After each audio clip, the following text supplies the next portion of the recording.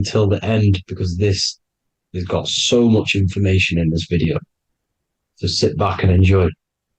So everything's Taurus fields. The Earth's a Taurus field. Everything's Taurus, which is electromagnetic field, electric and magnetic.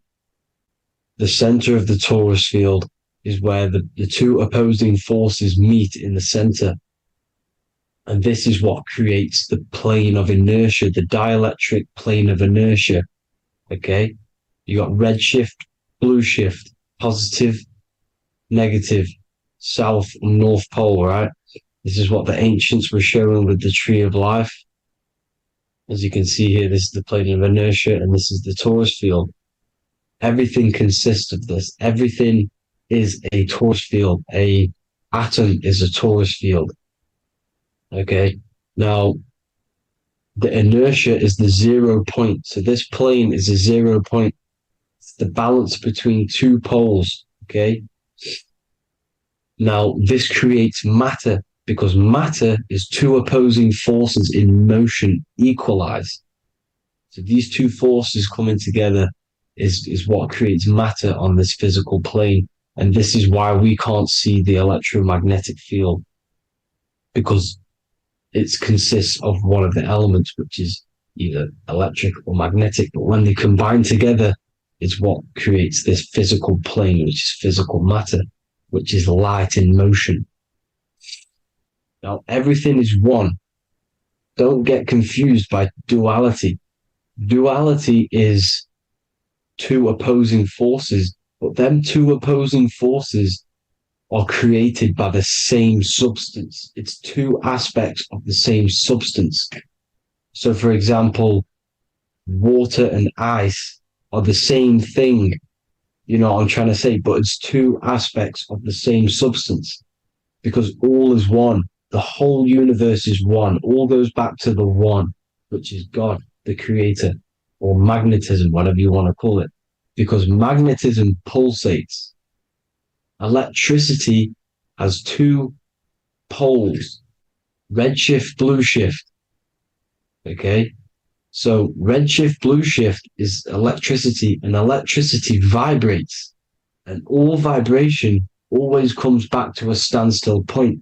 But magnetism is what pulsates. This is why your heart pulses. You breathe, which is a pulse. This is the breath of the universe, magnetism. Now, this is why the earth is green, okay? Earth can be spelt heart. If you just move the H to the beginning, it spells heart, okay? Because the heart is the center of the Taurus field, which is the heart chakra for us humans, okay? We consist of the same field, as you already know. Heart being the center, which is green, which is the center of the seven colors.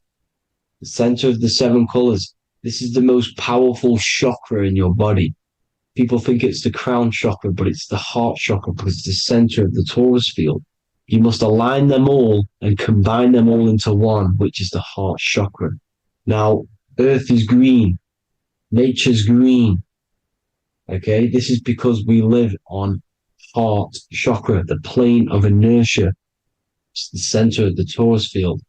Okay, and this is what the Egyptians called Isis, which is nature. Nature is balanced, and nature is female, Mother Nature, because it looks after us with the fruit it grows with abundance and the water. It's a female energy, Mother Nature, and this is the symbolism of an equal, balanced arms. This is the scales, it's balanced. Mother Nature is balanced. This is why the sky is blue, because what comes after the heart chakra? Blue. Sky is blue. We live in Midgard. This is what the ancients called Midgard. You don't have to take this tree literally. It's a metaphor. We live in Midgard, where both positive and negative duality here. Now, Mount Meru. Mount Meru was known as the center of the earth, okay, or known as Hyperborea. And this is the North Pole, the electromagnetic North Pole. But when I say Mount Meru, it's not an actual mountain. they weren't saying there was a real mountain in the center of the earth, a magnetic rock. No. The plane of inertia, okay, there's something called a hyperboloid. That's what it's called, a hyperboloid. And this is the center of the torus field. And this hyperboloid is what is in the shape of a mountain, you see? So if I go to this next one, they say Hyperborea on this map. Why did they call it Hyperborea? Because this is the hyperboloid in the center of the torus field. And this is the electromagnetic mountain, a metaphor. Mountain, what they're metaphorically saying, this is the electromagnetic mountain at the center, the double vortex, the center of the torus field, which is the North Pole. Pole of electromagnetic energy. So this is why they call it Hyperborea. It comes from the word hyperboloid. And the center of the earth is so sacred. And they symbolize this with, obviously, the North Star, which is Polaris. And this is where the swastika comes from, because it's the 4 seasons moving around the North Star. This is the Big Dipper constellation moving around the North Star, which is Polaris. There's that pole again. Pole. Magnetic pole of the torus field. And this is where the green, emerald green, aurora borealis comes from. It comes from this center hyperboloid at the center of the earth, where the most electromagnetic energy is stored. The center of the plane of inertia, the center of the plane of inertia. This is the all-seeing eye as well. As you can see, they got the sun, the moon, this is the Masonic cosmos, the sun, the moon, and the all-seeing eye, because the eye is Polaris, the eye of the stars. It's all a big eye. Now, the eye means a lot more as well. It's not just that. There's different ways you can interpret symbols. Now, this is the emerald tablets. Deep in Earth's heart lies the flower, the source of the spirit that binds all in its form. Okay? The flower of life is thine own place of thine spirit, and stream through the earth as thine flows through thy form, giving off life to the earth and its children, renewing the spirit from form unto form. This is the North Pole.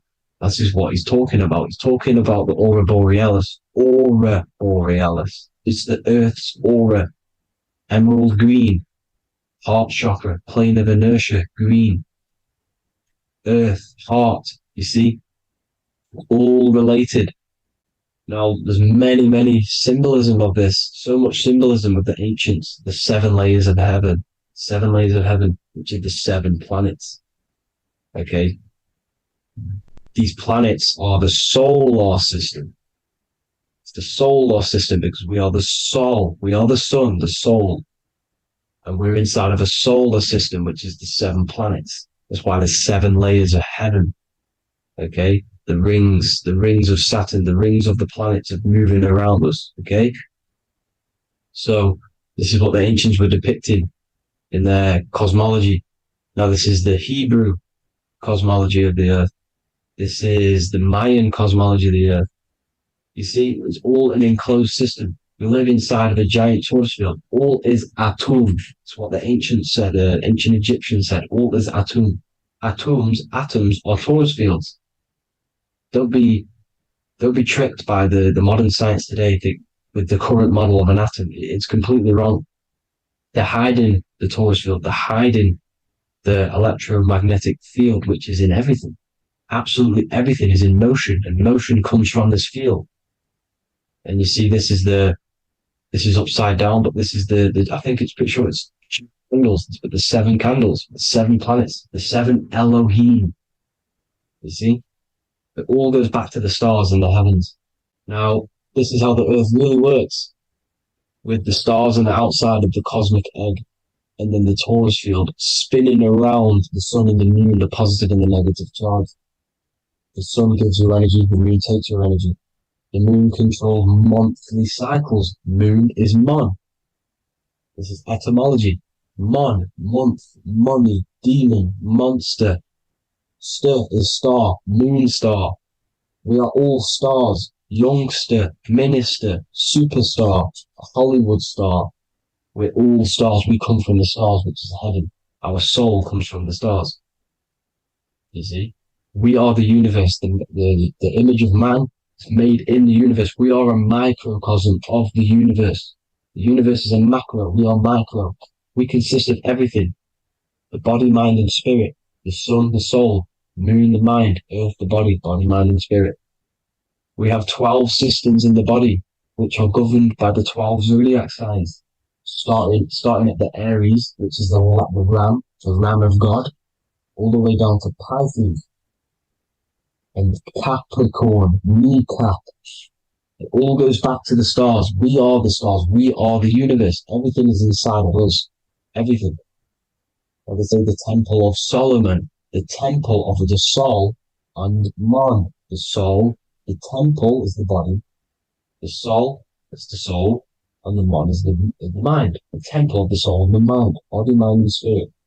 We consist of the 5 elements: air, spirit, water, earth, and fire.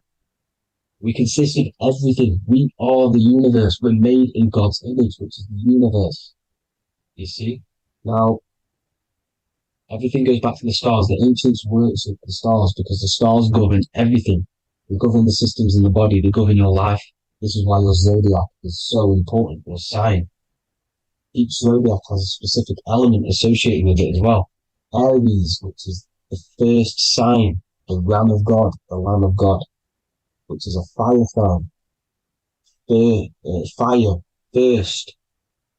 Fire, first. F-I-R, this is etymology. The cerebrum, ram, which is in the brain. Aries, the ram, controls the head, the face, and the nose upwards. So it controls the cerebrum. The Torah, which is, I'm pretty sure it's the Hebrew Bible, which is the Taurus. Tornado comes from the Taurus field. You see? Everything's inside of you. It all goes back to the Taurus field, and the Taurus field is everything. Now, like I said, 12 zodiac signs, 12 systems, 12 cranial nerves in the brain, the 12 disciples of the Bible. All symbolic. Have to read the Bible properly. Now, this center, at the center of the earth, right? This is what's stirring the ether. And the ether consists of the 4 elements. Because there's 5 elements. Spirit can be called ether. People call it spirit or ether. Ether is pure potential, pure energy. It's what connects the astral to the physical. It's the dimension between the physical realm, which we're on, and the astral. So it has pure potential. It's pure energy. This is why we say either. I either want to go there or there.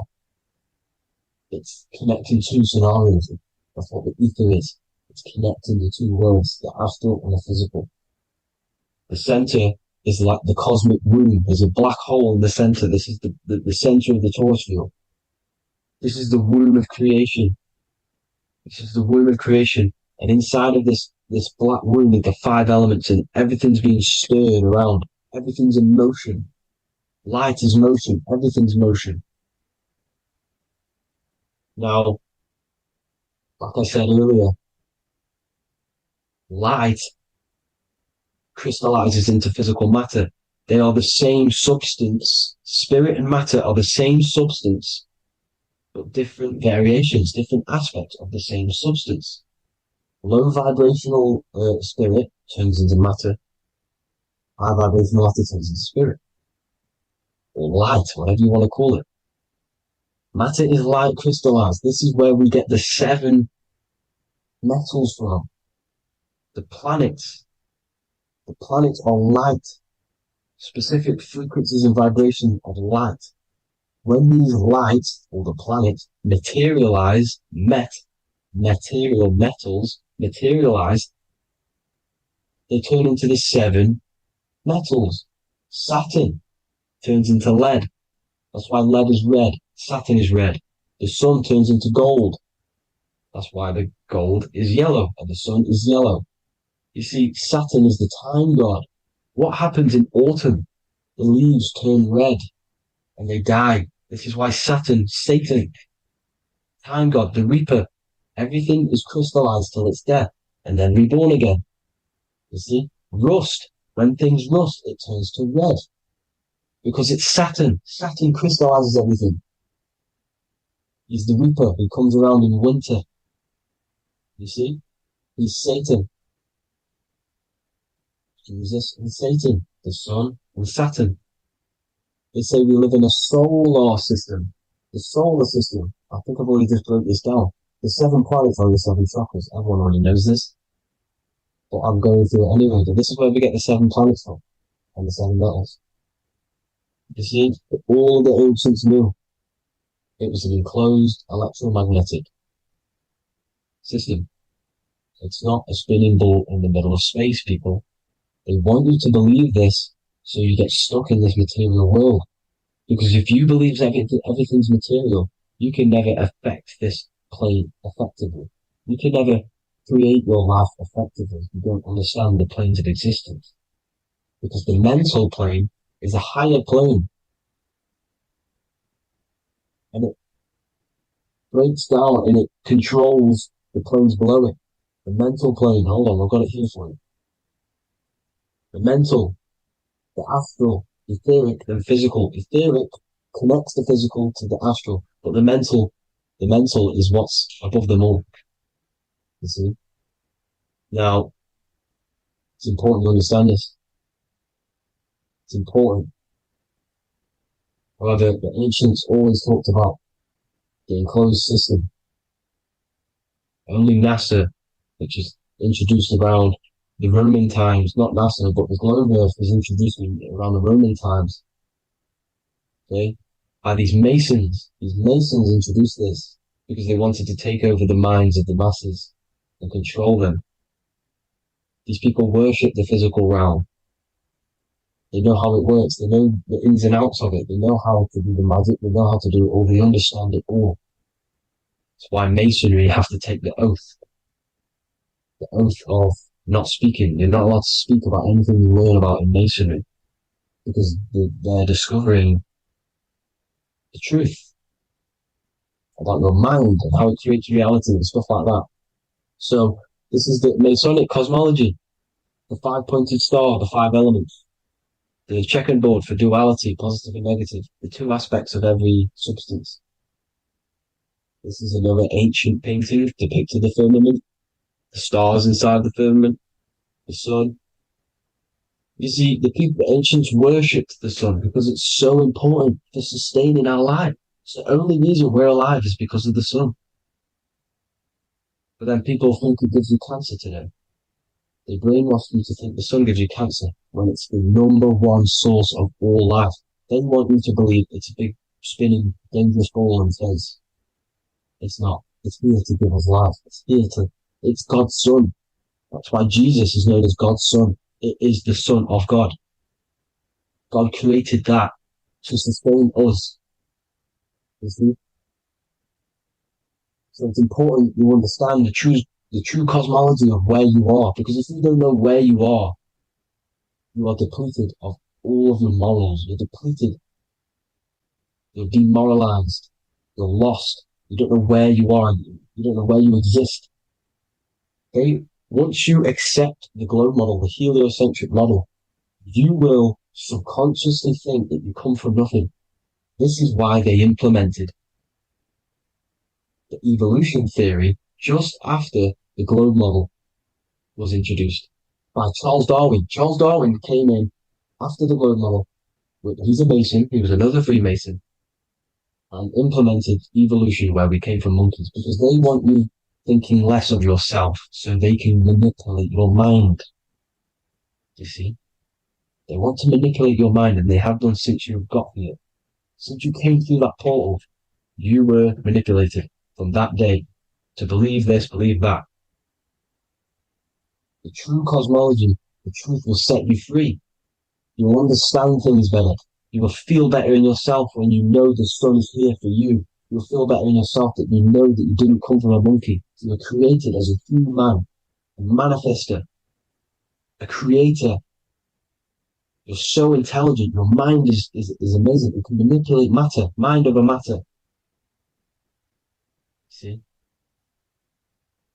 Thank you all people for tuning in. Tap in with yourself. Love yourself. Find the truth. Spread the truth. Nothing dies. Nothing in this creation dies. Everything's energy. Everything's light. Light can never die. You're a light being. That's why it says Q. Q man. Q is light in Hebrew or Latin. Either one of the two. You are light. You're a light being. You never die. Ever, ever, ever die. Ever. Stop thinking you're going to die. This body will die because it contains electricity. And electricity always goes back to a standstill point because of vibration. Electricity vibrates. You are pure light. You will never ever die. Thank you all people. God bless. Make sure to like, subscribe and share.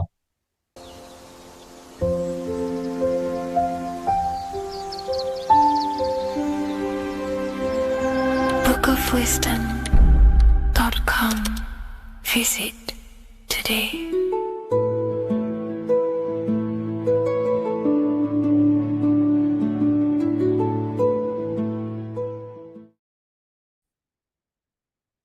Hello, Seeker. Welcome to Revival of Symbolism, a channel devoted to the language of esoteric symbolism, guiding you to discover yourself and expand your consciousness into deeper realms of thought. I'm Harry B. Joseph, also known as Revival of Wisdom, and today we're going to be discussing this particular piece of artwork of the eye and the checkerboard together, and the esoteric teachings behind the veils of these symbols. So the first thing we must look at is, of course, the eye. The eye being a symbol of consciousness. The eye is the inner witness inside of ourself. This eye is referring to the internal eye of perception inside of our mind. The mind that gives us the ability to perceive and to understand things internally. This is also the eye we use to vision things through our internal vision, what we like to call imagination. The screen in our mind that allows thoughts to be projected into a particular form.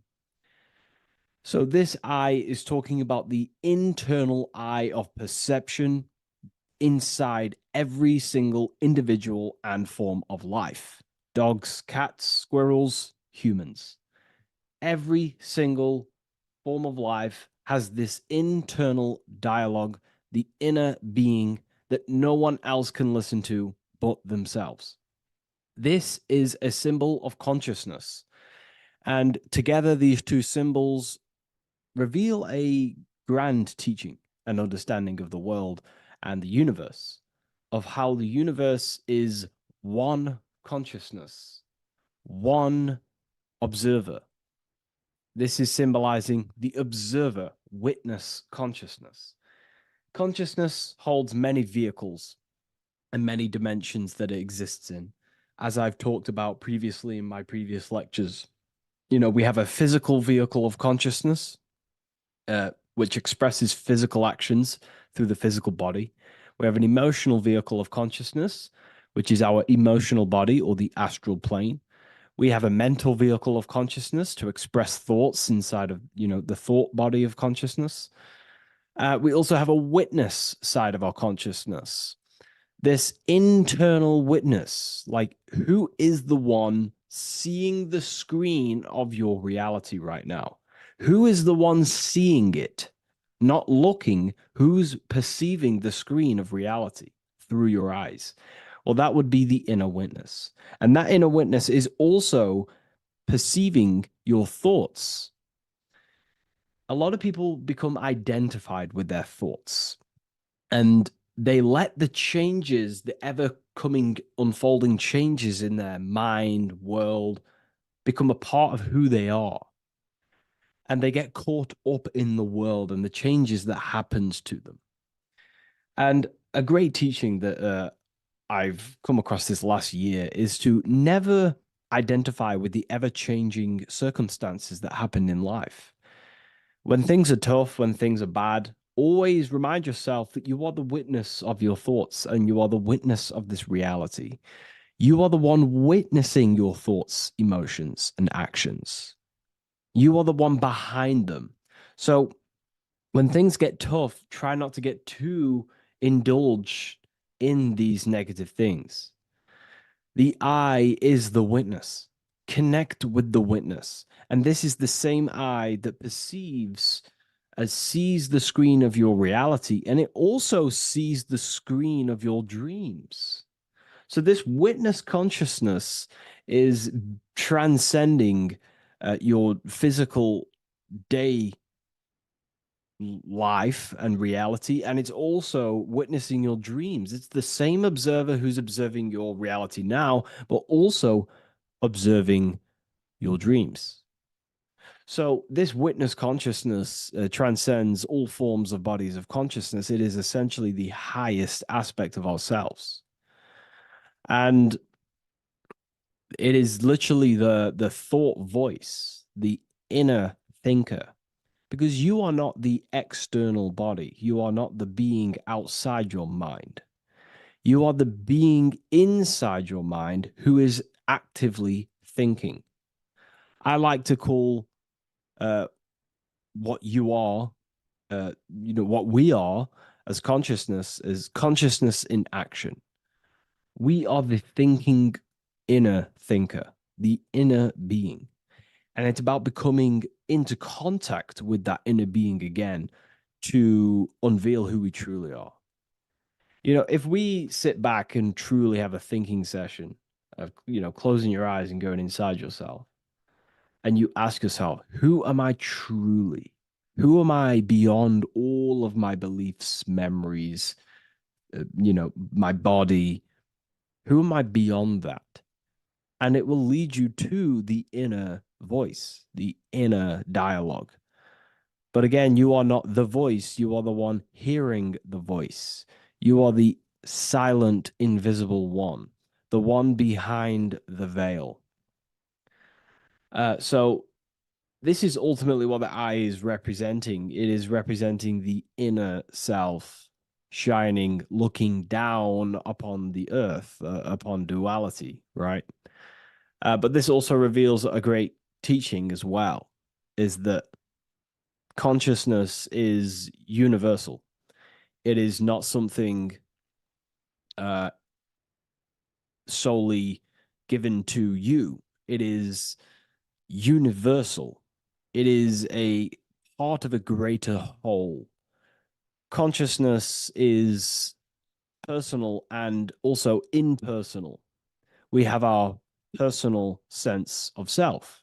We have this inner voice. We have this sense of who we are in this world. And that is our personal sense of self. But you can also transcend the personal sense of self by turning off the mind and fading into the collective impersonal consciousness, which is ultimately what you call transcended states of consciousness, altered states of consciousness, or astral projection. When you astral project, you are simply accessing this impersonal aspect of consciousness. And this is ultimately what the symbol is representing with the checkered board floor, because the checkered board floor is duality, division. There is many, many different forms, but the I is singular. This is representing how the universe is one witness being, one consciousness expressing itself in infinite life forms and into division. But ultimately, division is an illusion. Consciousness fades into an impersonal consciousness. So the checkerboard floor and the eye above symbolizes how consciousness fractals itself and crystallizes into many different forms of personalized consciousness, the self, the sense of self, right? And this is why we always say, I am. I. If we look at the word I and the the word I. So we have I, which is I am, and you also have the word I, which is like the I you see here in the sky. The I, and if you look at the beginning of some words, you have inside. You also have internal, intelligence, all things to do with the inner self. Most words begin with an I, which is, I find, is a great connection because it's referring to the inner intelligence, the inner being, the inner sense of self. So the universe is essentially one being expressed in many different forms. That's also found in the word universe, uni, coming from the root word unite, meaning oneness, unification, united, and verse being a verse of a song, because we're all playing the song of consciousness, which is an ever unfolding song, an unfolding vibration, an unfolding creation. So this is simply representing how consciousness fractals itself into many different forms. And when we identify with our self consciousness, our sense of self, we no longer realize that we're a part of a greater whole. We're part of a unified field of consciousness. And there is only actually one true being in the universe, and that is the inner witness. And that inner witness is inside of every living form. And in order to truly process that, it takes a lot. You have to disintegrate who you truly think you were before you wake up to this universal truth. Before you understood this, you just think, I am me, you are you, and everyone is divided and everyone is their own being. When in fact, we're all not. We're all one consciousness expressing itself infinitely. And it's kind of like a social system. Consciousness is always interacting with itself. When you interact with someone else, you're interacting with yourself. It's a very mind-boggling concept to truly understand. But again, in order to truly understand this, you have to let go of who you thought you were.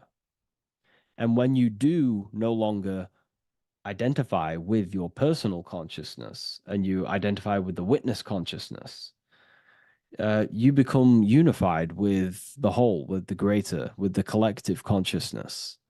And this changes the way you think, you feel, and act, because you then realize that we're all playing a part of creation on this earth. We're all contributing towards the building project of Earth. And your thoughts, emotions, and actions also hold a great impact on the building project, your contribution towards humanity and the collective. And you start to have empathy for other people and you start to care for other people naturally by understanding this concept. And it's a very important concept because if the whole world truly understood this, we would live in a better reflection in the material world. The world would be reflecting a better place because the world is simply just a reflection of consciousness. And the world today is so bad because people's thoughts and consciousness is not in the greatest state of mastery, of self-realization, and people don't understand who they truly are. And a religion plays a massive part in this. Our whole lives, we're stuffed with someone's going to come and save us. Jesus will return and save the whole world. It's to me, to be honest, it's complete utter nonsense. We have free will. We are the ones holding we hold responsibility for the creation that unfolds on the earth. Us as a collective consciousness, our God, manifesting, unfolding this creation and steering it in the present moment. And that's another thing. Reality was never created thousands of years ago. God is creating the world right now through the present moment, and it's unfolding. It's in a continuous state of becoming, just like you are in a continuous state of becoming. Time is evolving. time evolves our minds, it evolves our sense of self. And we evolve over time as an individual and as a collective consciousness. And so does the earth go through this change as we change.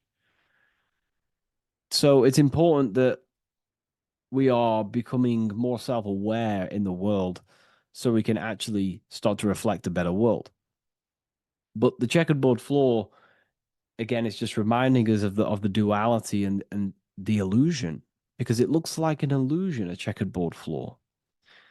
It's an illusion. The physical world, if you only look at the world through the eyes, you will live in the veils of illusion and never see the light, the higher understanding of the world. You will see everything as divided. You will see everything as I am me, you are you, and live in division.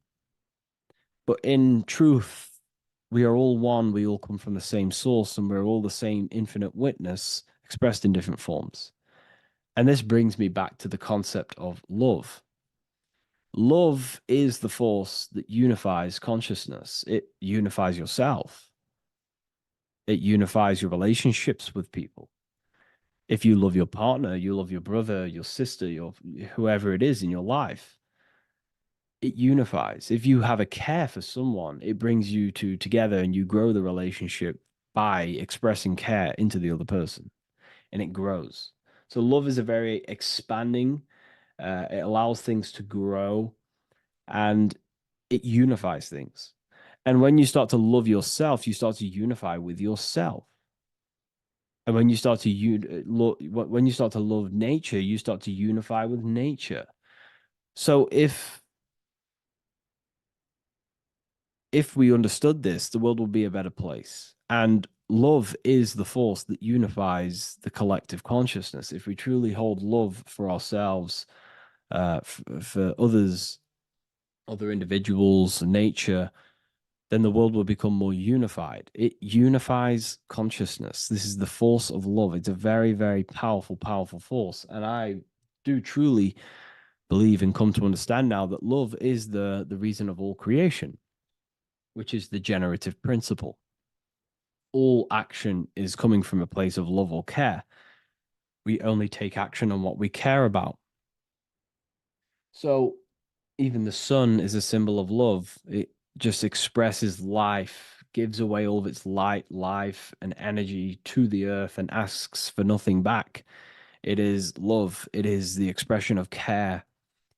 And that is what unifies consciousness. So, again, this is just talking about the inner witness and how consciousness expresses itself in many forms. And the checkerboard floor also transcends that idea that I've just described of how it's consciousness divided in many forms. It also represents a state of an individual's mind. The checkerboard floor is symbolic of being divided, you versus me thinking, walking down the street and thinking everyone's a threat. It also represents their thoughts, emotions, and actions not being aligned, not being unified. Their thought, emotion, action are scattered, and they're not creating things consciously.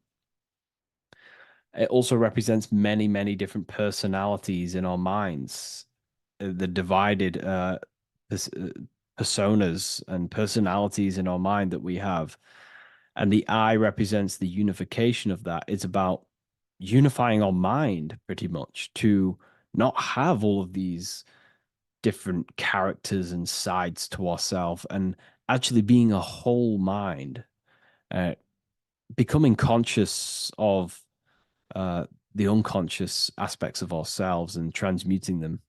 And when we become conscious of something, we then hold the power to change it. If we have an unconscious part of ourselves, we never truly realize it, we don't change it, and that unconscious thing can actually seek to control our thoughts, emotions, and actions from that place of the unconscious mind.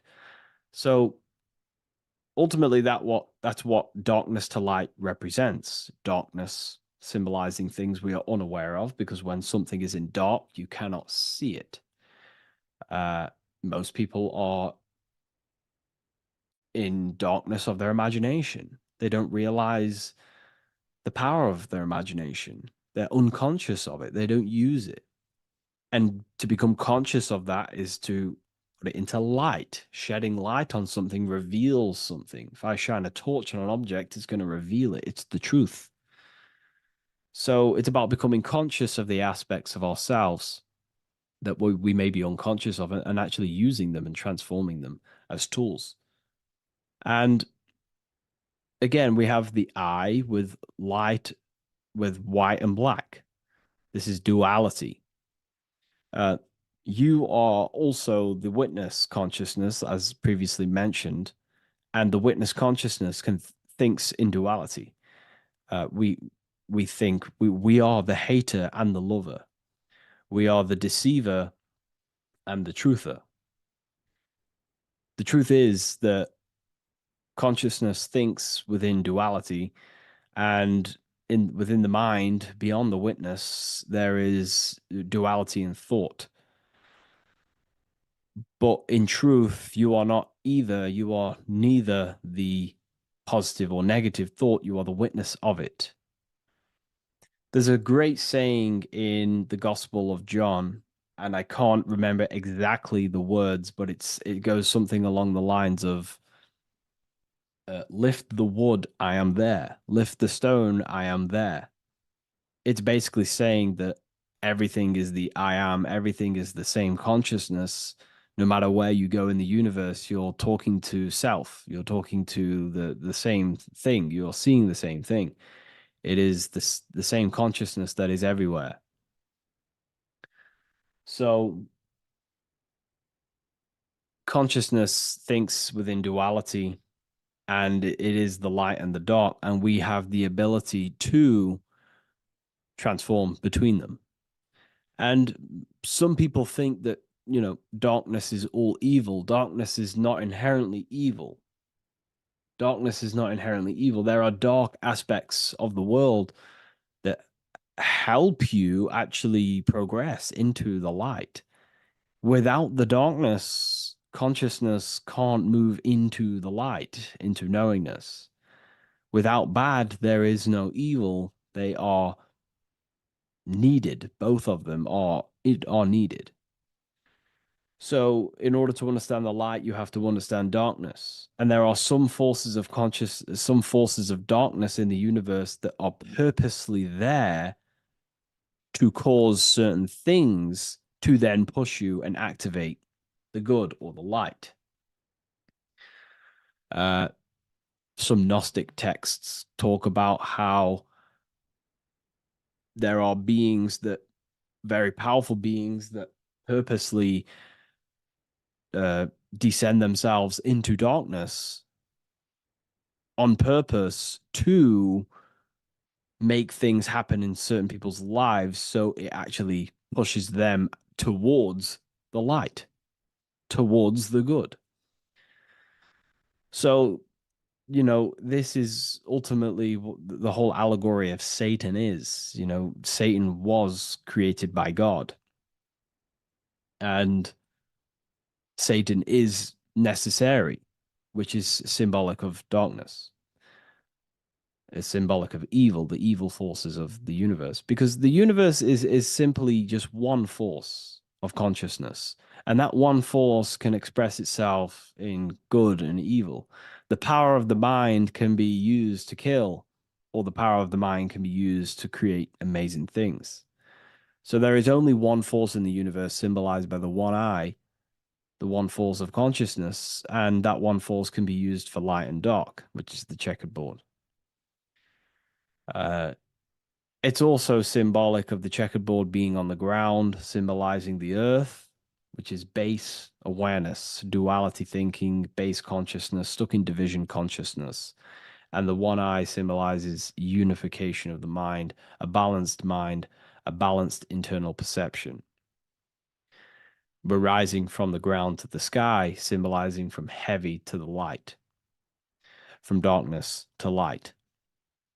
The eye is also symbolizing perception, what we perceive, And this is ultimately the end goal of all occult and esoteric research, is to gain more light, to gain a higher perception of the self, to gain a higher I, a higher perception. That's why the I is always raised above, symbolizing you're chasing the I, you're chasing a higher perception of yourself and reality and the universe.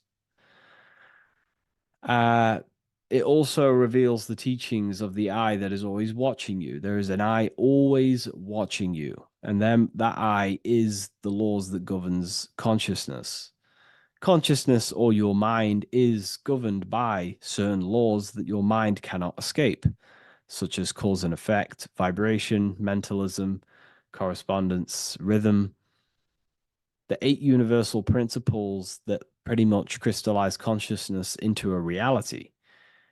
Your mind cannot escape the law of cause and effect. That force is too powerful to escape. Therefore, this is the I watching you. This is the I that has governance over you. It is the laws. But then again, on a negative context of the I can then become a symbol of surveillance. Hence why certain organizations and companies in the world use the symbol of the I, symbolizing surveillance, gaining, manipulation and surveillance over humanity and certain things and data. So there's light and dark of every symbol. It's just depending on how you use it. But ultimately, that is the teachings of the checkered board and the eye in the sky. If you wish to learn more about yourself, because that is the only thing that matters in the world, learning about yourself. The only thing you take with you after death is the knowledge that you hold in your mind. You can't take your car, you can't take your possessions, you can't take your money. The only thing you take is your consciousness, your level of mastery, and the things you know. With that being said, I'll see you inside Ethereal University if you decide to join, and I'll see you in the next video.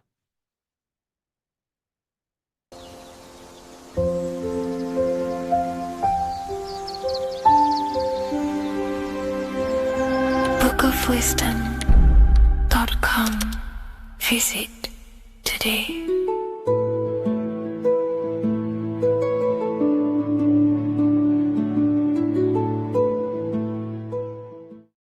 Welcome to Revival of Wisdom.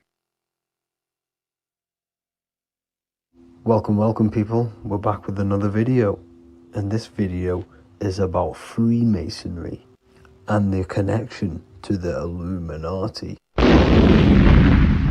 Please, as always, to make sure to hit that like and the subscribe button and turn on the notifications to never miss a video. On May the 1st, 1776, the founder of the Illuminati, Adam Weishaupt, founded this secret organization, and this date can be found in Roman numerals underneath the all-seeing eye pyramid on the $1 bill. This $1 bill also says Anno Coptus Novus Ordo Secularum. This is Latin for announcing the birth of the New World Order. This New World Order will be headed by Lucifer, the all-seeing eye, and followed by the 13 layers of bricks for the 13 elite bloodlines. So your Orsini's, Rockefellers, Rothschilds, Soroses, and the other 9 elite families. So when Adam Weishaupt created the Illuminati, he made it consisting of high-level degree Masons, French and Latin philosophers, and many more powerful people to all become one society. So this is why you see Masons using this same symbol of the all-seeing eye inside the pyramid. But not all Freemasons are part of this Illuminati secret society.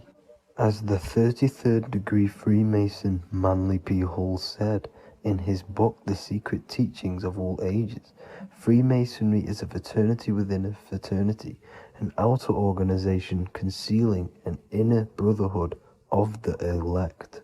So what he's saying here is that Freemasons have to go up the degrees of Freemasonry, and once they hit the top, they either get elected or not into these secret societies like the Illuminati, Skull and Bones, and Knights Templar. So when you see celebrities doing this one-eye symbolism, either covering one eye, doing the triangle, or doing 666 over one eye, this is showing and reflecting the symbolism of Freemasonry. They have taken the oath to never speak on anything they learn about Freemasonry. Duncan's Ritual of Freemasonry book states the oath they have to take. Quote, I ... of my own free will and accord, that I will ever conceal or never reveal any of the secrets, arts, points of Master Mason's degree to any person whomsoever. All this most solemnly, sincerely promise and swear. Now, this is what happens when they break the oath, stated in this book, quote, myself severed in two, my bowels taken from thence, and burnt to ashes. So this states that Freemasonry comes first, before any law of the land.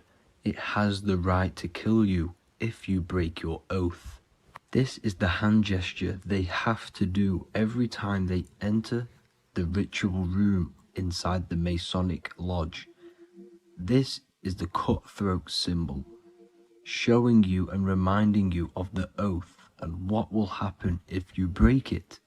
Now in this book, Richardson's Monitor of Freemasonry, it states, if you break your oath, binding myself under no less penalty than to have my throat cut across, my tongue torn out by the roots, and my body buried in the rough sands of the sea. If they do not decide to kill you, this book states this by pointing him out to the world as an unworthy vagabond, by opposing his interest, by dearranging his business. In other words, they have the power to frame you and destroy your reputation to the world, and destroy your business if you break this oath. So yes, they do kill to keep this truth hidden, because this truth of this reality is what keeps them in power. They have the ability to manipulate people, because people do not know what manipulates them. This is why they call themselves the government. They govern the ment, which is the mentality, because the mind is the root cause of reality. They control what you perceive to control what you manifest.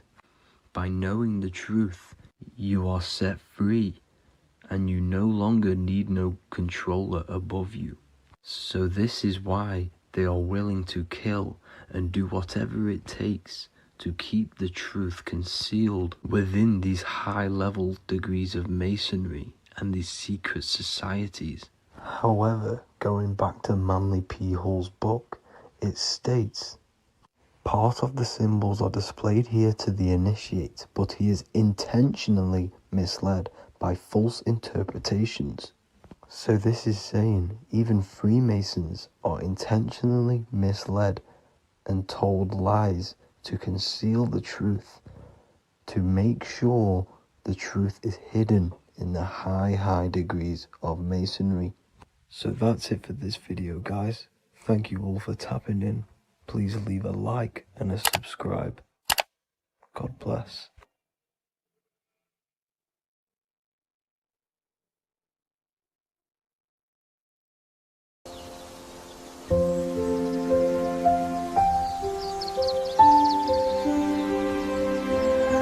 bookofwisdom.com. Visit today.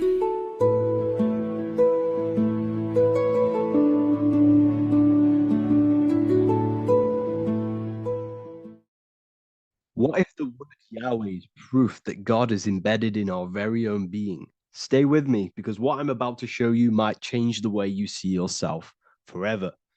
Today's topic is decoding the mystery name of Yahweh, the sacred name of God from the Hebrews. By the end of this video, you'll uncover the true meaning of the word Yahweh and how your connection to it unlocks your own personal power. When we look at the word Yahweh in Hebrew, we flip it on its side. We're actually looking at the human body. These are the legs, this is the torso, here are the arms, and here's the head. So if we actually switch this on its side, we see the human body. The Hebrew name Yahweh often translates to I am. The I am. Now, what is the I am? The I am, when you say I, you're referring to your highest self. Everything with the letter I in the beginning, most of them words are referring to our inner self, inside, intelligence, internal, in. The I represents the inside self, the invisible self. You cannot see the I am because this is the spirit, this is our consciousness. It's the intelligence controlling the human body. When you say I, you're not referring to your name, your job, your reputation, your ego, or your thoughts. You're referring to the observer who is beyond the thoughts, the one who's observing the thoughts. That's the soul. Look at the word Yahweh, Yahweh, the sacred name of God. Yahweh can be observed in the natural rhythm of the human breath. When inhaling, we subtly hear Yah. When exhaling, we hear Wei. Do this yourself. Breathe in through your nose, you'll hear Yah. Breathe out, you'll hear Wei. And in fact, the letter H, H, when it's pronounced, it carries the soft sound of wind or breath, a gentle exhale that mirrors the very essence of life, giving air. Breath is the spirit of life. It's what connects us with consciousness. If we stop breathing, we lose consciousness. The body shuts down. We're breathing the spirit of breath. We're breathing in the spirit of life. It's the very essence that gives us physical existence, and we're constantly staying connected to this breath at all times. Now let's look at Yahweh. 1, 2, 3, 4. There are 4 letters. The tetragrammaton is the 4-letter Hebrew name for God. Okay? Tetra meaning 4. We have 4 gospels of Jesus. Jesus is depicted with a cross with 4 sections. Jesus has the 4 sacred animals around the side of him, always depicted with these 4. A bull or an ox, an eagle, a man, and a lion. These are the 4 fixed signs of the zodiac. Aquarius, the man, Scorpio, the eagle, Leo, the lion, Taurus, the bull or the ox, which are related to the elements. Leo is a fire sign. Aquarius is an air sign. Taurus is an earth sign. Scorpio is a water sign. These are the 4 elements. And the 4 elements correspond to the 4 bodies of consciousness, as we see here. This is fire. This is air. This is water. This is earth. So we are made out of the 4 elements, which represent the 4 bodies of consciousness: mind, emotion, spirit, and body. The soul is incarnated into 4 sections. Hence why Jesus has 4 gospels. Hence why Yahweh is a 4-named word, because we are tetraform. We have 4 bodies of consciousness. There are 4 pillars to reality: the mind, emotion, spirit, and the body. So what we're actually looking at here is the name of the very essence of the self. Yahweh represents the universal consciousness that we're all tapped into, because the body is like a radio. The body is basically a radio antenna, which is picking up the stream of consciousness, and we're all the same consciousness, just experiencing it in a different body. And Yahweh is the name for this intelligence that we're all acting out, that we're all manifestations of. So now let's look at the word Yahweh, where we read it this way in Hebrew, which is 10565. 10565 in the Hebrew letters and the numerical values. And the DNA is made up of 4 bases. These 4 things which create the DNA. This basis is the genetic code for all living things. Each DNA strand is held together by sulfur bridges that appear in a repeating pattern of 10, 5, 6, 5. This pattern matches the numerical value of the Hebrew letters of Yahweh, Yod, He, Va, He, which are 10, 5, 6, 5. This means the structure of DNA, the code of life, follows the same number sequence as the sacred name of God, Yahweh. This is a factual observation. So we're looking at 10, 5, 6, 5. So let's look over this one more time. Yahweh represents the breath. Yahweh, inhale, exhale. It translates to I am. It's written in our DNA. The word Yahweh on its side looks like the human body. Now, this is where things get a little bit deeper. 10, 5, 6, 5 adds up to 26. The number God, well, the word God adds up to 26. Allah adds up to 26. There are 206 bones in the human body, 26. 26 adds up to 8. 8 is the number of infinity. We are all the infinite consciousness. Consciousness will never die. It's immortal. It's infinite. We are all infinite. We are not these skeletal structures. We are Yahweh, the universal consciousness. The creator of all things is our essence. We're all God with individual identities, but the highest versions of ourselves is God. The ego is our own personal experience of God. Does this make sense? So in conclusion, Yahweh is not the name of a separate God from us, but rather the reflection of the divine consciousness manifesting through the human form. The human body is like a receiver acting as an antenna that tunes into the infinite intelligence and life force we call consciousness or God. This means that rather than being external, the divine presence is within us, expressed through our very existence. It's very interesting when we look into this, and what religion has done is flipped all of this knowledge. All of this sacred knowledge has been externalized. They've externalized God so that we worship God and we view God as something separate from the human experience. They do this so that we don't find the God within us, so that we don't find that we have the power of creation. The mind is the creative force of God. The body is the will to act out that thought.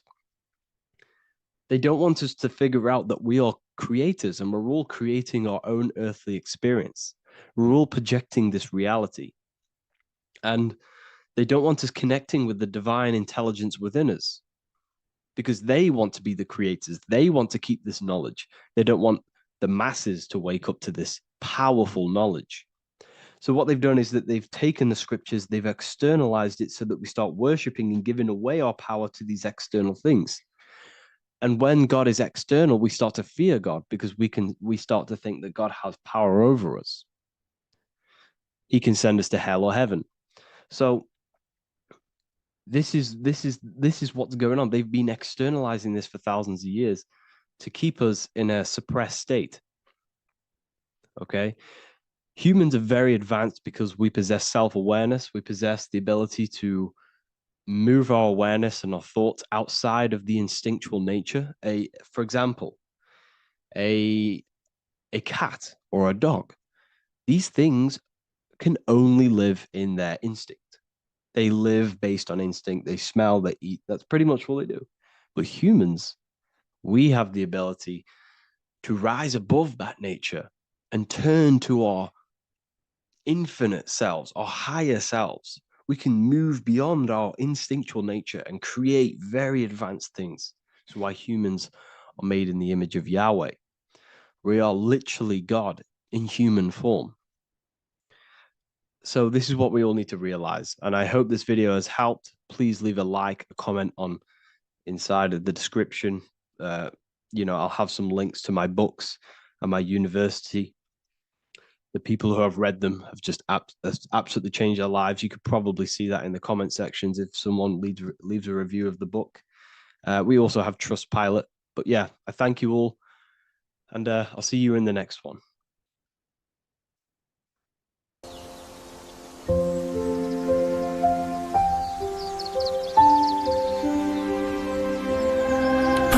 wisdom.com. Visit today.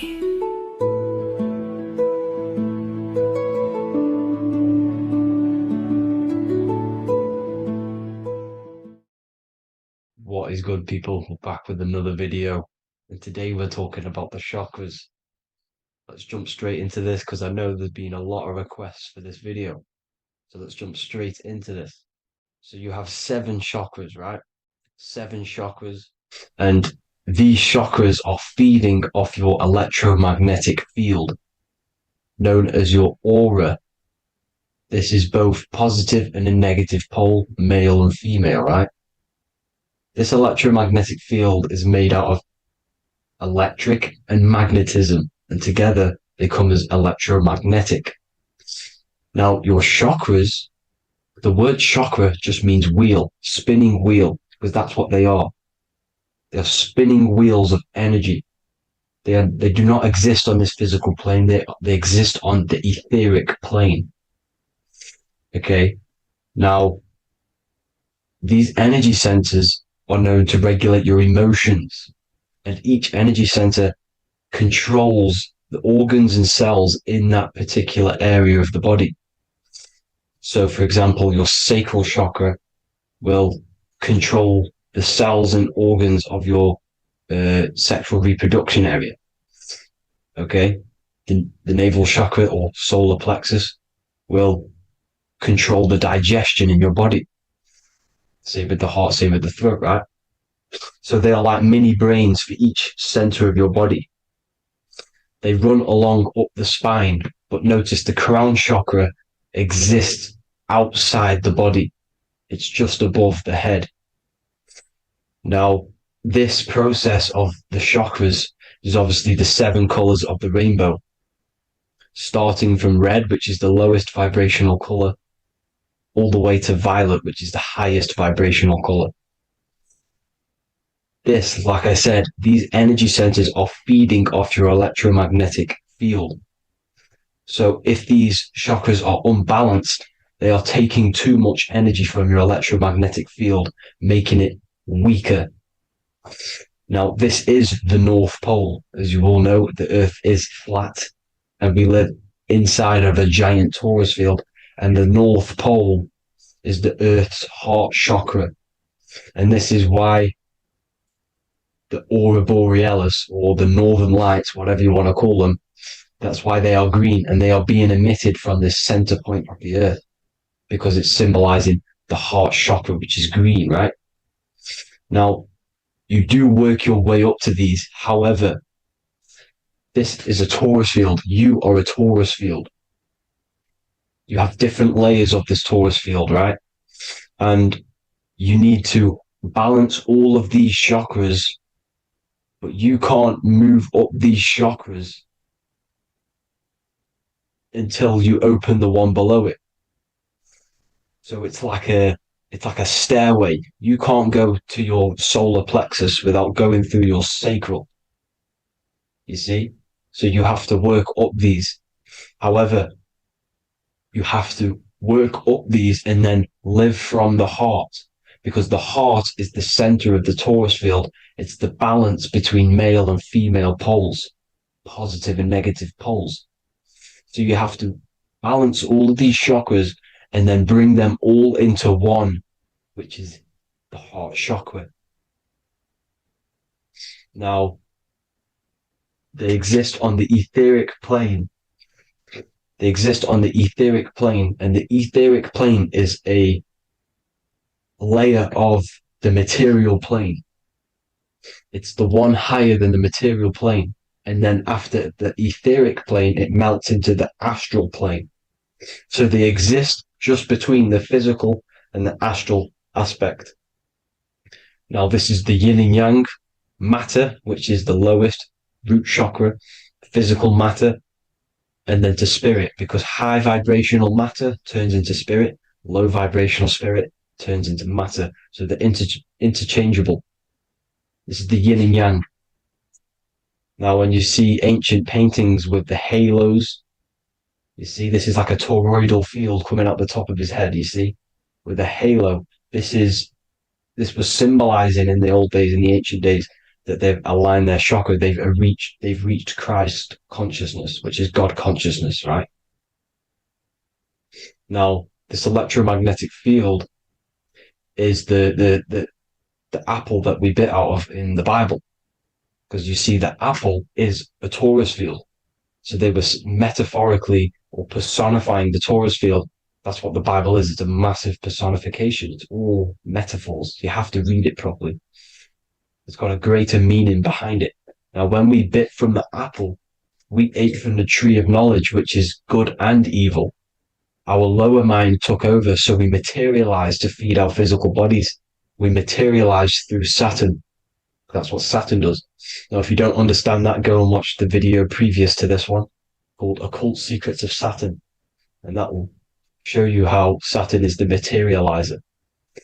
Now, this is one of the secrets behind the Masonic compass, electric and magnetic, male and female, duality, positive and negative. Now, like I said, they teach you about the torus field, about a magnet in school, but they don't teach you about your electromagnetic field. Everything alive has a torus field. It is the building block of this creation. Absolutely everything has a torus field. There's not one thing without it. And as you can see here at the center of the apple, that's where the seed is. That's where the life is. The reproduction of that organism. As you see, this is where the most electromagnetic energy is stored, in the center, because this is where the two duality, this is where the field meets at the very center. This is why the seed is at the very center. Now, your spine is a elongation of the brain. The brain is heaven, and the bottom of the spine is hell. So this is Saturn, which is the root chakra. The 7 planets are associated with each chakra. Moon equals mind. Okay. Now, Saturn is physical matter, as I've just explained. This is the lowest vibrational color. And they want you trapped down here, which is your hell state, your animal nature, your physical nature. They want you to identify as the physical body. They don't want you to reach these higher states of consciousness. Okay? Now, in the brain, you have 12 convolutions. Now, this is what they were symbolizing in the Bible with the 12 disciples. And obviously in the Bible, it says the upper room where Jesus met with his disciples. This is heaven, the brain, the higher states of consciousness. Now, this is your North Pole. This is Jacob's ladder. Okay. This is why you have 33 levels of Freemasonry, because it's symbolizing the 33 vertebrae, which are these little things here on the back of your spine. Because once the Kundalini energy from the bottom of your spine rises to the top, this is when you get enlightenment and opens your third eye. Spiritual enlightenment. As you can see here, this is Jacob's ladder. This is the Kundalini symbol, right? And they're even showing you this in the medical symbol. They're putting it in your face. The serpents are wrapped around the spine. Now, the serpents symbolize how the energy moves around the spine, because it's a torus field, you see? At the center of the torus field, it wraps around the center pole. It wraps around it, and this is how the energy moves up. So they're symbolizing it with the serpents. Okay? Now, every religion has a sacred river. For the Egyptians, it's the River Nile. For Christianity, it's the Jordan River, right? This river is the canal, the energy canal at the center of your spine, all the way leading to heaven, to the Holy Land. This is the chamber which the energy rises up, right? Now, they used to say the gods descended from heaven to man. This is just heaven. This is the mind state. And they said the gods were connected by a rainbow bridge. That's the chakra system, the rainbow bridge. Okay. Now, the ancients called this place Midgard, Earth. where both evil and good live, right? Mid-God. But you can go to heaven, which is a pure mind state, because once you're in heaven, nothing negative can ever bother you. That's completeness, pure Christ consciousness. Now, this is why Jesus dies at 33. He didn't actually die, but it's symbolizing the death of the physical body. Not the death of the physical body, but his consciousness rising above the physical body to, as I said here, matter to spirit. Matter died off and he came spirit consciousness. This is symbolized by the 33 vertebrae, which is obviously the 33 levels of Freemasonry. And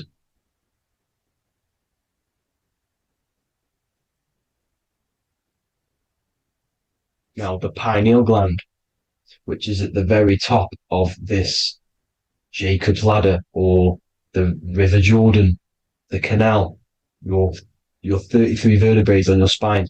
This is where the pineal gland sits, right? At the very top, at the center of your brain. Now, there's multiple ways this was symbolized. The Eye of Ra, which is used by the Egyptians.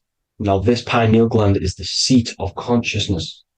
This is where your consciousness is stored, right? And the ancient Sumerians used the pine cone, hence why it's got the word pineal gland, the seat of the soul consciousness. It produces DMT, dimethyltryptamine, which is known as the spirit molecule. And the pineal gland is wrapped in microcrystals, and we all know crystals transfer frequency and energy. Now, radios use crystals.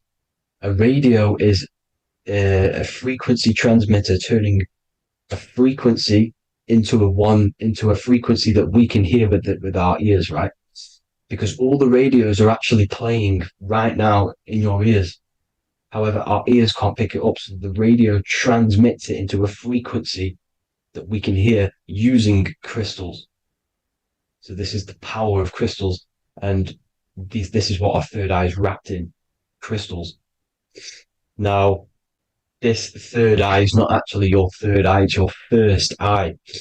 When you're being materialized in your mother's womb, this is the first gland that is produced, and everything's built around it, because it is the consciousness. It is your consciousness. Your consciousness never dies, ever. It's an eternal essence. It lives forever. You never actually die. Only the mortal body dies. Now that's what we call life. Life is abided by time, and time is change. And change is what we call life, because everything's constantly moving and transforming into different things, right? Now let's not get off track. The pine cone is obviously, this is in the Vatican here. The pine cone is symbolized as the pineal gland, pine.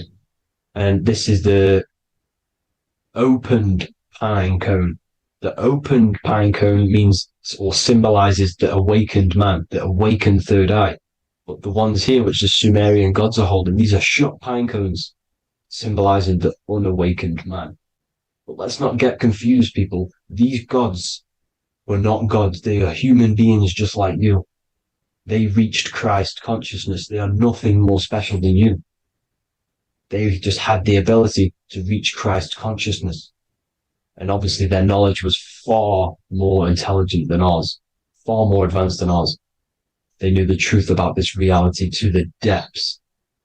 Now, the ancient Hindus had a goddess called Kundalini, which is said that she descended by the means of a ladder or a cord from heaven, which is symbolizing the spinal cord.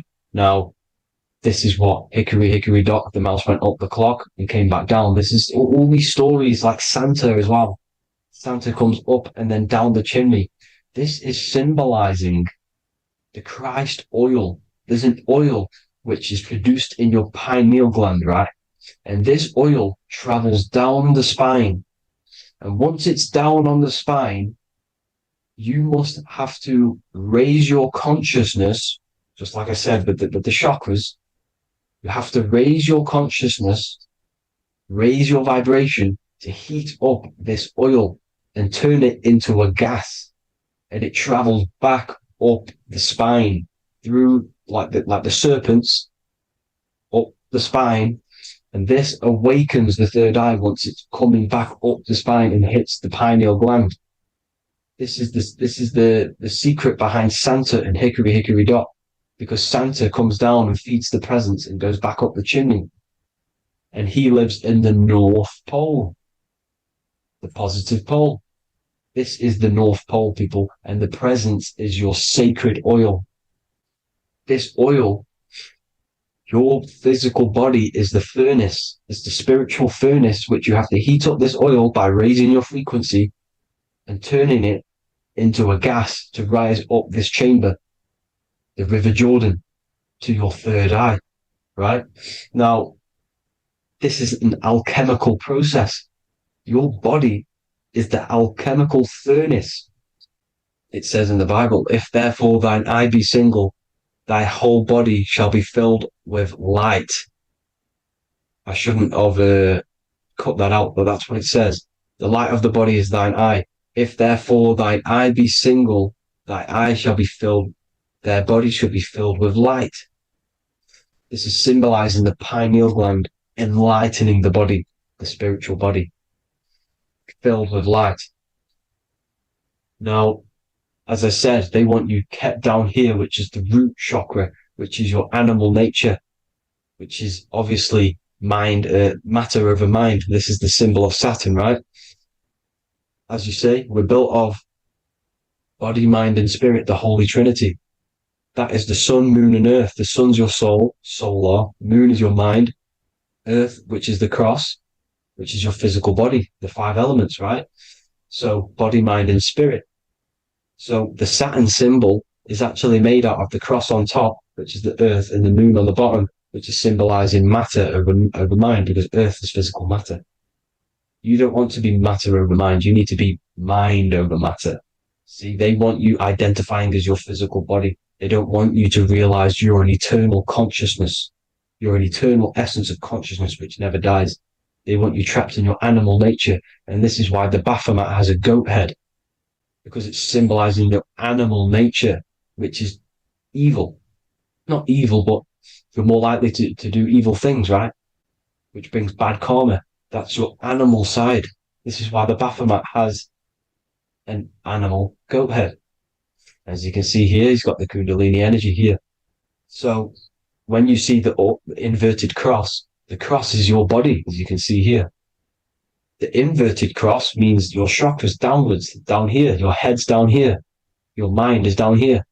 But your mind needs to be up here, which is the upwards cross, which is Christ consciousness. And as we all know, 7 colors of the rainbow, 7 planets, 7 chakras. Red light is low frequency and long range. This is why Saturn is the slowest moving celestial body. And it's the lowest chakra, because it's low frequency, long range.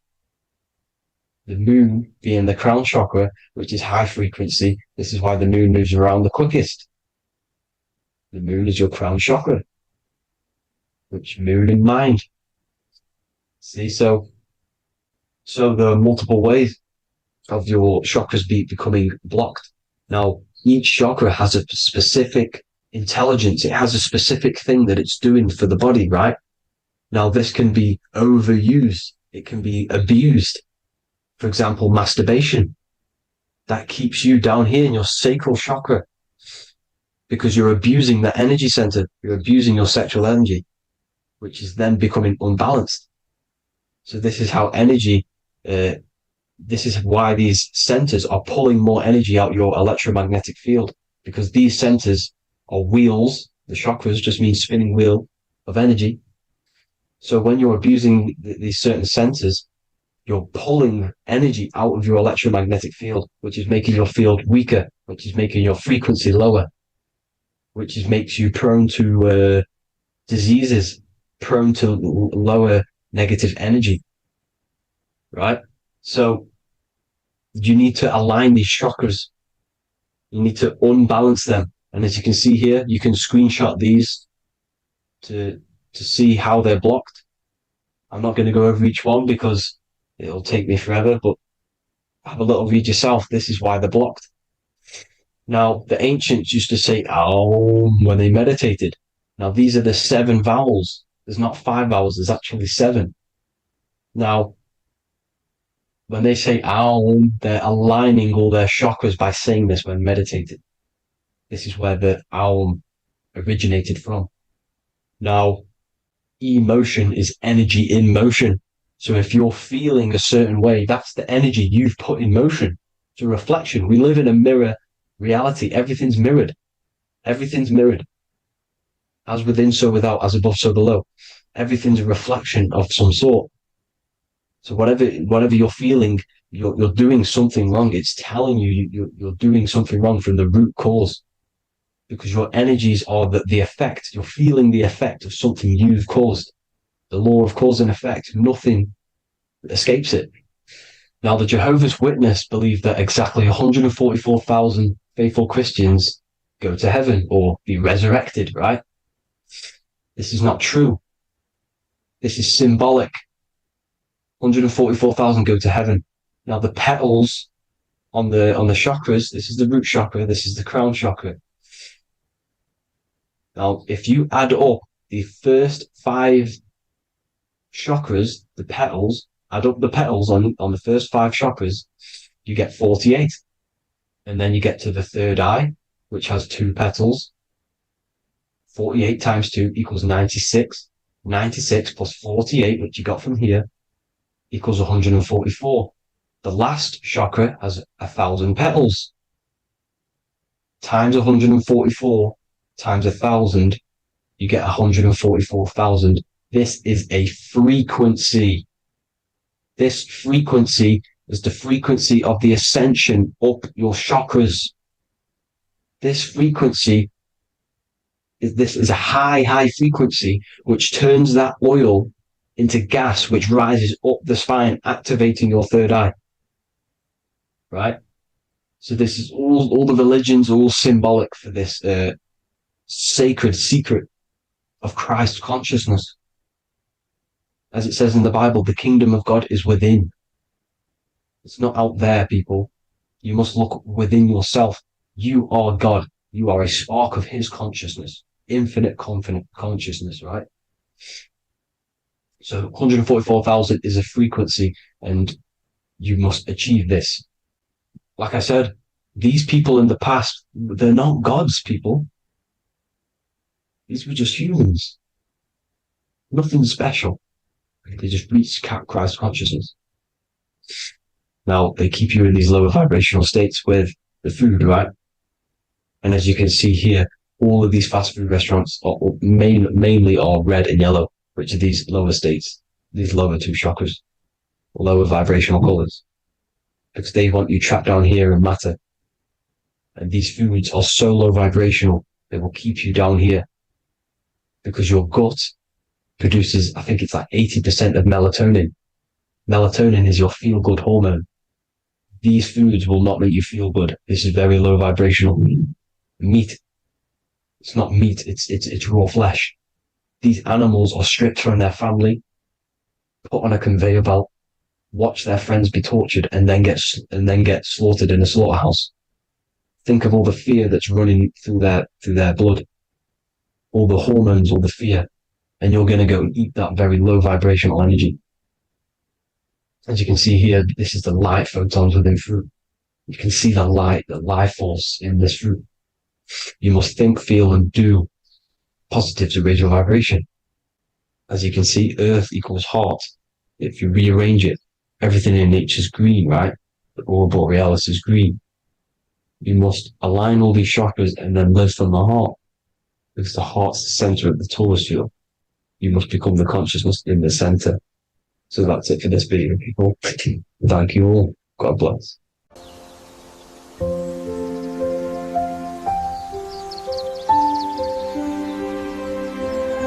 bookofwisdom.com. Visit today.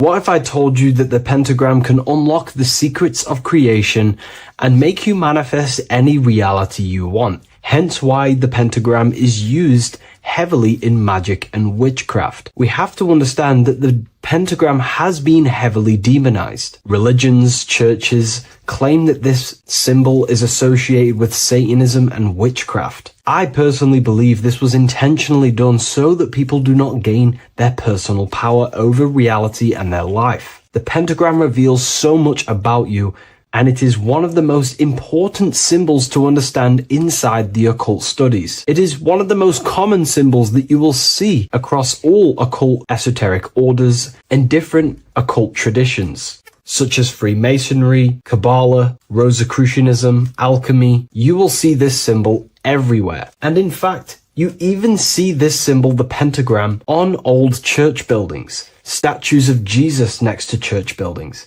You will see this symbol used by Christianity itself, which is very contradicting about the church. But I'm not here to tell you to think anything. You can simply take this information with a pinch of salt and see if it benefits you. The pentagram used by the early Christians was said to symbolize the 5 wounds of Jesus on the cross. But this goes much deeper in an esoteric explanation. The pentagram ultimately represents the 5 elements of creation. All creation falls within these 5 elements.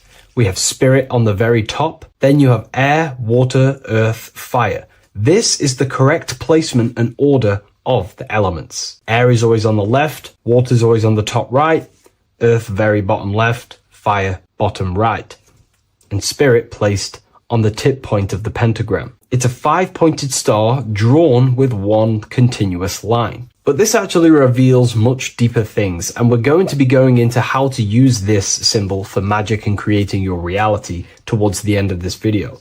But now we're going to give you a basic understanding of the pentagram. It's showing you the 4 physical elements symbolized as triangles and spirit symbolized as a circle. The 4 physical elements are made out of the base element, spirit, or what the ancients call ether. Ether is the underlying base of all physical matter. This is the substance that animates physical matter with life force. All physical matter has its origin in the etheric substance, or spirit, what we want to call it. It is simply the life force that animates the physical thing. However, if we go deeper onto this symbol, it also represents something personal to the individual who wears this symbol. If you wear this symbol, you're basically saying you're putting your divine nature over your material nature. Your divine self is in control of your material self. You put your spiritual needs before your physical desires and needs. Hence why the spirit is on top, looking down over the 4 physical elements. The circle is continuous, one line, eternal, no beginning, no end. The triangle has beginning and end and points. You can see the beginning and the end when you draw it. On a deeper level, this is pretty much showing the process that symbolizes the structure of the macrocosm, the universe itself, showing how the invisible spiritual planes condense and crystallize into the visible physical world, spirit turning into physical reality. But if you wear this symbol, you're basically saying, I put my divine nature over my material nature, showing that your spiritual nature rules over your earthly existence. You put your spiritual needs first. If you see this inverted, it is now the opposite, placing spirit on the bottom, basically saying, I desire the physical things over the spiritual. But what exactly is your spiritual nature? Well, your spiritual nature is simply your internal self. You chase things that are immaterial, such as knowledge, love, experience, expansion, gnosis. These are the qualities of spiritual things that the spiritual person likes to chase and desire, instead of desiring the things that are temporary in the material world and never actually lead to fulfillment. True fulfillment is by chasing spiritual things. God, the nature of creation, the self, gnosis, knowledge. But if we go even deeper, this symbol ultimately represents how reality is created. Hence why this symbol is heavily used in Kabbalistic magic and so-called witchcraft. We are all magicians. Each one of us are creating reality. There are just certain ways you can actually create reality by becoming conscious of them. By becoming conscious of the elements and the qualities of the self that actually create your experience in your life in the present moment. If we look at the pentagram, we see that when you draw a pentagram, it is one continuous line. It is one expressed in 5. The order of the elements are very important. Spirit at the bottom, fire at the bottom right, and so on and so on. Because this is showing you the descent of the spiritual into the material, the invisible crystallizing into a material reality. As you can see when you start to draw the pentagram, you see spirit at the very top. You're descending down to fire. Fire is the closest element to spirit. Hence why in magic and witchcraft, people like to use candles. So you're descending first into fire, then into air, then into water, then into earth, then back into spirit. Because of course, the cycle of creation unfolds itself. When you die, you return back to spirit, and then you reincarnate yourself back into physical reality if you wish and desire to. Everything is under this process of matter spiritual. In the daytime you wake up, you're in your material body. When you go to sleep, you enter your astral spiritual body. Everything's in this continual process, renewing itself in spiritual, then material. But the reason why this is associated with magic so heavily is because each one of these elements corresponds to a different body of consciousness, a different vehicle of consciousness. Consciousness has many different vehicles it uses to create the tangible self, the physical reality. For example, consciousness has a spiritual nature. The spirit element in this case symbolizes the emanation, the descent of the one power, the one force that we are all using. Each one of us is using this one power, the power of the source consciousness, unfolding its creation in the present moment. This represents the source, the emanation, the descent of this continuous flow of energy through us that we are tapped into, like a live stream in the present moment. This descends first, the force descends into fire. Fire symbolizes the willpower, will. In this aspect or vehicle of consciousness, the will is the being that directs intention, initiates action, shapes reality through focus, determination. It sets direction, holds intention, projects a desire into form, and aligns your inner world with the outer creation. The will comes out of the force, spirit. Then the will goes with intention to air. Air symbolizes the mental vehicle of consciousness, the mind, the psychic man. The psychic aspects of your consciousness is thinking, imagination, mental images, logic, using the thought or the mental vehicle body of consciousness. Then that thought has an emotion, which is then water. So it goes from the force to the will to the intellect to the water, the emotional body of consciousness. The emotional vehicle of consciousness amplifies the thought into an emotional desire that you want to take action on. No one takes random actions, and if we do, we say we're very bored and we don't care. The water is the energy, the emotion you have to fulfill something. And that emotion then descends into earth, which is the physical body to take the physical action in the present moment, to fulfill that desire, to fulfill that will, that thought, that desire. And that is how reality is created all the time. Now, there is much more that you can go into with the pentagram, because true magic is about changing consciousness at will, not casting random spells. It's the ability to change the direction of consciousness using the power of the will to direct these forces to create change in the internal world so it can project outwardly in the external world. Because consciousness creates the external reality. What happens within us, we see change outside of us. So true magic is about manipulating the forces and the vehicles of consciousness that exist within our own mind to produce a change in the material world. There are other ways you can use magic, by purifying each body of consciousness or banishing each body of consciousness. Other forms of magic, you can dissect each body of consciousness and work with that specific body. If you think you're using your mind too much, you can start using banishing rituals to banish the power of the mind to stop overthinking, for example. Or if you have lack of emotional connection with your emotional vehicle of consciousness, we can dissect this body, tap into this body, and invoke this body and strengthen it. We're dissecting each body and vehicle of consciousness so we can work with it to create a specific change inside ourselves, then to be mirrored outside of us. So pretty much this pentagram represents the descent of the spiritual turning into a material reality. Hence why sometimes we see a human figure standing in the point of a pentagram, because it ultimately represents the microcosm. You are the microcosm.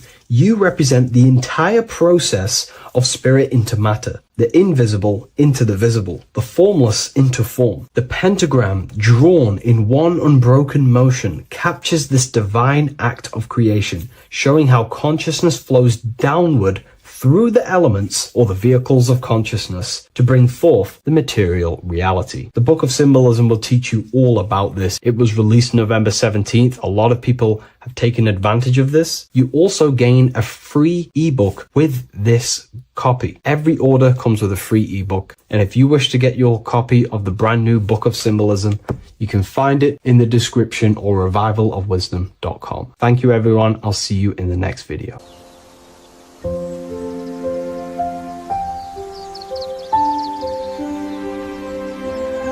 bookofwisdom.com.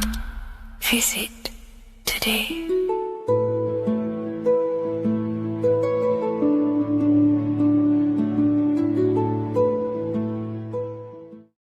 Your ultimate goal is to be famous, then you're gonna do a lot to get there, like sign your name in blood in a contract with the devil.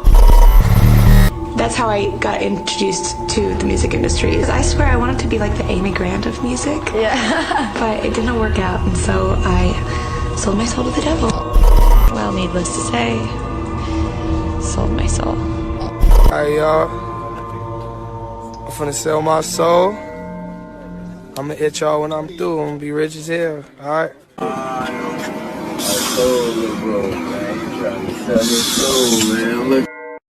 So what exactly is selling your soul? In order to understand this to its full potential, you have to understand the spirit world and the occult world which our eyes cannot visibly see. The physical world we see is nothing but an illusion and a product of the higher planes of existence. For example, you can see someone's physical body, but you can't see the complex structure of the consciousness and the thinking behind that being. With that being said, there are forces and entities not attached to physical bodies, which they exist on the astral and etheric plane behind the physical plane. Now there are numerous videos and music with artists talking about this. For example, I sold my soul to the devil and the price was cheap. Why do you still do it? Why are you still out here? Well, it goes back to the destiny thing. I made a bargain with it, a long time ago, and I'm holding up my hand. What was your bargain? To get where I am now. Should I ask who you made the bargain with? with the chief commander. On this earth? And on this earth, and then in a world we can't see. so selling your soul is cutting a deal with an astral plane entity in exchange for wealth and fame on this physical plane. This is classed as black magic because you are bending reality against your intuition. Now, making deals with entities beyond the physical plane, you always have to give something in exchange. When it comes with demonic entities, it always involves some sort of sacrifice, bloodshed, or humiliation. Now, there are countless of rappers who someone close to them have died just before their career takes off to the next level.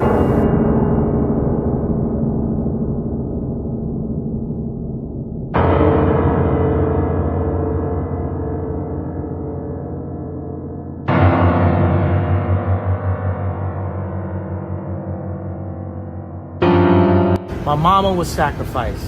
Me too. You understand? Yeah. You appreciate Michael Jordan, what about him? His daddy, right? Bill Cosby, his son, right? Dr. Dre, his son. Out in Hollywood, A lot of people come up missing.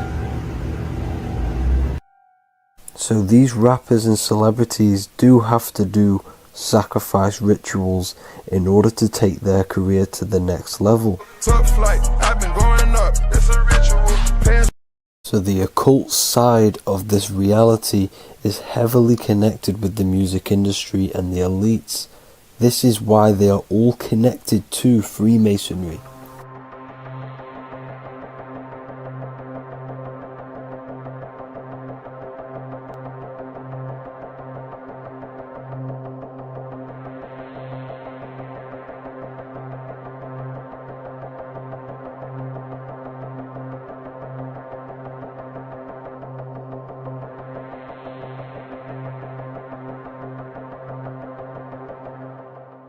Now this is why the music industry is one of the most important industries for the elites to stay in control and keeping the masses on low states of consciousness. Frequency is one of the most powerful things in reality because it's the only thing which can enter your soul and body without consent.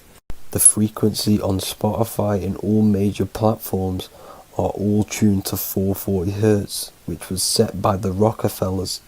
440 Hz turns off the whole right side of your brain, and the right side of your brain is to do with critical thinking, imagination, and your intuition.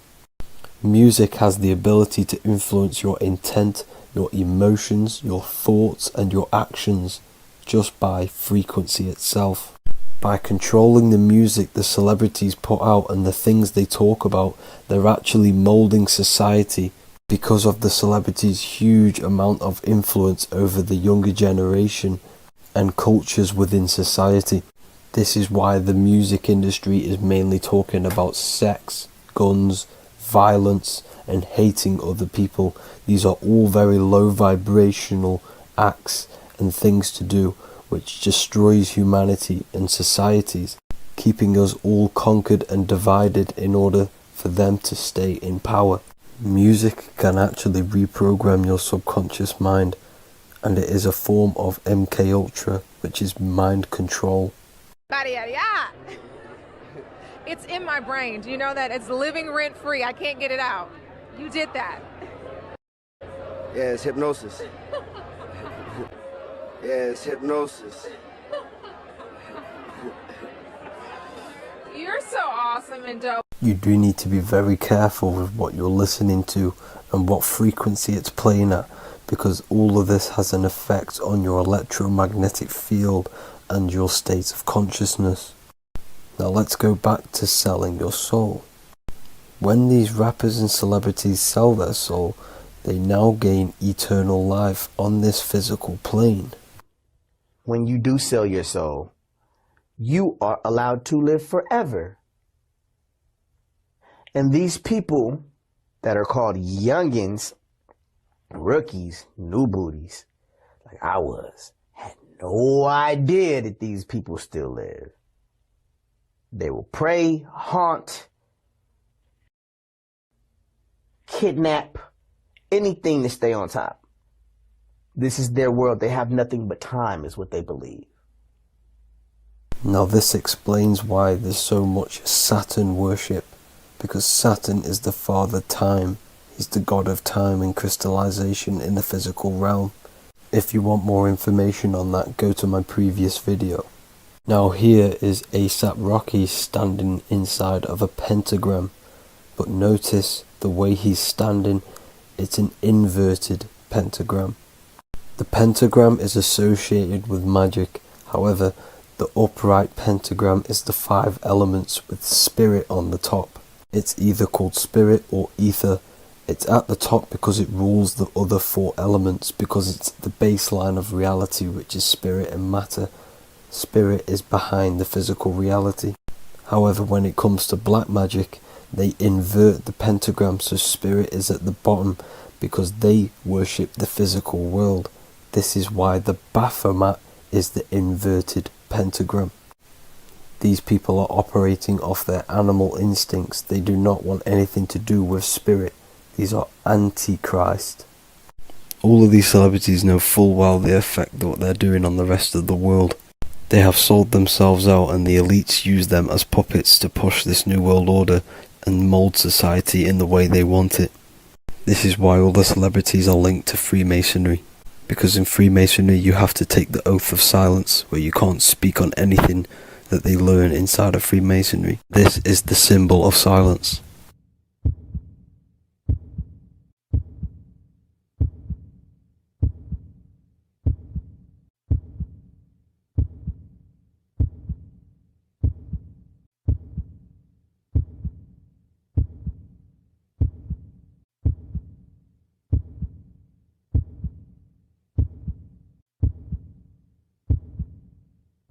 The elites need them under this oath so they do not talk about certain topics and certain things to the public because of the amount of influence they have on society. Now, even the name Hollywood is an occult term, because back in the ancient days when they used to create wands, they used to create them out of holly wood, out of the holly tree, because each wood has certain attributes and virtues when it comes to magic. And the holly tree was known as the holy wood, and they used to create the wands out of it to cast spells. And Hollywood are still casting magic to this day through the films and through the music to the masses. That's it for this video, people. Hope you enjoyed. Please like and comment and subscribe. Peace and much love.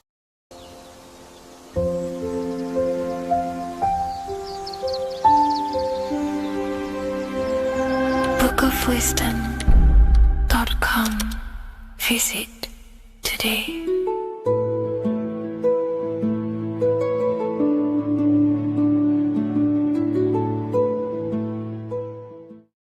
Do the elites actually worship Saturn? In this video, we're going to be discussing the occult and esoteric meaning of the 7 planets and the abuse of the Saturnic energy within today's world. This will help you gain a deeper understanding of reality, yourself, how you create reality, and what these 7 planetary energies actually truly are. In order to understand anything within the universe, we have to understand the law of correspondence, the law of as above, so below. There is one consciousness expressed in infinite forms. Me, you, the squirrel, everyone who possesses consciousness within this universe is an expression of the one divine consciousness, what we like to call Source, God, or the grand architect of the universe. We have to understand there is a large scale, but the large scale is mirrored in the small scale. If we look at lightning, this is a large scale. This is the macrocosm. Then we go a bit smaller to the trees. We see the same pattern. Then we look a little bit smaller into the human body. We see the same pattern of the nervous system. Then if we zoomed into the microcosm, brain cells, we still see the same pattern. This reveals the universe is a fractal universe. The large is reflected in the small. And this is the symbol of the Fibonacci sequence, which represents this as above, so below principle. The big spiral represents the macrocosm, but then this spirals into the tiny spiral. This symbol goes for eternity, never touching, never finishing. The large is mirrored in the small. With understanding this, we can realize that we are a microcosm of God. We are our own universe. We are our own world. Your body is the earth. Your mind is the mind of God, just in a smaller version. You are a drop in the ocean of the vast collective consciousness. With that being said, everything you see outside of you is inside of you. As above, so below. The 7 planetary energies on a macrocosmic scale are the 7 energies that form the physical world. The physical dimension is crystallized thought. Everything you see around you was thought made manifest. Thought imagined, then created in the physical reality.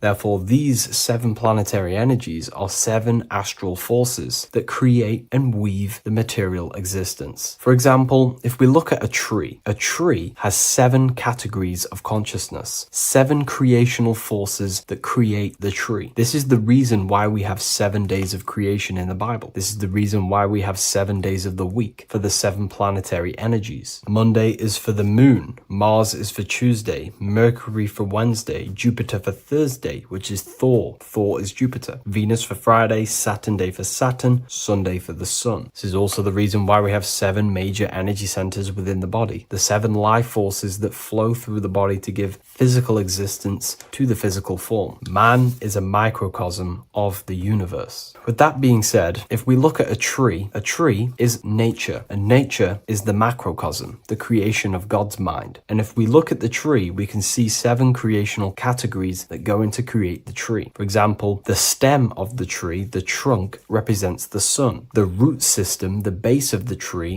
where the tree grows out of, is Saturn. If we look at the fruit of the tree, that represents Jupiter. The smell, the look, the colors of the tree, that's Venus. How the tree communicates with other trees through the root system is Mercury, the intellect, the intelligence, the communication. The leaves of the tree is the moon. The defense mechanism of the tree, how it defends itself from infections and other territories, is Mars. So we can see all physical matter, all physical creation demands these 7 categories of consciousness, these 7 planetary forces. But again, that is the macrocosmic scale. The macrocosm is reflected in the microcosm, which means you have access to these forces, these 7 planetary energies, and you use them to create anything in reality. You've been using them maybe unconsciously your whole life. For example, this book that I've created, the Book of Wisdom Volume 2, you can find it in the bio if you're interested in reading it. It has the 7 planetary forces that go into this tree, into this book. I used the sun, which is my passion and my drive to take actions. I used Mercury, which is my intellect, my thinking, my communication. I used Venus, the layout, the look of the book. I use Mars, my defense of my work, my trademark, my copyright. I use Saturn. Saturn is my time, my discipline, my attention. I use Jupiter, which is the why, the reason why I created it. I used the moon, which is my care. My care is the generative force. Whatever you create in your reality is because you care. You care about keeping a house above your head. Therefore, you go to work and earn money. Care is the driving force to create anything in reality. What you see right now watching this video is because you care about watching this video. If you lose care about watching the video, you will turn it off and continue to do something else. All creation demands these 7 forces, hence why we have here a midsection. Sometimes we see the symbol of the earth, which is a circle and a cross in the middle, because these 7 forces create earth. But again, this video is specifically aimed to Saturn. We're going to be discussing Saturn's Saturnic energy because there is a lot of misunderstanding in today's world, and I'm going to give my perspective and my research on the energy of Saturn and how we use it and how it's being abused in today's world. Saturn externally, because remember, we have an external world, an internal world, a macro and a micro. Saturn externally in the material plane governs the foundational and enduring aspects of existence, such as the roots of plants, the bones of our body, even the insects that dwell beneath the ground. It represents the dull, hard, unyielding forces of life, symbolizing structure, limitation, and conditioning. Under Saturn's influence, things become rigid, bound by the god of time, bound by restriction and boundaries. In Roman mythology, Saturn is revered as the god of time, ruling over the cycles, beginnings, and endings. This connection with this emphasizes Saturn's role in marking the passages of life, aging,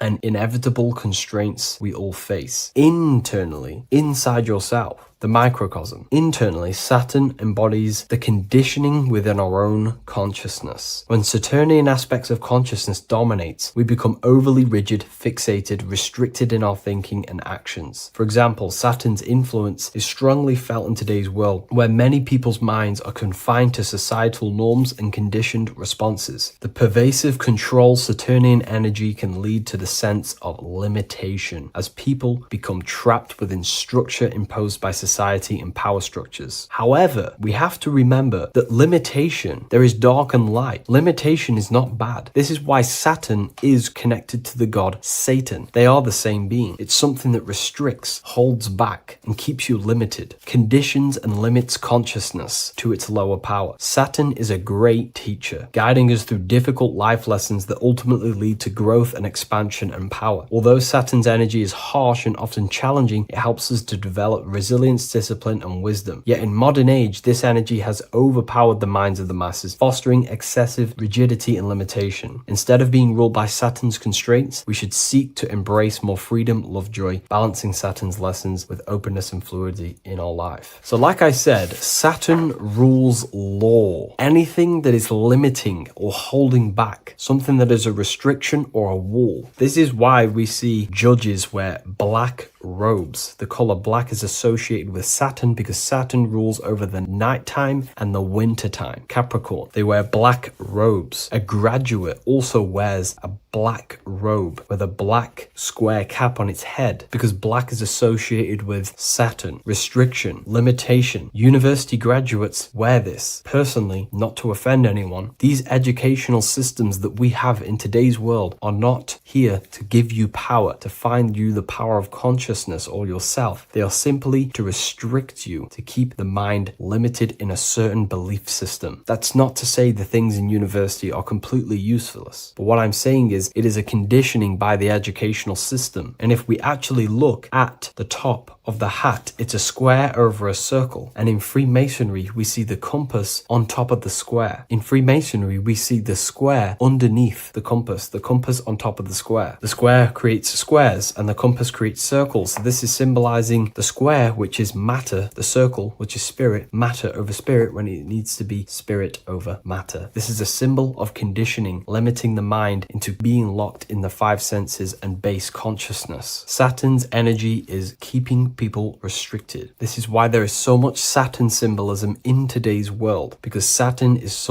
anything to do with limitation, restriction, and time. All of the systems in place are to limit our minds, to keep us on base consciousness, only thinking in a limited box, only thinking and aware of the five senses. In base consciousness, in animal nature, one only thinks according to their senses. When they have a sense, their mind thinks. This is an affect state of consciousness. They're living in the affect. We need to understand that in base consciousness, we have no true power to create. We're simply living in cycles of affect. Now, what do I mean? The physical world is the effect. It's already manifested and cannot be changed. Our consciousness needs to rise to become a cause instead of playing around and being lost in the effect, to become a co-creator. And this is what the system does not want you to do. It does not want you to become a conscious creator. So they keep you in base consciousness, not giving you the awareness that you are literally a god creating a world right now. You are a world and you are shaping the world. Our consciousness needs to be mastered, controlled, and then we can become a conscious creator instead of running around in the world of illusion and effect. As above, so below. What happens in the mind happens in reality. We do not want to be matter over spirit, which means the external world over the internal world. We need the internal world to rule over the external. Saturn symbolism can be symbolized as a black cube. The cube symbolizes this physical world because everything has 6 sides. We can move forward, backward, left, right, up, and down. We are in this cube. This is why we say think outside the box. Thinking outside the box means to become a cause and not an effect. The mind needs to be a cause,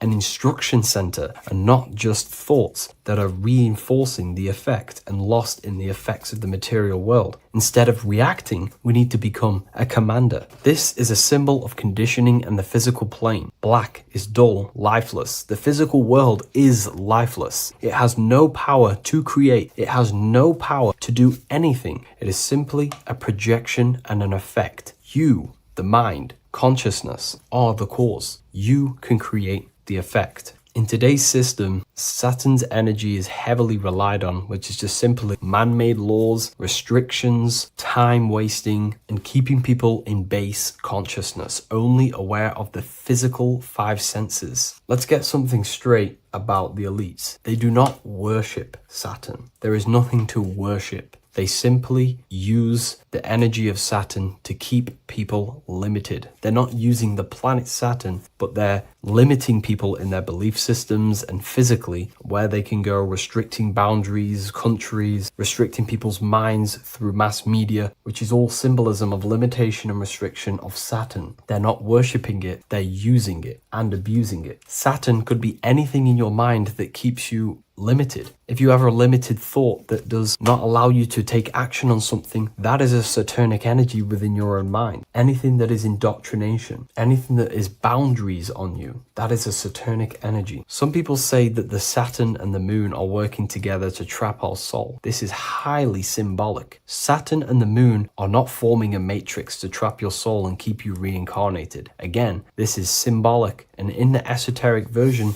an understanding of this, we can see that they do have a relationship. The moon is our subconscious mind, and Saturn is restriction. If we have restrictions and belief systems in our subconscious mind that keep the soul locked and trapped only in these 5 bases, these 5 senses, then we will think and condition ourselves that we are only the physical body and never actually free ourselves from the material world and ascend. Saturn and the moon are not working together, but these are highly linked. By limiting the subconscious, we keep people stuck in base awareness, keeping them locked in the world of effect, never becoming a conscious creator. We have 2 spiritual currencies, time and attention. These are the 2 currencies that we spend. We spend time or pay attention. These are the 2 spiritual currencies that pretty much create our reality. And the system aims to hijack these 2 currencies from you, to limit you, to dominate you, so you do not become a conscious creator. So again, no one worships Saturn. It's simply just a symbol of limitation and restriction. Limitation has good and bad. Limitation can make us learn, overcome, become strong, disciplined, but when it's abused, it can keep people locked in base consciousness and stuck in their lower nature, never figuring out how powerful they are. You hold the power to shape a world. That's how powerful you are, to turn thoughts into physical existence. I'll see you in the next video. Please leave a like, comment,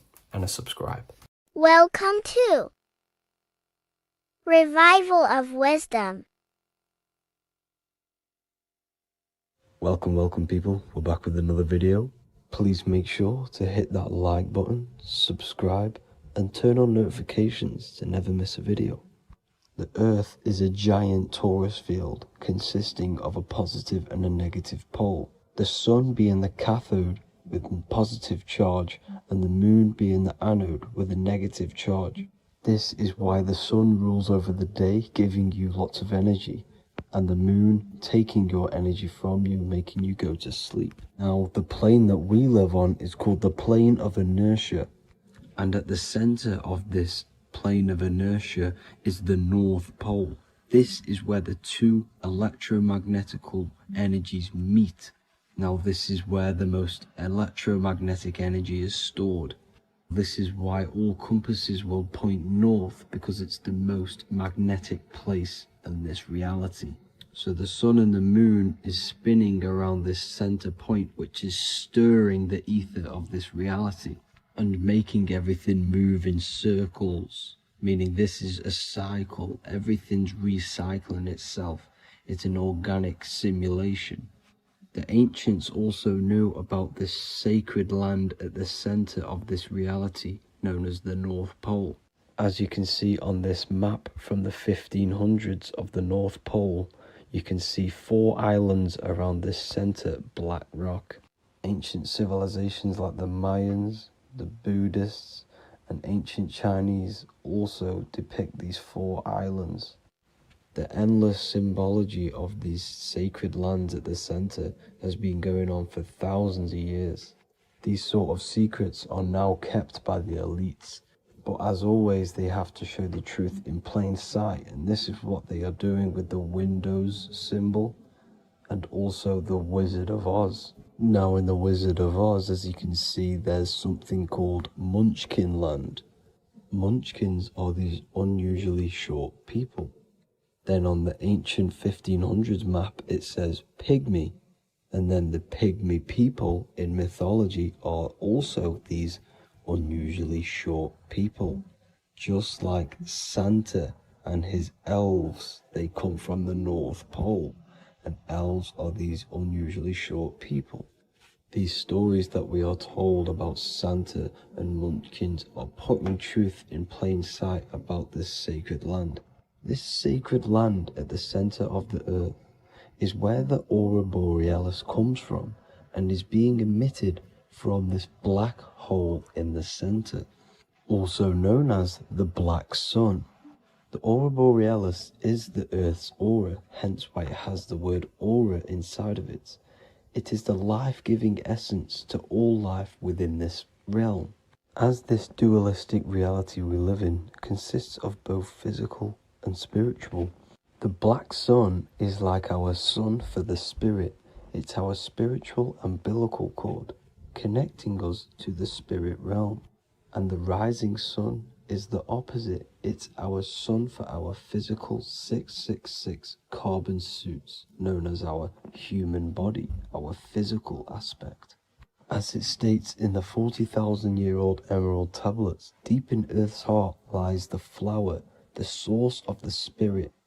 The flower of life is as thine own place of spirit, and streams through the earth as thine flows through thy form, giving off life to the earth and its children. So the North Pole is the core of this spiritual reality, and the closer you get to it, the more spiritual and lucid it becomes. So the elites have covered this up in order for us to forget the true nature of this reality. And they did this cover up by introducing the globe model. Nicholas Copernicus was around in the 1400s, and he introduced the globe model. As you can see, he is a Freemason. He depicts himself with a globe and a Masonic compass in all of his paintings and portraits. Galileo was also a Freemason, as you could see in all of his portraits with a globe and a Masonic compass. He was also a massive part of introducing the globe model after Nicholas Copernicus. So yes, the globe model was a spiritual and political move to gain more control over the masses. After the globe model was then introduced, they introduced the theory of evolution by another Freemason, Charles Darwin. See how these two theories go hand in hand?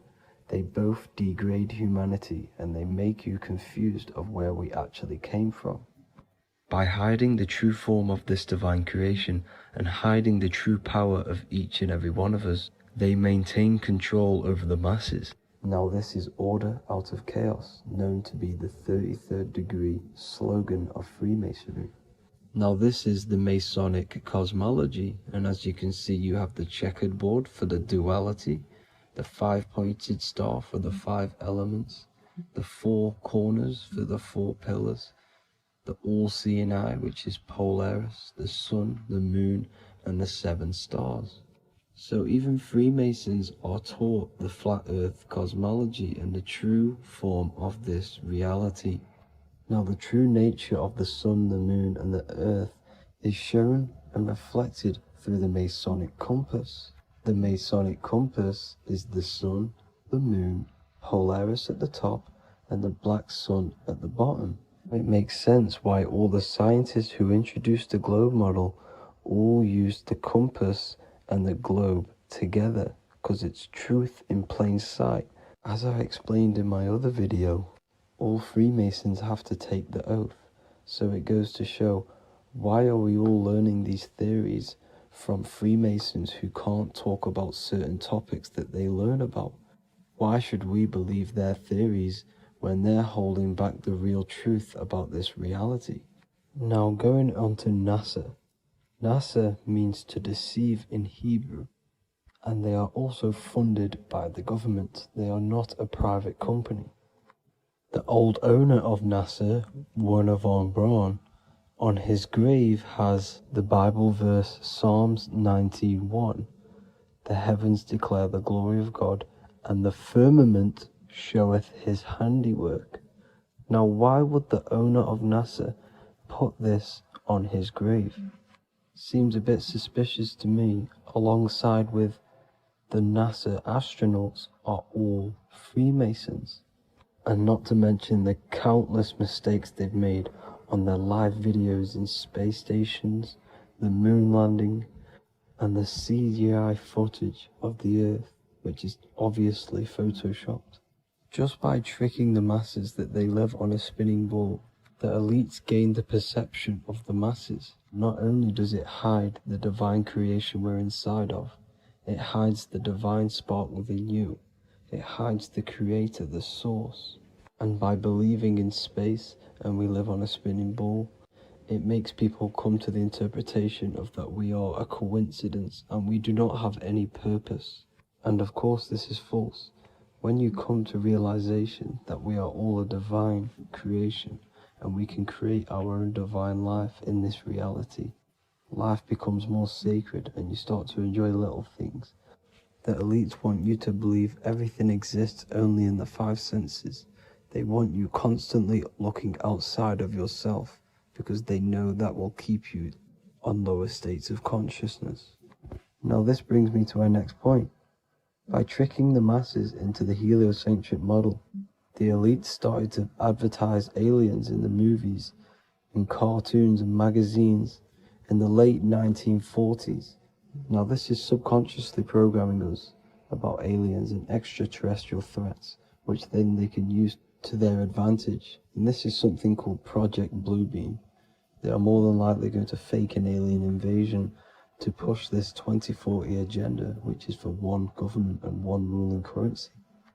That's it for this video, guys and girls. Hope you all enjoyed.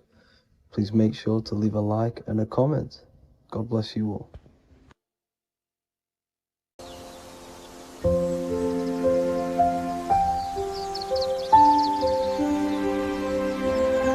bookofwisdom.com. Visit today.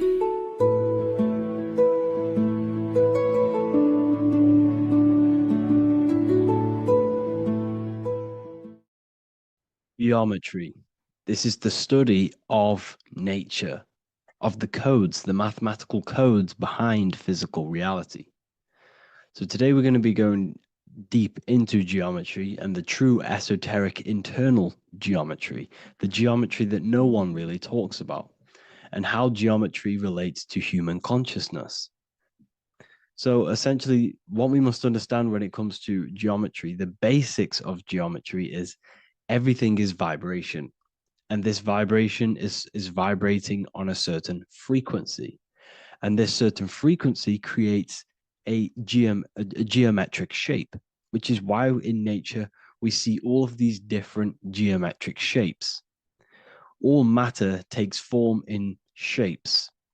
So if we put sand on a plate and we vibrate the plate on a specific frequency, we see that the sand goes into specific geometric shapes and patterns. So essentially, matter is energy condensed. It's energy vibrating on a low frequency, vibrating at a certain frequency. So matter is condensed energy. And each geometric shape is manifesting and showing a specific energy. Some shapes carry more energies than others.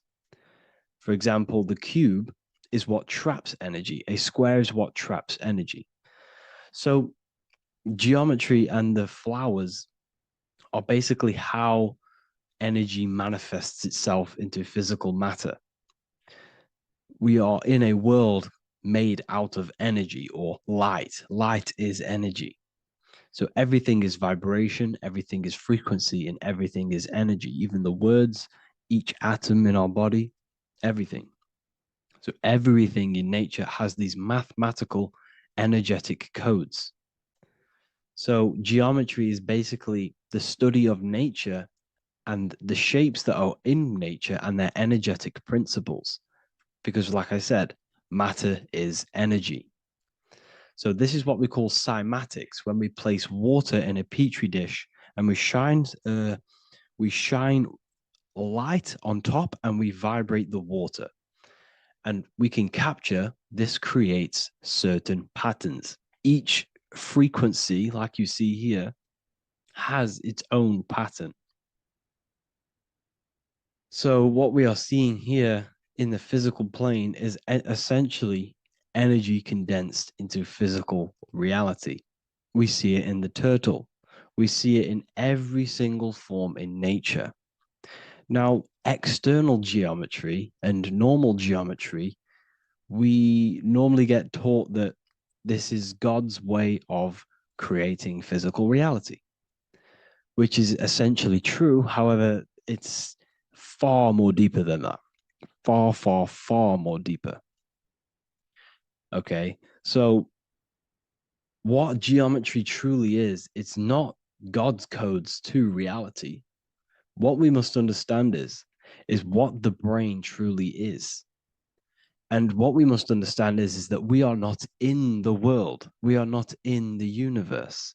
The universe is us ourselves, and the world is produced by our brain itself. Okay? So the way you must understand how the brain works, so what you visually see, so geometry is to do with what we visually see. And what we visually see is heavily connected with our eyes, which are an extension of the brain. The eyes are the brain. And essentially how we see is energy enters the eyes, and each eye goes to the optic nerve.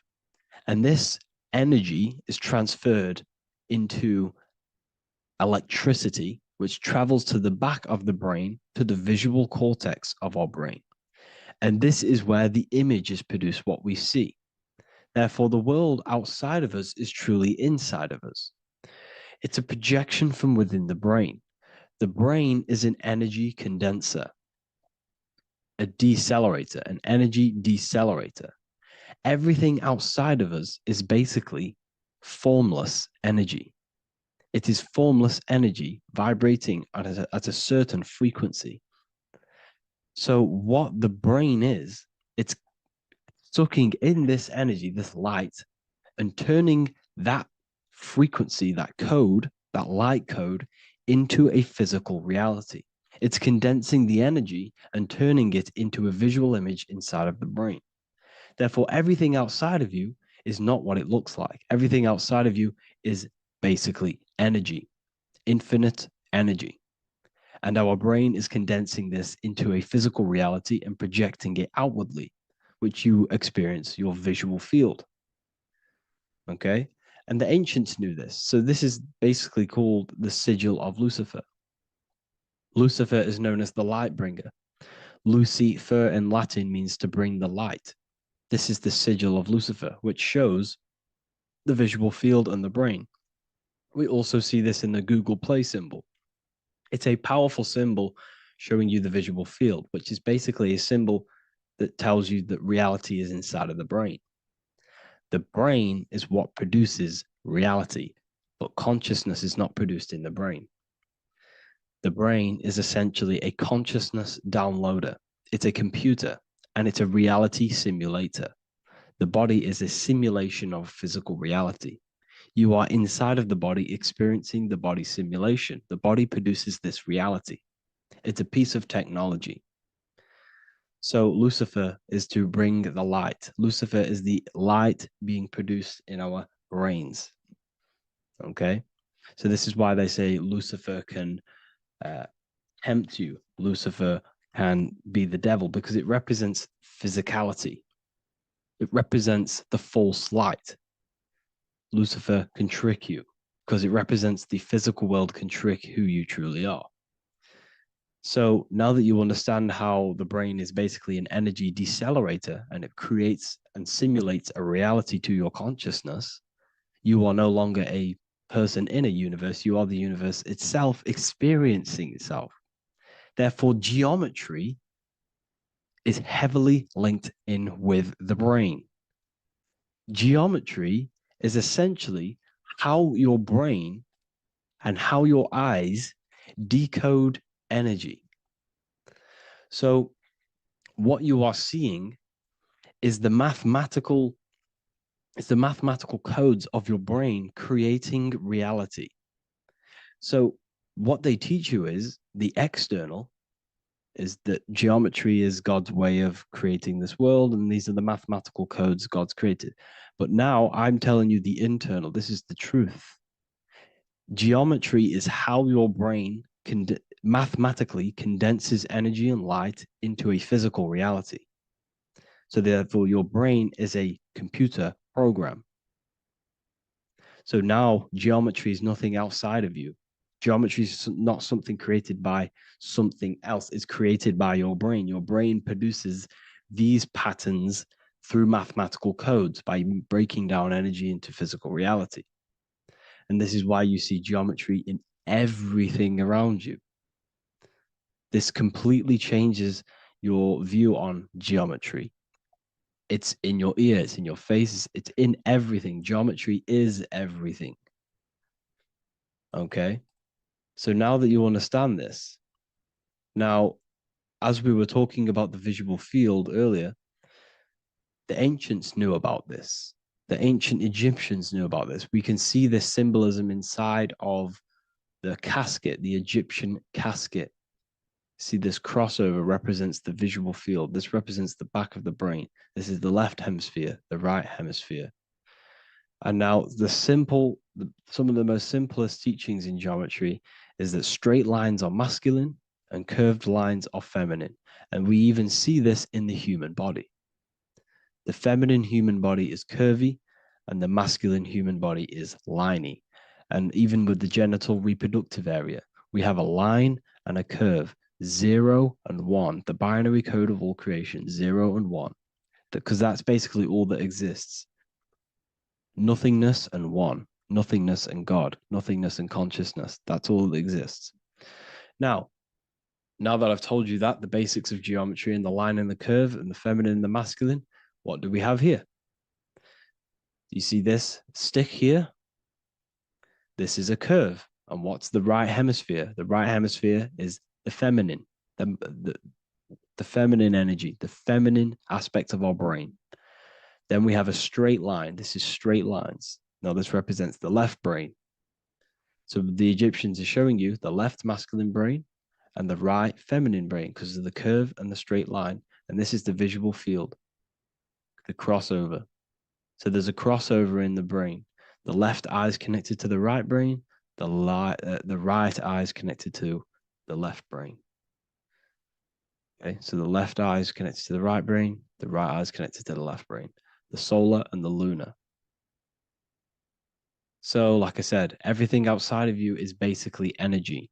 Your body is basically a holographic avatar, condensed energy produced by your brain. There's nothing actually outside of you. Your 5 senses are electrical threads of light. And when you touch something, this is basically electrical signals in your nervous system, which are reporting back to the brain. Therefore, what you touch is actually, you're not touching. The feeling that you feel when you touch something is not the true feeling. That's your nervous system you're feeling. You're feeling your nervous system in the brain. It's electrical signals to your brain. So the 5 senses do not decode, well,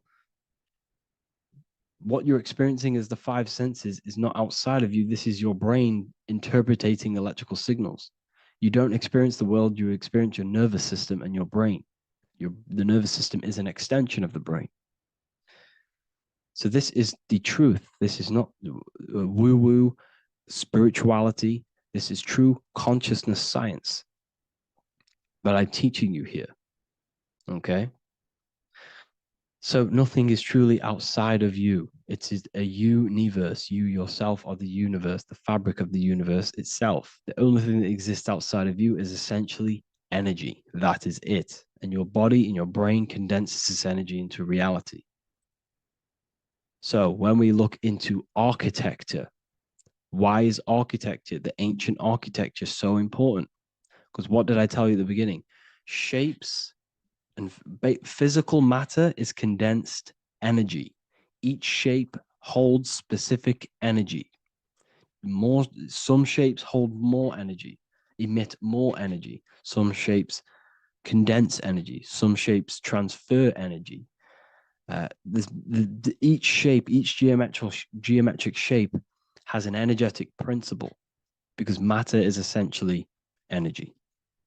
So when we look into cathedrals and the ancient buildings, they were filled with geometric patterns, geometric shapes, because they understood the energy principle.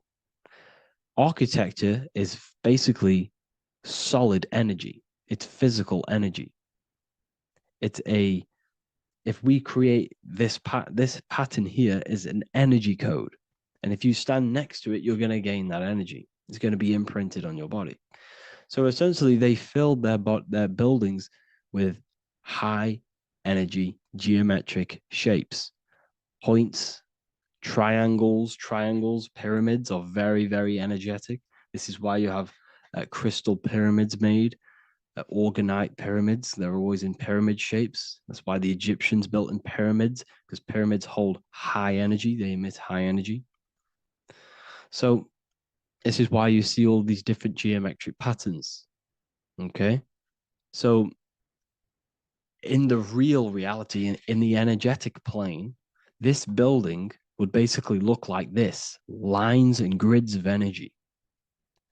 Okay. This is what it would look like in the energetic plane, a blueprint of the energy body. So as you see here, these are the different frequencies in a petri dish, of water in a petri dish. And you can see they are specifically aligned up with these specific patterns. You can see geometry even within geometry. It's fractal. So essentially, when you would stand inside of these buildings, they would imprint the energy of the building in your body, because your body is healed through energy. You have an electromagnetic field around your body. So by creating buildings with geometric patterns, we are essentially increasing the energy of the building, because the building itself is energy. Okay. So when we fill it with geometric patterns, we're increasing the energy. We're giving it a certain energetic imprint. So when you stand inside of that building, you're being imprinted with that energy. Okay. So especially with these windows, these stained glass windows. Well, why are they stained glass? Well, color is frequency. So when you have all of these different colors, and not only were they just painted, some of these colors are specific gemstones, crystals, natural stones, which all hold energetic principles. Each crystal is vibrating on a certain frequency. Wood has its own frequency. Metal has its own frequency. What you must understand is that everything in nature is not just a piece of matter. It's vibrating. The atoms of wood are vibrating on a certain level, which give it a certain energetic principle. Each crystal is vibrating. The atoms of the crystal are vibrating on a certain frequency, which give it a certain energetic principle, quality. So each thing, this is why the ancients were obsessed with natural stones, natural things, crystals, natural metals, and they wore different metals, different things like copper on their bodies, because they understood the atoms of these natural things are vibrating, which give certain qualities to you if you wear them. So you're not wearing it, you're basically putting that frequency onto your body, because they understood this is energy. If I put copper on my body, I'm not putting copper on the body. I'm putting the frequency and the energy of the atoms onto my skin. And that frequency of them atoms are going to vibrate my skin, that frequency, and heal my body. So this is why this is so important. So each building is an energetic code. Okay. So when you stand in these buildings, it can heal your body. This is why when people walk into these ancient churches, they feel like they've met God. They feel a certain way. They feel so amazing when they enter these churches. They feel holy, for example. It's not because God's there. It's not because these man in the sky dwells in these holy places. It's because the energy of these buildings affect our consciousness. They increase your energy. They raise your vibration. They heal your body. They heal your cells. They imprint the water in your body, especially with these stained glass windows. Like I went a bit on a tangent there, but these stained glass windows were encoded. Well, they use different gemstones, different lights, different colors. And when the sun would shine through this window, well, what's the sun? The sun is light. Light is energy. The sun's light would go through this filter of the window, of the crystals and the different gemstones and the different colors, and the sun's light would be encoded, imprinted with these crystals, with these colors and these natural glasses, which have healing energetic principles, and when you are inside that building, the sun's encoded energy of the window would be imprinted into your body, into your energy field, and it will heal your energy field, and it would heal your body, your cells on a cellular level. Because your body is what? 60 to 70 to 80, some people say 80% water. And water is encoded with vibration. If you say certain things into water, it gives it a specific geometric pattern, like I broke down in the beginning. If you say love to a water and then freeze it, it will go to this. If you say hate, it will go to a distorted pattern. So when you are in these buildings, you're being imprinted by the energetic codes of these buildings, the energetic principles of the windows, of the structure itself. The ancients never used to build in squares. Their buildings, their insides were never square rooms because they understood squares trap energy. They always had pointed roofs so energy can escape. So there's many little things that we need to look into geometry. For example, when you see magicians, when you look at ancient magic, why do they stand in circles with different geometric patterns? They use different geometric shapes. Why? Because shapes are energy. They hold specific energy. So when the magician stands in a circle with a pentacle, they're working with the energy of that pentacle. You can work with different energies based upon the different geometric shapes that you draw. And you can use this in your structure, in your architecture, in your work, and it can influence everything. So this is the true geometry. I hope you gained a deeper understanding on geometry and how it relates with you and your consciousness. Like I said earlier, your brain produces geometry. It's basically how your brain decodes energy. It's not God, how God creates this reality. And no, you're in this reality. You are the reality itself. Your body produces the reality. Therefore, geometry is one with you. So therefore, if I play with the geometry of the buildings, for example, like the government have, everything's in squares. If you look outside, everything's a square, everything's a rectangle. You go to a city, every window is a rectangle, every building is a rectangle. You live in a box room, everything is boxed and squared off in this reality, in this modern society. Why? Because they're trapping energy.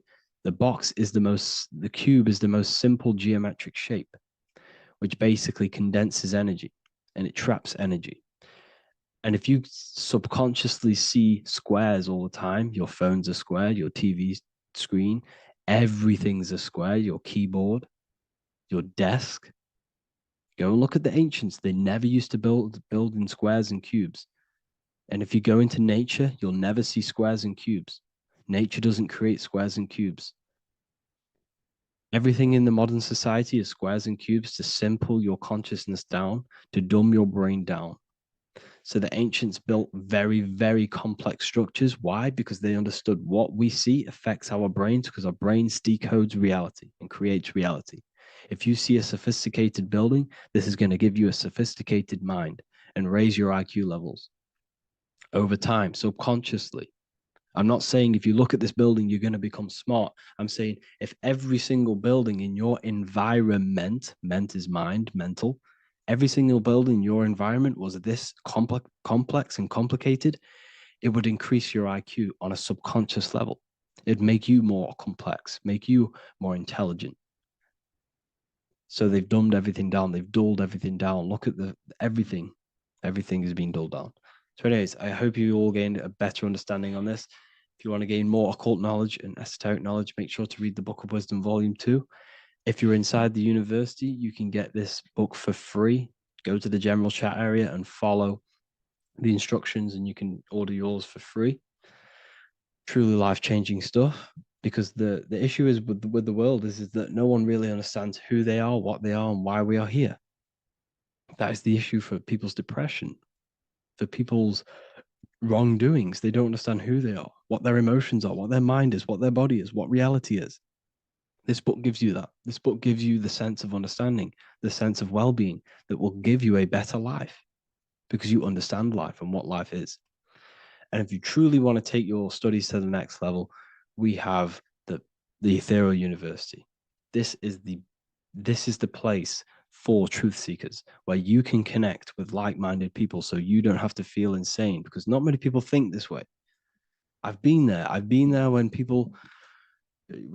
you wake up and not many people around you are thinking the same way, and you start to feel a bit insane and you can't really talk to people about these things. That's why I created this, so you can connect with people and learn at the same time and become the best version of yourself by understanding truth and knowledge. If you join, you'll gain access to free live calls every single week, every single Saturday morning. We do live calls. You can ask me questions and all sorts. So make sure to leave a like and a comment, and thank you all for tapping in.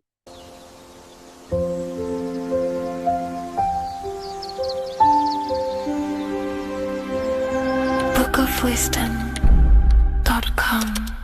Visit today.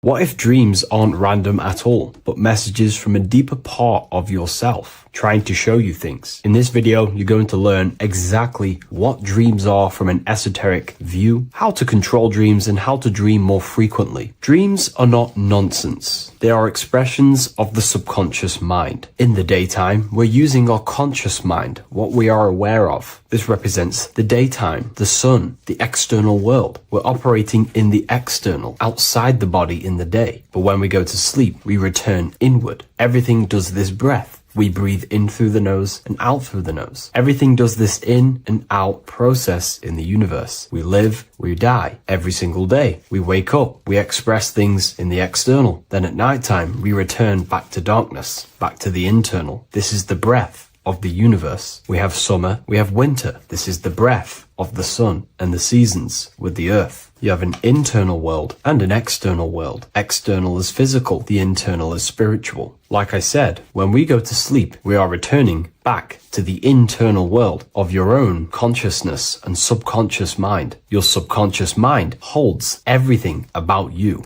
your memories, your traumas, everything you've ever learnt, your language, your name, your job, everything you identify with is stored within this vast network of the subconscious mind. It is your own personal consciousness. Therefore, when we dream, we return back to the subconscious mind, and we are in fact thinking, but in a subconscious way. The subconscious does not speak the same language as the conscious mind. The conscious mind uses language, thoughts, and all things that are very logical and very easy to understand. The subconscious is the complete opposite. It is very indirect, metaphorical, and symbolic. The subconscious communicates and works in symbols. Ultimately, symbolism is the language of consciousness. This is why in occultism and esotericism, it is filled with occult symbols, because symbols are used to communicate directly with the consciousness within the subconscious mind, and the subconscious mind is ultimately connected to the collective consciousness. We are all connected and tapping into the mental plane, where we receive thoughts, ideas, depending on what we attune our mind to. That's why we call it a mindset. But getting back on topic, the subconscious mind is your own personal network. It is like a net, an interconnected web of your thoughts, memories, traumas, emotional blockages, and all the things you identify with and have experienced in your life is stored within this network. It can be seen as a web. One example of the subconscious mind using symbolism is this next story I can tell you. Let's say I was in a very traumatic car crash as a young child. I experienced a lot of emotional trauma in that car, and that deeply impressed my subconscious mind with that trauma of emotion that I felt. Therefore, every time I see a car in my external world, that car is now a symbol that represents the state of consciousness I was feeling in that particular time of the traumatic car crash. The car is a symbol for a state of consciousness within my subconscious mind. Just like when you see a word, that word triggers what you believe that word to be in your subconscious mind. Symbols are the language of the subconsciousness. Therefore, when we dream, we are basically seeing symbols of our own personal subconscious mind. Our higher mind, which is basically our subconscious, the higher version of you that exists beyond your human thinking mind, communicates using symbolism. The higher mind does not speak human thoughts, human language. It speaks the language of symbolism. Therefore, when we dream, every event, every person, everything that happens, and everything you see is your own personal subconscious mind materializing within the plane of the astral plane. This is a dimension that sits just above the physical world that everything is pulled out of. For example, look around you. Everything you see around you was thought, then imagined. Imagination is the astral plane, and this astral plane sits above the physical world. As above, so below. These objects were thought, imagined within someone's mind, and then pulled into a physical reality. Therefore, the imagination is what you're experiencing within a dream. It is your subconscious mind thinking and materializing within the imaginative plane. For example, let's say you are a Christian, you believe in Jesus your whole life, you have lots of emotion towards Jesus. This deeply impresses your subconscious mind. You believe in him so much, you go to sleep, you have a dream that you meet Jesus. You did not meet directly with Jesus. You met with your own belief. It was your own belief materializing within the imaginative plane and revealing itself to you. Dreams are materializations of your memories, your subconscious beliefs, traumas, and anything that could be inside the subconscious mind. It is your subconsciousness revealing itself to you in a material form. Let's say you have a nightmare. There is a big dark figure chasing you and you are running away in fear, away from this dark figure chasing you. That dark figure is not an external entity. It is not a spirit or a jinn or a demon. It is in fact an aspect of your own mind. It is a symbol that represents maybe a fear, a trauma, or something you are running away from internally, inside your subconscious mind. Something that you are not addressing, but something that is fearful, something that can be controlling you on a subconscious level. Let's say you have a fear to address something in your personal life. You want to address someone who is getting on your nerves at work. You continuously put this off and you fear doing that situation. Over a long period of time, this can slowly control you subconsciously. You start to avoid the person, avoid any contact. It is subconsciously controlling you. This is not the best example, but you can see what I mean. Hidden fears and traumas in the subconscious mind can subconsciously control your actions and ultimately lead you to low states of consciousness, keep you from reaching your higher potential, and ultimately create blockages within your own consciousness. That figure in the dream is a materialization of something that you are fearing and running away from and not addressing. This is why people always have dreams of traumas that they have experienced as a child or when they were younger, or maybe from a year ago or two. It's because that emotion is deeply impressed in the subconscious, and the subconscious is always trying to reveal things to you, communicate to you that you need to change, purify, and maybe heal within your own consciousness. This is how the higher self communicates to you through the language of symbolism. Once you understand this, dreams can become a very powerful tool, not just entertainment at nighttime. Your consciousness never rests. Your consciousness is eternal. It is the very spark of the divine. Your body needs rest. Your consciousness is not physical. It does not need rest. So this is a way you can identify what your dreams are trying to show you is by writing them down. A dream journal. Every single dream that you have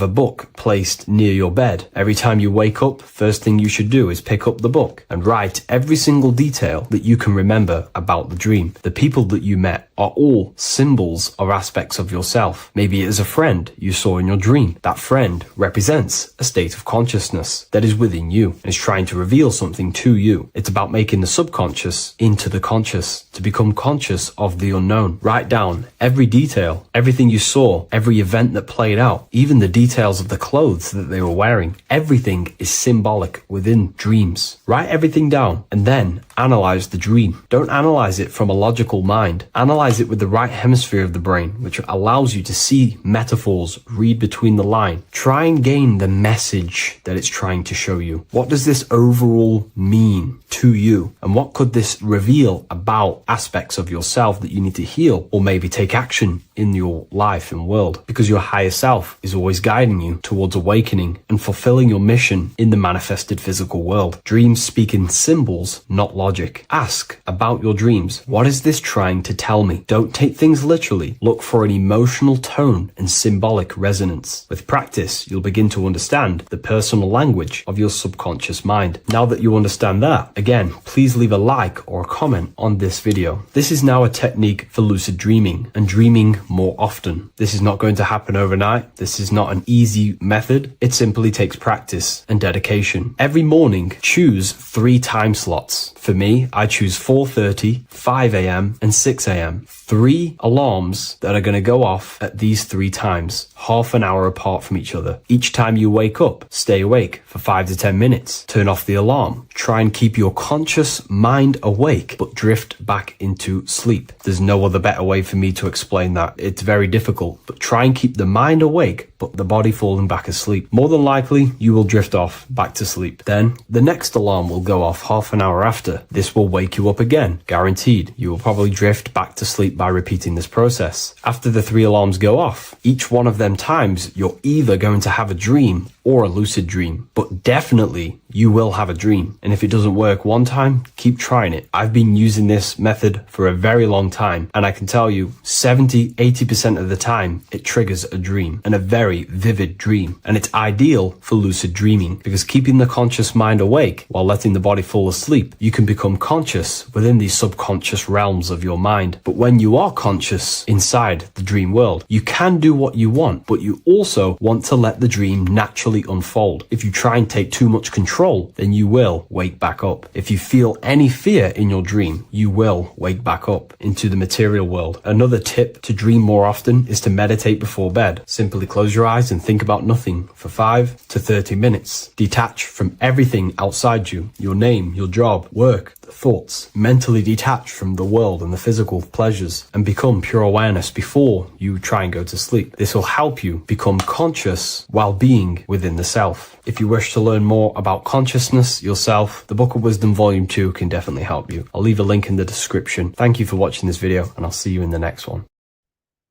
As above, so below. This is one of the most crucial teachings within esotericism, occultism, or what we like to call it today, spirituality. I don't like calling it spirituality because it's not spirituality. I teach human consciousness. I teach the science of you and your consciousness alone and your being. And in order to fully understand you and this world around you, you must understand this number one principle of as above, so below. There is many misconceptions of this, and there is many simple teachings of this, but I'm going to break it down today from the most simplest to the most complex, and you will see the connections between all things.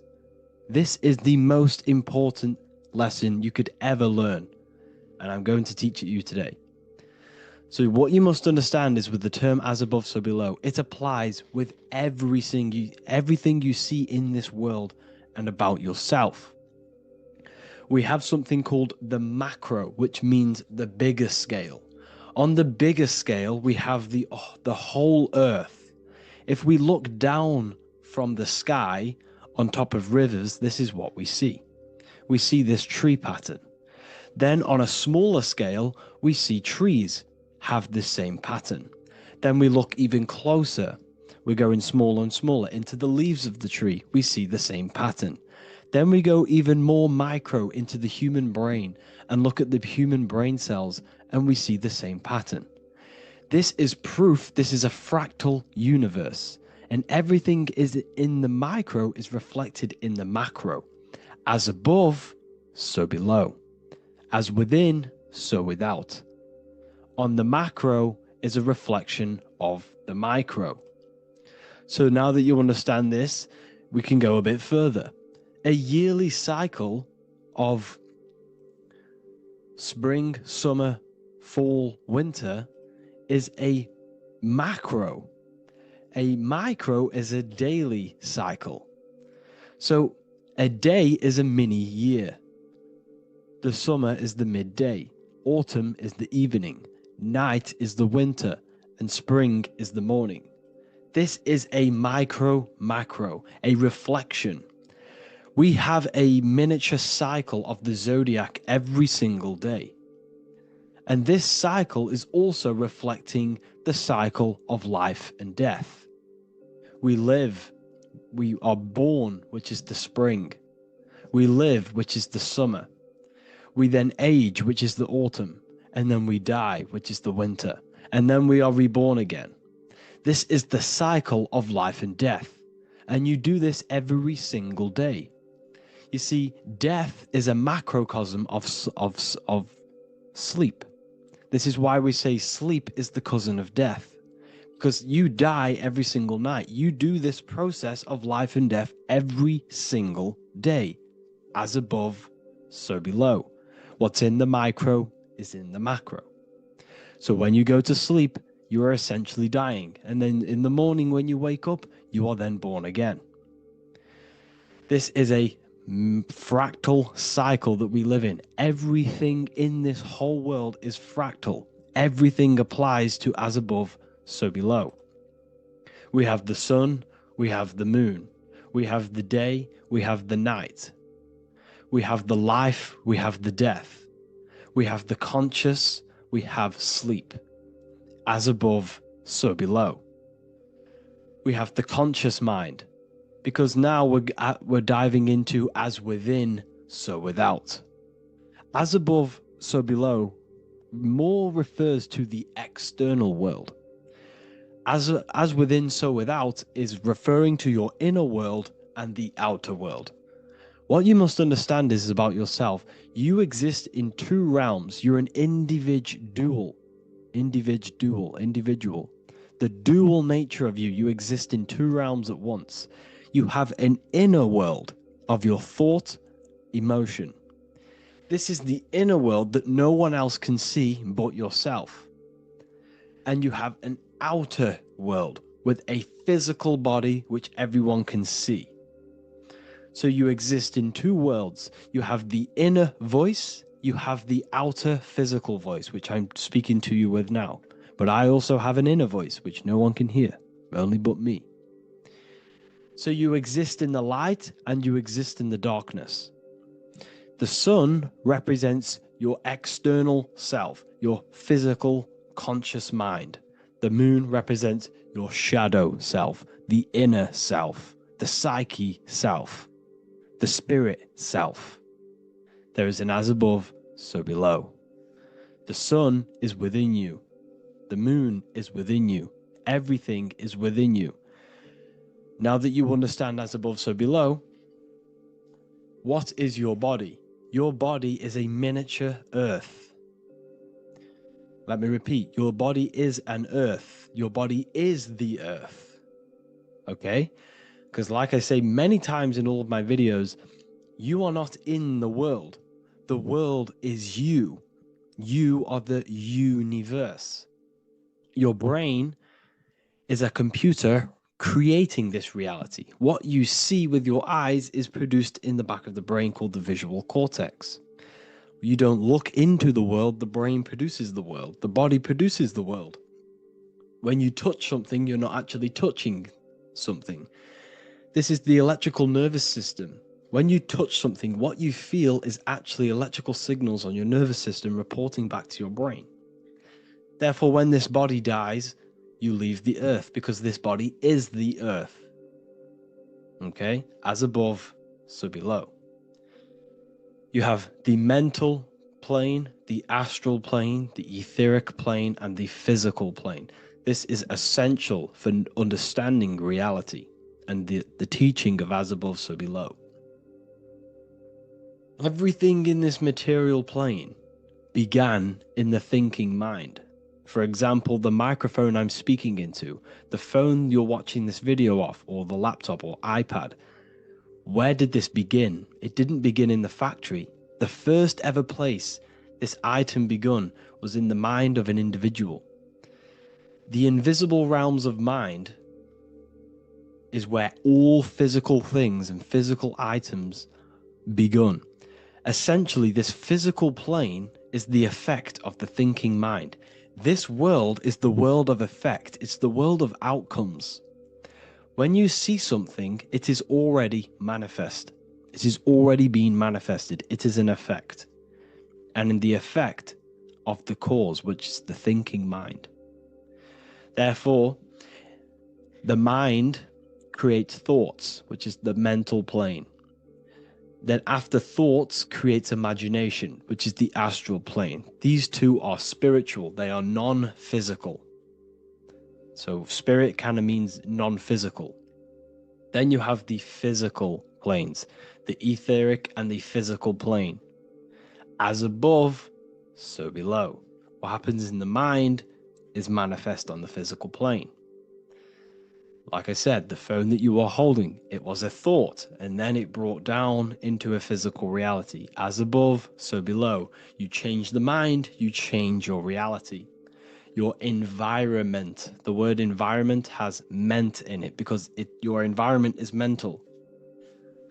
So now that you understand this, so what is the world around you? The world around you was created by the mind of God. It was manifested through God's thought. So you are living in the mind of God. You are a thought in the mind of God. God thought you into existence. But like I said, we are all fractals. Everything is fractal. If God exists, this means that you are God, as above, so below. God created you through the thinking mind, and he gave you a thinking mind. So God created the macrocosm. God created the macro, the whole world. He designed the whole world, the sun, the stars, the moving. He designed this. But then he gave you the thinking mind to design your own life and create your own life in his world. You are a microcosm of God's macrocosm. Just like God thought you into existence and the whole world into existence, you are a microcosm thinking your world, your reality into existence. You see this now? Everything is a reflection. Everything is a mirror. Everything is fractal. So in order for you to change your reality, you must change these higher planes. Your thought and imagination are the two key aspects of creating physical reality. Every object you see around you was begun in these higher planes of the non-physical, and they were brought out of spirit into physical matter through the thinking mind and physical action. So now we're going to get a bit deeper. The brain is not the mind. Now that you understand, we have spirit and matter. As above, so below. You have a non-physical side of reality and a physical side of reality. The mind is the spiritual brain. The brain is a physical manifestation, a physical effect of the mind. The mind uses the brain to operate in the physical world. And it's the same with the heart. The soul manifests itself physically through the heart. The heart is a physical manifestation of the soul, of the emotion, thought and emotion, the mind and the soul, the brain and the heart, heaven and earth. So you have the inner world and the outer world, the spiritual, non-physical, and the physical. So we are all on this process of awakening, an expansion of our minds into new fields of thought, into new fields of awakening ourselves. Because essentially we are born into this world. But you are born many, many times. You can be born physically and you can be born spiritually. Like I said, everything is fractal. So just like when the baby finds out that there is a world outside of its mother, what does the baby do? The baby seeks a way out of its mother, and then the baby is now born into a new world, a world outside of its mother's womb. It's the same with you and your spiritual process. As your mind becomes aware that there are other realities beyond your physical body, it then seeks a way out. And this is why you are probably watching my YouTube, because you are now on the path. Something within you has guided you to this path of knowledge, truth, enlightenment, and expanding your consciousness. And it is your soul who brought you here. Your soul speaks through emotion, a guidance. Emotion is the language of the soul. When you feel very bad, this is your soul telling you you're not in the right place. You're doing the wrong things. Because the soul is always unfolding its purpose, which is expansion and learning. That is it. The mastery of the self and the learning of the mind is the only thing that counts in the end after this life. So you are on a journey of expansion, of learning, creating, and spiritual rebirth. As above, so below. What does this body tell you? When I see someone overweight, I don't see the overweight. I don't see the body. I see the mind. I see an undisciplined mind. I see a mind that lacks self-control. I see a mind that seeks external validation. That's what I see when I see an overweight person. I don't see his body. I see the result of his mind. Because what does the Bible tell you? You shall know them by their fruits. It's the same saying as above, so below. You shall know them by their fruit. The fruit is their manifestation. Your body is a direct correlation and manifestation of your mind. Your inner world projects your outer world. As within, so without. As above, so below. Now, what do you see when you see this man's body? I see discipline. I see strength, mental strength, not physical strength. I see mental resilience of pain. Because all of this man's mental energy has been manifested physically within his muscle. This body is a direct manifestation of this man's mind's pain and suffering. And it shows discipline. This is why people instantly respect you if you are in shape. You walk into a room and you are in shape, people will instantly give you respect because they know that you are mentally disciplined. The body is a reflection of your inner world, and it's the same with your friends, your family, your connections with people. If you think about yourself very negatively all the time, and you don't have a good connection with yourself, you don't have a connection with your true self, this will manifest into every single relationship you have in your life. If you don't have a good relationship with your inner self, you don't have a good relationship with the people and the friends around you. Because as within, so without. If you think negative about yourself, you will only pick up the negative in other people. If I think very highly of myself and I think very happy and good things about myself, I will then see the good things in other people. Because it's as above, so below. As the inner world is, so is the outer world. It's the same with your life circumstances. Your life is a direct correlation of every thought you thought in the past. If you possess millions of pounds, millions of dollars, this is because you have thought this into physical reality. You live the life you are deserved. You live the life that you manifest through your thoughts. If you live a very poor life, this is a reflection of your mind. This is a reflection of what you have thought into physical existence. Because like I said, everything begins in the mind. As above, so below. And this is even present within the body. So where is the head? The head is at the very top of the body. And where does all manifestation begin? In the mind. That's where the mind is, in the head. And then the thoughts we think travel down the body into the heart, which is the emotion. Every thought we think is in the emotion. Every thought we think creates an emotion. This emotion then drives the action. Where does the action come from? The feet, because the feet move our body. We move with our feet to take action. Our hands. You see, so the body is even a microcosm a micro reflection, I can't even say it, reflection of the order of manifestation. This blew my mind when I figured this out. You see, the head, the thoughts begin here. This is the beginning of all manifestation. Then it comes down to the heart.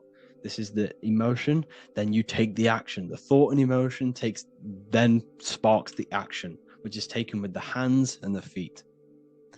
And where's the lowest point on the body? The feet, and that's touching the physical earth.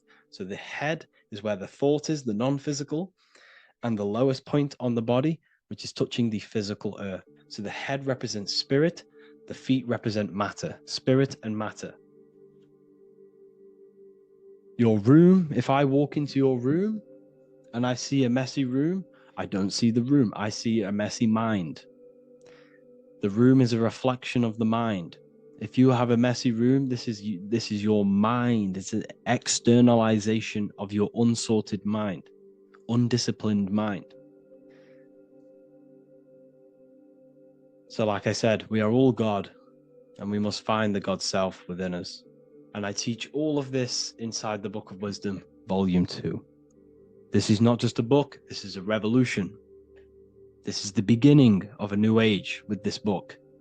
If you have read it, I congratulate you. You should feel very proud of yourself if you have an open mind.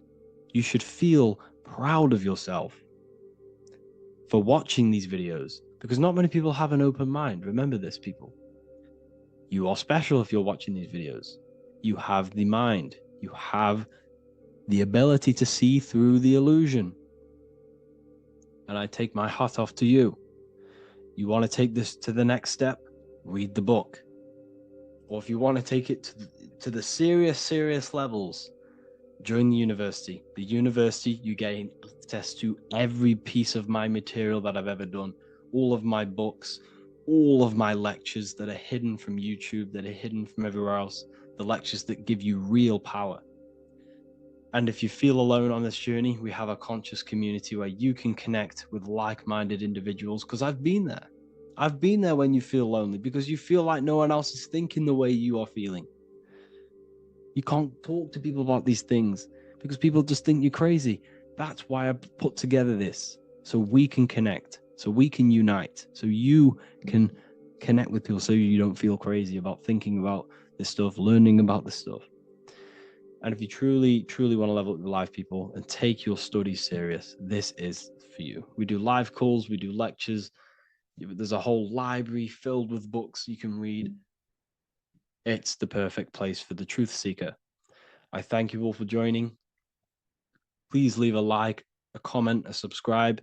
Let me know any future videos you want me to make in the comments. Thank you all. Have an amazing day.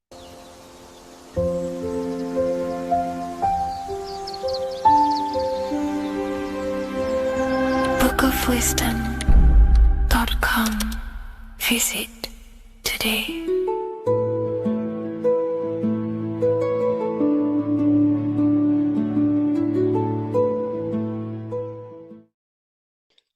What if I told you don't have one body? You in fact have four. There's a secret hidden right in front of you, and most of you overlook it. And by learning these teachings today, this will change your perspective on life, on yourself, and completely change the conception of yourself. This is the key to your highest potential. If you stay with me today, you will find secrets about yourself that will change your life. But I warn you, once you step this path of esoteric knowledge, there's no going back. Once you see, you can't unsee. So stay with me, and we will discuss the four bodies of your soul and how you can master yourself to reach your highest potential. The first thing we must understand is that there is a sun. And just like the sun gives life to the earth, there is this life force within the sun that gives life to all matter. We must understand that matter itself is dead. It has no life potential. It has no ability to create or destruct anything. All of the life comes from above, from the sun, from the life-giving power of this infinite energy source we call the sun. No matter what model you believe, the sun still gives power to this physical realm, giving life to all of the crops, giving life to animals, giving life and growth to all things that the rays come in contact with. This is a macrocosm process. We must understand the teachings of as above, so below. This means that the macrocosm repeats itself in a microcosm form. Now, what do I mean? Humans are made in the image and likeness of God. You are a miniature version of God, a spark of the divine consciousness made in human form, in physical form. Just like the sun gives life to all physical matter and growth to all crops on the earth, your soul is a miniature sun. And your soul is giving life to the body. Your body is a miniature earth, which also goes through the cycles of the 4 seasons of the sun. We feel different in each one of these seasons. It's because our body does not only go through these cycles externally, but these cycles happen within ourselves, within consciousness. Your soul is the sun. The sun you see in the sky is an externalization of your soul. Your soul is the life force. You are the soul, not the body. And like the sun gives power to the earth, the soul gives power to your body. So first, let's look at the etymology of the word sun. The word sun comes from it's a Latin word solis or sol, which means the sun. Sol then became soul, sun, soul. And in fact, S-O-N and S-U-N in the old etymology dictionary mean the exact same thing. They are interchangeable.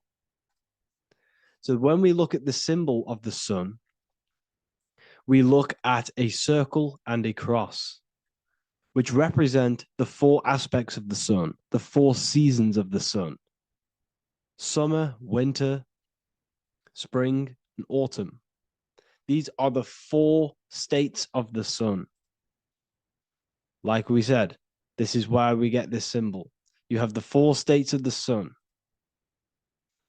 which represent the 4 bodies of the soul. Now, this is where we get deep. Like I said, the sun you see in the sky is a macrocosm of your soul, an externalization of your soul. Just like your sun has 4 seasons, the 4 seasons within us are the 4 bodies. Our soul is incarnated and split into 4 sections. We have a mind, we have a physical body, emotions, and spirit. These are all interchangeable and they are all linked. In ancient alchemy, we have the exact same symbolism of the 4 stages of alchemy. But in this case, they're symbolized as the 4 elements: earth, water, air, fire. In this ancient alchemical symbol, we have the pentagram, with the top one representing the soul, ether. Our soul then has the 4 bodies, with the human here. We have the man, the eagle, the bull, and the lion. We see this on the tarot card, the Wheel of Fortune. The man, the eagle, the bull, the lion. We see this in Matthew, Mark, Luke, and John. The lion, the bull, the man, and the eagle. We see this with depictions of Jesus. Jesus, the man, the bull, the lion, and the eagle. These represent the 4 fixed signs of the zodiac: Taurus, the bull; Scorpio, the eagle. Scorpio was symbolized as an eagle. It's an ancient symbol. Now it's been changed to a scorpion, of course. Leo, the lion; Aquarius, the man. These represent the 4 fixed signs, which are 4 different elements. Taurus is an earth sign. Scorpio, a water sign. Leo, a fire sign. Aquarius, an air sign. Taurus is the earth.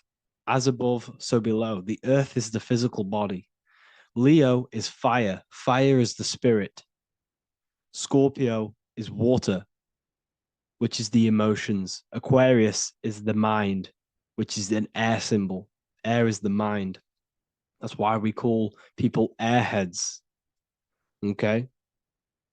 So what we're actually looking at here are the 4 aspects of our soul.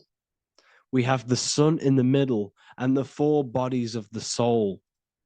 This is what Jesus is symbolizing. Jesus represents you. God made flesh with the 4 aspects of the soul. The 4 gospels are all depicting Jesus in 4 different ways according to the different body of consciousness.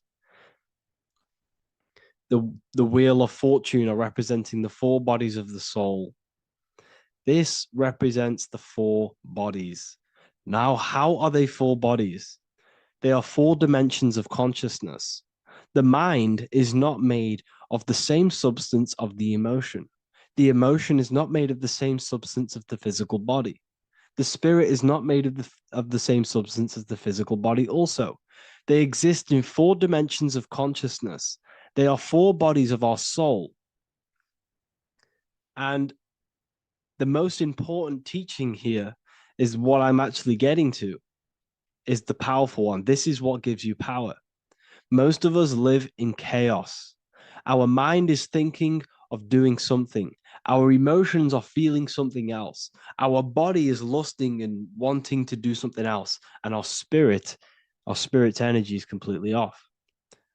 Most people live in unbalance. None of these 4 bodies are working together. This is why we produce chaos in our lives. When these bodies are in balance, are not working together. So in alchemy, they symbolize the 4 elements, which are the 4 bodies of consciousness. These are the furnaces with the fire. They represent transmutation of each body. We have to sync these bodies. We have to sync the mind with our emotions, and our emotions with our actions, the physical body, and with our spirit. These 4 key bodies need to be in line in order for us to create consciously in our life. Because each one of us is a creator, a miniature version of God, creating our own earth, creating our own material reality. And in order for us to create consciously and with effect and power, we must have these bodies unified so that we can create consciously and not create chaos.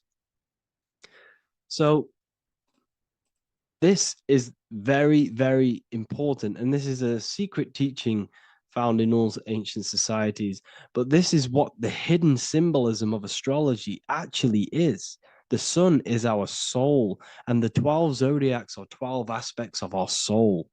And we have the 4 aspects of the 4 main bodies. This is what we're looking at.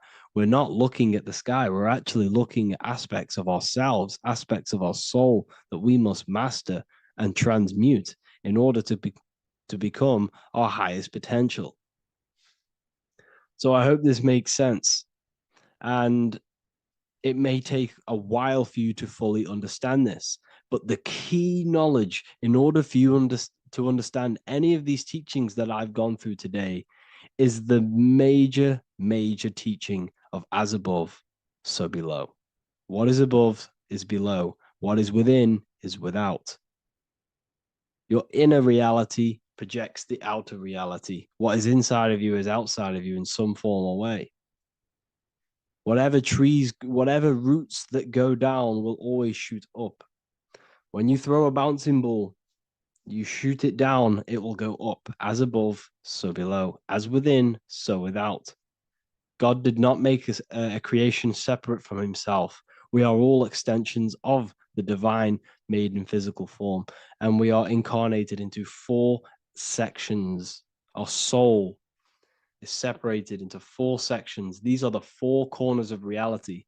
These are the 4 pillars of reality that we must control. So in order to access our soul in meditation, we must turn off these 4 things. Turn off the mind, the emotion, the spirit, and the body. And then we access the soul. So I hope this video helps today. And you can learn all about this in the Book of Wisdom, Volume 2. This book is a revolution in consciousness. I do not recommend everyone reads this book. This book is only for people who are serious and want to transform their lives. This book is a book that will change the scope you see reality. It will change your perspective on yourself because you will resonate with this. This book does not just give you information, it gives you a sense of well-being. It gives you truth, and you will find your power from this information. This information is not just information, it's a key to your path of enlightenment and transformation. So you can find this book in the description of this video. And if you are part of the university, I will see you on the live calls. Thank you, everyone. Please leave a like, subscribe, and a comment, and let me know whatever videos you want me to make next. Anything that you fail to understand or have any confusion with, I can make a video on it. So let me know in the comment section any reviews or anything I should do. Thank you all, people. Have a great day.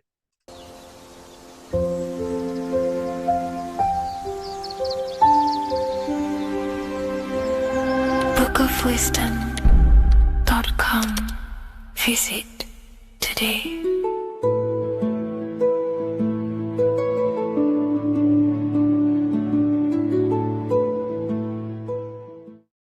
What if I told you that the seasons don't just change the external world, they also change your internal world? They have a psychological and a spiritual effect on your consciousness. If you're new to esotericism, you may not really understand this. But if you have some deep understanding of as above, so below, you already know this. But today we're going to be explaining it in great detail. So tune in, take a pen and paper, maybe make some notes. So we have 4 seasons. The sun is the main source of life on the earth, and it changes the circumstances on the earth in 4 different ways. Of course, we have spring, summer, winter, and autumn. These are the 4 states of the earth due to the sun's cycle. Not only do they take place on the earth, they also take place on you, your body, your mind, your spirit, your consciousness. They change things internally and externally. The first thing we need to understand is that we have a dual nature. We have a mind, and in that mind, we have an internal self. That's what we call the spiritual self.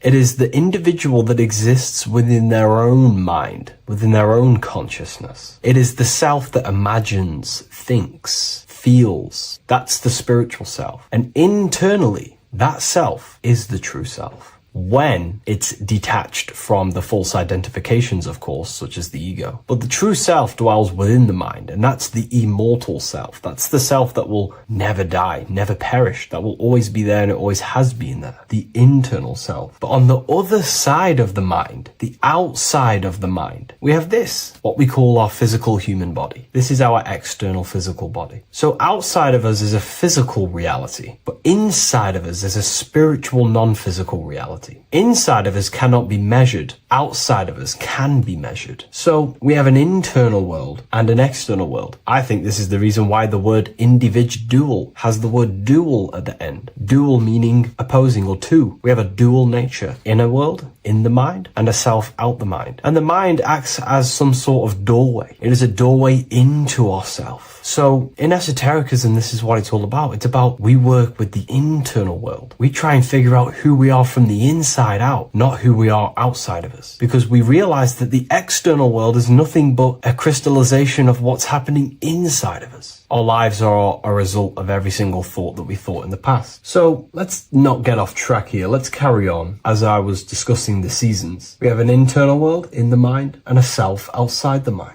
And this is reflected even in the cycles of the heavens. This is how you know the universe is intelligently designed, and the law of correspondence corresponds with everything. The law of correspondence is as above, so below. It's not a Hermetic principle. It's not a Freemasonic principle. The law of correspondence, as above, so below, is just the law of life, of the universe. It is in everything. So the daytime, the sun, this is external impressions, or expressions, should I say. We express ourselves outside the mind, in the outside world, in the material body, taking actions outside of us during this daytime. The sun represents outward expression, the daytime. This is when we wake up, we're conscious, we do things outside of our mind. But then the nighttime comes around and it becomes dark and the moon rules over the nighttime. And we return back to our internal world. We return back to the darkness. We return back to the internal self, the self in the mind. Really is fascinating. And this is as above, so below. This follows the correspondence. This follows the law. Although that the outside world has a cycle of day and night, so does our own mind have this cycle. As above, so below. As within, so without.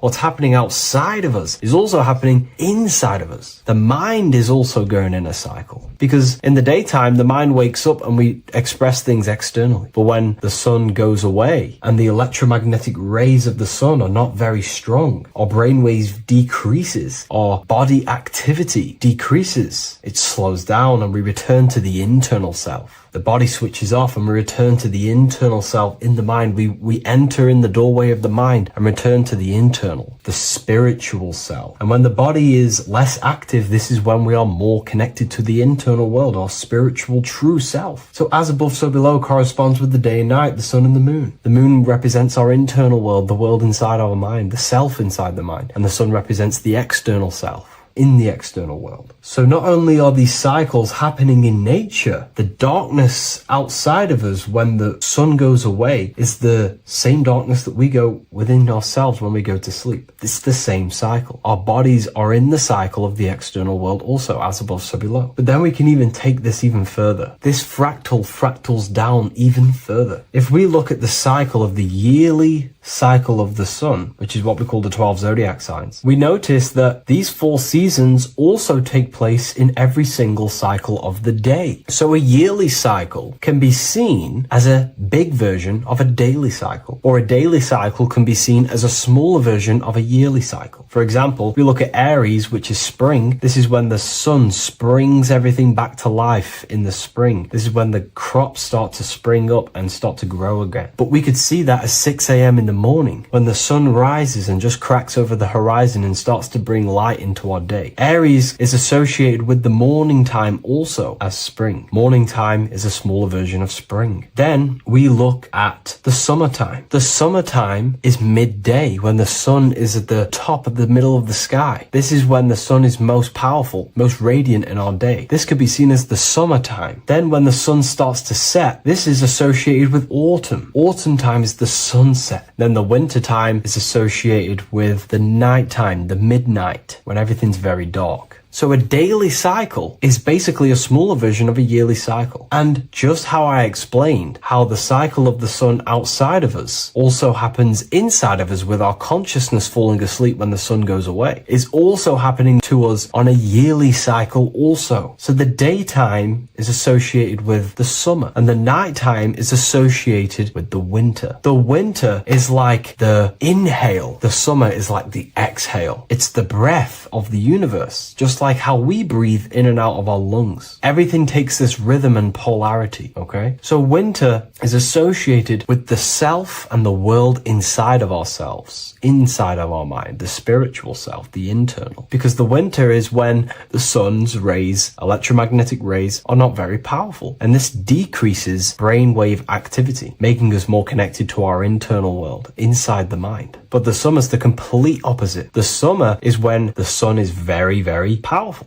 And the sun's powerful electromagnetic rays increase brain activity, making us more actionable in the physical world outside of our mind, in the external world. So summer is the daytime and winter is a big version of the nighttime. Vice versa. Just like how in the winter, we're more in the house. We're inside buildings because it's very cold outside. Animals hibernate. They go inside. They go into little places. They collect all their food and prepare for the winter. They go inside. They go in darkness to hibernate. So does our consciousness, our spirit, the self inside of our mind. We can use these cycles to our advantage, to evolve spiritually, to connect and be more balanced. You know, I've mentioned a lot of this inside the university to my members, to the family inside of there. We discussed this. We had a great discussion about this. And, you know, the live calls we have are priceless. The conversations you can have with someone when they're awake, you never forget them. You always have deep, meaningful conversations. And we discussed this deeply, and we're going into some interesting things about how we can use these types of changes in the seasons for our spiritual growth. We even discussed about spring and autumn and how they're associated with the different spiritual bodies that we have. But anyways, let's not get off track. Lucid dreaming,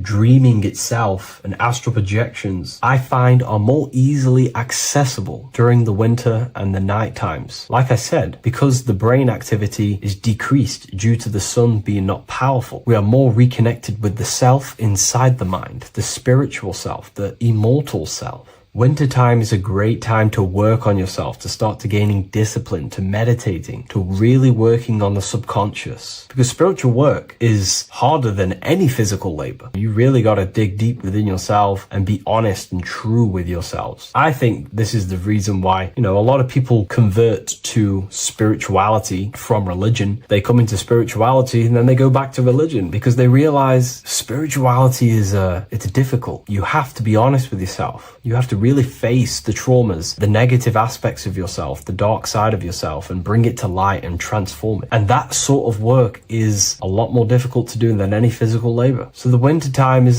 the time that we go inside ourselves. We reflect a lot more. We need to work on ourselves, on our mind, on our negative habits, on our dark traits, on our things that we have been pushing away and not controlling. The winter time is that time we can really start to connect with the internal self, work on our imagination, work on our mental willpower, work on all of these things like lucid dreaming, astral projections, and purifying ourselves, removing any mental barriers, any negative belief systems that may be subconsciously holding us back. It's easier to access the subconscious in the nighttime and in the winter, especially the winter. That's why I made this video, because we're in autumn now. We're transitioning into the winter. So I thought I'd share this with you all. And it's important to understand that you are a microcosm of God. Like I said, the law of correspondence associates with everything in the universe, people. Everything. And that's the best thing with the law of correspondence. And I've been using this for the past 3 to 4 years, right? The law of correspondence has determined and filtered out so many lies that was given to me, that's given to you, that's given to everyone in the world. The law of correspondence is like a filter. If someone gives you a piece of information, for example, gravity, and it does not apply with the law of correspondence, then you know it's a lie, because it's a universal thing. What happens inside of me also happens outside of me. What happens in my astral world happens in my material world, more than likely. As above, so below corresponds with everything. The same structure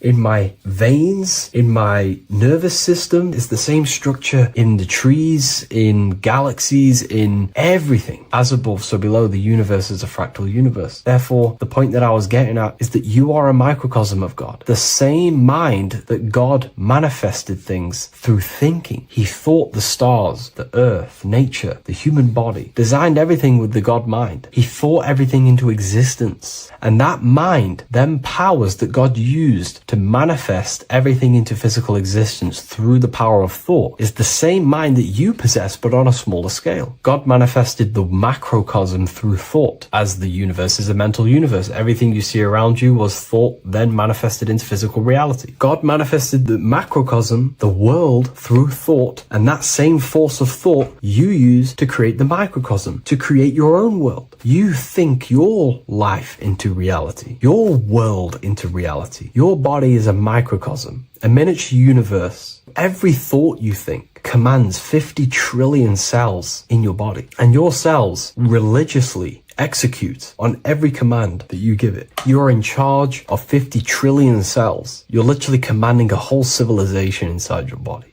And this is how you are a reflection of the divine. The God mind created the macrocosm, the world, and you create your own world inside that world using the same power as thought. Very powerful. So everything that happens outside of you is also happening inside of you. The law of correspondence is the most important, the law that you could possibly learn, because it makes everything so clear for you in the universe. Makes life so clear. You see reality for what it truly is. It's a reflection of the higher dimensions. Just like how reality right now is a reflection of what's happening happening inside of people's minds and consciousness. We can't blame the elites for all the negative things that's happening in reality, because all the negative things that's happening in reality is the negative things that's happening in people's minds. We need to take control of ourselves. So with that being said, thank you all, everyone. If you wish to read more, 90% of you watching this video have already got this book. I want to say thank you for your support. It means the world to me. It makes me research more and write more books. And the book of Symbolism is coming very soon. So thank you, everyone. I'll leave a link in the description for the university, for the live calls, and for the book if you wish to join. Have an amazing day.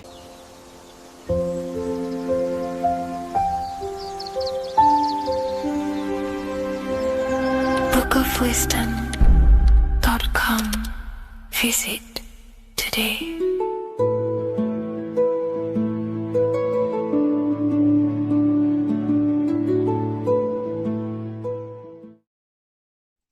Today's topic is the binary code behind the universe. You will learn the fundamentals of the binary code, deeper understanding of reality, which will give you more of a connection to the universe, evidence supporting the existence of this code, and how to use the binary code to shape your reality. Now, this is an important one. We have 0 and 1. This is the binary code of the universe. It underlies everything. It is the source of all creation. The universe is binary in nature, meaning it exists as both something and nothing, on and off, male and female, light and dark. Everything has its polar opposite. At its core, all that exists is 0, representing nothingness, infinite potential, and 1, representing something, order. 0 represents the feminine, vast, formless, and infinite potential. It is the space from which all things emerge, the womb of creation, the receptive and expansive force. 1 represents the masculine, structure, form, and order. It is the active principle, the initiator, the force that defines and shapes reality. Together, they create the fundamental duality that underlines existence, the balance between chaos and order, the void and creation, yin and yang. We see this in the masculine and feminine bodies. This is deeply encoded into the fabric of reality. And once you see this, you will never unsee this. So please leave a like on this video if you love my content and you love the wisdom that I share with the world. So we see this with the masculine genital areas. Remember, this is the genital area. This is all to do with creation. These are the generative principles, the generative organs in the body that allow creation to continually outfold into new life. The genital areas are all to do with the code. The male is the 1, the action. He's the initiator. The feminine is the 0, which is the infinite potential, the womb of creation. 0 and 1. This is why we have 10 numbers. 0 and 1. Masculine and feminine. We even see this in the bodies. The feminine body is made out of curves, which is 0, curves. And the masculine body is made out of lines. So please leave a like and comment if you love this. And if you have any lecture ideas, feel free, and I can make a lecture on any suggestions that you have. So look at the word masculine. Masculine, line. Line is just one line, which represents order. 1. Feminine. 9. 1 and 9 equals 10. 0 and 1. The binary code of all creation. Why is feminine? Why the number 9 for feminine? Because the moon has to go around 9 times to create a human in the feminine's womb. And look at this image of nature. All nature is zeros and ones. Now you can tell. The stick is a 1. It's a line. And here we have curves. It's curves and lines. Curves and lines create reality, creates matter. Everything is 0 and 1. We even see this with the sky. The sky represents zeros. They represent curves. The heavens, the heavenly bodies, the sun. These are circles. The moon, circles. The planets, circles. Down here is matter, representing the square. We have the Freemasonic square and compass, representing lines and circles, masculine and feminine. We see this with Leonardo da Vinci, with the circle representing the spirit, the void, the womb of creation, and matter, which is the body. This is the soul in matter, infinite potential in matter. This represents spirit over matter. This represents the architect of reality, zeros and ones, spirit and matter. This is all the same thing. Understanding this binary nature of the universe, where 0, feminine, represents the infinite potential and 1, masculine, symbolizes order and structure, can benefit you in several ways. Manifestation and creation is the first way it can benefit you. Now that you understand this, you understand that everything comes out of infinite potential. 0, infinite potential. 1, action, equals manifestation, equals creation. So you must pull things out of infinite potential. If you have ideas but don't take action, too much 0, nothing materializes. You'll never materialize if you sit there imagining all day, visualizing all day. You have to take action. They both come hand in hand. If you only take action without tapping into intuition and creativity, too much 1, your actions may feel hollow and misdirected. Using both effectively leads to greater success in life, work, and relationships. This is the 33rd degree motto, or this is on the 33rd degree of Freemasonry Scottish Rite logo, and it's called Order Ab Chaos, order out of chaos. Chaos is the 0, infinite potential. Chaos is the dimension of the imagination. This is where this all ties in now. Imagination is the dimension of infinite potential, pure potential, formless creativity, and the realm of infinite possibilities. It is the void, the unmanifested energy that contains all that could ever be. That is the imagination. The imagination is the dimension that you are connected to, and you can pull any idea out of and materialize it into a reality. Matter, on the other hand, is order brought out of the imagination, chaos. It is when raw potential is structured, defined, and crystallized into form. This is the fundamental principle of order out of chaos, the process of turning the unseen into the seen, the abstract into the concrete, the dream into reality. That's why we say dreams into reality. Dreams are in the imagination, infinite potential, and the human mind is connected to high dimensions of consciousness, which we can pull ideas, things out of, and materialize it into our lives. Whether that's good or bad, that's completely up to you. But we have access to higher dimensions beyond the physical plane. And this is the secret, that the human mind is connected to, and that you are not just a physical body. Okay? The universe itself was born from chaos. Before form, there was only energy and potential. Our minds function the same way. The mind is a microcosm of the universe. Our thoughts exist in an infinite field of possibility, but they only become real when we take action and give them form. If your inner world is filled with chaotic thoughts and impulsive emotions and negativity, then creating order within is essential for balance, clarity, and growth. What do I mean? Order out of chaos, 0 and 1. All creation comes out of infinite potential. The mind, the imagination, is the infinite potential. The material world is the order. It's the effect. Therefore, if your material world has chaos, if your room is messy, if your body is out of shape, if you do not look after yourself, everything in the physical world is just a reflection of what's going on inside of you, what's going on inside of you.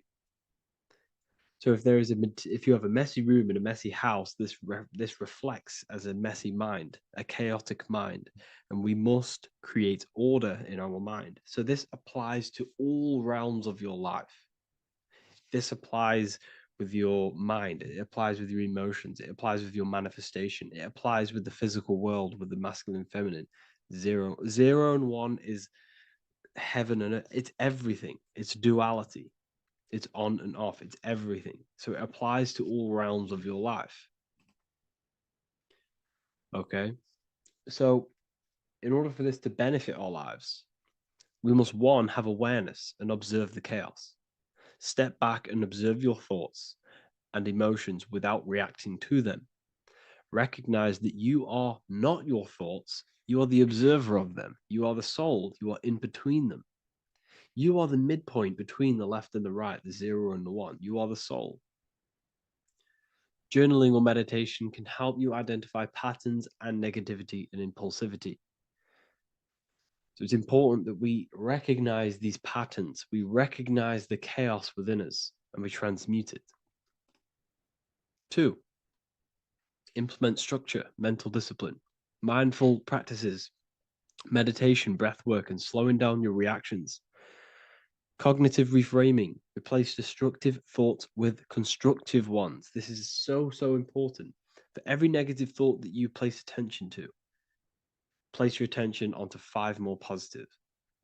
Never think about something that you don't want to manifest, because whatever you're placing attention on inside that mental field of consciousness, you're giving attention to, which then can manifest into your action, and that will materialize into your world. Routine and ritual. Create daily habits that anchor you. Morning routines, exercise, or creative outlets bring stability. We must master the inner world of thought and emotion. We must bring chaos into order. In order to create anything in your life, you're turning chaos into order. Order out of chaos. You're turning 0 into 1. This is the binary code. All things underlie it. 0 and 1. So it's so important that we master our minds, we master our emotions, we master our inner world so we can produce effect in the outer world. We cannot create consciously and effectively if we have chaotic thoughts and impulsive emotions.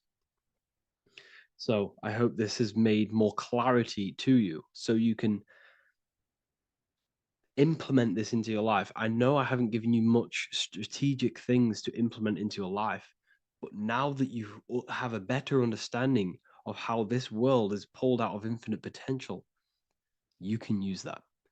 Everything in your life is pulled out of your imagination.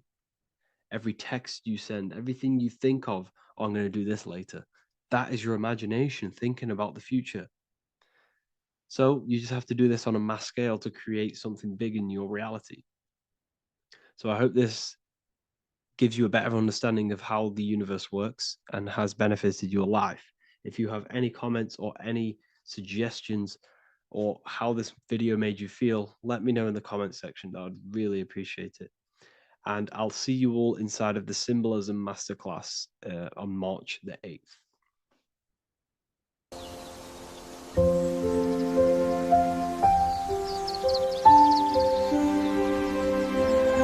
bookofwisdom.com. Visit today.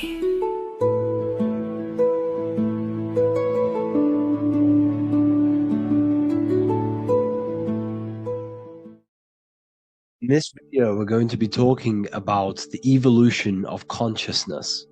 You are born human, however, you possess consciousness, which is the awareness behind your being, the awareness behind your thoughts, the experiencer behind your 5 senses, the experiencer, the observer behind your thought, emotions, and senses. You are an eye, an invisible consciousness looking through a lens, which is your body. Your body produces this physical world that you experience. Your brain produces this world. Your brain and body is a technological computer. However, you are an infinite, ever-expanding consciousness behind this physical body. And there is an evolution of consciousness, a cosmic journey of expansion. And this is why we see so much pyramid symbolism in the occult and esoteric world, and especially within Freemasonry. Because the pyramid represents climbing, an evolution, a raising state of consciousness, a journey. Steps symbolize a journey upwards. This is the raising and the evolution of consciousness, our inner world. The transmutation of our inner selves, of our souls and consciousness and our minds. So when we see this pyramid, we're seeing a evolution, a way up to source consciousness. And the eye in the pyramid represents your source consciousness. It represents illumination. It represents divine guidance through this evolution of consciousness. This is why we see the ladder. Consciousness is ever expanding on an infinite journey of evolution. Each individual is a part of this cosmic process, contributing towards the ongoing expansion of both mind and awareness. As we evolve, we collectively explore deeper levels of existence, expanding the boundaries of thought and consciousness. The mind has the ability to expand infinitely into new realms of thought, into new dimensions of mind. The mind cannot be filled up. It is not a physical substance. The body can be filled up because it is a physical thing, but you cannot fill the mind. Therefore, the mind is constantly expanding, ever expanding into new fields of thought. So what we see in Freemasonry, the ladder, is again a journey, an elevation of consciousness. When we are born with an infant consciousness, and as we gain older, we gain an adult consciousness. Our inner world, our inner mind, and our emotional intellect changes and evolves. We are significantly different from when we were very young as an infant. It's because our consciousness evolutes, it changes, it alters like water. So just like this evolution of your own consciousness as growing up, there is consciousness of beings existing in cycles beyond our own. And their consciousness is unimaginably different from ours. They operate on a higher level of understanding and knowing, experiencing reality in ways that transcend our current comprehension. Our minds right now cannot comprehend the highest states of consciousness. There are entities, there are beings beyond our own, existing in higher dimensions of consciousness that we cannot comprehend because they have expanded. They are on a further way up the ladder of consciousness. However, we are all on the same journey. None of us can take the same journey. There is one ultimate goal, reaching source consciousness. However, this is always ever expanding. However, we are all on a different journey. There is one truth, one source, one goal. However, there are billions in different ways of reaching it, and we are all on these different paths to source consciousness, to this ladder, this evolution of universal evolution. Okay? Their awareness is attuned to new dimensions of existence, reflecting a more advanced stage in the cosmic journey of consciousness evolution. So when you take DMT, you are shot into these higher realms of consciousness where you meet these beings who look similar to these images. They are not speaking to you physically. They don't speak to you three-dimensionally through vibration and words. They speak to you mentally. If you have done DMT, then you know this. And if you have met these beings, then you know this. You might have even met some of these types of beings on mushrooms or any psychedelic drugs. Because ultimately, when you take these mind-altering substances, it's altering your consciousness. It's merging your consciousness with the spirit of that substance. And you are essentially attuning your mind to higher dimensions of consciousness. That's why we say we're getting high when we take these substances. Therefore, when you meet these beings on DMT, you are essentially meeting beings who are attuned to higher dimensions of consciousness, and they speak to you mentally. They speak to you telepathically through thought, because the universe is mental. Everything exists within the mind. The way you are now, your physical existence, is a state of mind. Mind, thought creates matter. Spirit and matter are two opposing ways of thinking. If we have a very spiritual mind, we have an expanded mind, we are a spiritual person. through the mind. However, if we have a very low state of consciousness where we think about food, sex, lust, and all physical things, then we have a physical consciousness. Matter and spirit are two opposing forces, two ways of thinking. The mind attunes itself to different levels of understanding in different dimensions. So, essentially, this is what we're looking at. The body is a vessel for the fluidic, formless consciousness, a temple that houses the essence of our awareness. While the five senses are limited to perceiving only the physical plane, the mind transcends these limitations, capable of perceiving the full scope of reality. It is through the mind that we access deeper truths beyond the material, tapping into boundless nature of existence. Physical existence is a thin band, a thin layer of reality. It's like 0.001% of reality. And your five senses are only tuned into this layer of reality. But the five senses are, by design, only allowed to perceive physicality. But the mind has the power to expand beyond this physical five sense state. The mind has the power to expand and evolute. It is a conscious decision whether you want to take this path or not. You can stay in a three-dimensional way of thinking, or you can expand your consciousness from within. It's not an external journey. There is no God going to save you. You must save yourself. Therefore, behind every single one of these eyes is the same source consciousness. However, we are all different cells in a different journey. The organs in your body, the cells in your body are all alive. They all possess same consciousness, universal consciousness. However, we are all on a different journey of evolution. As above, so below. As the baby is in the mother's womb, when the baby becomes conscious, there is a world outside of its mother. What does it do? It presses and seeks a way out to be born in the other world outside of its mother. It is the same with your consciousness, your mind. When your mind becomes aware that there is realities beyond the immediate surroundings, it seeks a way out. And this is exactly what I'm doing to you now. I am now expanding your mind and telling you there is other ways of reality. There is other dimensions of consciousness which you can access through inner transmutation, through different ways of thinking, spiritualism, and meditating and connecting with yourself and detaching from external things. We can upgrade our consciousness. Your body is a womb. Why Jesus says you must be born again to see the kingdom of God, because you are born physically and then you must be born again spiritually, awakening your inner consciousness. So like I said, as the baby is in the womb, it's the same principle. As above, so below.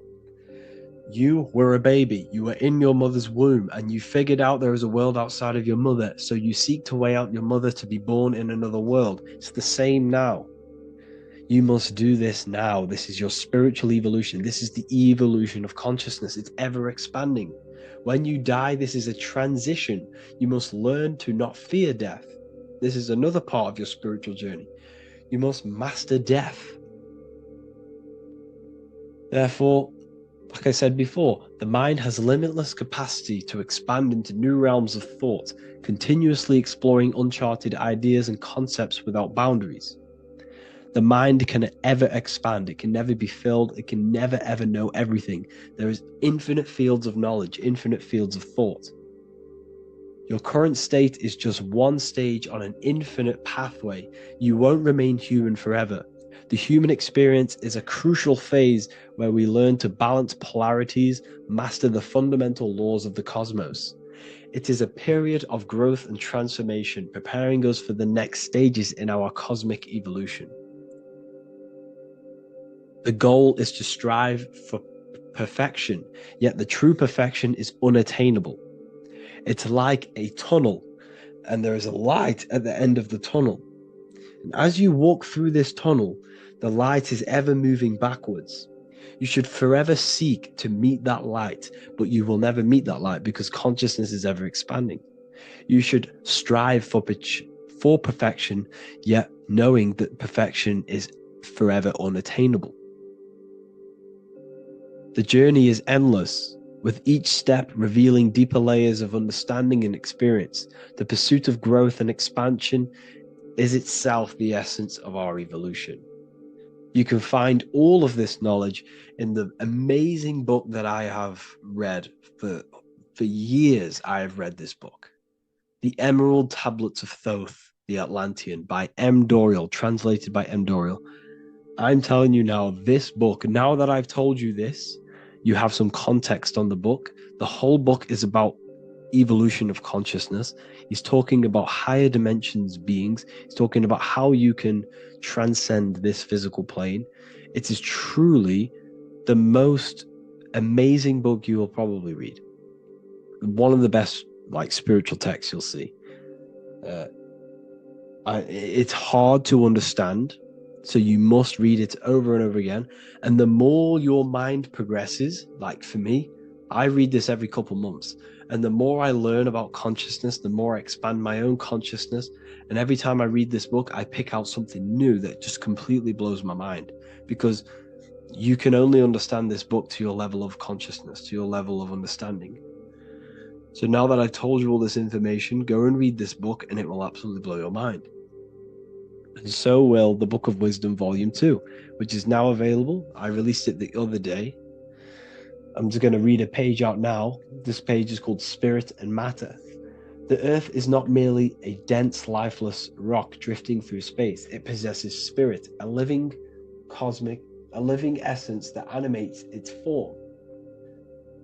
But what do we mean by spirit? Spirit in esoteric terms refers to the energy, the life force, animating the principles infused in matter.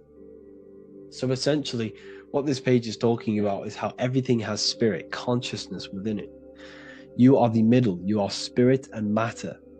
You have the ability to expand your mind to the God self and raise above our animal instinct, our material self, and know the divine and expand. Animals cannot do this. Animals are not self-aware. Humans possess self-awareness. We can observe our consciousness. We can say, why do I exist? We can look in the mirror and know that we need growth. And this is what Anunnaki means. Anu means above. Anu was the supreme god of the sky, which is a metaphor. He represents spirit above, heaven. Anu came down to earth and married Ki, the goddess of the earth, which represents matter. It's a myth, it's an allegory.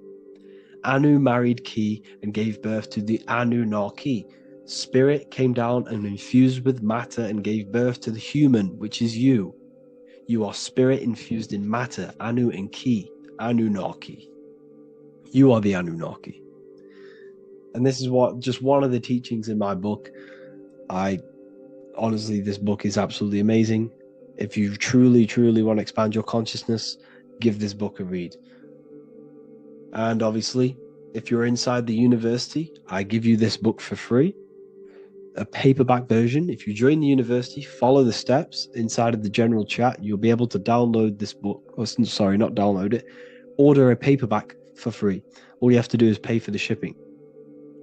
You'll also gain amazing knowledge inside of my library, where your mind will just be overblown with the amount of esoteric books. There's over 45 rare occult books, plus you get a PDF of the Volume 1 and Human Health Guide. You get reoccurring updates where I expand on symbolism, occultism, where you will just feel absolutely amazing once you understand esotericism in yourself. You'll also learn how to create the dream reality that you want with the Manifestation Mastery course, where I teach you how your consciousness creates reality. You'll have a real lectures where I post lectures on symbolism, occultism, esotericism. There's a conscious community and live calls and Q&A where you can ask me questions and I'll answer your questions.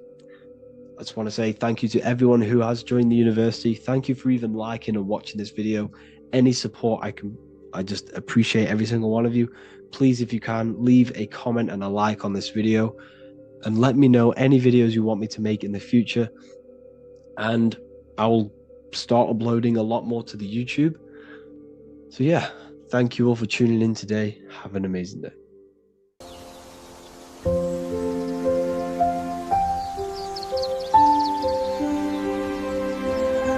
bookofwisdom.com. Visit today.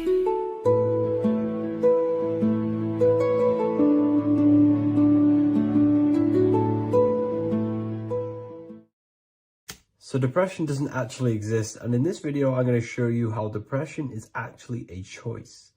And I'm going to give you some solutions on how to deal with it. And this is probably going to change your life forever just by doing this alone. Okay, so the first thing you need to understand about depression is that it exists in your conscious mind. It exists in your thinking mind. So what is inside your thinking mind? You have your body, your name, your reputation, your trauma, your memories, your family, your worries, your interests, your bills, your passion, dislikes, goals, right? Most people identify their lives with this. They identify their lives with their thinking mind. They think they're their name, their job, their reputation, their memories. But this is not who you actually are. Who you actually are is the observer of that. What happens if you stop thinking? What is left? You're left with unconditioned consciousness. You're left with the self, which is what we refer to as I. We are the consciousness, not the thinking consciousness. You are not these labels. You are not your thoughts. You are not your job, your name, your reputation. Okay? And the reason why I'm telling you this is because it's very important, is that we are something beyond this body, beyond this name, beyond our thoughts. We are the consciousness. So depression exists inside of the thinking mind, the conscious mind. Okay? So if you want to get rid of depression, you must learn how to escape the thinking mind. And not only just escape, but that's step one. In meditation, you do meditations, right? We sit still and we have to learn how to control the mind and turn off the thoughts. And when we turn off the thoughts, depression goes out the window because there's no thought present in your mental field of consciousness to be depressed. Okay? You must understand, who is the one suffering from the negative thoughts? Who is the one suffering? Your mind is not suffering because the mind is producing the thoughts. Your body's not suffering from the negative thoughts. You are suffering. And who is you? You are a soul. You are that feeling. You are that person beyond the thoughts, beyond the feelings, beyond that. You are the one experiencing. You are that. Meditation gives us the ability to turn off the thinking mind. This allows us to escape our thoughts. Okay? And it gives us, over a long period of time after meditation, you'll be able to turn this switch. And this switch will be able to turn off your thoughts. And by doing this, we will be able to control our conscious mind directly by the hand. So when you notice yourself gaining them negative thoughts, we can then turn off the switch of turning off the conscious mind and rising to our authentic self and knowing the thoughts are just illusions. Now, let me tell you something that's very powerful. Most of your thoughts are coming from beliefs. Most of your feelings are coming from beliefs. So if you have a feeling of lack, this is coming from a belief that you don't have much. If you are feeling alone, this is coming from a belief that you are alone. So what we must do is restructure ourselves. We must restructure the subconscious mind. And we do this in many different ways. We can do this with meditation. We can do this with visualization, visualizing our desired reality as if we are living it. We can do this with affirmation. Now, a lot of people think, oh, I'm trying to speak something into existence with affirmation. No, you're not using vibration to try and change reality with what a lot of these new age people will teach you. Vibration, your words will not have much an impact on reality. That's the truth. But what they do have an impact on is reprogramming and recrafting and refining your mind. If you repeat, I am wealthy all day long, your subconscious mind, that word will be lingering inside your subconscious, and you will start to mold that into your conscious. You'll start to be consciously thinking about this. Most of your thoughts are coming from your subconscious. So if you want to get rid of depression, you got to figure out the trigger. What are you depressed about? What are you feeling? What are the beliefs that are making you feeling and thinking this way? And that's what you must restructure. You must restructure your subconscious mind through visualization, meditation, and affirmation. You do these all the time. You do these every single day, and you will slowly, if not surely, restructure your subconscious mind. While by doing the practice of meditation, you'll gain the off switch as well. Sometimes depression comes from not living in your authentic self. You're not doing the things that your soul is telling you to do. We all know what we should be doing at all times. I don't care what you have on. We all know we should be doing something. We all know that we have there's a higher aspect of our mind that tells us, oh, we need to be doing this, but I'm actually sat here on my phone. Oh, I shouldn't be eating this, but I'm doing it anyway. There's always that higher voice. And that is the voice that has to be connected to. And when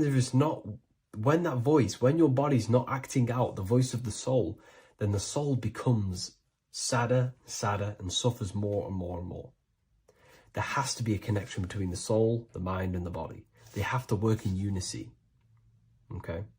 So I hope this video helps with depression, with whatever you're going through mentally.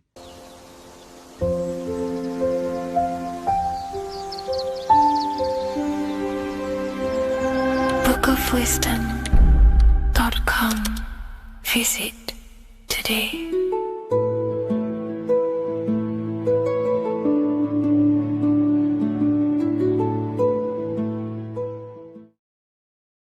How are we all doing today, people? It's Revival of Wisdom, and today we're going to get real deep. This video is going to get real deep. A lot of people are not going to be ready for this sort of knowledge. Okay, you really have to do is to really deprogram the mind, because everything we've been taught is a complete lie, is to keep us trapped. Okay, this is really advanced knowledge. Now, let's get straight into this. All of the ancients depicted other worlds, and they called this place Midgard. Midgard is the mid-garden, the middle garden. This is why the Masonic symbolism on the floor is always a black and white checkered board, symbolizing the polarity here, the good and bad, because we're in the middle garden, the heart. Earth rearranged spells heart, because we're in the heart of this system, or whatever it is, a super quantum computer, whatever you want to call it, simulation. Now, in the Quran, it talks about the 7 layers of heaven. All of these ancient artworks are depicting these different layers of reality. Okay, and look at the Egyptians here with the boat outside of the firmament. Boats travel on water, and this is exactly what the Masons are doing. So they're still using the same symbols. Why? Because it's the same knowledge, just hidden. The Egyptians have the same knowledge as the Freemasons. It's just hidden. Now, this cosmology that they're showing here, which is probably made maybe 100 years ago, this painting or artwork, is the exact same as the one we see here, with the arch, the boat. You know, it's similar, because the boat is symbolizing traveling these other worlds, because the ether is also symbolized as water, because if you look up at the stars through a telescope, it looks like it's water. It's shining through water, because this ether, whatever this substance is outside of this world, was symbolized as water. Okay, and look at all these ancient depictions showing these different layers of reality. Now, we are being trapped within this 3D dimensional world, which is the cube, the Saturn cube, because there are 6 sides to everything in this world. front, back, left, right, up and down. 6, which is the cube, because we're in the Saturn's world. Okay, now always been depicted as a tree of life, the tree of the universe has always been depicted as this tree. Because let's get a bit deeper. Now, the cosmology of this reality is the sun, the moon, and Polaris, always in the Masonic art. The sun, the moon, and Polaris, the all-seeing eye. If you go inside of the temples, of the Masonic temples, they always have this star in the middle, shining light beams. Okay? Look here. The light beams coming from the big star in the middle, which is Polaris. This eye is God. It's God's light shining down from his abundance. Now, when you astral travel, you will see this big ball of light above you, and this big ball of light is God. But you cannot travel towards it until you are pure. It doesn't work like that. You have to become formless. You have to become pure before you can become one with the light. In all these Masonic artworks, it's all depicting the star in the center. This star is Polaris, because Polaris is the way out of this place. And this is why you see the stairway to heaven all the way up to the light beam, the light source. What does it say in the Bible? God is light, because everything is made out of one substance, and that substance is light. And it symbolizes the eye because God is an eye. All things that are alive have an eye. And we all say, I am. We all see these realities through eyes. God is an eye. He's the all-seeing eye. He sees all things at all times. And he is projecting this light. And this light comes down to create all the different levels of the worlds. And this is what the 2 pillars symbolize the number 11. 11, the number 1, is just a vertical line. It's the 1. It's a 1 point. 11 symbolizes the mirror nature of reality. Everything's mirrored. As above, so below. Now, the 11 also symbolizes openings, doorways. And as you can see here, an opening to the all-seeing eye.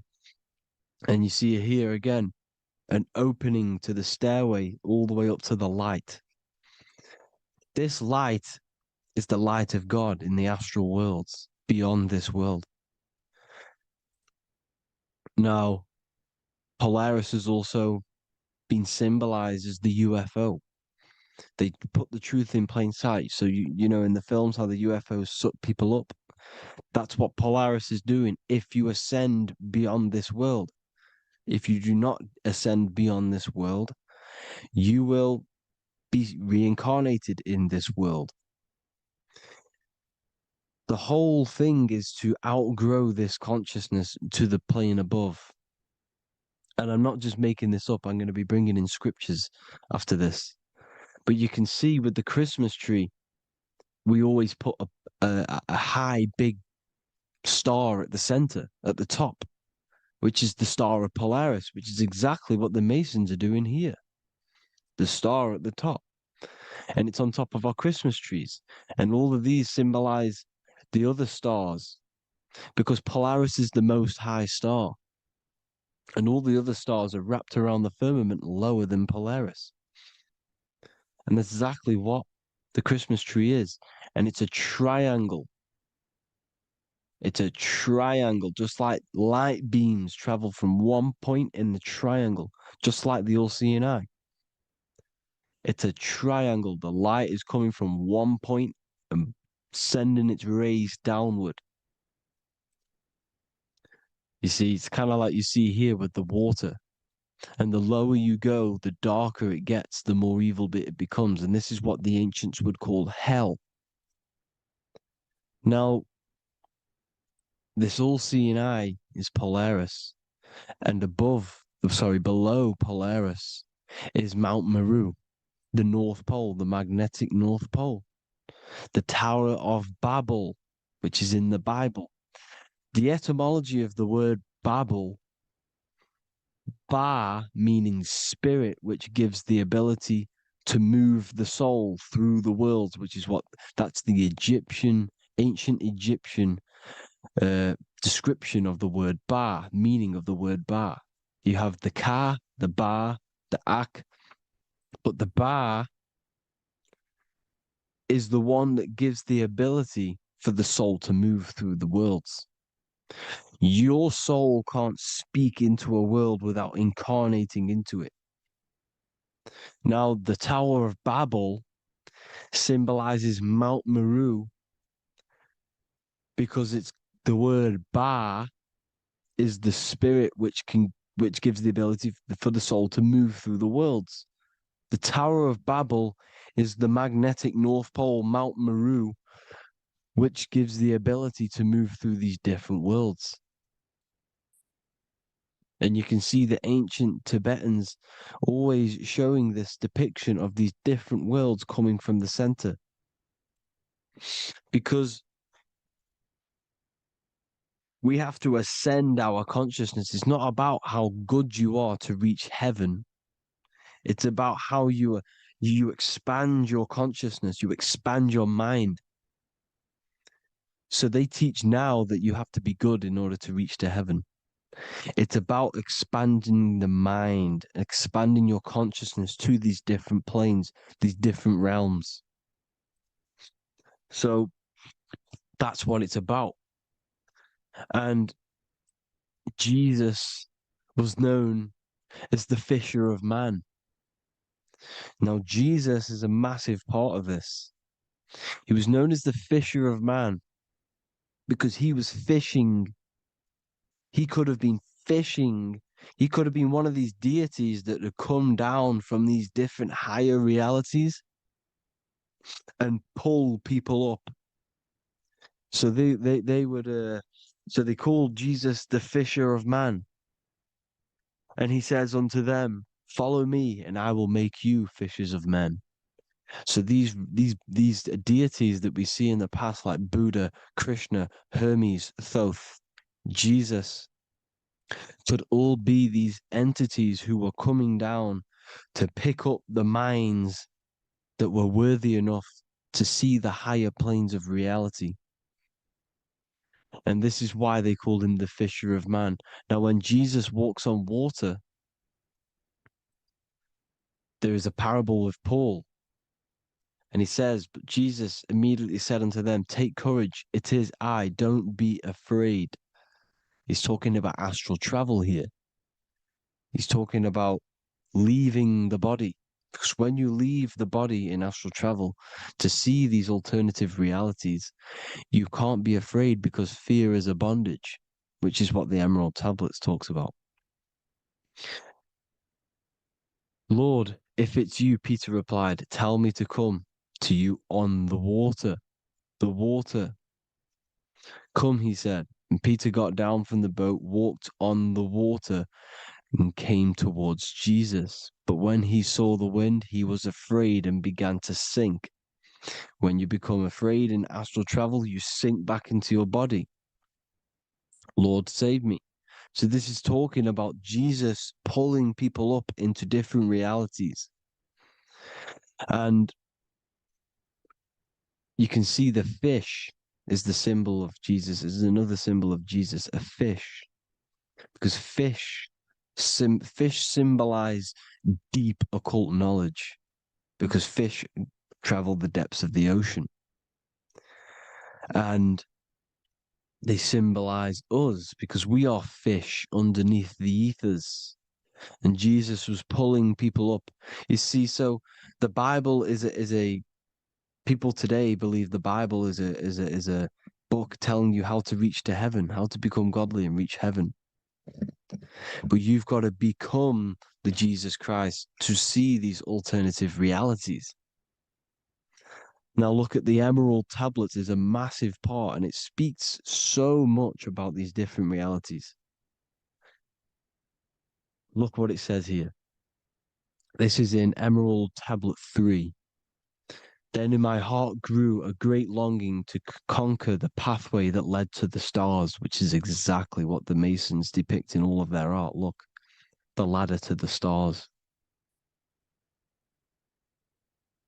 And then he goes on to say, years after years, I sought after wisdom, seeking new knowledge, following the way, until at last my soul, in great travail, broke from its bondage and bounded away, broke from the bondage of the body. Free was I from the bondage of earth men. Free from the body, I flashed through the night. The stars. The stars are a massive part in the astral world. Each star is a different reality. And the true astrology is the star that you came from. You came through a star to reach this, to reach here. There is a reason why you are here.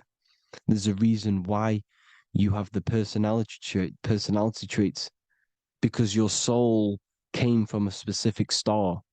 This is why we call them stargates, because they are gates in and out of this reality. And Polaris is the way out to the higher worlds. Now look, far into space, my soul traveled freely into the infinite circles of light. Beyond knowledge were some planets and great gigantic beyond dreams of men. Then he goes to say, lift up your flame from out of the darkness, fly from the night and ye shall be free. Lift up your flame. Your flame is your soul, because it has to be lifted up out of the darkness. This is the darkness, this world, this body's the darkness. Because it's a bondage. You need to break free. You need to learn how to astral travel, people. You have to learn this. If you want to get out of this world, you have to learn how to astral travel and see the other realities. Traveled I through space-time, knowing my soul at last was set free, knowing that now I must pursue wisdom until at last I pass to a plane hidden from knowledge, known not to wisdom, extension beyond all that we know. So he's talking about he went to a place where we cannot even comprehend here, a place that is not even known to earth men. He's telling you he's ascended out of this world to the planes that are beyond. And it says here in the Emerald Tablets, man is in process of changing to forms that are not of this world. Grows he in time to the formless, a plane on the cycle above. Know ye must be one, ye must become formless before ye are one with the light. The light, the same light that I was talking about, the Masonic light, with the triangle, God, the one source. Ye must become formless before ye are with the light. Formless, you have to leave the body. You have to leave the body. You have to gain the ability to leave this body and travel to these other worlds. Now, it says here, not as man am I, for free have I become of dimensions and planes. In each I take on a new body. In each I change my form. Know I now that the formless is all there is of form. You see, all things created come from the things that, all things that you see come from the things that you cannot see. All of us have the same spark of consciousness, the same I am. Every dog, every animal, every human has this same I, this same thing which sees through the eye. It's formless. It takes this formless entity is the same entity of us. We are all the same entity in different bodies. And this entity it was represented as the flame, the cosmic flame, which is inside of all of us. And this is why the Masons depicted your spine as a candle or the Holy Grail. You would either see this or a candle with a flame on the top, because the Holy Grail is your consciousness, which is on top of your spine, which is the candle.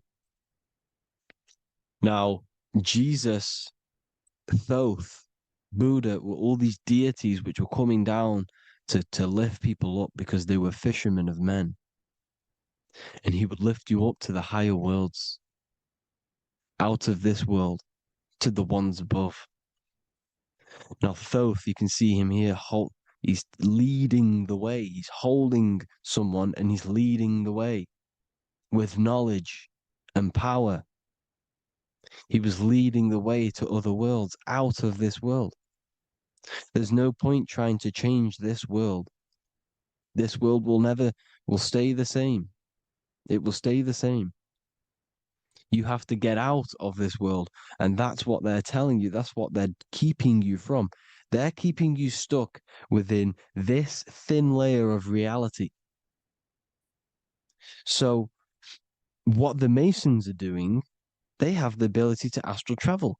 They're living not stuck and bound to one reality, but living within the different layers of reality. And this is what Morpheus was doing in the Matrix. Morpheus was going into the Matrix to go and get Neo, which is exactly what Jesus was doing, pulling up people out of this world to the ones higher. And that's exactly what Morpheus is doing in the Matrix. If you haven't watched the Matrix, go and watch it. It will blow your mind. Everything I'm saying in this video, you will see it. Except that you don't need to use a machine to enter the Matrix. You just use your body. Well, you use your consciousness to leave this body. You see, Neo was also uploading himself into the simulation to pull people out of the simulation. And this is exactly what all of these gods were doing. The fisher of man. Look, he was pulling people up out of this reality with the knowledge. Now, Jesus was always depicted with the mushrooms. Look at all this mushroom art. Mushrooms were literally the origin of Christianity. You can see it everywhere. There's mushrooms in all of the ancient art. Every single one of these paintings you see here, there's mushrooms on them. Mushrooms have the ability to see alternative states of consciousness. Now, if you go and do them and you go to sleep, if you pop mushrooms, you go to sleep and you will wake up in another reality. You will wake up in another reality. Don't try it if you don't want to do it. But if you've got the heart to do it, do it. Eat them and go to sleep. You'll wake up in another reality. And Jesus was handing out mushrooms to the bright minds, to the minds that he wanted to fish out and pull up to the higher realities. He was giving them mushrooms to see themselves in an alternative state, in an alternative reality. This is why there was so much mushroom art. And it's not just ancient Christians, it's Sumerians, it's the Mayans, the Celtics, the Egyptians, all used mushrooms. All of them. Look at all this art. It's on stones. It's everywhere. Because mushrooms, see, everything in nature is a macro. Look at the form of a mushroom. It's literally your spine and brain. Because they alter your consciousness. Your body is just a radio receiver. Everything that you're experiencing is a program being ran by the central nervous system, and your consciousness is experiencing this program, these electrical impulses of the nervous system. because it's all feeding back to one point, which is the pineal gland. And this is the candle with the light on it. Type in Masonic candle and you'll see it. It's your spine with your spark of consciousness on top of the spine. And it's a mushroom because this sends you to alternative states of consciousness, alternative realities. Now, they were all doing this, the Egyptians, the Mayans. Now, there's more symbolism which goes into this. Look at the Christmas trees we use. The Christmas tree with the presents underneath them. Magic mushrooms grow under trees. And these are the presents under the trees that we symbolize today with Christmas. Santa's red and yellow for the red and yellow mushrooms. The same mushrooms Mario has to collect. And when he gets enough mushrooms, he levels up. And then what does he do when he go past the world? When you win that world in Mario, you go to another reality. You go inside of another world. It's truth in plain sight. And it's using mushrooms. It's using mushrooms. Everything, all of the characters in Mario, well, a lot of them are mushrooms. Look at this one. The presents, black, yellow, and red and white. Red and white mushrooms. And the bow on the top is the mushroom head. That's a bit of a reach, but, you know, the symbolism never lies, is what you need to understand. And it's as above, so below. Now look at the Sumerians. The Sumerians were also multi-dimensional beings. Okay, look at how they have the double faces. They had 1 foot in this reality and 1 foot in another reality. And look at this one, a double-headed god inside of like a portal. You see? Because and look at these with the wings, the astral travel. Birds, ancient birds symbolize the soul. Because the soul is a bird, it flies to different worlds. It flies around the cosmos. And mushrooms gave you the ability to see these alternative states of consciousness, these alternate realities. Because you exist in infinite realities. You exist in infinite realities. Now look at the 33rd degree Ordo Ab Chao badge. You get this badge when you become a 33rd degree Freemason. And it's a double-headed eagle. A double-headed eagle. And you can see this in Sumeria first. Sumeria have the same symbol. A double-headed, bird. You can see it here. Here as well. And the Masons are still using this symbol today. And when you become a 33rd degree, 33 vertebrae on the back of your spine, above the vertebrae is your consciousness, and it's a double-headed eagle. One reality in one, you become a multi-dimensional being in the 33rd degree. And I've heard many interviews of Masons say it becomes Luciferian. You see, they speak in code. These Masons can't tell you about what they learn about, but they will speak in code. They said it becomes Luciferian. The word Luciferian is lucid. The root word of Luciferian is lucid, and lucid is lucid dreaming, alternative realities, dream worlds. You become a god. Luciferian means you're becoming your own god, pretty much. Because you are becoming a multi-dimensional being living in between the different layers of reality at the 33rd degree of Freemasonry.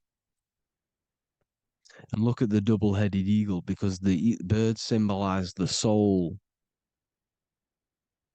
And they reach high, they fly high, just like the soul wants to fly high to the light, to become one with the light, like the Emerald Tablet says. Now look at Janus. Janus was another god, and he's known as the god of doorways. Janus always depicted with a double head. Janus is why we say janitor or January. And January is entering a new year. Janus is known as the god of doorways with keys, always got a key. Because keys open doors. That's why the janitor holds all the keys. And Janus always has double heads because he had one foot in this reality, one foot in another. He was a multi-dimensional being, a Luciferian, living between the different layers of reality, except from instead of being stuck in one like we are. Well, a lot of people. And that's the whole point. You see, all of this stuff is about like changing the world and stuff like that. This world will probably never ever change. It's probably been like this forever. Well, forever, for a long time. But it's about moving out of this reality to the higher states. And the Masons always depict the ladder to the luminaries, the stars, with a key, the same key of Janus. The Vatican is a key, and it's in charge of all the religions. Why is it a key? Because they're holding back the key. They're keeping you stuck within this reality, keeping you stuck as identifying yourself with the body, identifying yourself with this world. You are not in the world is within you. This is a program being ran by your central nervous system, and your consciousness is experiencing this reality. Now, this is going to be a mind-blowing video for some people. You have to have an open mind. You have to let go of all the programs. I'm repeating what the ancients are talking about and the ancient symbolism. Look at Janus with the double-headed god.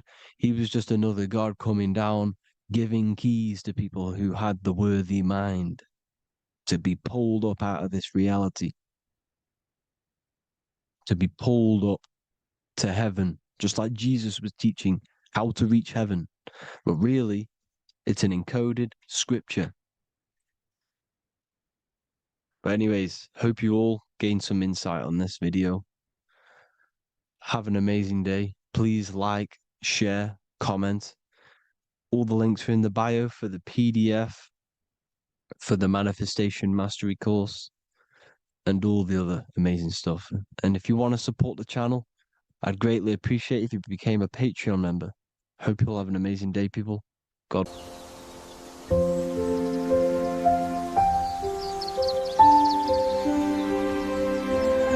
bookofwisdom.com. Visit today.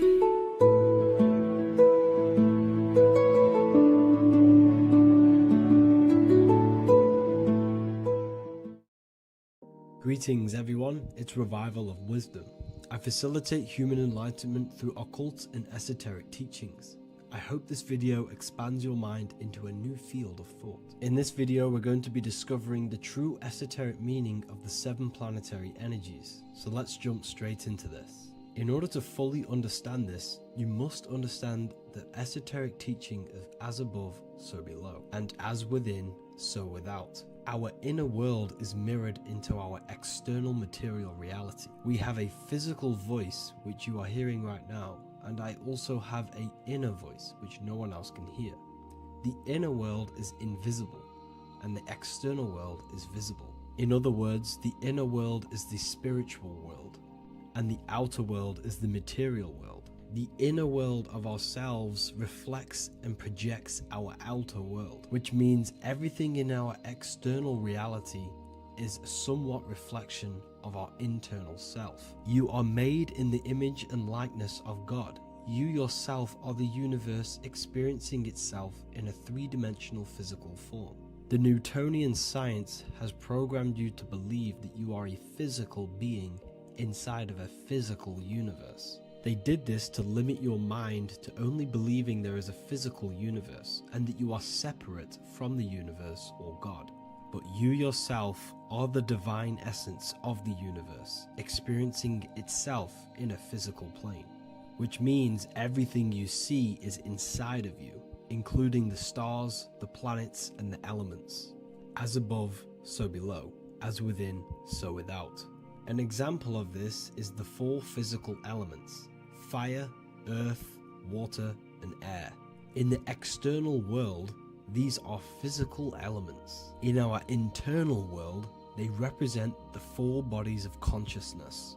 We have 4 different bodies. We have a material body, we have a spiritual body, an emotional body, and a mental body. The mind is not made out of the same substance as the body. The emotions is not made out of the same substance of the mind and the body. These bodies exist in 4 different dimensions, 4 layers of consciousness. With that being said, the 4 physical elements are inside of us. The earth is our material physical body. Fire represents our spiritual astral light body. Water represents our transformative and emotional body. Air represents the mental body, the communicative and thinking body. This is the teaching as above, so below. If that resonates with you and you can comprehend it, please leave a like and a subscribe to this channel to see more content. And feel free to leave a comment on any video suggestions.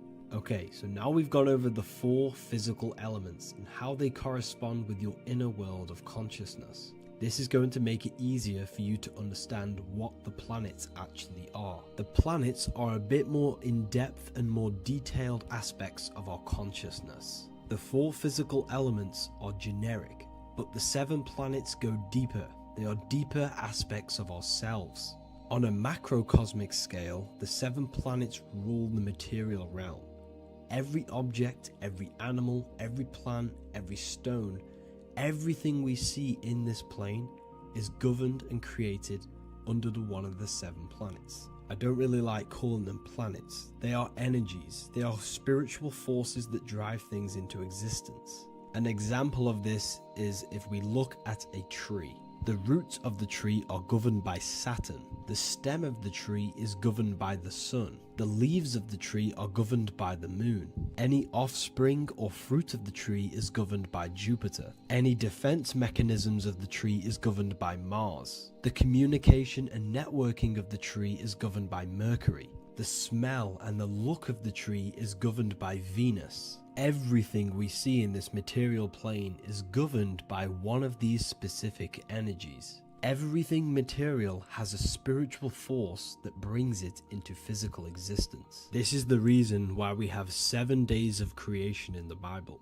The 7 days of the week, all governed by the planetary energies. Monday is Moon Day for the moon. Mars governs Tuesday. Mercury is Wednesday. Jupiter is Thursday. Venus is Friday. Saturn is Saturn Day. And Sunday is for the sun. This is the reason why there are so many 7s in this physical plane. 7 days of the week, the 7 colors, the 7 chakras, the 7 diatonic musical notes, the 7 lamps on the Jewish candlestick. The G inside of the Masonic square and compass, G is the 7th letter. Now let's go a little bit deeper into every planetary energy. Saturn in the external material plane governs the foundational and enduring aspects of existence, such as roots of plants, the bones of our body, and even the insects that dwell beneath the ground. Saturn represents the dull, hard, and unyielding forces of life, symbolizing structure, limitation, and conditioning. Under Saturn's influence, things become rigid, bound by restrictions and boundaries. This is the reason why Saturn is known as Father Time, because Saturn rules anything that is a restriction and a limitation, which is time.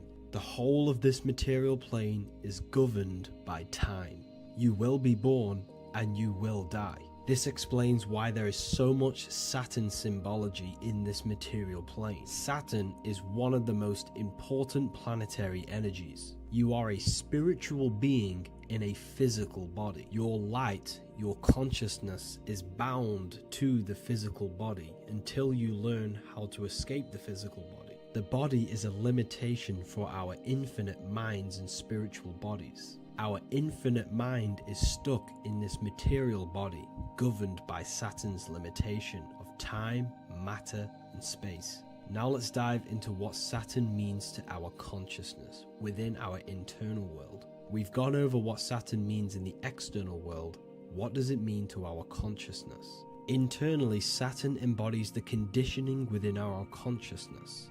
When the Saturnian aspect of our consciousness dominates, we become overly rigid, fixated, and restricted in our thinking and actions. For example, Saturn's influence is strongly felt in today's world, where many people's minds are confined to societal norms and conditioned responses. Saturn is the aspect of our consciousness, our minds, such as limiting belief systems and limiting thoughts and emotions. This is the negative thought that you can't get rid of, that's holding you back.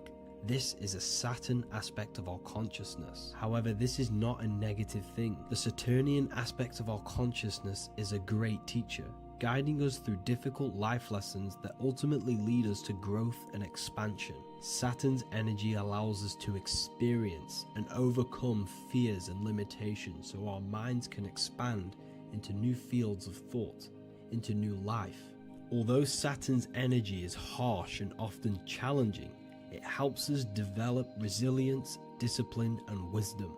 However, in the modern day, this Saturnian energy has overpowered the minds of the masses, fostering excessive rigidity and limitation. This is why we see so much Saturn symbolism. It's literally everywhere because our minds are being dominated by the Saturnian limiting aspect of our consciousness. Now, let's move on to the moon. The moon, or lunar energy, in the external material macrocosm plane governs the elements of water, influencing the natural cycles such as the ocean tides, which rise and fall in harmony with the moon's phases. Beyond water, the moon also guides instinctual behaviors such as animal migrations. Birds, insects, and other creatures rely on the moon's subtle energies to navigate their journeys. For example, dung beetles use polarization patterns in the moonlight to orient themselves and travel safely home. The moon creates the months. M-O-N is moon. There are 28-day cycles, and this 28-day cycle of the moon is reflected in the woman's body, known as the menstrual cycle. The moon is a feminine energy, governing the feminine elements such as water and the feminine cycles of the body. The moon is the womb.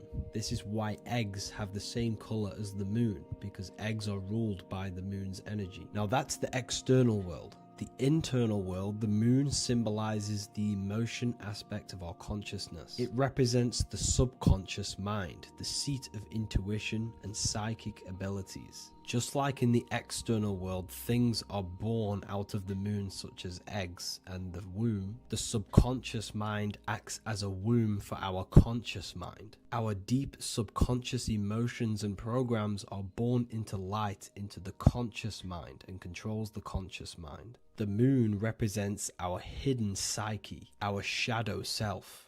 Now let's go on to the sun. The sun represents the life force. In the material external world, the sun is ruling over pretty much all life. The sun gives life to all things. Without the sun, animals could not exist, the human body could not work, and plants would not grow. The sun is the life force. It's the soul of the world. Now, in our internal world of consciousness, the sun represents our passion, our drive, our conscious mind. The aspect of our internal world that wants to drive things and give life to physical manifestation. Now we go on to Mars energy. Mars is well known for being the god of war. Mars energy manifests into the material plane through anything that seeks to protect or defend itself. For example, the holly tree. The holly tree leaves are very sharp and they defend itself. Anything that is protective in the material world has Mars energy and is governed by this specific aspect of consciousness.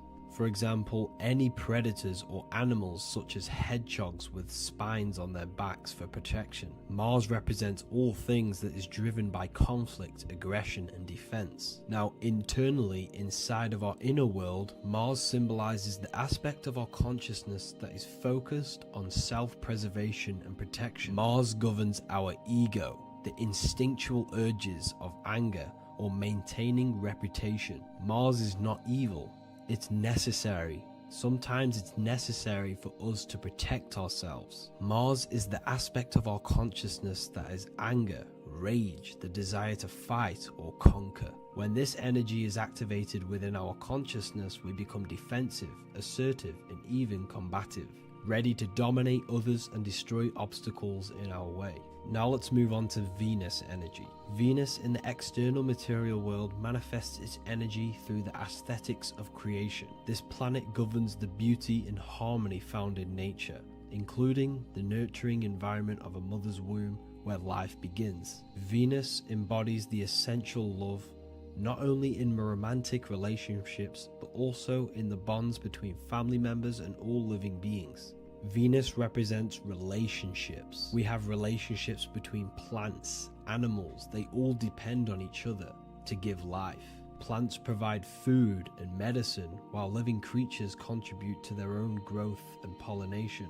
Internally, Venus represents the aspect of our consciousness that yearns for relationships and connections with others. This is an aspect of our consciousness that encourages to care for our physical appearance and embracing beauty. Aesthetics play a role in our interactions and self-expression. This is why there is a beauty brand called Venus. Now let's move to Jupiter energy. Jupiter in the material plane manifests its energy as forces of fortune, abundance, and wealth. This energy manifests itself as plants, as fruits that we can consume and eat in abundance. Anything that is nourishing and cultivated by the earth for humanity and animals. Jupiter embodies the giving energy that provides for and sustains life, fostering growth and ensuring that resources are available to all. Its influence is seen in the natural cycles of abundance, where fruits must grow and ripen before they are enjoyed, symbolizing the importance of effort and patience. Internally, in our spiritual world, Jupiter represents the aspect of our consciousness that yearns for abundance and seeks growth in various aspects of our lives, including wealth, knowledge, and personal development of the mind, spirit, and the soul. This is the aspect of our consciousness that wants to gain wealth, that wants to gain expansion and abundance in our lives. However, when Jupiter's energy dominates our consciousness excessively, it can lead to feelings of stinginess and greed. It represents material possession. The last planet is Mercury. Mercury in the external world governs the vital elements such as seeds, air, communication, education, and electricity. Known as the messenger of the gods, Mercury rules over intellect, communication, and the transmission of knowledge. Mercury's states of consciousness manifests itself in the material plane as the network between trees and plants, how they all communicate together. It represents the intelligence behind all physical things. It's the intelligence behind the seed that allows it to grow into a plant. Mercury's creative energy is manifested in the nervous system of the human body and all living animals. The intricate messenger that transmits signals from the body to the brain and then to the mind.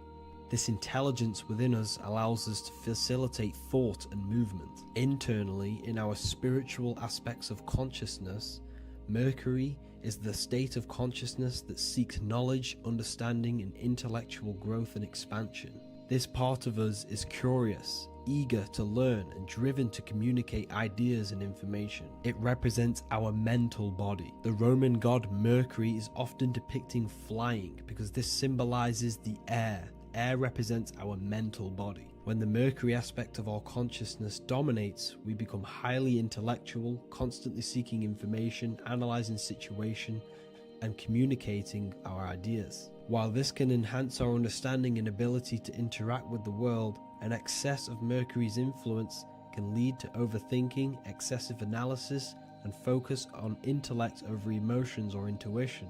Okay, so they are the 7 planetary energies in the external world and your internal world of consciousness. These energies are manifested in the Roman mythology as human beings. They are depicted as human beings, but this is nothing but symbolism. These gods never existed physically. They represent aspects of our consciousness and spiritual forces that govern the material plane. Every material object, every intelligence, every piece of life in this universe is governed and brought into existence by one of these spiritual forces. Now, I hope this video has expanded your mind into a new realm of thought. Make sure to leave a like, a comment, and subscribe to the channel for more occult and esoteric information. You can read more about this topic and many more occult and esoteric teachings inside of my books, the Book of Wisdom Volume 1 and the Book of Wisdom Volume 2. I honestly advise that not everyone reads these books. These are books which will completely transform your view on reality. You will feel a lot better reading these books because you will find a connection with yourself and the universe. Understanding truth and knowing thyself gives you a sense of well-being. Like I said, this is not just a book. This is a beginning of your journey of expansion and growth. Reading them can be life-changing. Inside my university, I host live calls where you can ask me questions, and you can watch all the pre-recorded live calls. You also gain the ability to manifest your own reality through the Manifestation Mastery course. There is also a library with all of the PDFs that I've read in the past of occultism, symbolism, and esotericism that you can gain access to. There is a whole lecture section where you can watch all of my occult lectures. This is a place of transformation. The price of the university will be going up very soon. If you join now, you will gain a free sexual alchemy course which will teach you how to transmute sexual energy into creativity. I'll leave all the links in the description for the university and also my website where you can get my books. I hope you enjoyed this video. Take care.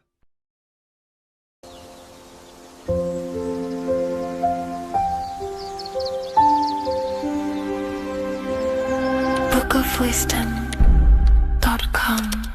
Visit today.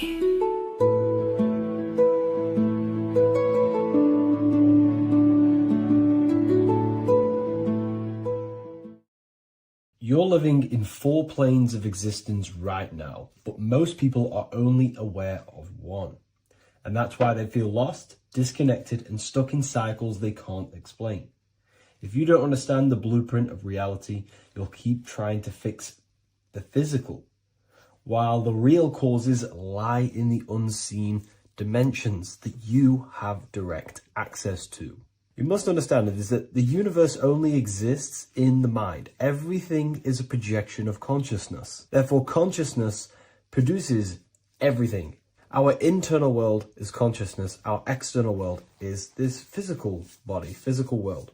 Everything is an externalization of consciousness. For example, this was a thought. Now it's made physical.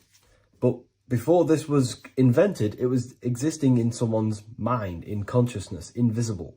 Then it was made manifest, made physical. So everything in this physical plane is the effect. The cause is consciousness, mind, the mental plane. So now I'm going to explain these different dimensions of consciousness. You don't just exist in this physical plane. The physical plane, in fact, is the lowest plane there is. It's the illusionary plane. So first of all, we have the Buddhic plane. This is the nothingness. So think of it like this. Absolute nothingness. If you turn off thoughts, there is nothingness. This is the void. And out of the void springs infinite potential, which is the mental plane. Now, your mind has no limitation. It can think anything, be anywhere, anytime, any place. In the whole world, there is no limitation with the mind. This is the realm of infinite possibilities. This is the realm of thought. Thought is a dimension, information and thought. To go a little bit deeper on this, there are pockets of thoughts, what we call in the occult fields of thoughts. Your mind does not think thoughts, it receives them. Your mind is like a radio.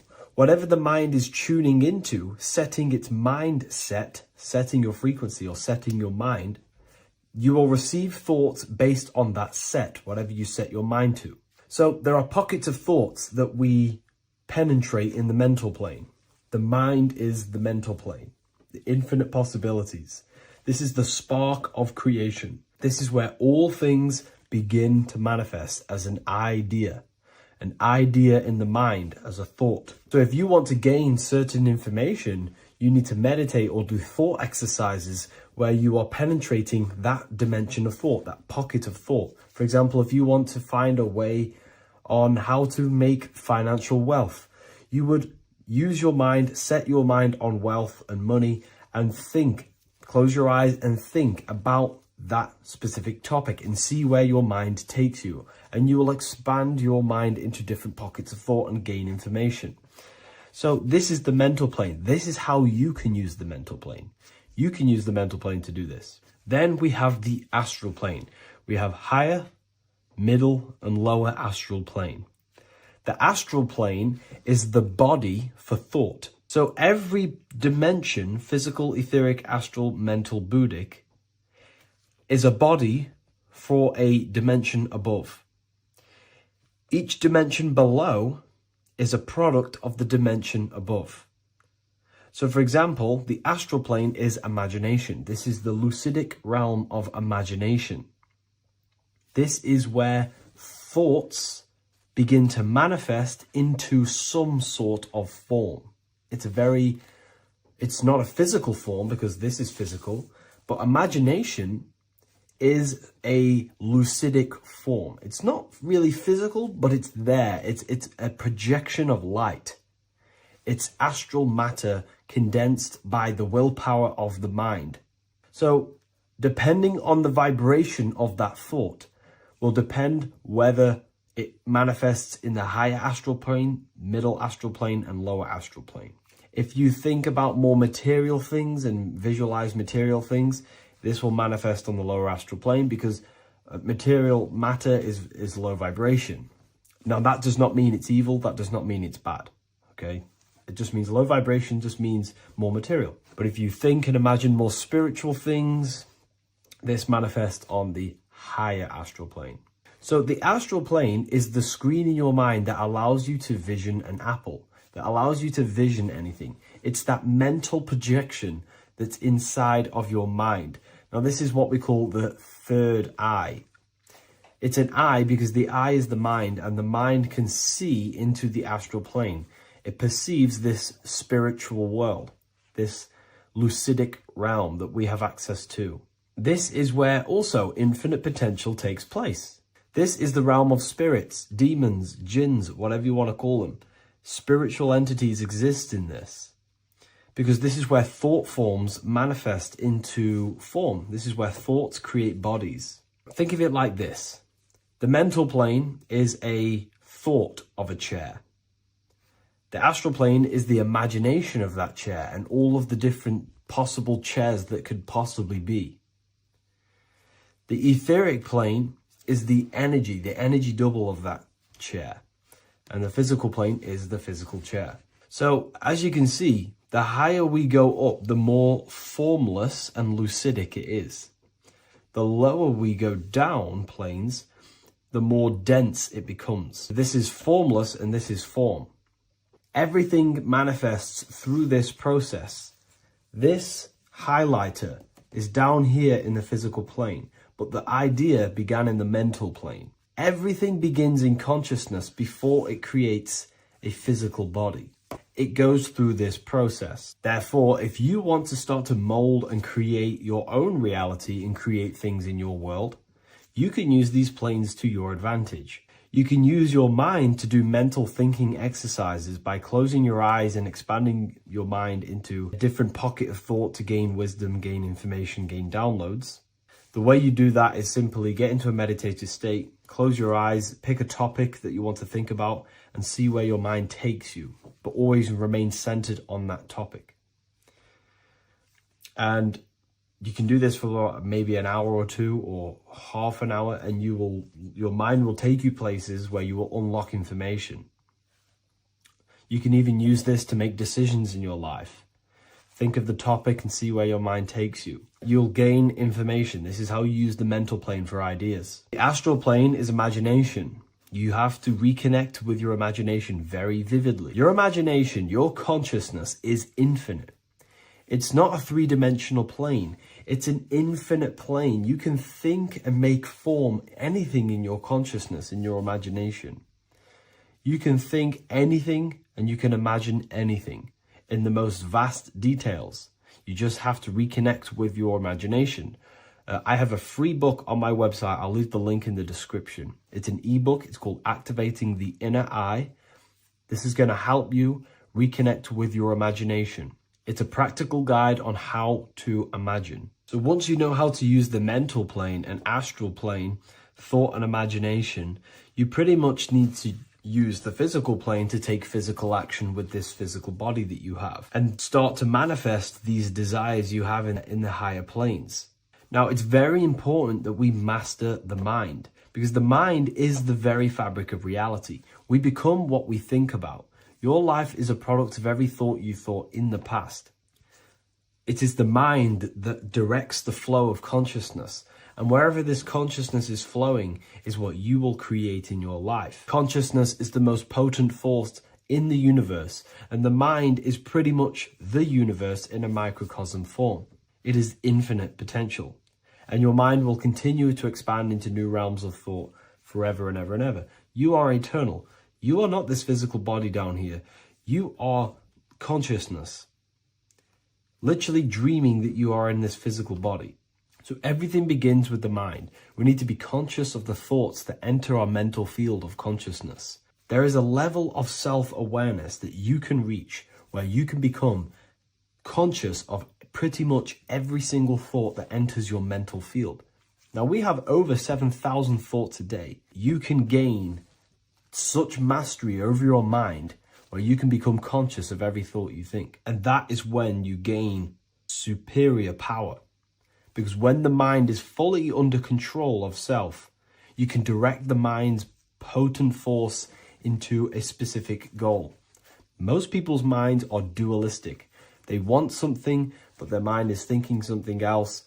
They have limiting belief systems. They have the little voice that comes in and says, you can't do this, you're a failure. That is a fractaled mind. The mind needs to be singular. It needs to be on your team and not an enemy. Do not let your own mind take away your power. Your mind should be on your team, giving you power, giving you the best possible thoughts and the best possible beliefs. When the mind is in this condition and on your team and not taking away your power through the destructive thoughts, it becomes a potent, powerful force used for manifestation to create anything. And the way we get the mind on your team is through constant meditation to learn how to control the mind and turn it on and off. Subconscious reprogramming through visualization, affirmations, cultivating emotions associated with your goal. All these three ways we can reprogram the mind slowly over time so that it becomes powerful and becomes on your team and doesn't give you negative contradicting thoughts. When the mind is fully aligned on one thing, it can create massive empires and things in your physical reality. So I hope this video helps, and I'll see you in the next one.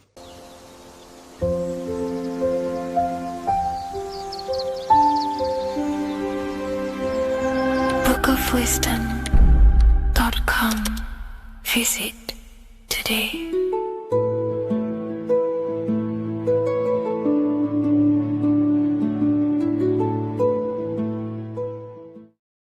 Hello, Seeker. Welcome to Revival of Symbolism, a channel devoted to the language of esoteric symbolism, guiding you to discover yourself and expand your consciousness into deeper realms of thought. I'm Harry B. Joseph, also known as Revival of Wisdom, and today we're going to be discussing the symbol of the pentagram. The pentagram is a well-known symbol inside the occult, used by pretty much every ancient tradition, Freemasonry, Rosicrucianism, Hermeticism, all the occult schools of thought. You will see this symbol, and today we're going to be breaking it down into some great detail. Now, there's a lot that goes into this symbol. It's basically a 5-pointed star. Now, if you notice that the star is one line continuously, You can draw this symbol continuously with one line without taking your pen or pencil off the piece of paper. So it's actually symbolizing one, and one expressing through 5 ways. So if we look at this symbol and each one of their points, we're looking at the 5 elements that create life, the universe, or creation itself. So the element of spirit simply represents the divine, the unseen world, the things that we can't really put our hands on, we can't feel, touch, taste, or see, but they hold influence over the material plane. So spirit covers a large category of things such as spiritual forces that drive physical existence. So it's one of the elements. Now, what are the elements? Well, they make up the entirety of physical creation. Air, water, earth, fire. These are the 4 tangible that we can see, feel elements that make up physical creation. They create the whole universe. However, the spirit is the invisible forces, the invisible element that creates the visible, tangible world. Before you take a physical action, there is a force inside of you that moves the body. There is an intention, which is a spiritual force, an invisible, intangible force that makes a physical action be taken in the world of manifestation called Earth. This is the element of the divine. The divine comes down creating the world. Okay, so as I previously mentioned, how this pentagram is one line. It's a one continuous line. So if we draw this pentagram together, let me make this a little bit thicker for you. If we draw this pentagram together, it goes from spirit to fire, to air, to water, to earth, back to spirit. So it's one continuous line, and the elements are always in their proper place. These elements always have to be in this specific order. This is the correct order. If you see air down here, then the pentagram is incorrect. Okay? So it always goes spirit, water, fire, earth, air.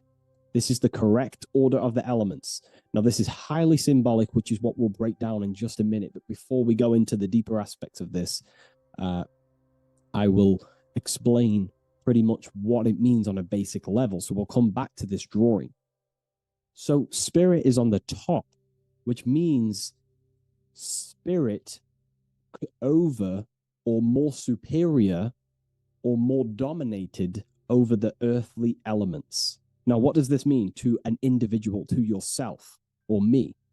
If I wear this pentagram, I am basically saying my spiritual divine self, my internal self, is more superior than anything the material world can pretty much give me.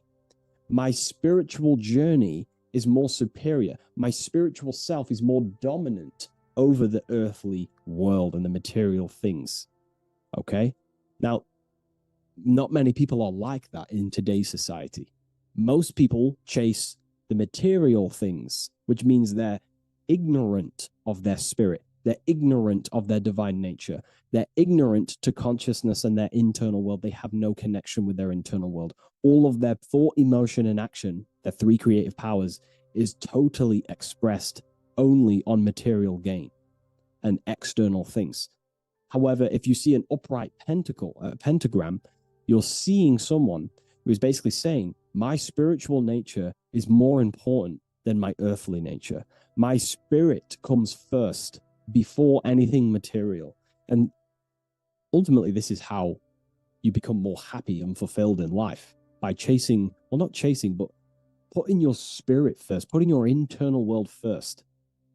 You know, seeking the things that are untangible. For example, knowledge. I'm addicted to knowledge. You know, I would rather chase knowledge because knowledge is power. Knowledge of self is so important. When we die, it is the only thing that matters in the end. When you die, you are immortal. And if you have no knowledge of yourself, then you're going to struggle in the afterlife. If you have no self-control over your thoughts and emotions and desires, then you will suffer in the afterlife because you have no control of your thoughts, and your thoughts will be creating your reality in the realm of imagination or the astral plane. But that's a whole other lecture.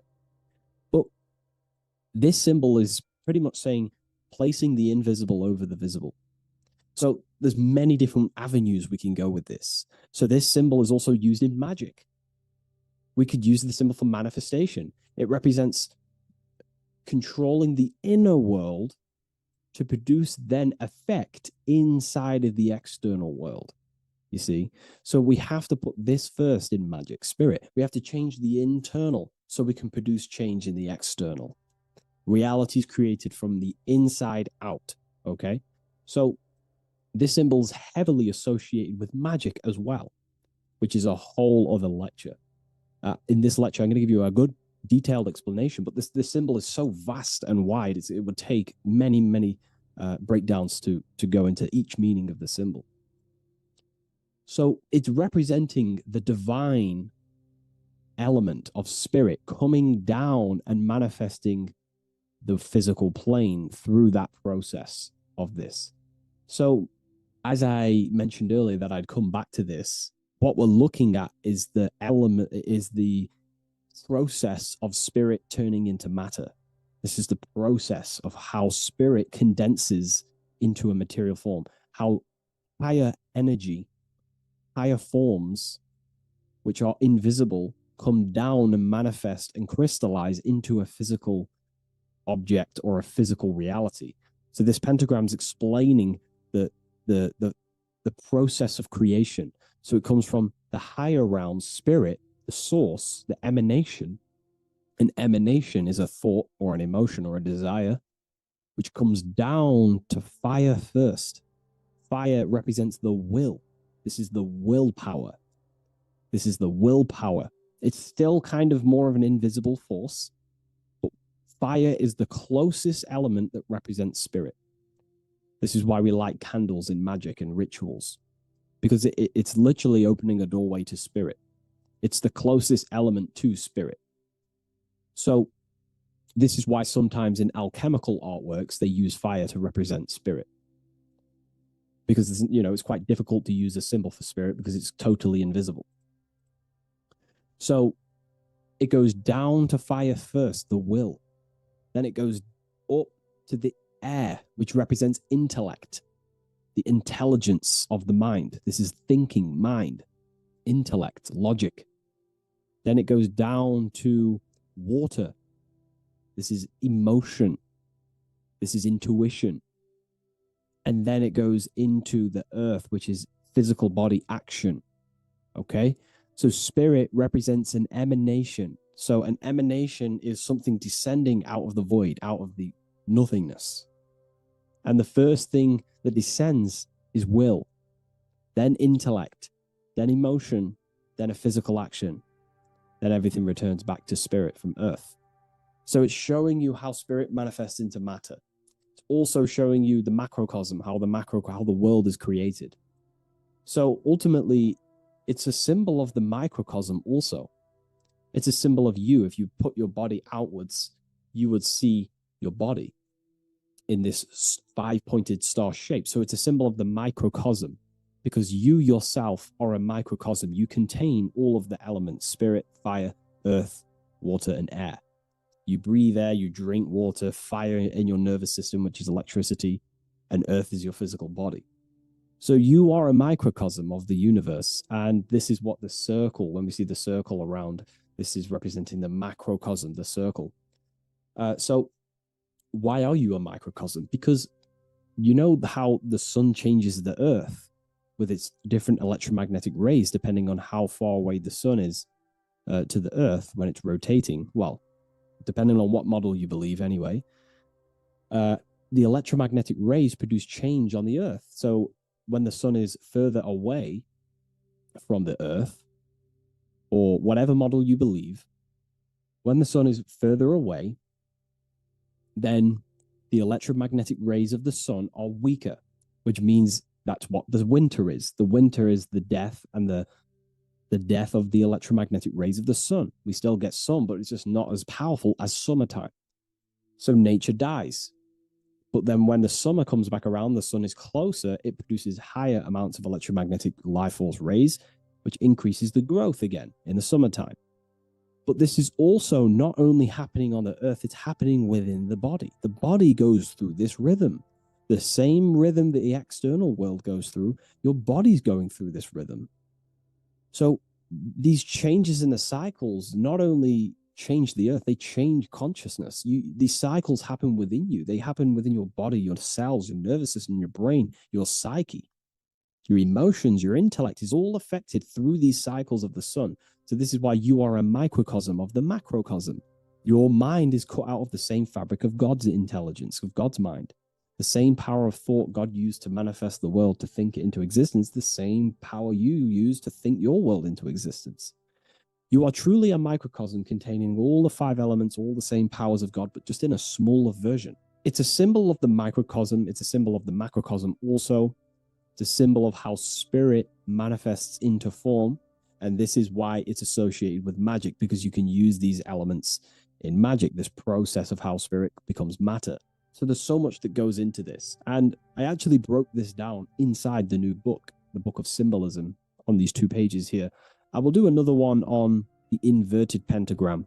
This book, I've basically gone over every Freemasonic symbol, alchemical symbols, every occult society symbols is pretty much in this new Book of Symbolism. But again, it's not a book on symbolism. These symbols are representing forces within yourself. They represent you, and these symbols are designed to awaken aspects of yourself. So this is not a book on symbolism. This is a book on you. Each symbol will awaken different aspects of yourself to help you understand yourself. So anyways, it's a big book. It's going to be very, very soon. I'll leave a waiting list in the description. You can join the waiting list, or I'll just give you an email when it's ready. And I will see you in the next video. Please leave a like, comment, and share. And I'll see you in the next one.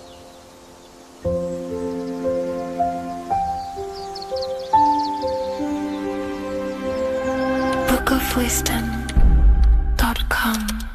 Visit today.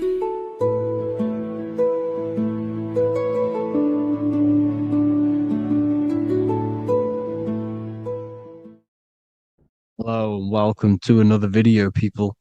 Before we start, please like, comment, and subscribe if you wish to see more content. Today we're going to be talking about the mental universe and how everything is mental. This is the #1 law on the Kabbalion. If you've never read that book, it's called The Kabbalion. A very good book. It's the first law, because this is the most important thing you need to understand, is how everything exists within the mind. Behind every single one of these eyes is the same consciousness expressed in different bodies. The mind is what gives perception to what you're experiencing. Behind every single one of these eyes is the exact same consciousness, but the brain that they inhabit is giving them a different perception, a different being, a different body. Now, this is the difference between humans and animals. Humans possess an advanced consciousness, an advanced mind that gives us the ability to be aware of ourselves mentally, physically, and spiritually. We can reflect on ourselves. When a dog looks in the mirror or an animal looks in the mirror, it doesn't know what it's looking at. It doesn't realize it has a consciousness. It can't reflect on itself. It can't say, I want to improve in this area. It doesn't have that consciousness. We have a divine consciousness. Take away the N for divine, and you get with a D, put it with a D, you get divide, because we have a divided two-way consciousness. An animal only has one. However, it's still the same mind. We're all mind. We're all mental.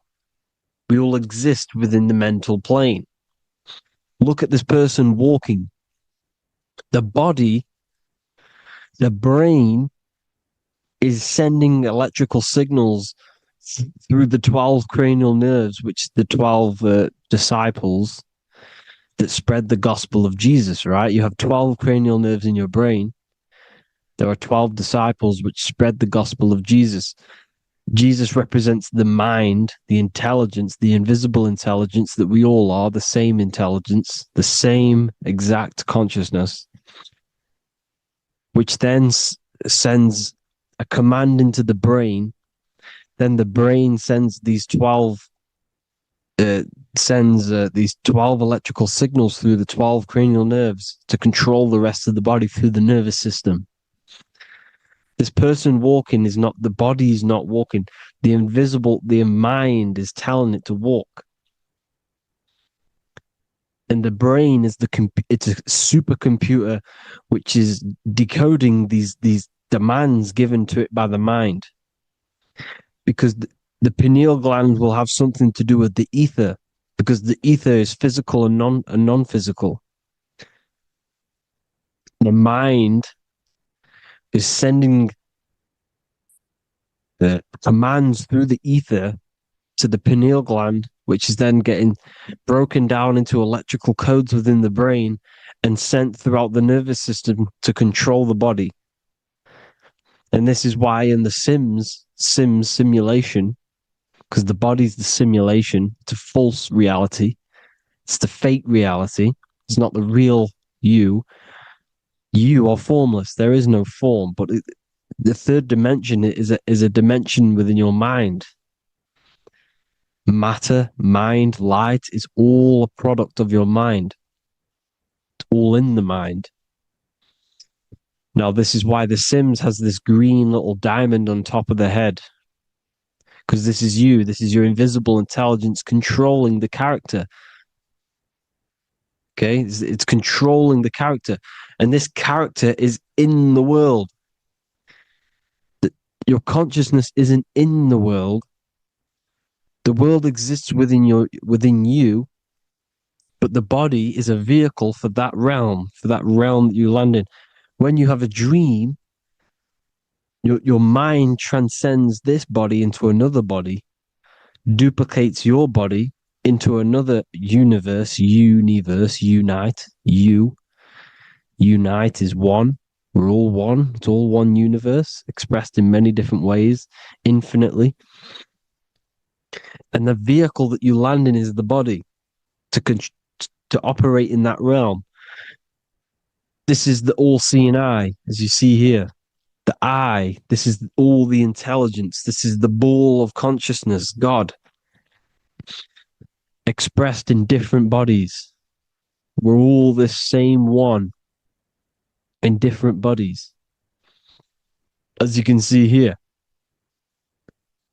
And this intelligence is expressing infinitely throughout the universe, an infinite universe. There's no beginning, no end. There was no beginning of the universe. There is no end. It's infinite, always has and always will. But the mind is what gives you the ability to explore the universe, to make perception of it. We are God in disguise. We are God in disguise. We are God in flesh.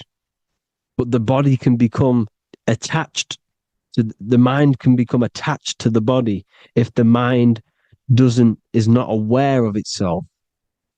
When the mind is that blinded by matter, and we lack knowledge and understanding of what we truly are, a formless, infinite being, a traveler. This is why Freemasons are called Freemasons. Mason means traveler. Free. You're a free traveler because your consciousness is a traveler of the universe. When we lack understanding, our mind bounds to the body because we don't separate the body with our different layers of consciousness. When we separate them and identify that we are mind, body, emotion, you then can apply this knowledge to when you want to astral travel and explore the different realms of your mind, because the mind is the universe. People, this is what we need to understand. The mind is the universe. I am you and you are me. This is the Egyptians showing you this. The Ankh is the symbol of life. This is the one ball of consciousness, mind, giving it the Ankh life to all the different life forms. The cows, the birds, the snakes, and the big Ankh given to the humans, because the humans are the most intelligent. We have the most advanced consciousness. We have the most advanced consciousness. This is why the one is giving a big Ankh to the humans here. Here you see again, this is not the sun. This is also showing Ankh giving out its life to all things infinitely. And this is the Most High. We are the Most High in disguise. When we strip off the body, we strip off the desires for the physical world, we strip off all of these fake identities that the mind gets attached to. That is God. The universe. You are the universe experiencing itself. I and I.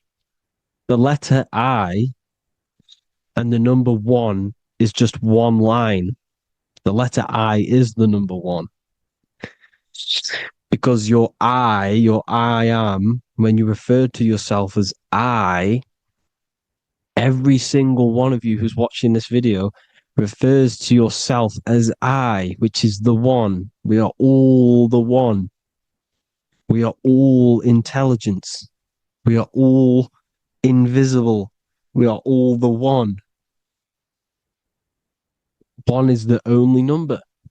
1, 2, 3. Everything goes up in ones because there is only one. Doesn't matter how far you go down the line with numbers, all of their numbers are created by 1 because there is only one. It's me and you are the exact same consciousness expressed in different bodies. Mind. Cause. There is only one cause. There is only one mind. There is only one being. But because we lack understanding of this, we think we are the bodies. And this causes division because the physical world is the most illusionary world. It's an illusion. It's all an illusion. Now you see with the two, you look with the 2 eyes, but you see with the inner eye, the mind. Okay? The mind is the mental plane is a shared plane. And it gives perception to what you're looking at, the mind. I'm affecting you when I speak because the mental plane is shared. We all share mind. We all express mind. When I'm speaking to you, I'm affecting you because we are mind. So the words that I'm saying, which are being manifested from my mind, are being manifested through my body into vibration, is affecting you. I'm affecting you with what I'm saying. And these words are having an effect on your mind because we're all mind. This is why you need to be careful what you're listening to, music and all sorts. Because music can also create thought loops within your mind. Because the chorus, we shouldn't be listening to choruses. Choruses are loops. And what they're saying in the chorus is being looped. And this can create thought loops within your mind. Go and listen to an old song that you used to listen to about 5 years ago, 10 years ago, 20 years ago. Go and listen to an old song, and you guess what? You will get nostalgia. Why will you get nostalgia? Because that song will trigger the thoughts that you were thinking in that time of listening to that song. So songs with choruses create thought loops, and they reprogram your subconscious mind. It's important why music is very powerful. Mind and mind, same word. See, language is the truth, people. This is why I use language in all of my presentations, especially the English language. It's riddled with occult truth. I is my me, I, you, and me, or I, one. We are not the name, we are I. Every single one of you is I, because we are all the one, all mind. Now, the only thing that is truly mine is my mind. When you say something is mine, it's an illusion. It's not yours.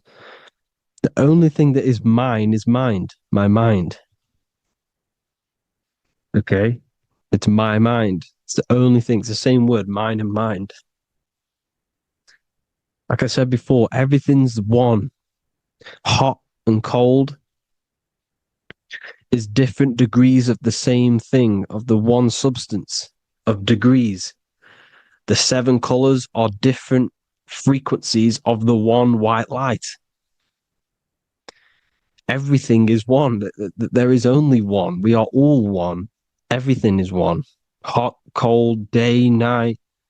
It's the same degree of one, which is mind.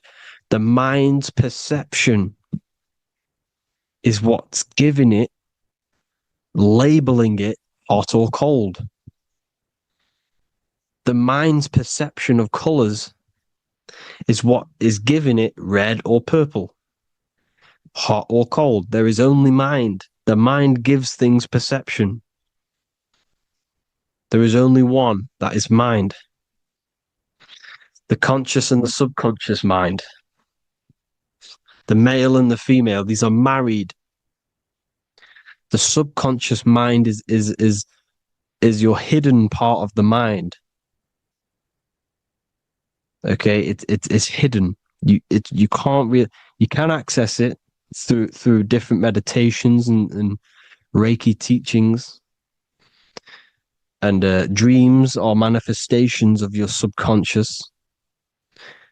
This is how you know mind and matter are one, because your mind creates matter in dreams. Your subconscious manifests everything in a dream, in the astral realms.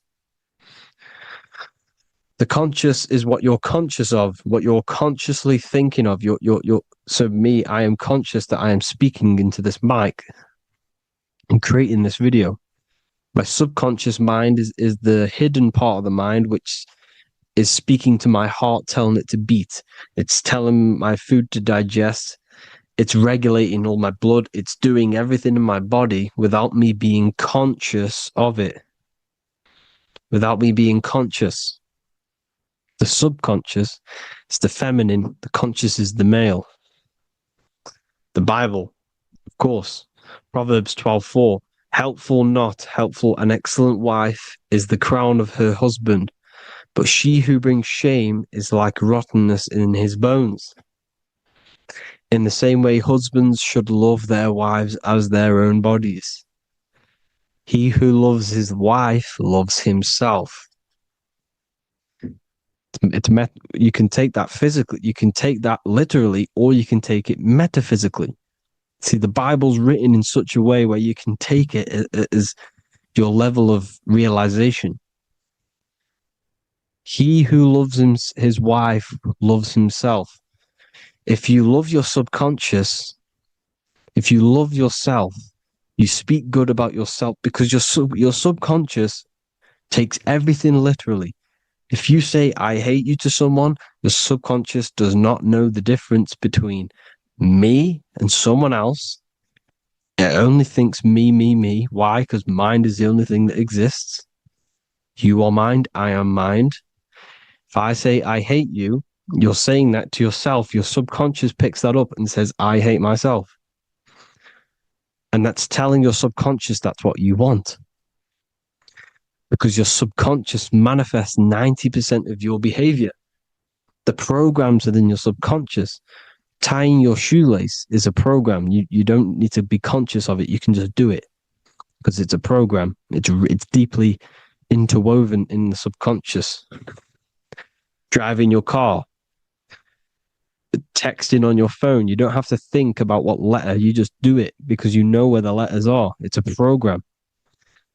Therefore, if you look after your subconscious, they are a married couple. It's your wife. Your subconscious is your wife. And it manifests 90% of your daily basis thought patterns, actions, behaviors, emotions, all the things that you all the trauma that you've experienced is stored within your subconscious, which is affecting you. So let's say you were in a car crash 10 years ago, and you had a really traumatic event, you really hurt yourself, and you had a very, very, very strong emotion that you felt of pain, that will still affect you today. And why? Because it will manifest into your behavior. How? Well, you'll be cautious of what cars to go in and who. You'll be cautious because of that event that stored within your subconscious, because of that feeling you felt was so painful and so strong. It's still manifesting into your behavior today. For example, you won't go in certain cars, you won't go with certain drivers. The subconscious stores everything, all your memories, the programs, and everything. So if you trick the subconscious, that's how you manifest your life. If you trick the subconscious, you already have something. And therefore it will manifest into your life and into your behavior, thoughts, and actions. This is why the golden rule is to treat others like you want to be treated. Because I am you and you are me. We are all subconscious. We all have subconscious. Whatever I do to you, I do to me. Because my subconscious picks that up and thinks I'm speaking to me. Mind is very powerful. Whatever I do to you, I do to me. Treat others like you want to be treated. The golden rule. That is the only rule we need in this realm, in the universe. If everyone understood this rule and how the subconscious works and how karma works, we'd live in heaven on earth, the Garden of Eden, the golden age. As a man thinketh in his heart, so is he. Proverbs 23:7. Where your heart is, there will be your treasure. Your heart's the emotions. The storehouse of emotions is where you feel emotions. You have to let your emotions move through you, not become you. You can't let your emotions become you. Or except be like the sky and let them pass through you. Be like the clouds and the stars passing over. Let them pass through you. Do not let them become you. And this is how emotions can take over your mind. We are driven by, when a man is driven by emotions, he has no self to control. You must control the mind, because the mind can be corrupted. Because your thoughts are electrical in the brain. Your thoughts come from the mental plane. So how the mind works is that you place your attentions on something in the mind, and infinite information just flows in. Think about it. When you think of a certain topic, as soon as you think of that topic, information comes flying into your mind. Different ideas, ping, ping, ping. It's all connected. It's why we call it a mindset, because your mind sets itself to frequencies. And when we think of something, We tap into that frequency, and just the universe, the mind, the mental plane just flows in information based on that frequency and that thought. The universe is just information. All of the information out there, nothing is new. It's all there. You just have to tap into it. You can tap into these different thoughts, and it's all there. Everything already exists within the mental plane. You don't think anything. You receive thoughts. We all share the mental plane. We affect each other. I'm affecting you. Speaking, listening to me is affecting your mental plane, your mind. The physical plane is the lowest plane. It's the world of effect. Everything you see in the physical plane is the effect of mind. Like I said, the person walking is the effect of their mind telling the body to walk. The physical plane is the lowest dimension of your mind.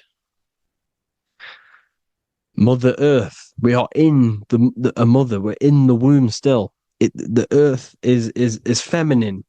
It looks after you. It provides you with food for free. It grows on trees with water. It's Mother Earth. It's the womb. The dome above your head is your mother's belly. Okay? Is your mother's belly. You're in the womb still. You're forever in the womb because your mind's constantly expanding. Because when the baby's mind figures out that there is a reality outside of its mother, starts to hear the people on outside of its mother, what does it do? It figures a way out of the mother, and it becomes born again in the water, in a hospital, into the other world. It's the same with our minds. When our minds figure out there is other worlds beyond this physical, we explore them. The astral plane, for example. You figure a way out of the body. Because when you're the firmament, look at the word firmament, meant at the end. Firm is firm, something strong, something like a rock is firm. If your mind is firm like a rock, you will be stuck under the firmament. So, for example, people who are very programmed and can't think outside the box, they have a firm mind and they'll be stuck under the firmament because your mind is the only thing that's keeping you under the firmament. It's the only thing. When you're doomed, doom is dome. This is the dome, which is your head. Your head is the dome. Above your head, above the earth is the dome, the ethereal barrier. But that's just an external manifestation of your head. You don't leave the earth, you leave your body to leave the earth. Because your body is the earth. It's a dimension within your mind. So when you're doomed, you're domed. Your reality is your level of realization. You realize something, or when you have an idea, the mind, in the EYE or I, same thing, mind, it's all mind. Reality is your level of realization. You realize there's other worlds. That's your reality. Your perception's your reality. Mind in Latin is mens. Jesus was known as the fisher of men, which is the fisher of minds. He was fishing minds worthy of knowing the higher truth, the deeper occult knowledge. Jesus figured out that we are all God. And he got killed for it because in that age they were trying to suppress this information. Jesus figured out he was God because we are all God, every single one of you, and they killed him because we're all mind. We are not the body. We're the invisible intelligence, which is God. But you are not God if your mind is attached to this physical world, to the worldly pleasures. If you master your mind and travel the depths of your mind, that is God. Mental and men. Look at the word mental. It has men in it. Men in the Bible means mind. Here you see the Masonic symbol with the eye, the mind. Looking over, everything is the one. Everything comes from the one. All the lines coming off it, giving its life to all of the life forms. Down here on the bottom, you have duality, black and white. Up here, you have singularity. One and the two. Unification and division. The lower self is divided into the left and the right. So the Bible even says, I forgot what verse it is, but it says, it's better to go through life with one eye than to have two and be cast into the fiery abyss of hell. I'm not sure what verse it is, but you can research it yourself. It's better to go through life with one eye, to be unified. Unified consciousness. Dimension. No-brainer. No-brainer. The language tells you the truth, people. Dimension. The dimensions are in your mind.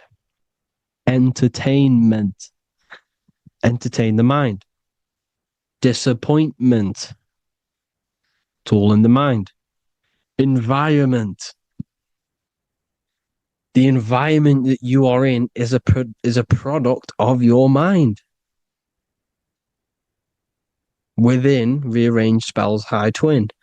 Within is your mind, and your external world is mirrored from the decisions you make in your mind. Advertisement, commitment, it's all meant, it's all mind. Everything is mind. Everything. So, this is important. The collective thoughts and collective beliefs. The collective, because we all share the mental plane. And because of this is why we are in a weakened state of consciousness at the moment. Because the collective thoughts and the collective minds overall are asleep. And they don't believe in anything. You see, everything is true within the mind. You think of something, it is there instantly. You think of a chair, it's there in your mind. You think of anything, it's there instantly. So everything's true within the mind. Anything can happen in the mind. Anything can happen on the physical plane if the collective consciousness, the collective minds, believe it to be true. This is why back in the days, in the ancient days, you look at all the old world stuff, you see all this crazy technology, and it's because as a collective, as humanity back then, they believed that they had much more open minds. Therefore, the things manifested in the physical world were a lot more out of the box, so to say, compared to today. For example, magic is not as powerful today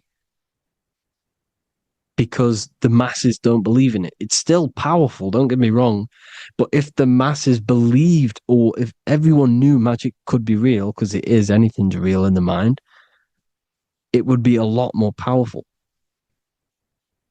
You see? So and what they're trying to do is create a hive mind worldwide. They're trying to make one religion, an external God.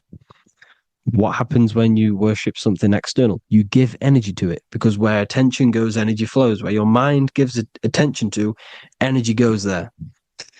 And when we all believe in external gods and give our worship and our power to these external things, we all give energy to it, which will manifest as a demon in the astral planes.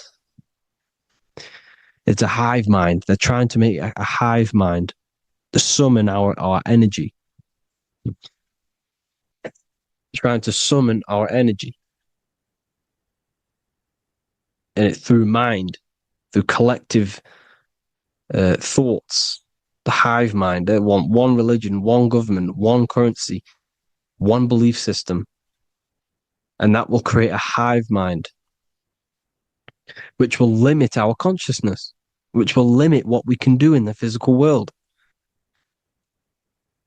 Because if everyone doesn't believe in certain things, it cannot happen because it's all in mind. Mind is so powerful. I am you and you are me. I hope you all enjoyed this video, people. If you haven't already, join the Wisdom Academy. The Wisdom Academy, we have many occult lectures just like this one. Also, we have just launched Mindwave Hub. If you want genuine frequencies, genuine binaural beats, because the ones on YouTube, the ones on Spotify, Apple Music, they're all tuned to A440 hertz, which shuts down the right hemisphere of the brain. If you want to gain access to your true consciousness, your mind, you need to balance the two hemispheres and balance the chakras. You can do that externally by listening to binaural beats. If you want true frequencies, true binaural beats to hemisync the chakras, hemisync the brain, to gain access to the different dimensions of your mind, well, you can gain access anyway, but it's going to help you if you're trying to learn this. Join Mindwave Hub. The link will be in the description. Listen to the binaural beats, meditate to them, listen to when you go to sleep. They'll massively benefit you. Thank you all, people. Hope you had an amazing, lesson. Hope you learned a lot. And please subscribe. God bless you all.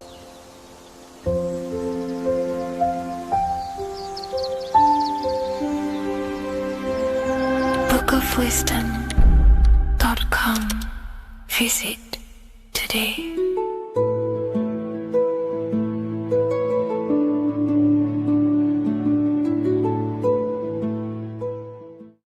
The scariest thing about having your first out-of-body experience and leaving your body is the realization that you have after. You realize everything you've been told about yourself, reality, the earth, what you're doing here on earth is a complete, utter lie. Your self-belief of what reality is and what you are is completely shattered. You now fully understand that you are more than your physical body that you inhabit. My first out-of-body experience happened a few years ago, but before all of that, I remember being a child, going to bed and closing my eyes, and I remember as a child feeling like I was floating above my body and moving. And maybe subconsciously this has led me into knowing intuitively that there is more to reality, and I've gone down this path of esotericism, occultism, consciousness. Maybe that has led me to this, I don't know, but I've always had this subconscious intuition in my mind that there's more to reality than what we've been told. And maybe it came from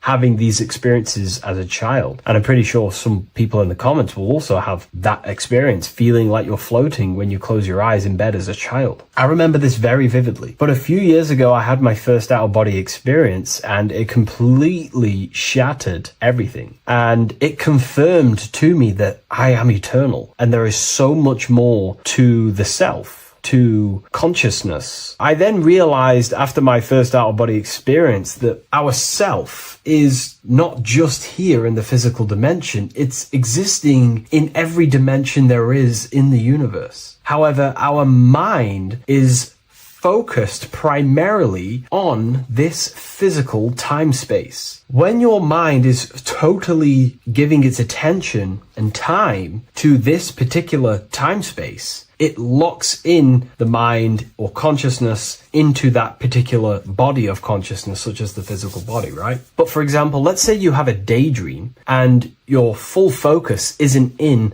the present moment and your environment that you're in physically. Your mind kind of wanders off into a daydream, what we like to call it. That again is shifting time space. Your consciousness is 40% here in the physical plane, because your body's there, but then the other 60% is in this daydream, this imagination. So you're shifting time space, and what an out-of-body experience does is allow your mind to reduce that attention to the physical body and access attention to this altered body or dimension of consciousness. So I'm going to give you the story of my first out-of-body experience, because I know when I was researching this, I was always looking for personal stories about someone's out-of-body experience, and there's not many out there, to be honest with you. Well, based off my research, I couldn't find many. You find a few, but I'm going to give you my experience of my first out-of-body experience that happened a few years ago. It was early in the morning. I kept on waking up and falling asleep to my alarms. I went back to sleep after waking up for like the third time in the morning. When I fell back to sleep, that is when I had my out-of-body experience. It's also good to mention that I have been listening before that about podcasts, books about our out-of-body experiences, astral projection, and things along them lines. So this was stored in my subconscious, this topic. And I had a desire in my heart to actually experience this for myself. Long story short, I went back to sleep early in the morning because I kept on waking up, and it began with this tingling sensation, a high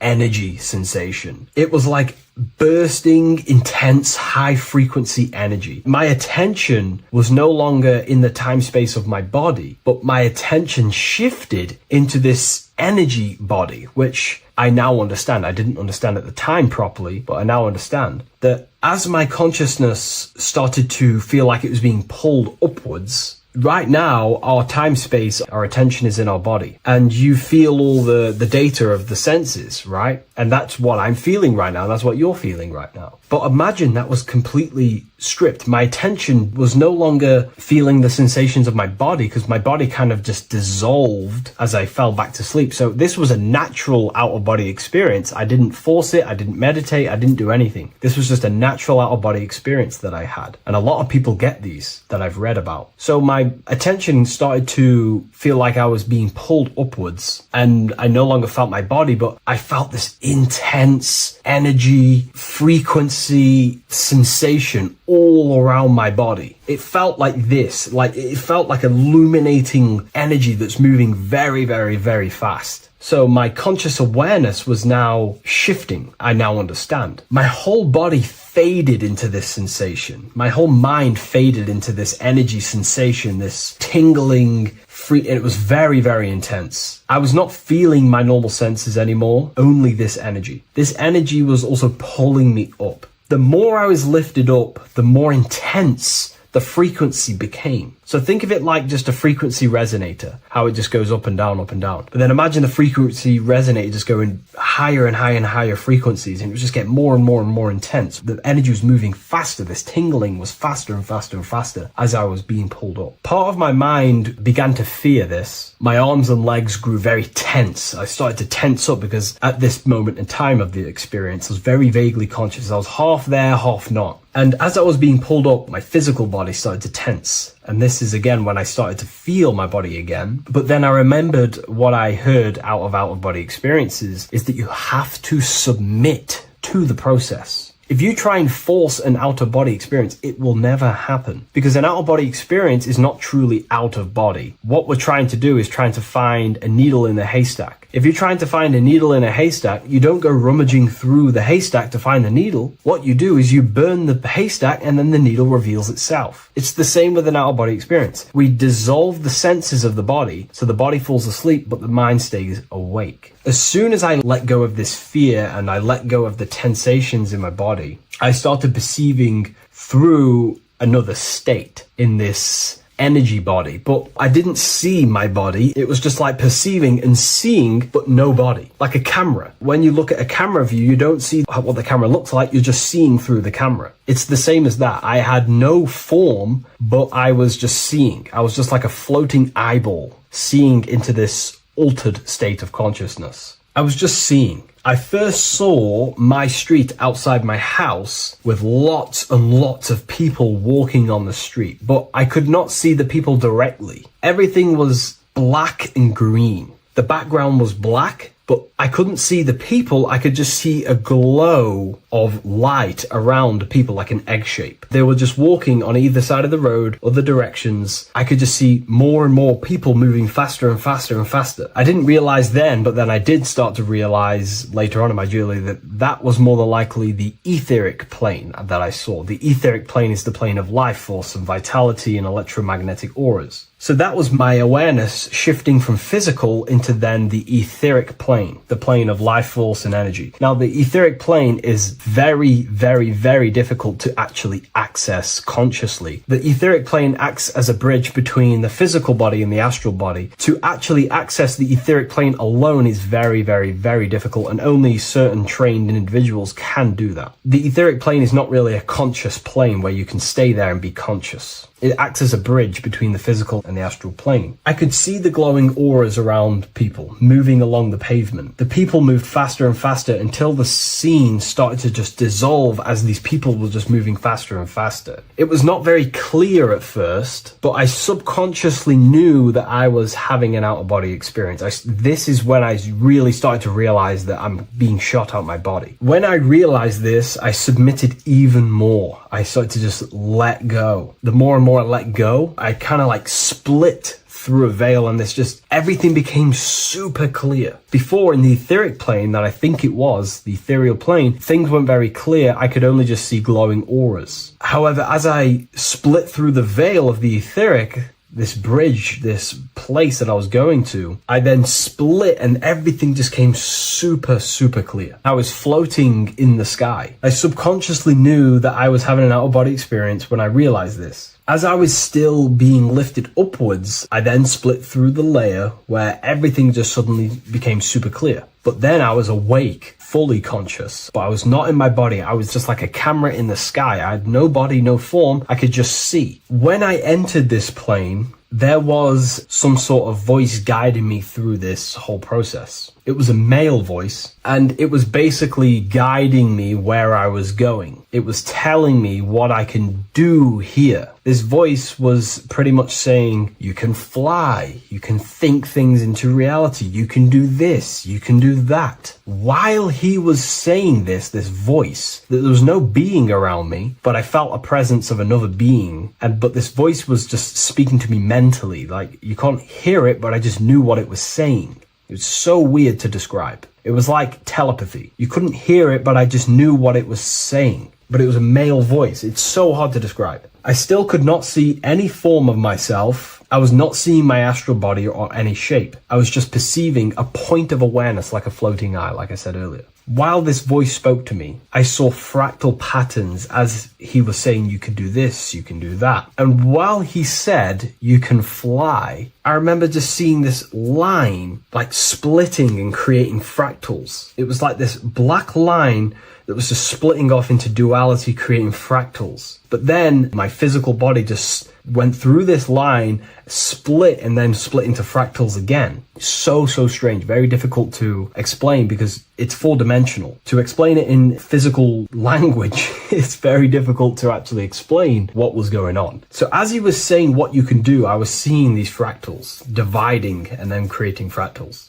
When he says you can think things into reality or something along them lines, my awareness just did a full 360 as if I did a backwards flip. I had no conscious control over this. That's something that you later develop as you keep having these out-of-body experiences. Your first out-of-body experience, you probably won't be able to control what's going on, but you will have an out-of-body experience if you seek them. I could see all around as I rotated. I looked all the way down and then back to my original angle and point of awareness. During that rotation, when I started to turn upwards to do the backflip, I looked up and it kind of looked like the sun in the sky. It was very dark and gloomy.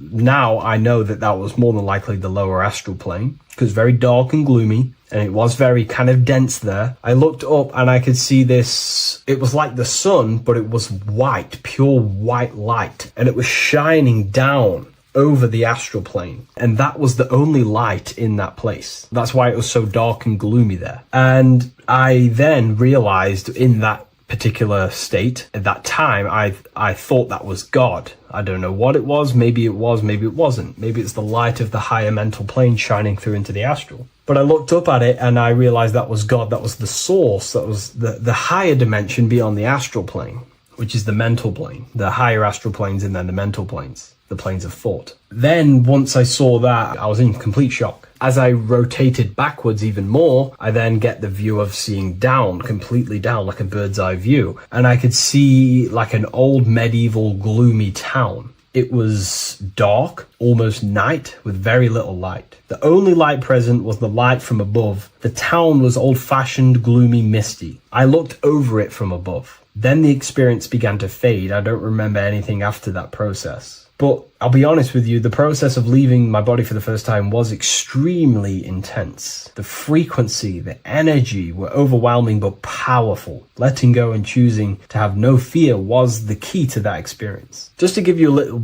bit more wisdom on what I actually experienced, now what I realized what was happening, I now understand that the voice that I was hearing was not an external being guiding me. It was actually a higher aspect of myself, a part of my own consciousness that is not focused in the time space of the physical world. My physical mind is focused here in this timeline, but once I exited this timeline and focused elsewhere, the higher part of myself guided me towards that experience. This higher version of ourselves that we call the higher self is a higher dimensional being, but we're just unconscious of it. This being exists beyond our ordinary thinking mind. Our self exists everywhere in the universe, and we can unlock higher versions of ourselves as we progress on our journey of awakening and self-realization. Because let's say right now, only 10% of your awareness is actually in the physical plane. Science tells you that 90% of you is actually in your subconscious mind. 10% of your awareness is your conscious mind. So there's 90% of you that your conscious mind is not aware of. But our conscious mind becomes so addicted with the physical world and distracted with the physical world, it just gets totally locked in with the physical. And we never pay attention to the hidden aspects of ourselves, the unconscious aspects of ourselves. And that's why everyone in the esoteric and occult space talks about gnosis, seeking knowledge of self. Gnosis is not knowledge, it's knowledge of self obtained through direct experience. So gnosis is about rediscovering who you truly are. And another bit of wisdom that I could give you from this is that the observer is the same observer that is observing this video right now. You're watching this video, but who is the one seeing the screen? Who is the one seeing the screen of your reality, of what you call life? There is an inner witness consciousness within you who experiences and observes your thoughts, emotions, and actions, experiences and observes the screen you call reality. And that witness also witnesses your dreams. When you shift your awareness from your time space of this body into your dreams, that same witness is witnessing your dreams. So when you meditate, connecting with this witness aspect of our consciousness really does help to excel the process of having an out-of-body experience. Because a lot of people have out-of-body experiences, but they don't understand what's actually going on. They don't understand the nature of it. But it's all mental. You move mentally in that dimension. You create mentally in that dimension. The same that you do in this dimension, but just on a quicker scale, because things manifest in the astral plane instantly as soon as you think of it. Just like the screen in your mind, you think of something, you have a screen of an object in your imagination. That plane, it manifests instantly, but down here, it takes a longer time for things to manifest and condense. Once you understand that thought rules the universe, thought is the creative force of the universe, you start to understand,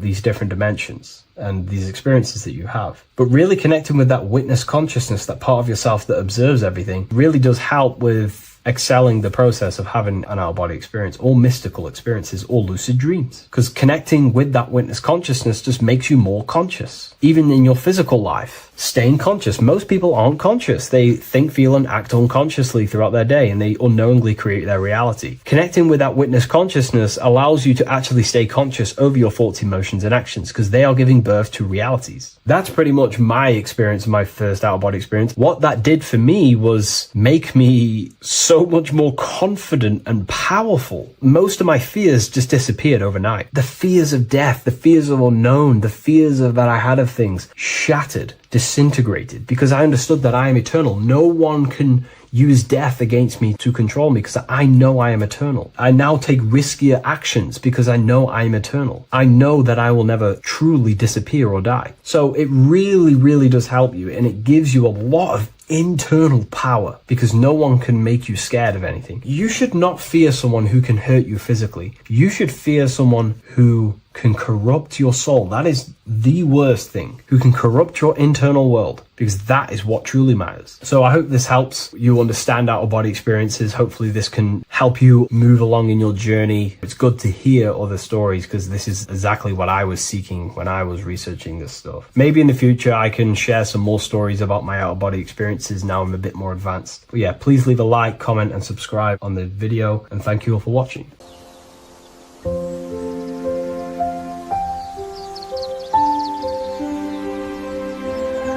bookofwisdom.com. Visit today.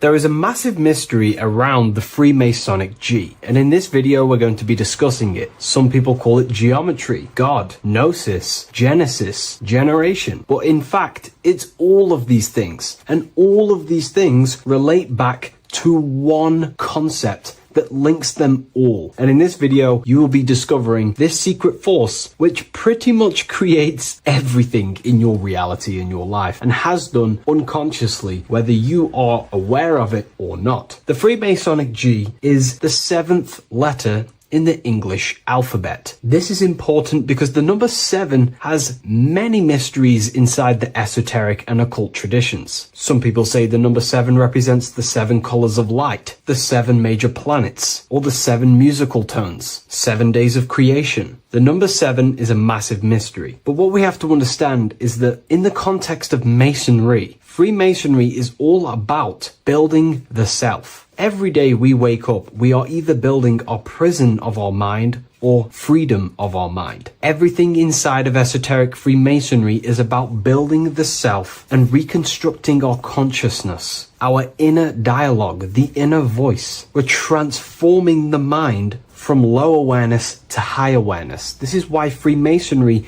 uses the allegory of stonemasonry, stones, chipping away at stones. The stone is in fact you, and we are perfecting the stone, which is your very own mind. Because the universe is a mental construct. Life is happening to us inside our minds. We are all the universal mind expressed and clothed in a different body. Therefore, now we understand that everything is about the internal inside of Masonry. This G relates to something inside of you. Hence why you see the G inside of the square and the compass. It's something internal in you. G is the 7th letter of the English alphabet, and the number 7 symbolizes the 7 cognitions of the mind. In esoteric and initiatory traditions, the 7 psychological cognitions of the mind refer to the 7 distinct modes through which human consciousness perceives, interprets, and transforms reality. Different schools use different names, but across Hermetic, occult, Gnostic, and mystical systems, the same underlying pattern emerges. The mind has 7 functional powers, each representing a layer of awareness and a stage of inner development. Number 1 would be perception. The first cognition is the raw reception of sensory and subtle impressions. It is the gateway where the outer world enters the inner world of our minds. Perception involves learning to see without distortion, to notice the symbolic dimension behind ordinary appearances in an occult interpretation of perception. The second one is interpretation. After perception comes the act of making meaning. The mind organizes impressions into patterns, beliefs, and judgments. Esoterically, this cognition determines whether a person interprets life through the ego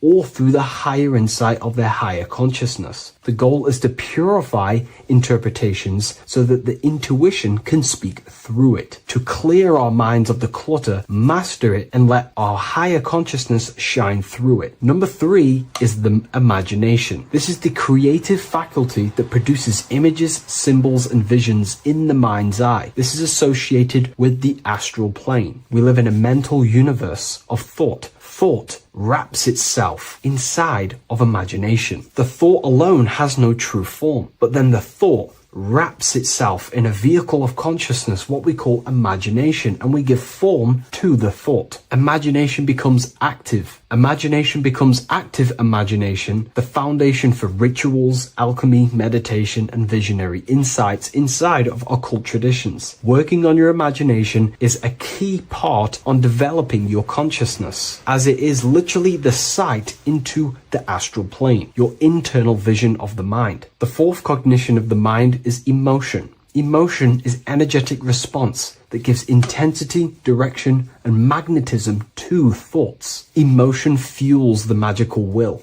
Unrefined emotion binds us to lower impulses. Refined emotions become devotion, compassion, and the inner fire to transform thought into a tangible reality, to become a conscious creator. The fifth cognition is will, the faculty of intention, decision, and directed energy. Will is the power that aligns personality with the higher self. It is the driver of discipline, transformation, and the capacity to act consciously rather than react unconsciously. Most people walk through life as an unconscious zombie, living day to day, running off subconscious programmings, never actually using their conscious mind. We develop our will and try to align our will with the highest will possible so we can align our will with our higher mind. So the higher mind can manifest through us in the material plane. The sixth cognition of the mind is memory, the storehouse of experience, impressions, and archetypes. It shapes identity, determines how one repeats and transcends past patterns. Memory includes not only personal memory, but also a deep strata of the subconscious and the collective subconscious field, what we call the Akashic records. Memory is a massive quality that you must work on inside the Masonic system. You are required to remember certain rituals and certain things so that you can regurgitate them to pass on along the degrees. Based off my research, I myself personally am not a Mason. The seventh cognition of the mind is intuition, the highest cognition possible. It's direct knowing. It bypasses the linear reasoning and reveals truth as the inner illumination. Intuition is the voice of the soul. It is the guiding force, guiding our physical vehicle of consciousness through this physical experience, providing revelations, insights, and even sometimes gnosis and higher understandings.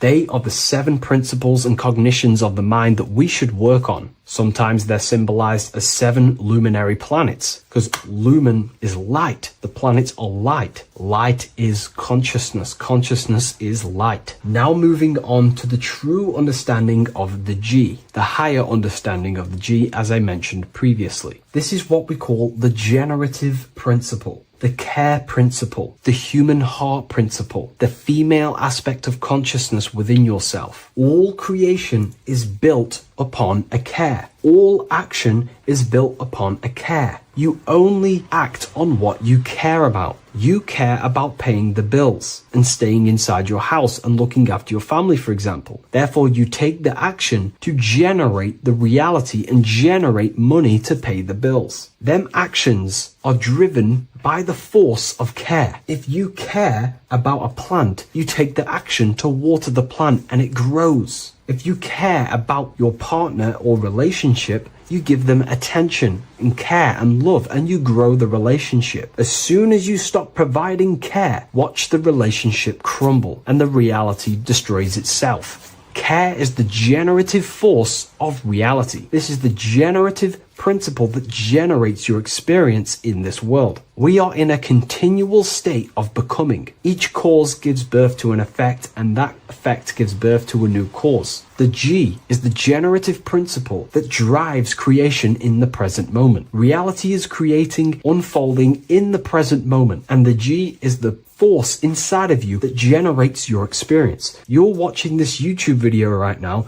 because you have a care in your heart for the information I have provided in the past, and you have a care about watching this video. As soon as you don't care, you take action to do something else with your time that you actually care about. The G is the generative force of the heart. It is the love energy. You only take action on what you love or care about. The whole world is built upon this principle. This is why we say money makes the world go round, because the whole world has a G or a care for money, and it's making everyone wake up in the morning, take actions, and make the world go round. It is the G, the care for that principle or money object to generate that reality. It is the force that drives you, hence why the G is sometimes surrounding with light rays, because it represents a force, emanation, something that is invisible but driving the physical body. The G is the internal force that focuses thought into an action. We can think many thoughts, but the thoughts you don't care about, you don't take action on. But the thought you care about, that you have a G for, intensifies that thought, focuses and directs it into an action to generate that experience and reality. The whole world is built upon this principle. The sun is a perfect example of the generative principle. The sun gives all of its life, light, never asking for anything back, making everything grow and generate on the earth. Everything in your life is built upon this principle, and gaining control over your care gives you control over your actions and your reality and what you generate. Once you see this, it is truly beautiful that the world is actually built upon love. This is why they say love is the force of God. It is.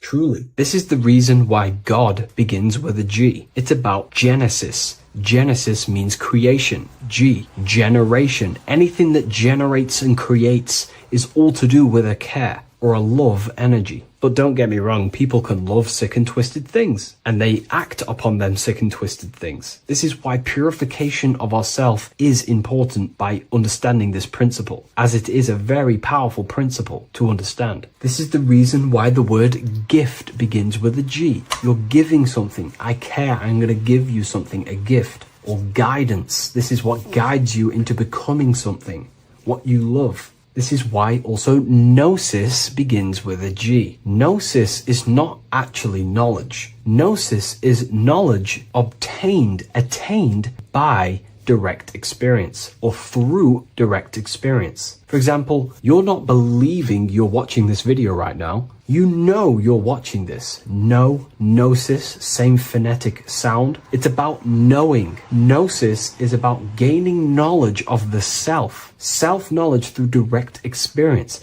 Instead of believing in God, I seek to know God through direct experience, by altered states of consciousness, transcendent meditations, understanding human anatomy, understanding the laws that govern my mind, understanding creation. That is direct gnosis, knowing that God exists instead of believing he exists. By going within the self, questioning the self, and gaining a deeper relationship with the inner observer, you start to gain gnosis, self-knowledge through direct experience. And in order to gain gnosis, you have to care, because gnosis requires action. It requires you to meditate and go within yourself. It requires you to study yourself. It requires you to go within yourself. And in order to do that, you have to care. If you don't care about knowing yourself, you won't take the action to generate the gnosis. If we take a look at this piece of Freemasonic artwork, we can see a whole lot going on here. But if we focus down here with the temple with the letter G on, and when you walk through the temple, there is a pathway leading up a hill towards the light. The light reveals things. If something is in darkness, you can't see it, but the light reveals something. It's symbolizing truth, the light of gnosis, knowingness. And in order to walk this path, you have to go through the temple, which means entering in yourself. This is symbolic of the path. The Masonic path is about the self, reconstructing and learning about the self. In order to walk up that hill, it takes a lot of effort. It's not easy walking up a hill.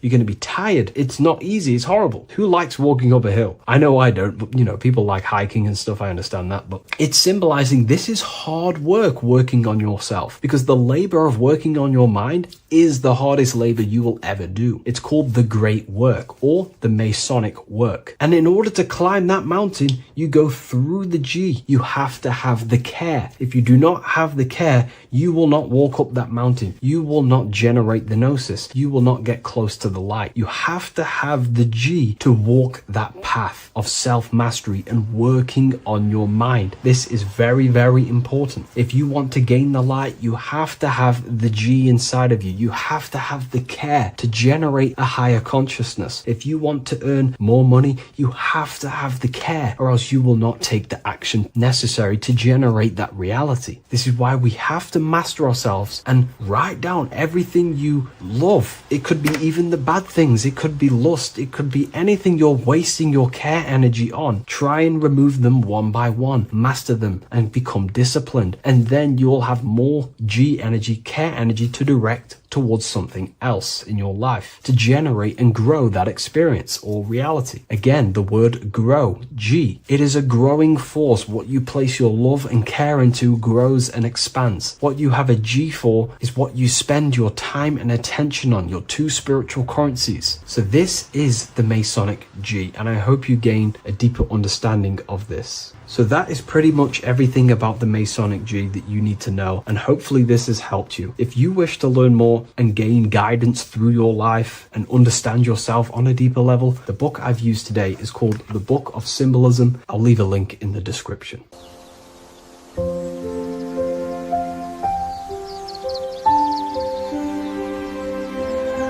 bookofwisdom.com. Visit today.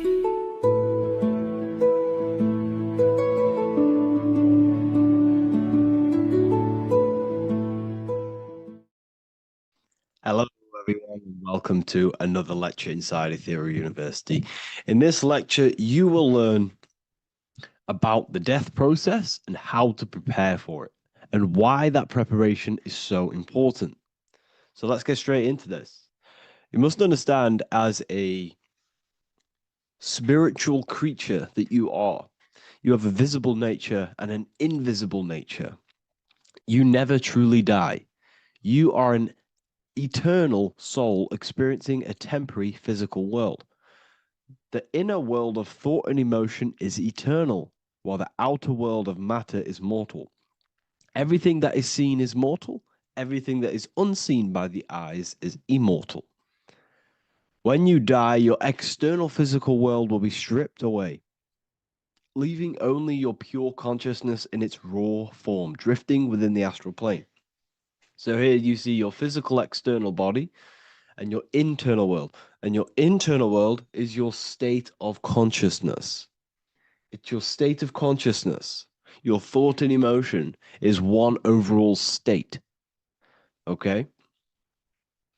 So you must understand these planes. You have the physical body, the etheric double, an astral body, a mental body, and the Buddhic body.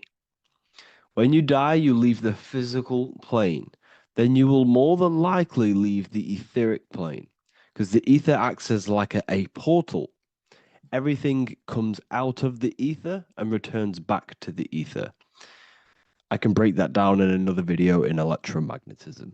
But electromagnetism is ether, energy coming in and out of the ether. You will, every single day you die, every single day. There's a cycle of life and death occurring all the time.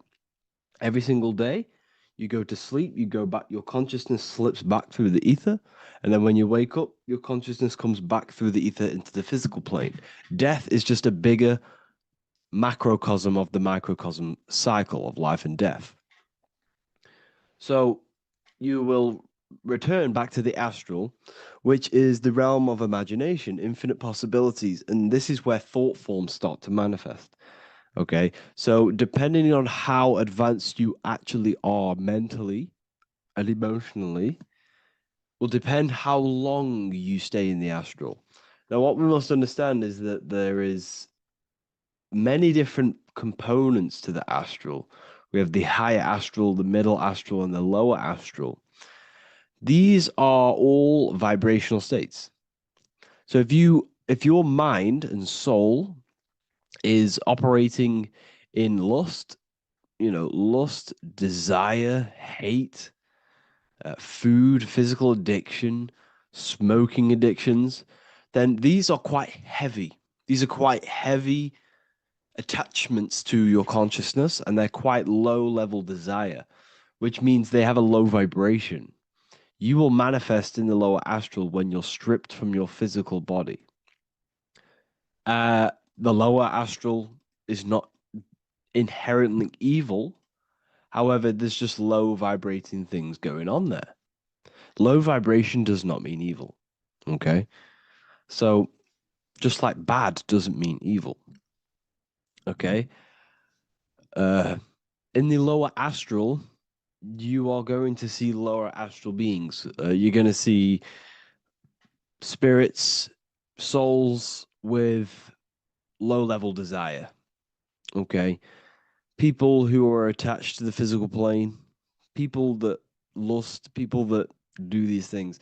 Technically, this is hell, but you can escape it by escaping yourself. Now we're going to break all this down.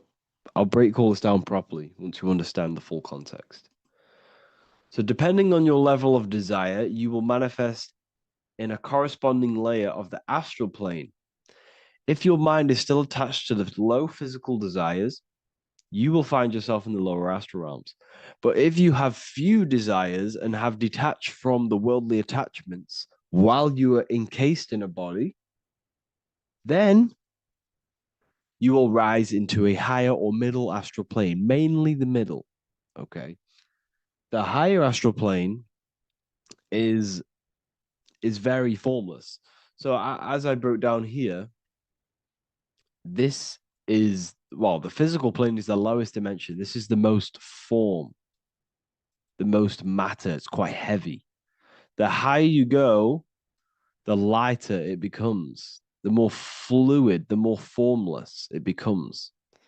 So you see here it says denser down and lucidic up. So this is more lucidic in these higher realms. This is more dense in the lower realms. So this is why the ancient Egyptians were always talking about, I'll show you this. This is showing you death. So first of all, we have Anubis, which represents death. Here you have the heart, which represents the soul. And here you have a feather. And this is a scale. You see how this is a balanced scale? So what this is symbolizing, this represents death. This represents your heart, and this is a feather. So when you die, your heart must be as light as a feather, which means your emotions, your soul, should have no attachments to the world. It should be light. It should be detached. This is why the word light and light are the same. Light is in heavy and light is in very bright. Because when you're less attached to the things, your soul shines. You're authentic. You're light. You're very bright soul. And you have no attachments. Your light is in not heavy. So you must detach from the worldly desires. We have to detach from the smoking, the food. This is why we should fast. Smoking, this is why we should detox. We should also meditate. We should also be able to sit with ourselves for long periods of times. Okay? I'm going to break all this down properly. But that's why the Egyptians show you the symbolism here. Okay? So you're stripped of your material body. So that state of consciousness you're in right now, your inside world, if you shut your eyes, that state you're in, that is what you're going to experience when you die. Okay? And you're going to be manifested into the astral. In the physical plane, you can mask or hide almost anything. But in the spiritual realm, you cannot. The astral body, your thoughts and emotions directly shape your spiritual body, your astral body, revealing your true inner state. So your desires that you can hide in the physical plane, your emotions, your thoughts, you can't hide any of that in the spiritual plane, in the astral plane. That will directly shape who you are, your color of your astral body, and your astral body as a whole. So here we have Kim Kardashian. If you could see this lady's astral body, you would run so far that you would be horrified for the rest of your life. If you could see their spirits, their astral form.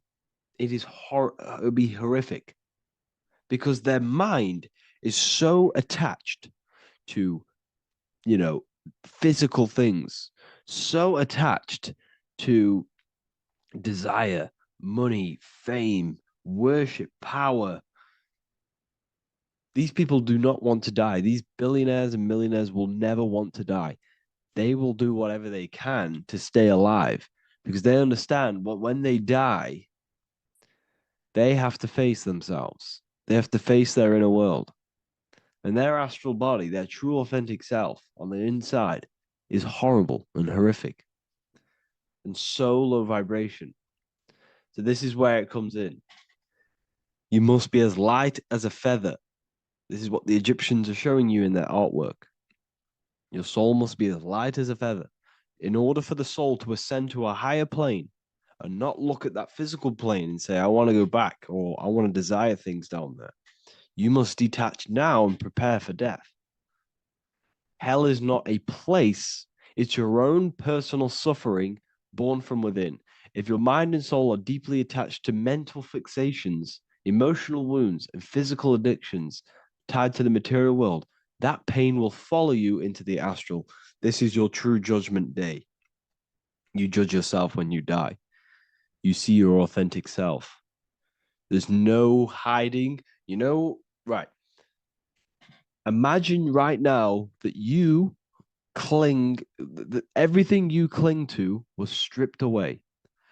No matrix, no electricity, no food, no TikTok, no phone, no possessions, no distractions, no one else.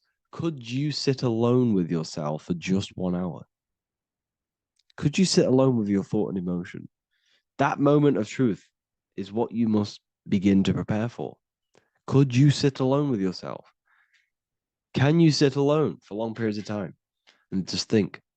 And if you cannot, then you're running from your internal world.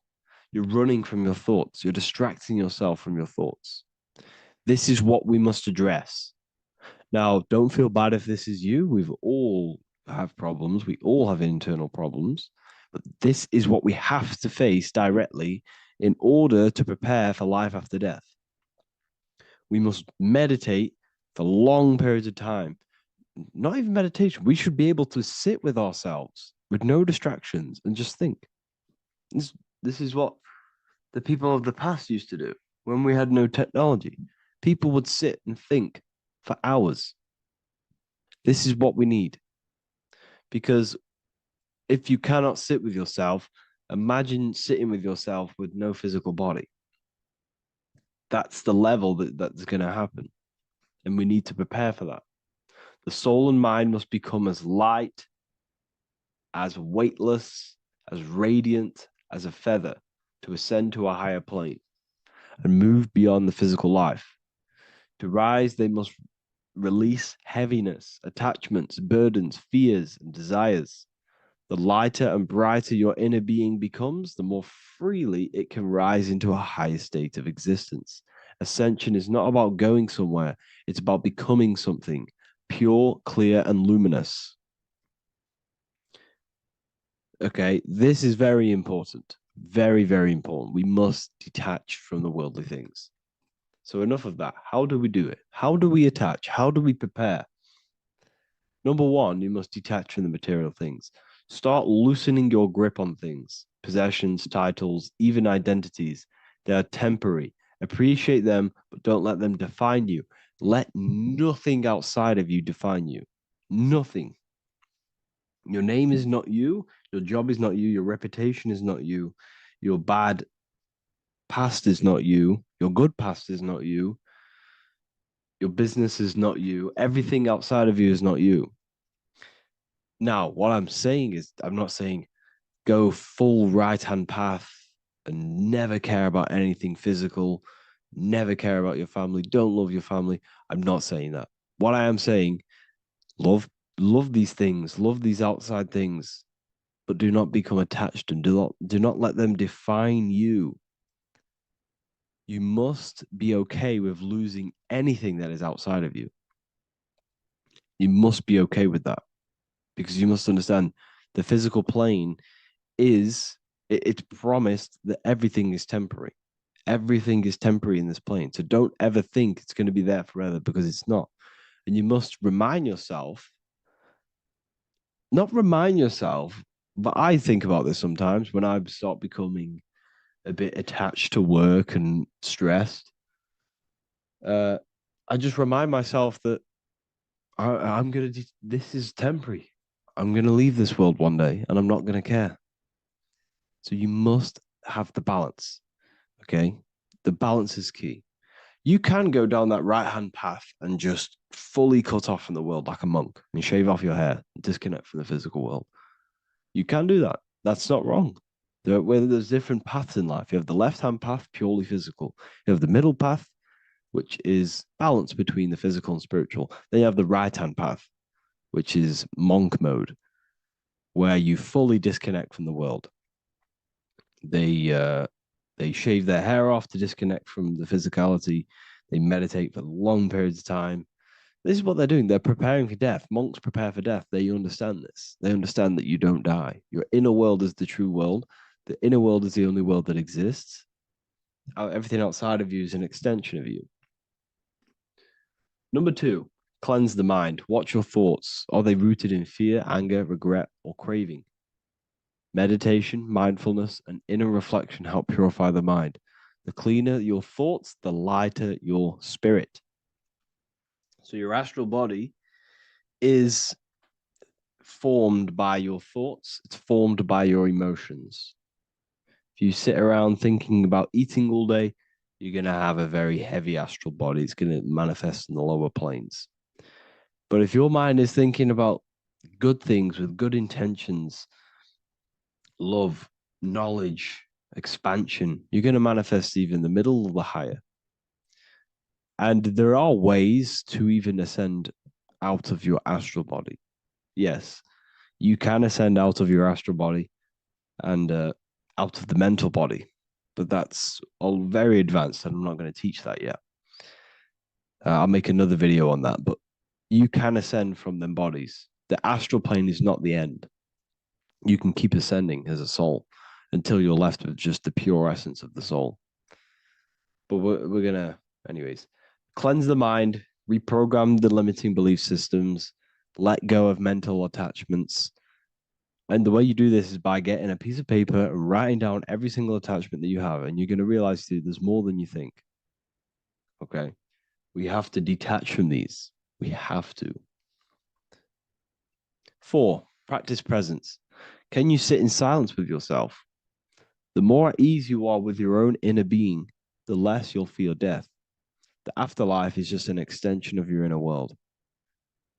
It's so important. This is so, so important. Can you sit with yourself? If you cannot sit with yourself, you have some inner work to do. You have some thoughts to address, some beliefs to address, and some feelings to address. Okay, so practice sitting in the present, meditation, or just literally sit there and try and be okay with yourself. And if you can't be okay with yourself, then there's something you need to address, whether it's a belief system, whether it's an emotional trauma, or something. This is what we must reshape, refine, and let go of. Live truthfully. Speak and act from your soul, not from fear or ego. The more authentic you are, the more aligned you become with your true self, which carries beyond this life. The ego is your mind's perception of itself while being incarnated in this world. It's been shaped by your experiences, your thoughts, your beliefs, and your emotions. So your ego is basically this false thought form that you've created. It's a false layer of yourself that sits on top of your true authentic self. It's basically your physical character.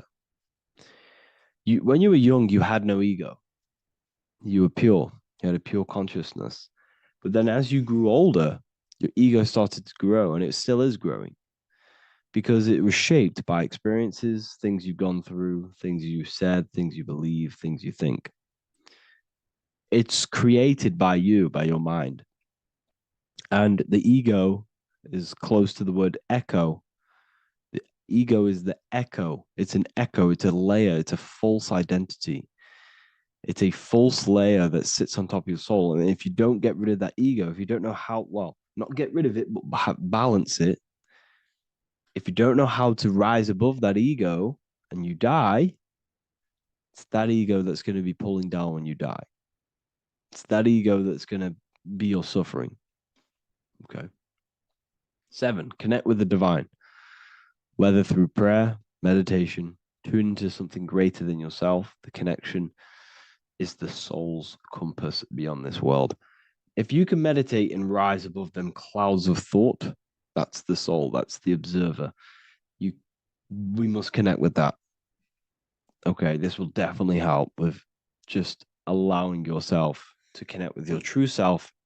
Meditation's great because you can just fully detach from the world.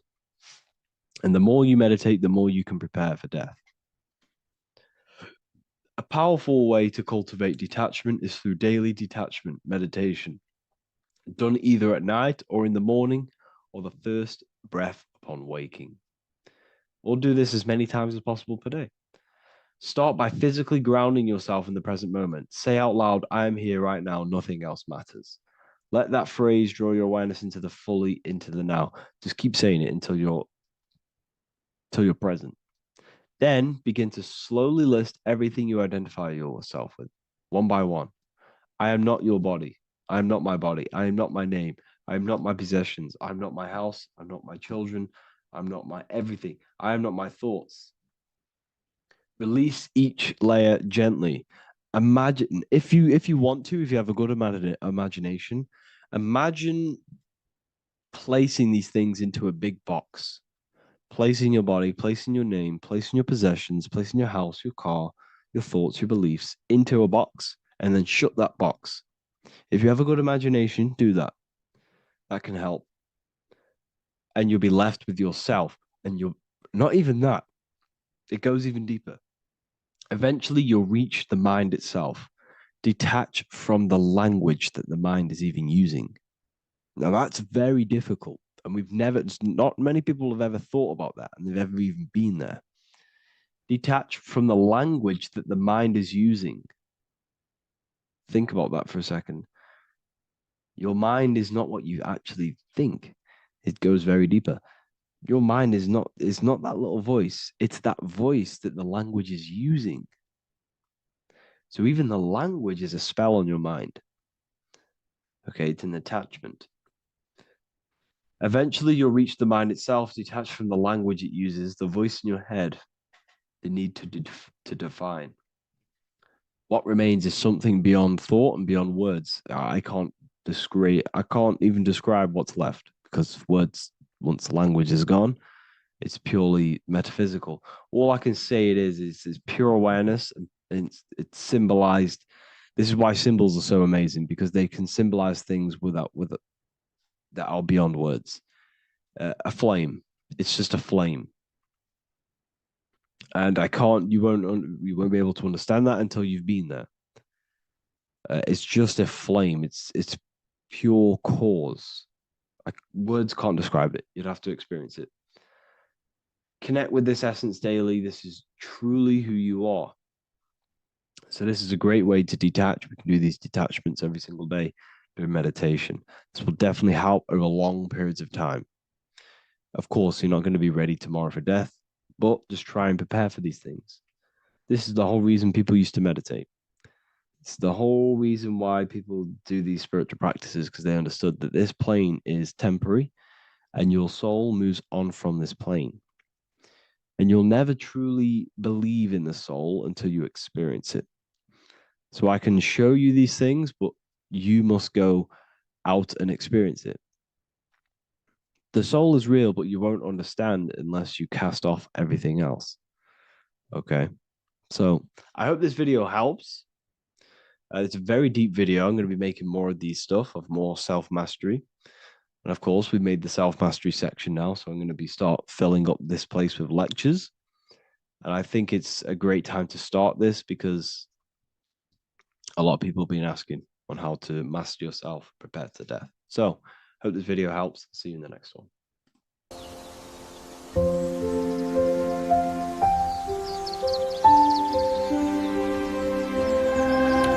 www.wellofwisdom.com.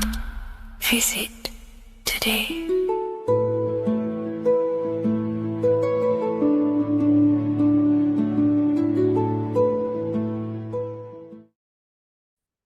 You are not breathing correctly. 98% of people only use a third of their lungs capacity, which is shallow breathing, which ages you, lowers your brain capacity, and also lowers your state of consciousness. So it's essential that you breathe consciously on a day-to-day basis, because this is what truly elevates your consciousness. I am going to give you the key for you to raise your consciousness just through breathing alone. Such a simple thing, but yet the most effective way for raising your state of consciousness and becoming more spiritually and mentally advanced. So tune in for this video and I'm going to show you exactly how to do it and the symbolism behind breathing. Air is more than just air. It carries electromagnetic energy. So now I'm going to give you the science behind this spiritual truth. This invisible force is what sustains all physical life, providing the life force energy essential for existence. Electromagnetism. Everything is fed off electromagnetism. Your body is an electromagnetic battery. Now, we can prove that air carries electromagnetism just by doing a simple test, a simple scientific experiment, by getting liquid oxygen and pouring it between a north and south magnetic pole, two polar opposite magnets. We see that the liquid does not fall straight through it. It is sucked, it is magnetically attracted to these two opposing forces, opposing magnets. This is proof that air, liquid oxygen carries electromagnetism. When you are breathing electromagnetism, the essential life force behind all living beings. This is known as energy or prana, chi, ether, or spirit. This is all the same thing. Air is not just empty space. It is energy. It is prana. It is life force. It is spirit. It is ether, chi, prana. You are an electromagnetic being. Your consciousness is in direct correlation with your electromagnetic aura or biofield around your body. Your state of consciousness is mirrored within this field around your body. Now, your breath, when you breathe in, you're breathing electromagnetism or life force. Breath is the vital link between the physical and the spiritual, bridging the body with the soul. Through breath, we connect with both tangible world and deeper, the unseen realms of energy and consciousness. Breathing deeply and properly elevates our consciousness, enhancing the brain's functions, heightening the sensitivity of our five senses. It also brings a profound calmness to the mind, creating a state of clarity and inner peace. Like I said earlier, breathing properly is the fastest way to elevate your consciousness. It is the fastest way because breathing, when you stop breathing, what happens? You lose physical consciousness. Your body will shut down if you do not breathe in this vital electromagnetic energy in the oxygen. If your body does not get this for 5 minutes or however you can last without breathing, this makes you lose physical consciousness. Your body will not survive without this essential life force energy. Therefore, air is one of the most overlooked things. This is why we see the symbolism of Buddha having a big belly. Why does he have a big belly? Because it's symbolizing breath work, proper spiritual breath work, the certain teachings of breath work, of when you breathe in through the nose, you have to breathe in through the nose. You don't want to breathe in through the mouth because the nose acts as a filter which catches dust particles and filters out the air before it enters the lungs. The mouth does not do that. The nose is for breathing inward.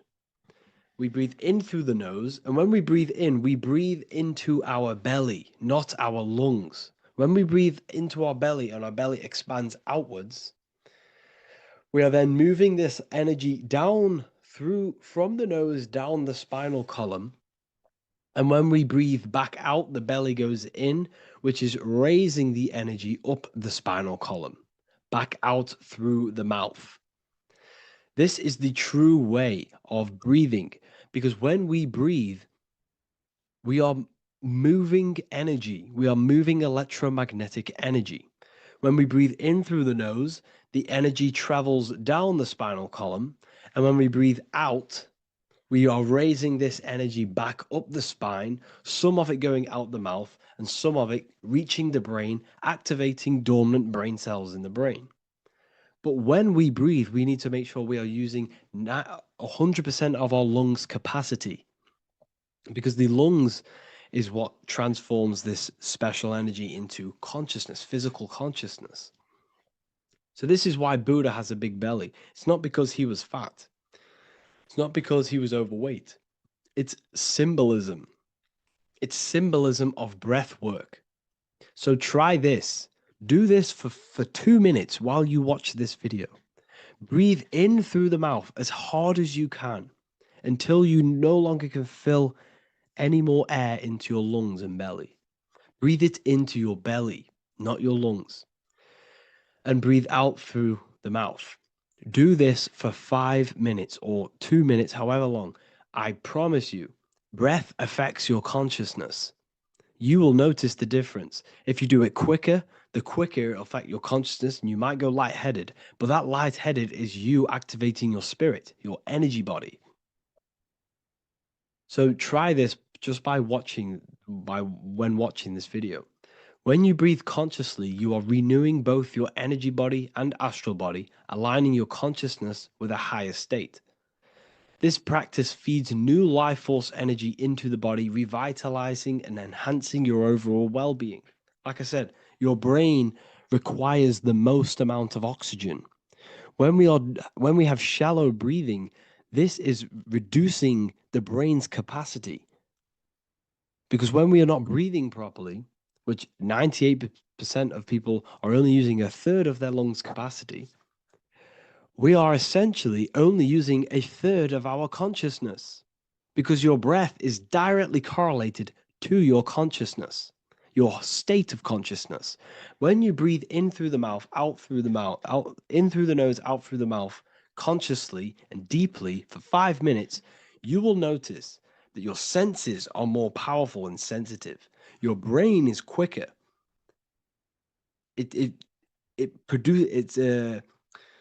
What's the word? It processes information quicker.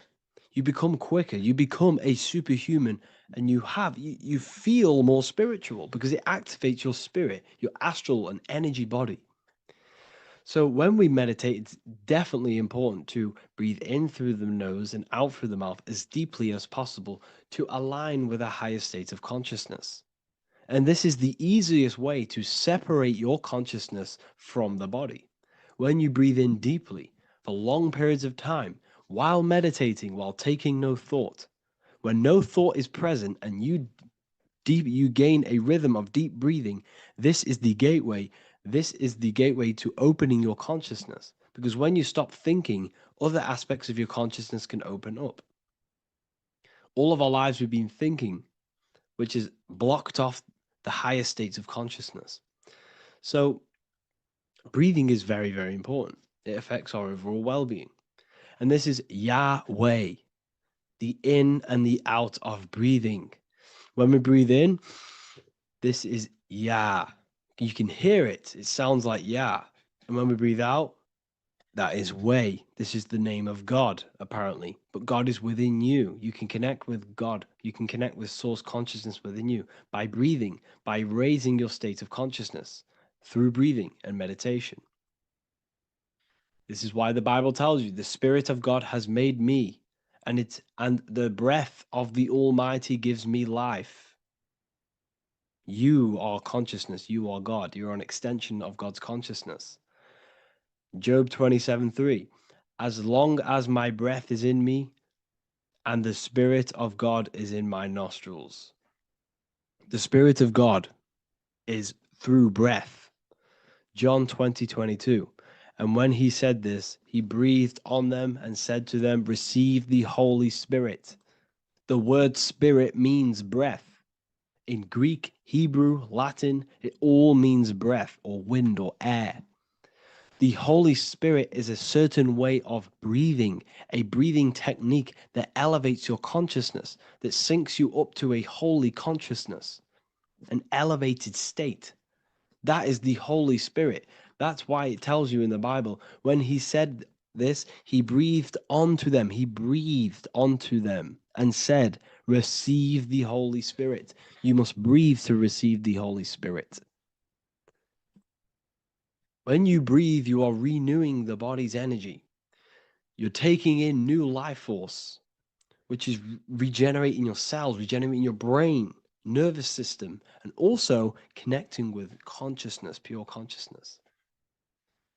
This is not something that we should be doing during meditation. Yes, it is. We should be doing it during meditation, but this is something that we need to apply all of the time. This is the fastest way you can raise your consciousness. I just want to say, all of this knowledge is inside of the Book of Wisdom, Volume 2. Make sure to give a like and a comment on this video to help the algorithm. And let me know what you think about the last book or this book if you have read them, to let the new people know what they're looking at with this book. This is truly life-changing, the Volume 2 and Volume 1 is truly life-changing. You can get them in a bundle also. Learn hidden knowledge inside of the Ethereal University. This is where truth seekers belong. I'm not here to try sell you this, but this is the place for truth seekers. And if you are serious about your spiritual journey and serious about gaining knowledge, which gives you the advantage of a life, join Ethereal University. This will definitely help you. Thank you for watching this video. Please leave a like and comment. Make sure to give me any suggestions on videos that you want me to make in the future. Thank you all.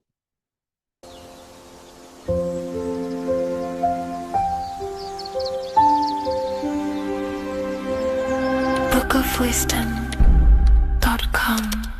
Visit today.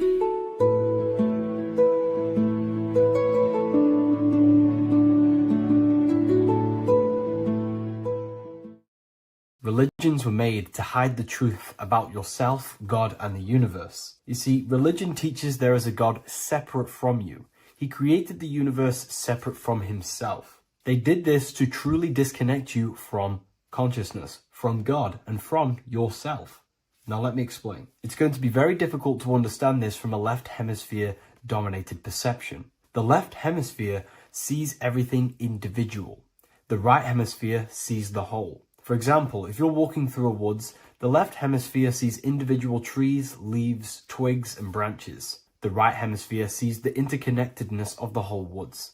We've been trained our whole life to be trapped in the left hemisphere, to think logically, scientifically, with evidence. This way of thinking traps you in illusion, division, and separateness from everything. Plus, in science, they teach you the universe exists outside of you.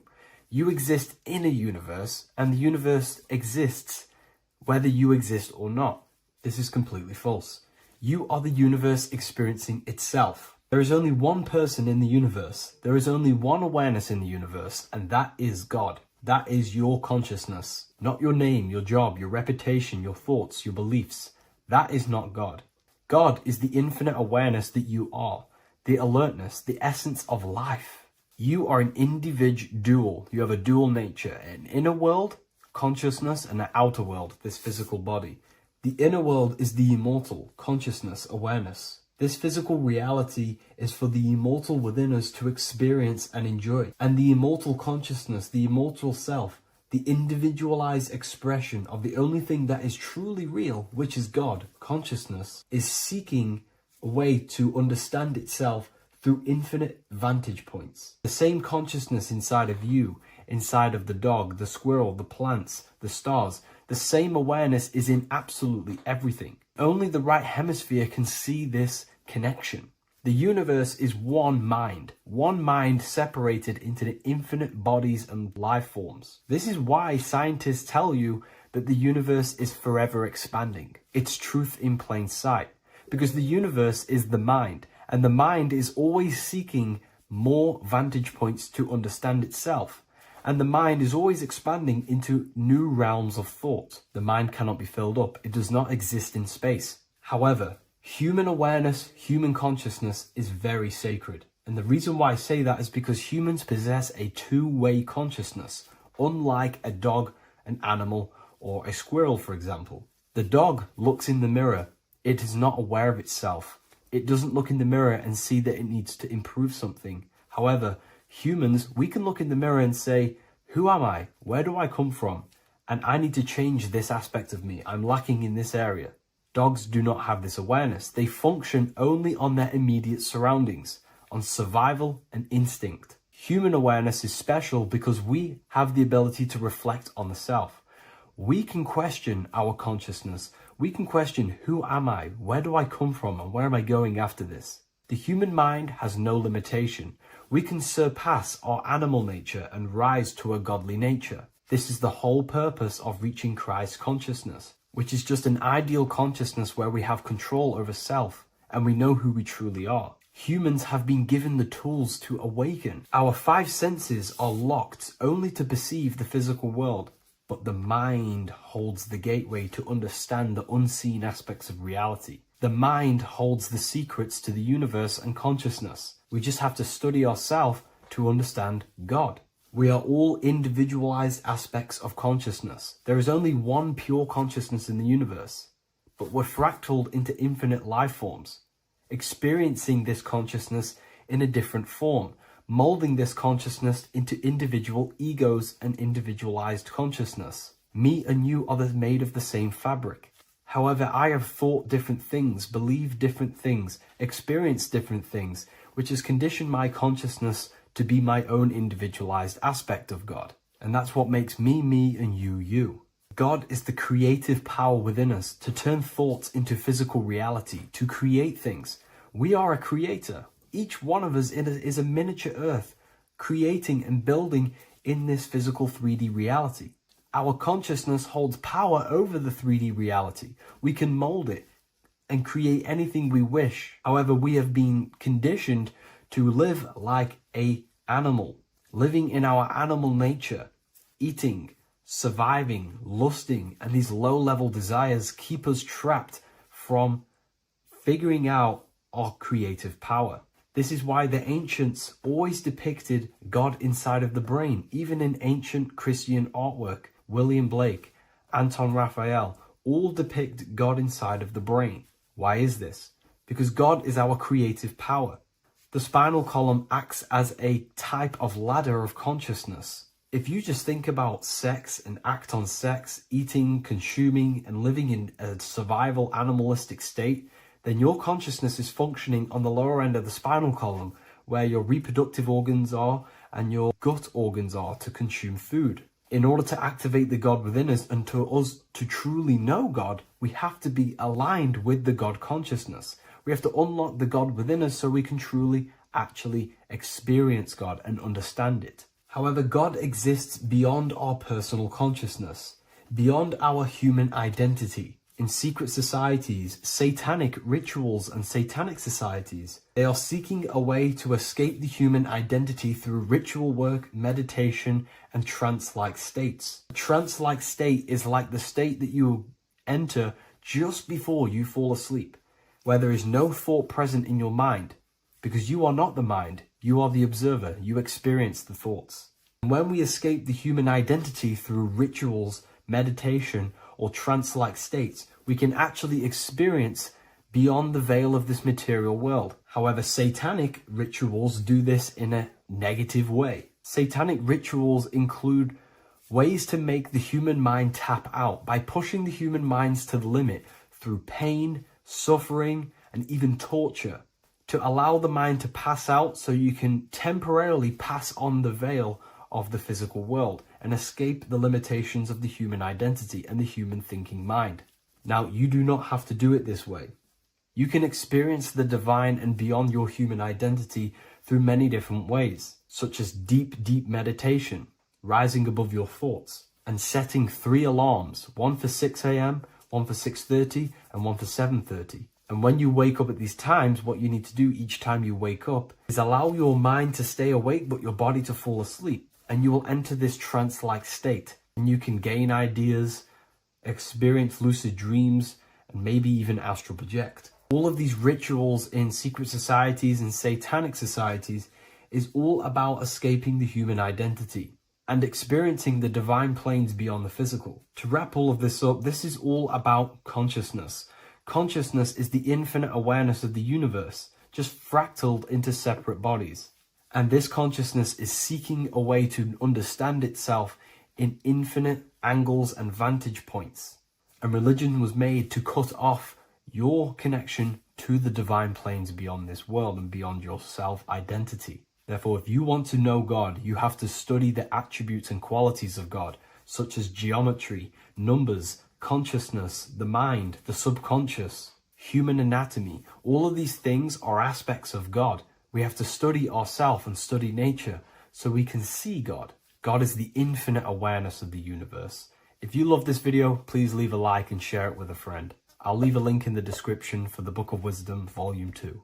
666 is a code, and this code needs to be broken down to fully understand what 666 truly is. In an esoteric view of 666, it represents a state of consciousness, a way consciousness functions within the individual. Now, if we look at the Bible in Revelations, it says that the mark of the beast, 666, is going to be placed on the right hand or on the forehead of an individual. The forehead symbolizes the mind, while the hand represents action or behavior. The forehead represents a belief or a mindset, a way consciousness functions. Therefore, the mark of the beast is not something external. It is actually a way consciousness functions within the individual. But the code reveals the darkest secret about 666. 666 is 3 sixes. The number 6 in esotericism and occultism represents the cube, because the cube has 6 sides. And the physical dimension, everything has 6 sides. Up, down, back, forward, left, right. Everything is 6-sided in this 3-dimensional world. The body is the cube itself. It is the number 6. And the number 6 is the number before 7. 7 is a divine number. It represents divine perfection, as there are 7 functions and cognitions of the mind, 7 energy centers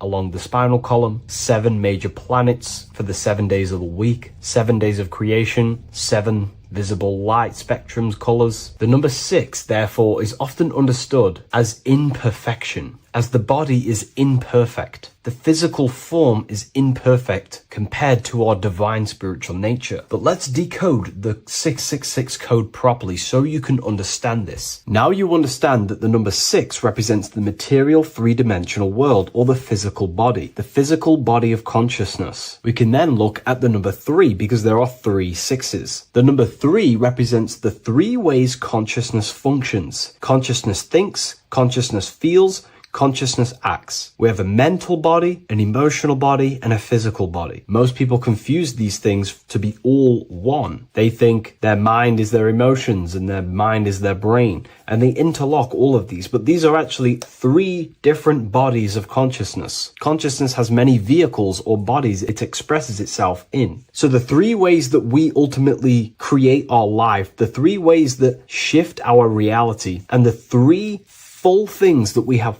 full control over are our thoughts, emotions, and actions. If you try and control anything else other than these 3 aspects of life and consciousness, you are then breaking natural law. If you try and control someone else, you are then breaking their will, their natural rights. These are the 3 things you have full control over: your mind, emotions, and your body. Therefore, the number 3 represents the 3 ways that you express consciousness in this life or reality. And the number 6 represents the material body. 666 is the mark of the beast. Therefore, the mark of the beast could be a state of consciousness where your thoughts, emotions, and actions are all directed towards the physical material material three-dimensional world, leaving no room for true spiritual connection with your higher self, no divine connection to the source or God, giving no attention to your true internal nature, to the self inside the mind. All of your thoughts, emotions, and actions are directed only for physical pleasures, for materialism, for status, for egoism, leaving no room for connection with the divine. And this is the mark of the beast. When people's minds become so obsessed with materialism, chasing desires for the material things, they disconnect themselves from their true internal nature. And we can see this today. People are becoming so obsessed with materialism, money, becoming rich, whatever it is, they're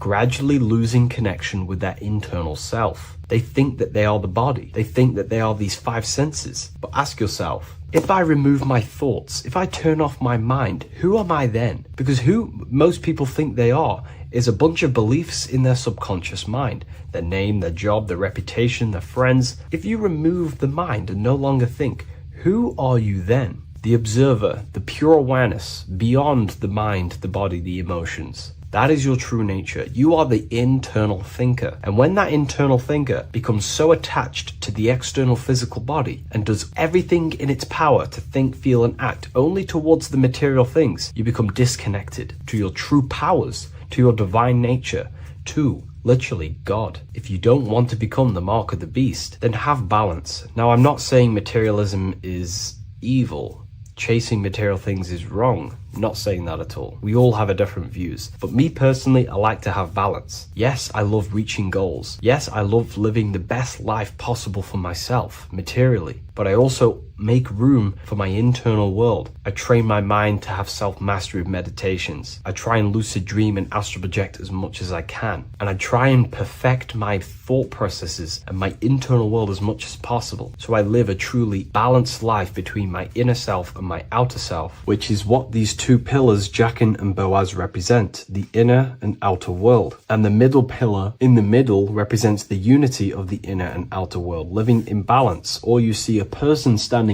in between them, they represent the middle pillar, or a ladder. This is all symbolic of living in balance between the inner world of consciousness and the outer world of consciousness. Yes, this is Freemasonic artwork. You can learn a lot from their artwork and symbolism, but I hope this brings a bit more clarity about the number 666 and the mark of the beast. Please leave a like, comment, and subscribe to the YouTube channel if you want to see more. And one last thing, the Book of Symbolism has finally been accepted on Amazon, so you can now order this on Amazon in pretty much any country.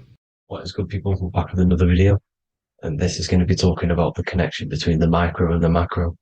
You know, you are the universe, everything is inside of you. So the first thing you need to understand is that the law of mentalism, we are a thought in the creator's mind, everything's being thought into existence. We have a spark of this mind, this same mind of the creator, and everything is a state of mind. Particles or atoms, whatever you want to call them, are a mental thing. They're a product of the mind. Everything's thought into existence. Thoughts influence everything. Thoughts are energetic effects which send out waves into the quantum field around you. And your consciousness is actually the universe experiencing itself, expressing itself, and viewing itself. So we are the creator, but viewing itself in separate bodies. And this is why they call the material world the world of illusions, because everything's separate here, but we all forget that we are all one. We've all been brainwashed to think we're all separate, but we're all one. We're all the same mind, the same consciousness, everything. So everything's created out of toroidal fields. God created the toroidal field. That's the only thing that exists, because atoms are toroidal fields, and it's the basis behind all creation. As you can see it in the owl's eyes, it creates the infinity symbol. And this was the apple. That apple is a toroidal field. And the toroidal field is made out of dielectricity, which is ether. Ether is black light, and this is counter space. This is another realm. This is what creates God to be omnipresent, to be everywhere at one place at all times. He is everywhere because ether is everywhere. And ether is infinite potential. It connects everything together, and that's what energy moves through. It moves through the ether. And that's black light. Everything is light, as it says in John 4:2. God is light. Everything's a vibrational state of light. So the torus field is made out of dielectricity, ether, black light, magnetism, which is white light, which is the center of the toroidal field. And magnetism radiates, it has no vibration. And then when white light splits, it turns into electricity, which is physical material, and that has a vibration.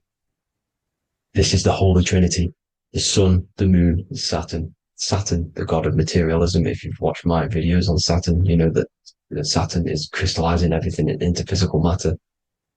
And that's why his old name was El. The ancients called him El. And this is why we get L electricity. This is where L electricity comes from. Because L electricity is only a product of the physical world, which is redshift, blueshift, Adam and Eve. And this is what creates the redshift, blueshift is what is a product of magnetism. When magnetism, white light splits. And this gives us vibration. And this what creates the toroidal field, which is the basis of all physical creation.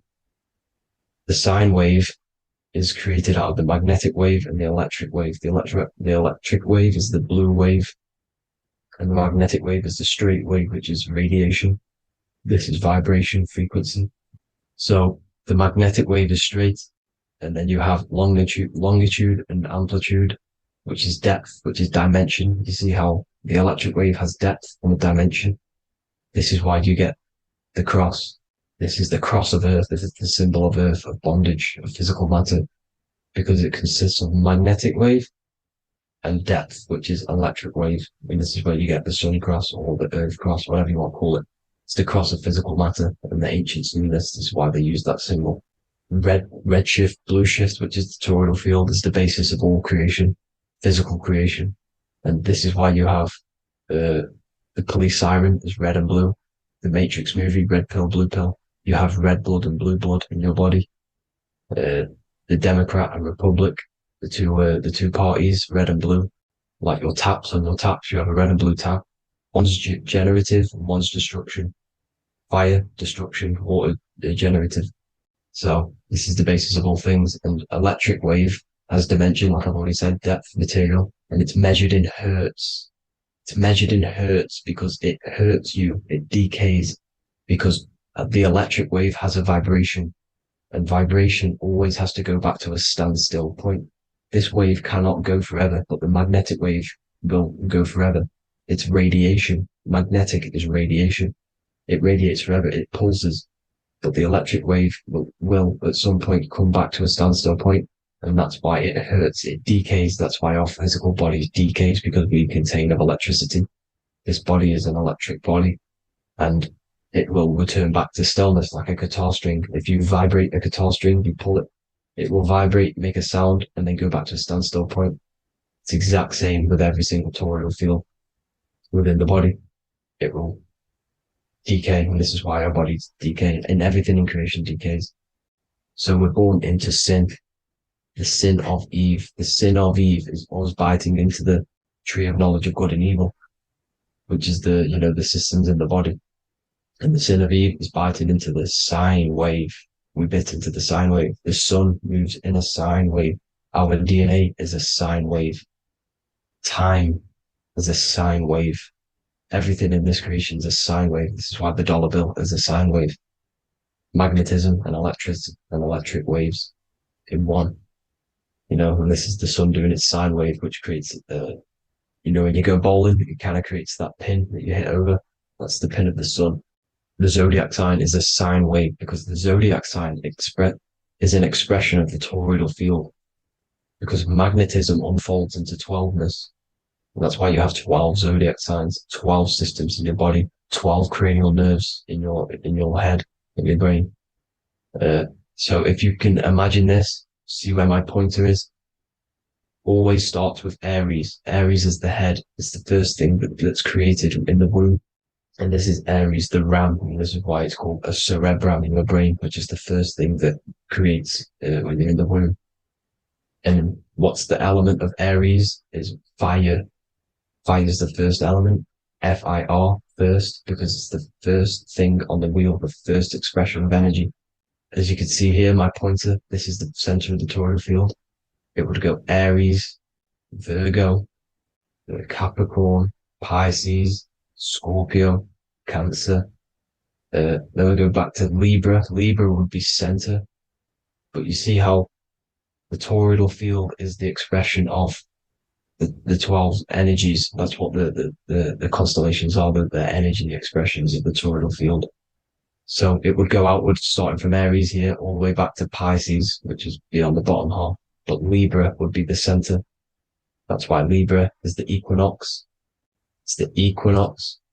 Libra is when it goes from summer over to autumn. It's the equal. It starts to transition into the winter side. Equinox, equal, which is Libra. And that's why Libra has the two scales. It's symbolized with the two scales. That's because of, the sun moving over. It's being judged. It's equal now, but then it's going to tip over into the winter. That's why Libra is here, the center of the sine wave.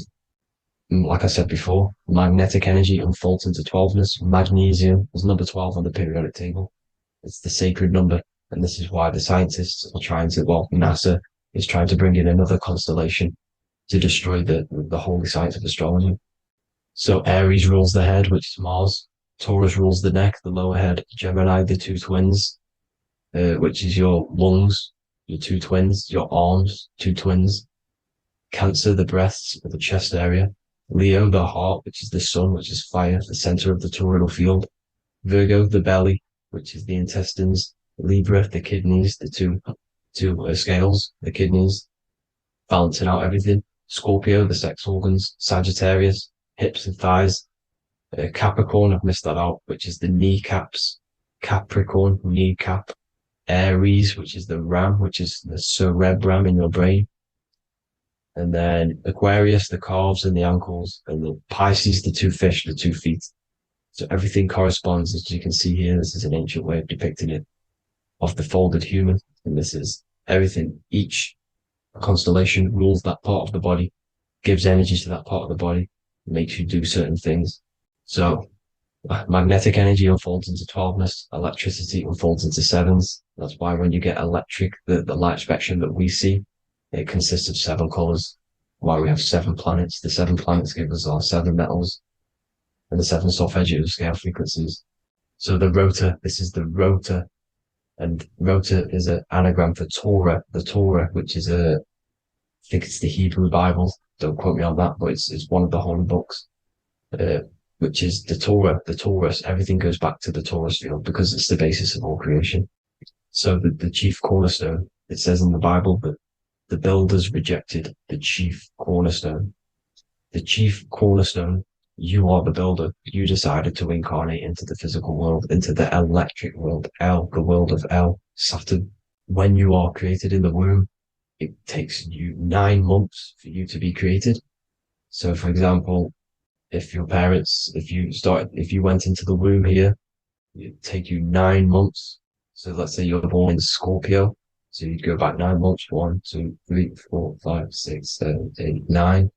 You consist of all of these 9 energies because it takes 9 months or however long you took to be born. Some people are born earlier. You'd have to find out how many months you were in the womb for. But you consist of these 9 energies, and each constellation has a cell salt associated with it.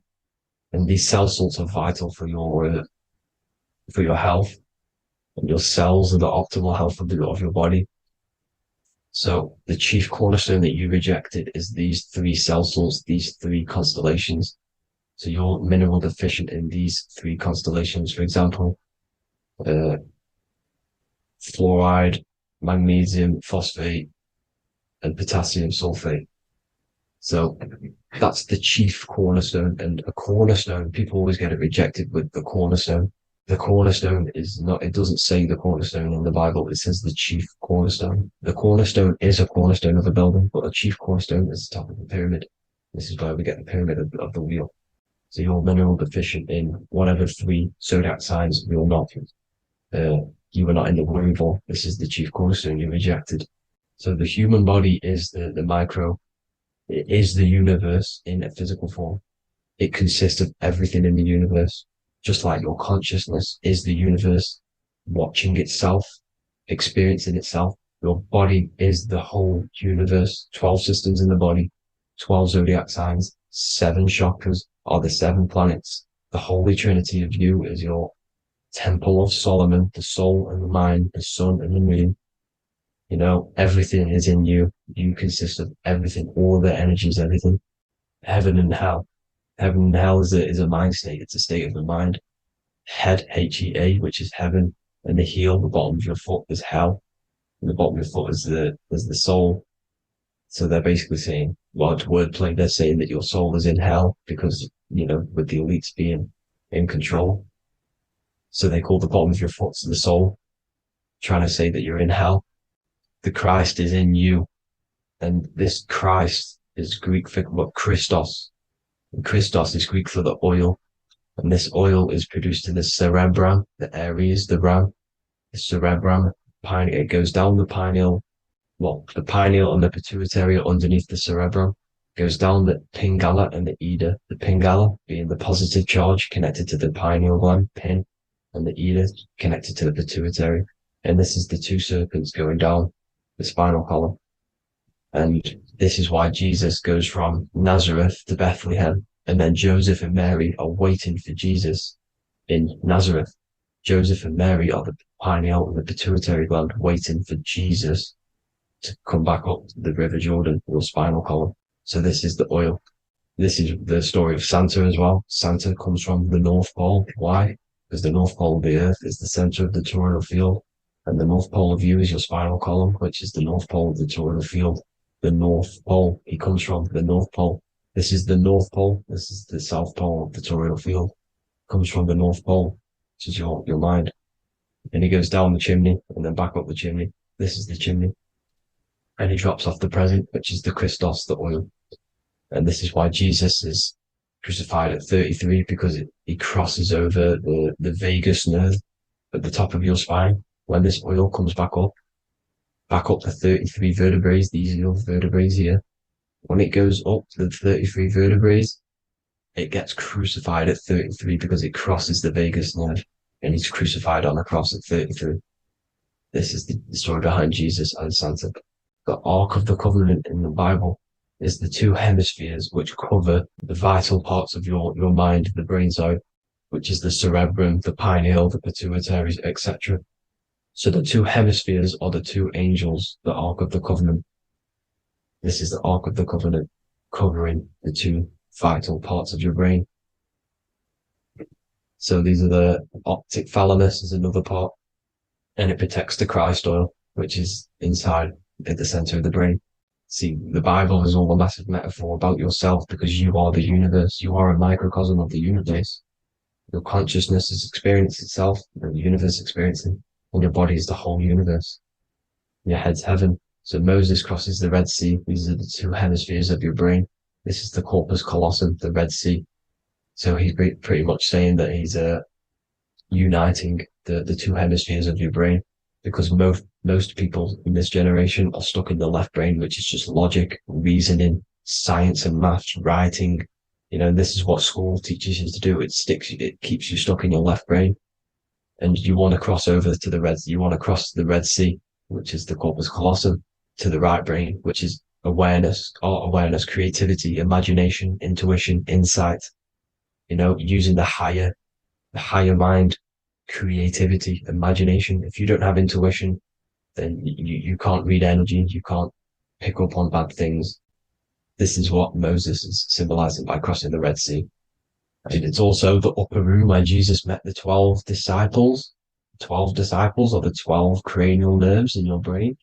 It doesn't just represent the 12 zodiac signs, the 12 disciples. It symbolizes many different things. It's like I said, energy the universe consists of 12ness.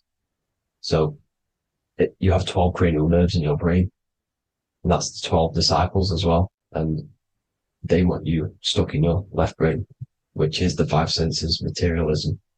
So they say in the Bible that Satan blinds the mind. Satan is Saturn. If you've watched my videos, Satan is Saturn. And you consist of the Holy Trinity, which is the sun, moon, and earth. The soul, moon, the soul being your sun, the solar, the moon being your mind, the earth, your physical body.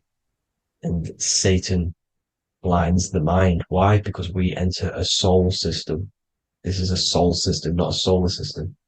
And Saturn is the Lord of the Rings, which is the outer ring. When your soul enters the soul system, your soul starts to materialize. It hits Saturn. Why? Because Saturn starts to materialize you. You take on the 7 virtues, which are the 7 planets, which are your 7 chakras. And to get out of this soul system, you must get out of your lower nature, your animal nature, which is lust, desire, greed. You know, the number of the beast 666, which is Saturn, Satan. So you enter the soul system, you take on the 7 energies, which you turn into physical matter. And this is your descension from heaven to all who say hell. And then you must raise back up from matter to spirit. They say Satan blinds the mind. Why? Because your mind gets materialized. Your soul and mind get materialized. And when you get materialized, it's an intense experience. You lose the divinity within you. You forget the divinity. So Satan, which is the first planet, the first energy you take on, the material body, he blinds the mind. He makes you forget everything, your divinity. Then you must remember, ascend up Jacob's ladder, the 33 vertebrae, to heaven. And this is a microcosm of the macro, because you will ascend back up to heaven if you do this, when you leave your physical body, when your body decays. So when it talks about in the Bible, completely destroy them, the Hittites, the Amorites, the Canaanites, all the ites, this is what God says to the Israelites. It says completely destroy them. It's basically symbolizing saying destroy your lower nature. The Canaanites, cannibals. We're under a Canaanite system now, which is cannibalism. And this is flesh eating, lust, greed, all the demonic stuff, all the lower vibrational stuff, you know, the lower nature, eating, sex, and survival, the lower 3 chakras. You must get out of these lower 3 chakras and return back to spirit, which is heaven, which is spirit, love, being holy, being truthful, being passionate. Going back to Satan blinding the mind, all of the planets are made out of these 3 symbols. Satan blinds the mind, and that's why Satan's symbol, this is the symbol for Saturn, Satan, the symbol for Saturn is the cross, which is physical matter, the earth, over the moon is your mind. So the Saturn symbol saying matter over mind, he blinds the mind, Satan blinds the mind once you enter the soul system. And you must remember, in the Bible, it talks about the Genesis, which is Eve, the sin of Eve, which is biting of the tree of knowledge, with the serpent, which wraps around the tree. It says the serpent placed himself on the tree. Well, the serpent is the spinal column. It's the serpent telling you eat from the tree of knowledge of good and evil, which is your nervous system. And eating from the tree of knowledge of good and evil is doing bad things. For example, over-sexualized, overeating, eating the wrong food. That's eating from your nervous system. It's decaying you, and it's preventing you from achieving the God self, the God consciousness. This is the symbolism of, you know, the tree on the serpent, telling you to eat from the left brain, with the left brain being the sinister. Sinister is Latin for left. That's sin. Sin is left. And left is lefty Lucy, Lucifer, right, righteousness, right, God, godly. The tree of knowledge of good and evil, which is your nervous system, because it determines good or bad. And, you know, that's the only thing you experience in this world is your nervous system.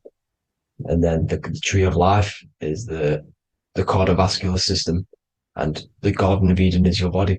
So that's it for this video, people. I hope you've got a greater understanding of how you are the universe and everything is inside of you. Just keep in mind you are the universe experience in itself, and your body is a reflection of everything. The 12 constellations, the 7 planets, everything's inside of you. This world is an expression from the inside outwards. You can't affect the outside world to manipulate reality. Everything's inside of you. I hope you got a greater understanding of this. God bless.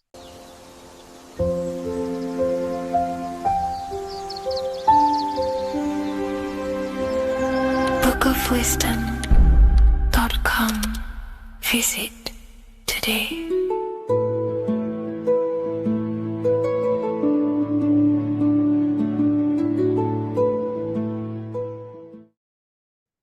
Left and right hemisphere, and what are they doing? How does it contribute towards your perception in this world? And this is what we're going to be talking about in today's video. We're going to be breaking down the two hemispheres of the brain and how they function in your life. So first, we have the left hemisphere. This is the logical hemisphere. This is the analytical, divided, scientific, or verbal hemisphere. The right hemisphere is creative, wholeness, artistic, symbolic, and metaphorical. The right hemisphere does with non-verbal things. It produces a holistic perception. It is more to do with creativity. Because what you must understand is that we are not in the external world.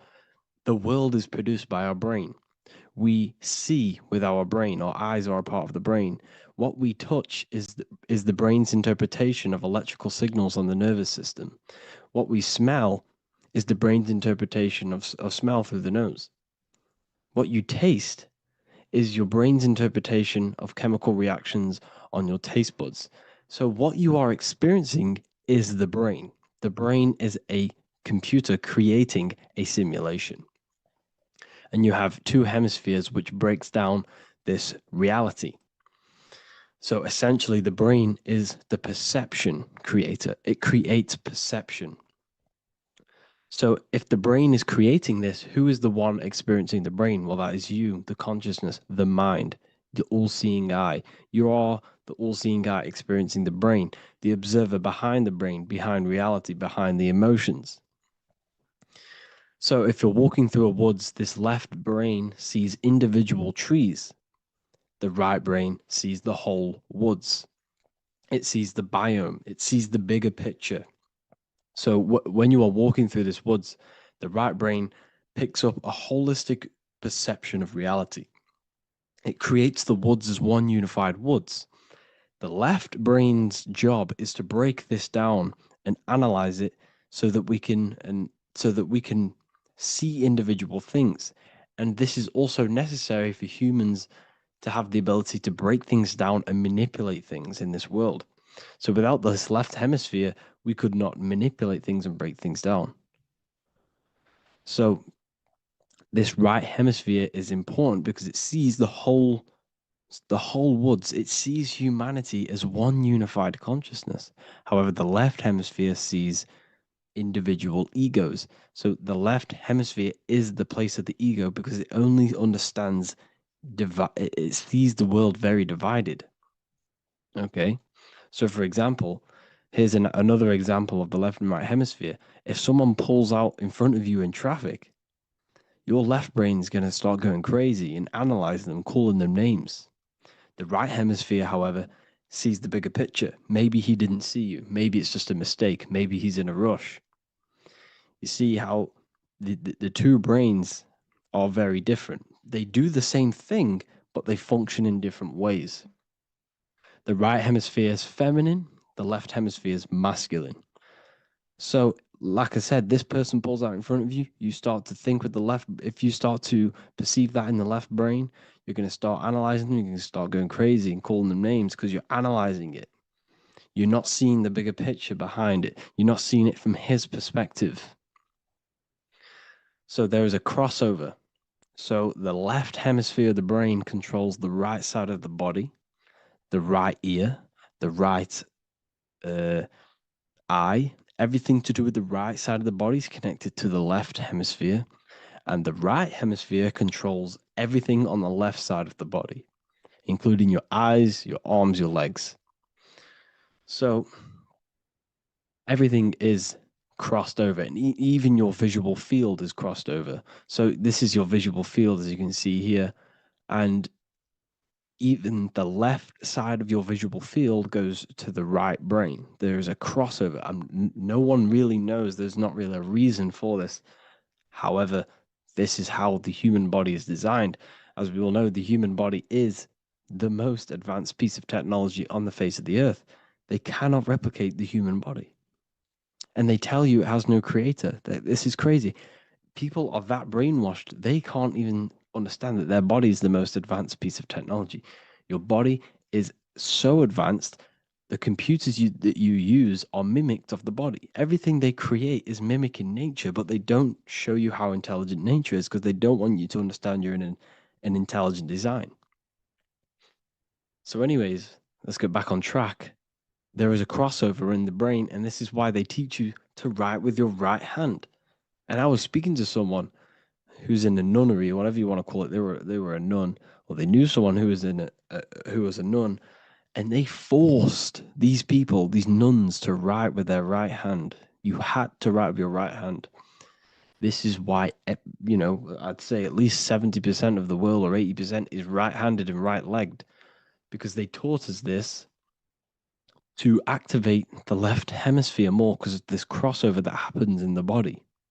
So when we are using this right side more, we are using that left hemisphere more. Why? Why are they doing this? Well, they also called it writing.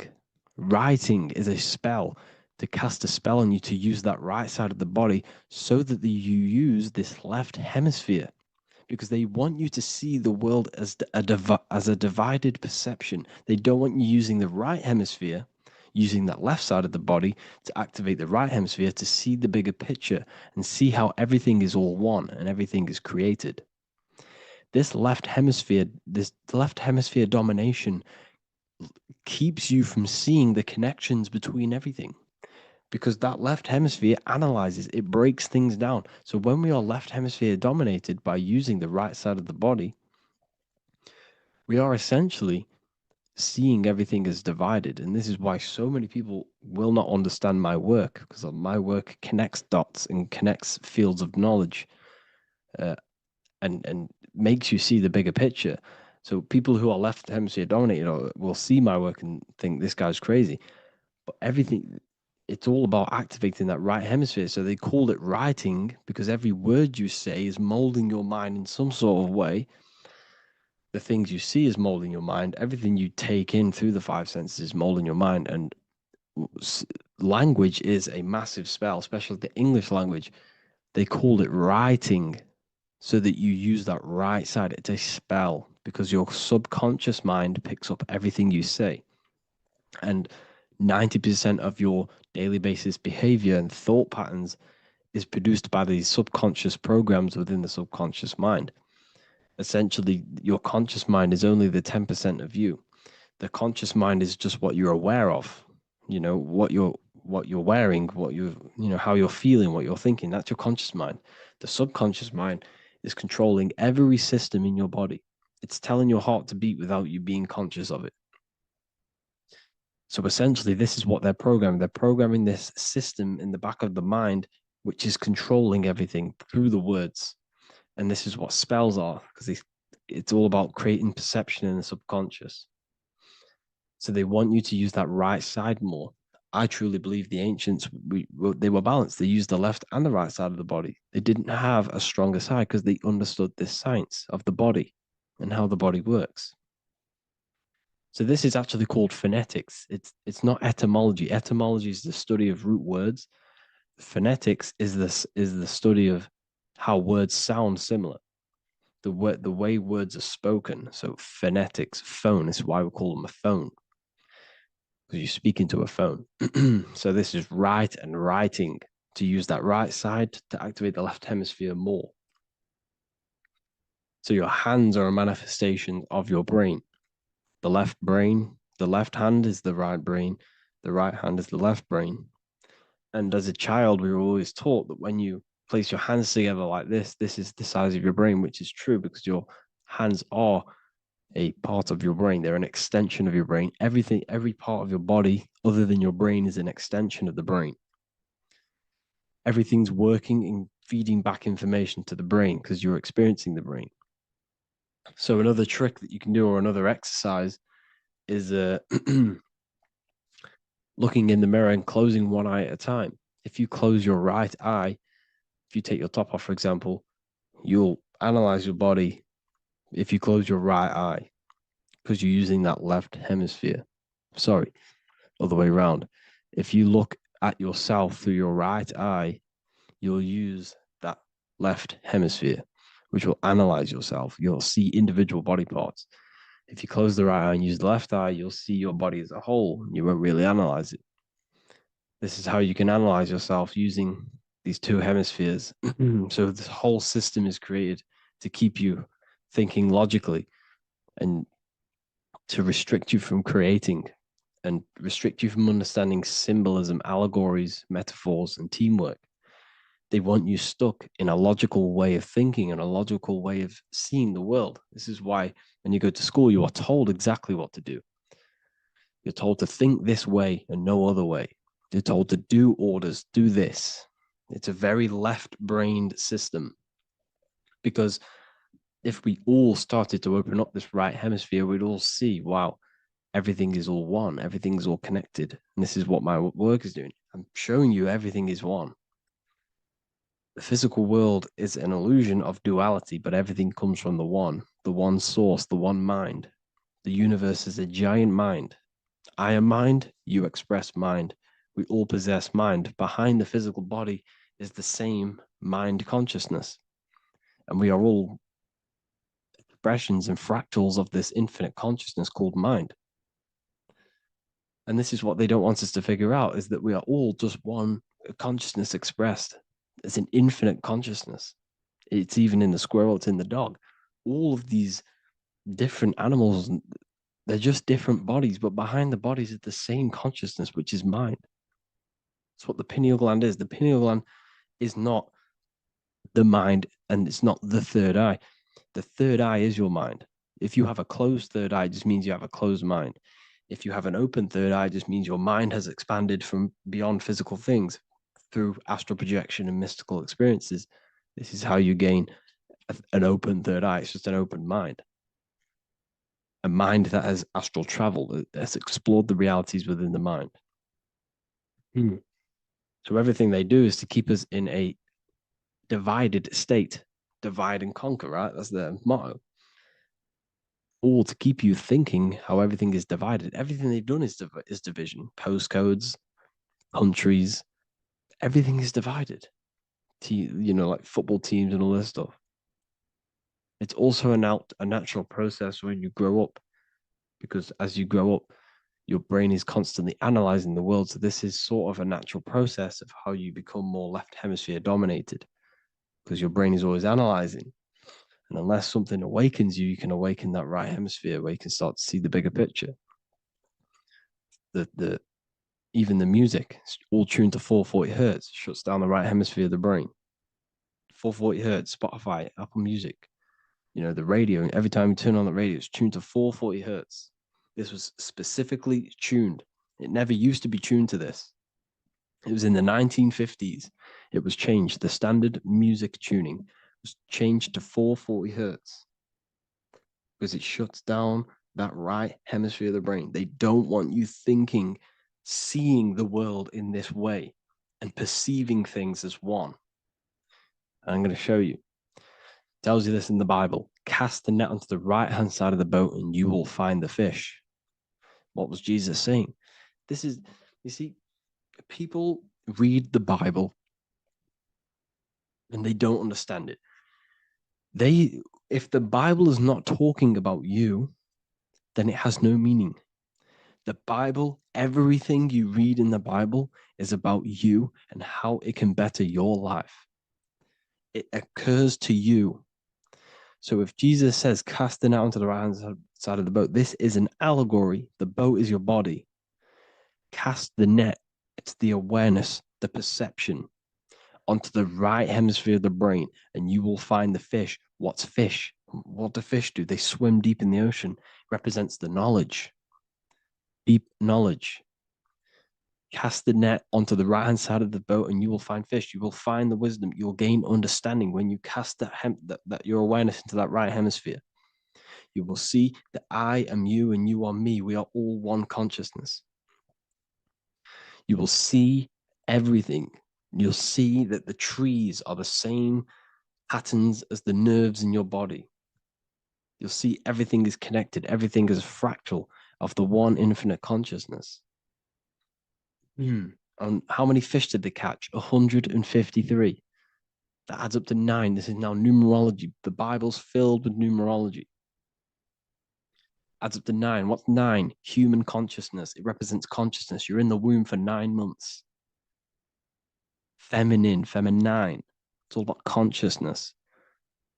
And in Revelation 14, and I looked, and behold, the Lamb standing on Mount Zion. That's the spines, the mountain. With him, 144,000. 144 adds up to 9. It represents consciousness on top of the spine. You see? And he had his name the name of his father written on the forehead. What's the father? The higher mind, the higher consciousness within you. Where is that? In the forehead, the pineal gland. The pineal gland is the radio receiver for the higher consciousness. Because every body part of the body has consciousness. Your heart has consciousness. Your gut has consciousness. You are thinking with these different consciousnesses. You think with the gut. You think with your penis. You are thinking with all these consciousness. And it's about raising your consciousness to the higher consciousness, which is the father, the mind, in the head. Don't think with the lower parts of the body, because that is your animal nature. Think with the higher parts of the body. It's all representing consciousness. How to activate the right hemisphere of the brain? Well, it's all to do with non-verbal things. So music will activate the right hemisphere. Make sure it's tuned to the right frequency, though. 432 hertz, 528 hertz. Any frequency that adds up to 3, 6, or 9 is good for you. Meditation, turning off the thoughts, and you raise yourself to the higher brain.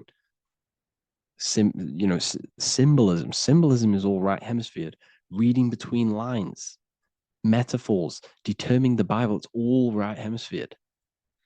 Seeing the bigger picture. It's reading between the lines. So tithing in the Bible. These people in the churches are giving 10% of their money to the church. It's nothing but a scam. What these people have done is they have externalized the Bible. They have taken the Bible and literalized it so that they can make a business out of it. So what they're doing is a tenth of the produce of what it says in the Bible, a tenth of the produce of the land, whether grain or fruit, is the Lord's and is holy. So what's that saying? The tenth of, it's basically saying give the 10% to the Lord, to God. What does that mean? Well, what's the land and the fruit? This represents physical things, the physical things that you have. The tenth of the physical things that you have. What's that? That's your ego. All the physical things that you have is all to do with your ego. That's the lower self. The ego, what is the ego? It's the mind's perception of the physical self. You had no ego when you were a child. Okay, when you were a child, you had no ego. As you grew older, you created the ego. But the ego is the full self. It's the echo. Ego, echo. It's the echo of the full self. So it's saying give the ego over. Take away the animal self. In that left hemisphere, that's all to do with the left hemisphere. That left hemisphere sees the ego. It sees individuality. It's divided. So it's saying give that 10%. Give that 10% of you over to the right hemisphere. The 90%. The 90% of you is in that right hemisphere.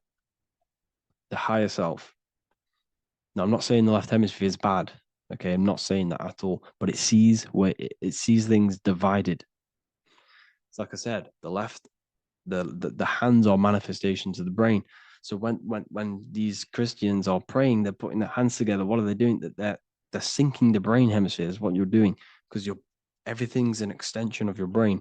So if you put your hands together, you're putting the two hemispheres together. And what's happening when you place the hands together? All the electricity in the body is now running in a circuit. But once you connect these two hands, the electrical energy is now running in a circuit. And energy can move around the body quicker and more efficiently. So when you pray, when these people are praying, they don't realize that they're engaging in ancient forms of meditation, of balancing the two hemispheres. So now we're talking about balancing the hemispheres, not the right hemisphere. This is what Israel is. Look at the symbol for Israel, the up triangle and the downward triangle. What's that? The up triangle represents male. The downward triangle represents female. Okay? This is talking about the brains. Israel is Ra. Isis, which is female, the Egyptian god. Ra, El. El means God. Electricity. That's the force of the physical world. It's the force that runs this world, electricity. It's the force of God. El, consciousness. It means God. Is, Ra, El. Isis, Ra, and El. It's the two hemispheres of the brain, the holy land of Israel. It's the holy land, it's the brain. Once these two hemispheres are synced, this is how you unlock your consciousness. This is the easiest way of astral projecting. Hemisphering, I forgot the word for it. Hemisphere syncretization, something like that. It's about syncing the hemispheres. This is how you unlock your consciousness. Once the brain is running as one electrical system, this is how you balance the two masculine and male opposing energies. Once these opposing energies are no longer in war with each other, the brain, they come together to work as one.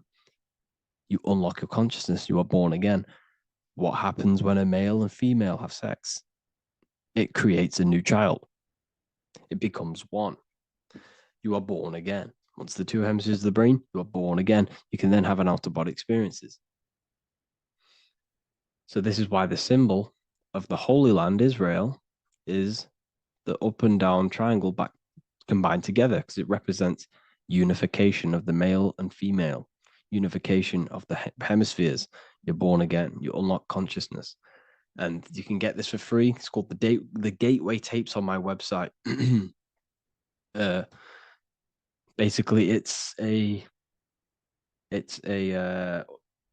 audio track from the government, and they did this in the Gateway Experience. It's a CIA document, and what they do is there are different forms of meditations you go through. I think there's about 5 waves of meditations you do, half an hour each one, and it will teach you. It will sync your hemisphere, because what does it do? They understood that playing one frequency into one ear and another frequency into the other, they understood that the right ear is connected to the left hemisphere, the left ear is connected to the right hemisphere.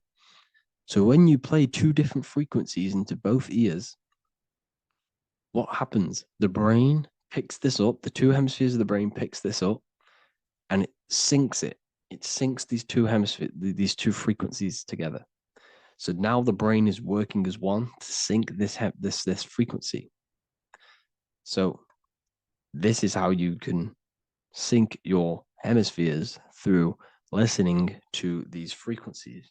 Okay, you can get them for free and do the meditations yourself. This will definitely help you. This is an easy way to astral project. So it's all about syncing the hemisphere and seeing reality from a unified perception. We should all aim to get out of that left hemisphere. I'm not saying don't use it, but we should now start to see. We should now start to read between the lines of the Bible, read between the lines of the symbolism they're showing. Study symbolism, study allegories and myths. What are they trying to tell us through these allegories? And, this is how we start seeing things in a better way. Once we understand that we are all microcosms of an infinite consciousness, we can all come to one, because love is the unifying force of this infinite consciousness. We are all divided. We are all disconnected from our hearts. Once we all connect with our hearts and see that everything is one, we can all start to love and come together as one, because love is the unifying force of consciousness. So if you haven't already seen, I now have launched the Ethereal University. I will be doing lectures like this one, but even better, deeper, and even releasing knowledge that I can't talk about online, as they are censored. I'll be doing lectures every single week. I'll be doing live calls every single week. You also gain access to my library, which is filled with over 45 occult books, filled with knowledge. Okay, I'll show you now.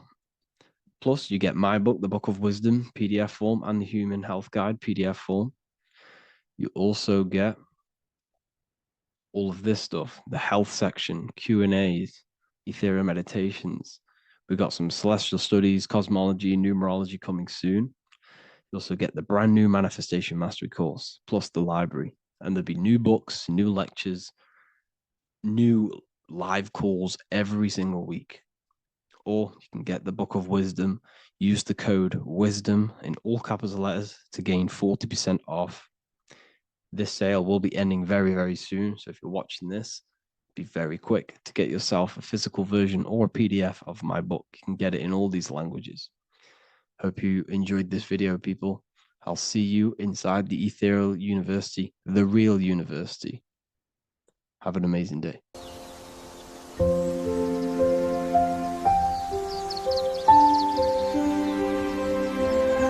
bookofwisdom.com. Visit today.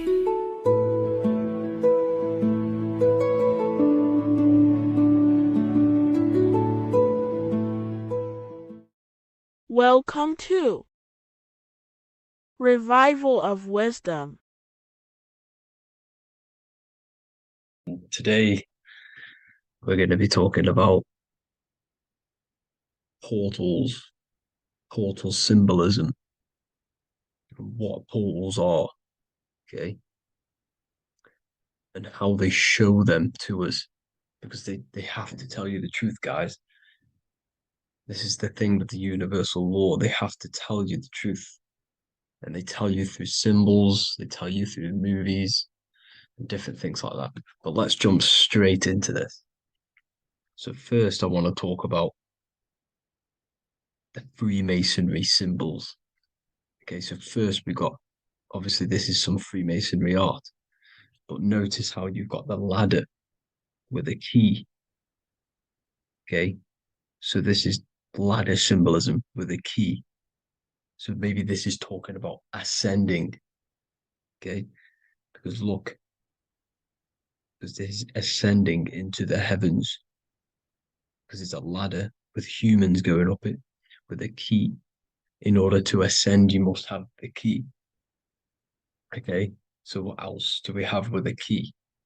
Well, the Netflix show Lock and Key, which is all about portals and keys. Because what the keys do, they open doors, gateways. Okay, so what's interesting about this is that they've got this key here, which represents the Kundalini energy rising up the spine. Okay, but we'll come back to this. But it's that same portal key symbolism.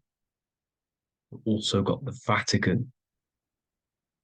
The Vatican is in the shape of a key. Okay, so you can see the start of it here and the end. So this is key symbolisms. Keys open doors. And notice how it's got the 8-pointed star. Okay, what is the 8-pointed star? Okay, we'll come back to this. This all ties in, guys. I'll break it all down for you. But then you've also got the god Janus. Janus, okay, is known as the god of the doorways. He's an ancient god of Rome, and they worshipped him.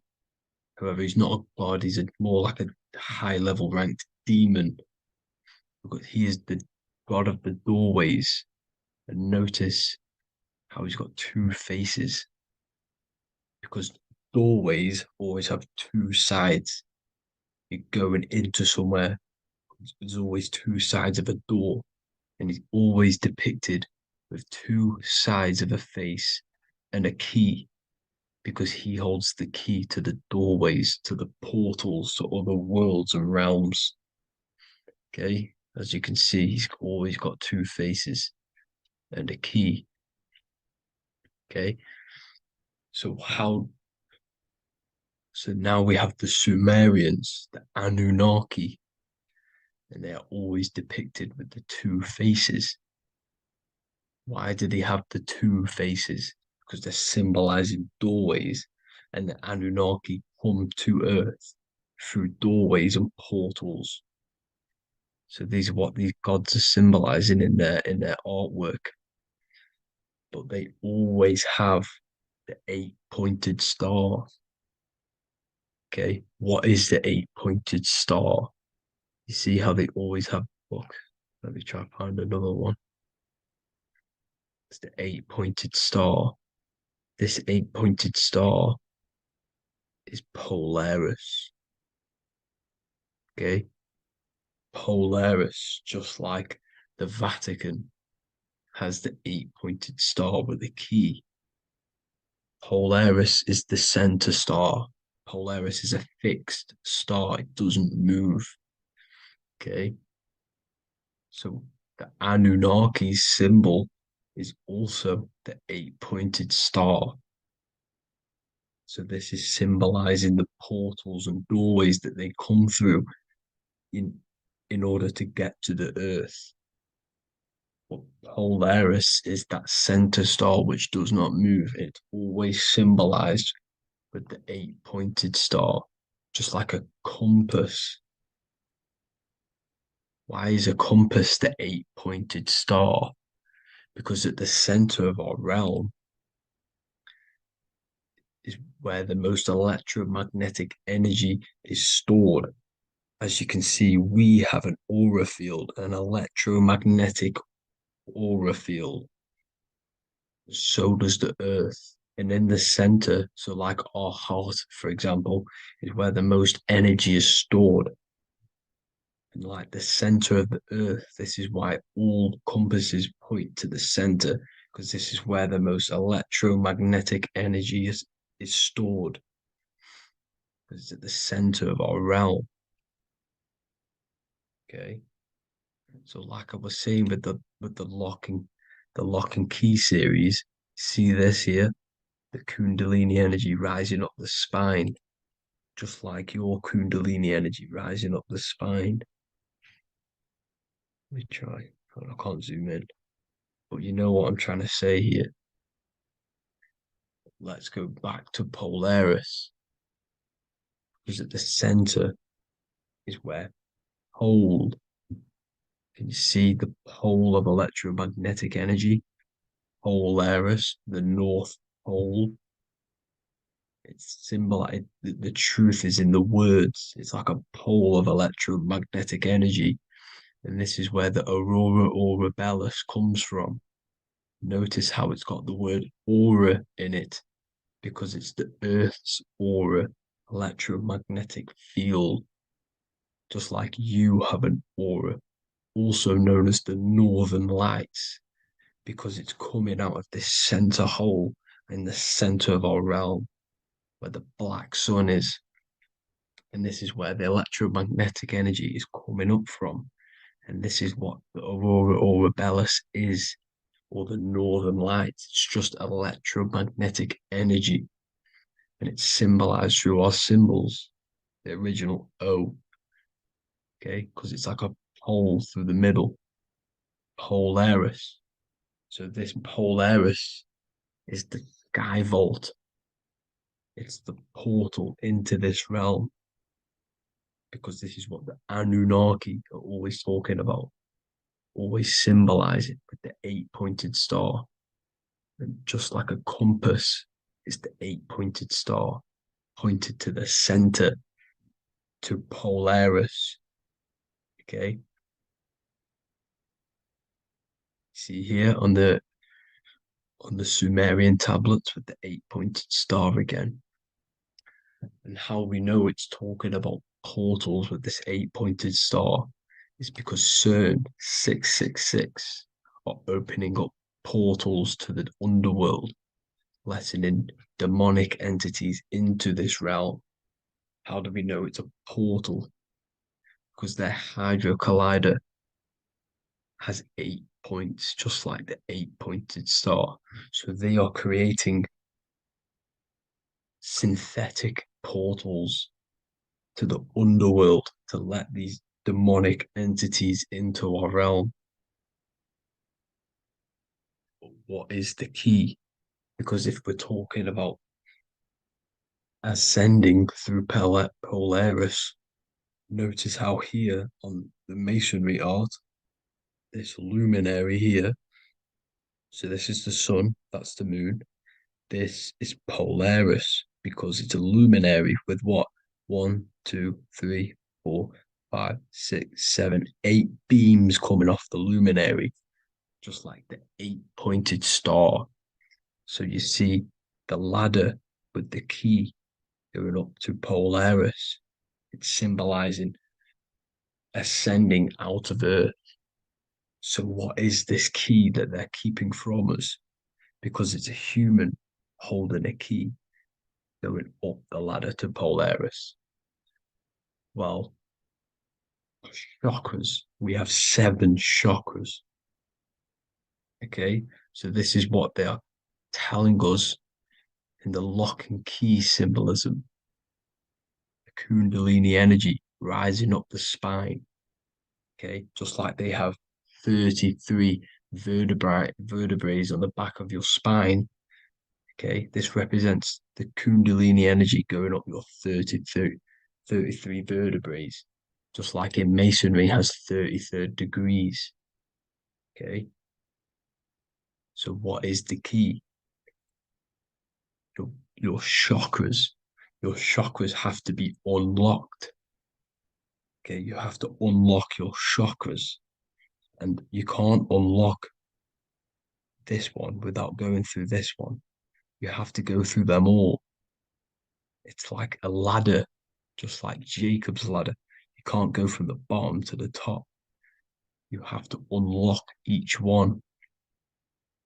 Okay, just like you have 7 chakras, you have 7 layers of your aura. Okay, you have to unlock your chakras to the highest point in order to reach Christ consciousness. And this is the key that they're talking about. They're symbolizing the organic portal within each and every one of us to ascend out of this realm. Okay, so this is the key that they're talking about, and they're holding back this knowledge to keep us trapped in this 3D realm. Okay, so like I was saying with the 33 vertebrae and the Kundalini energy coming up the spine, 33 vertebrae, you can see this sort of symbolism going up to the light, because it's the light. You see here, your crown chakra turns on and becomes enlightened, just like the Illuminati symbol. Can you see it? But also, Jesus also died at 33. So this is symbolizing, okay, they're symbolizing the death of the ego, the body. So once you open up your chakras and reach Christ consciousness, which is your 33rd vertebrae, once your Kundalini energy goes up your 33rd vertebrae, your body technically, not physically, but spiritually dies, because you then become formless. You reach Christ consciousness. So then you can travel other worlds. Okay. This is what they're talking about with Vatican, 8-pointed star, and the key. Janus with the key. The Sumerians with the 8-pointed star. Anunnaki, the 8-pointed star. Polaris, 8-pointed star. So Polaris is the way out of this realm, which is at the center. Pole, North Pole.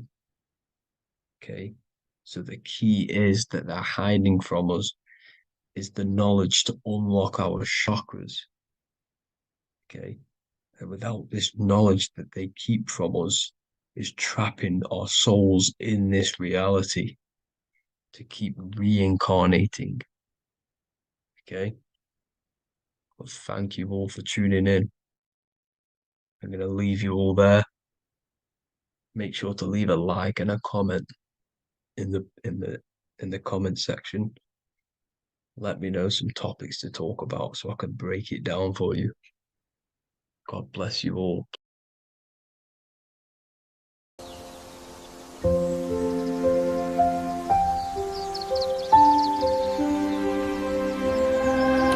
worldofwisdom.com. Visit today.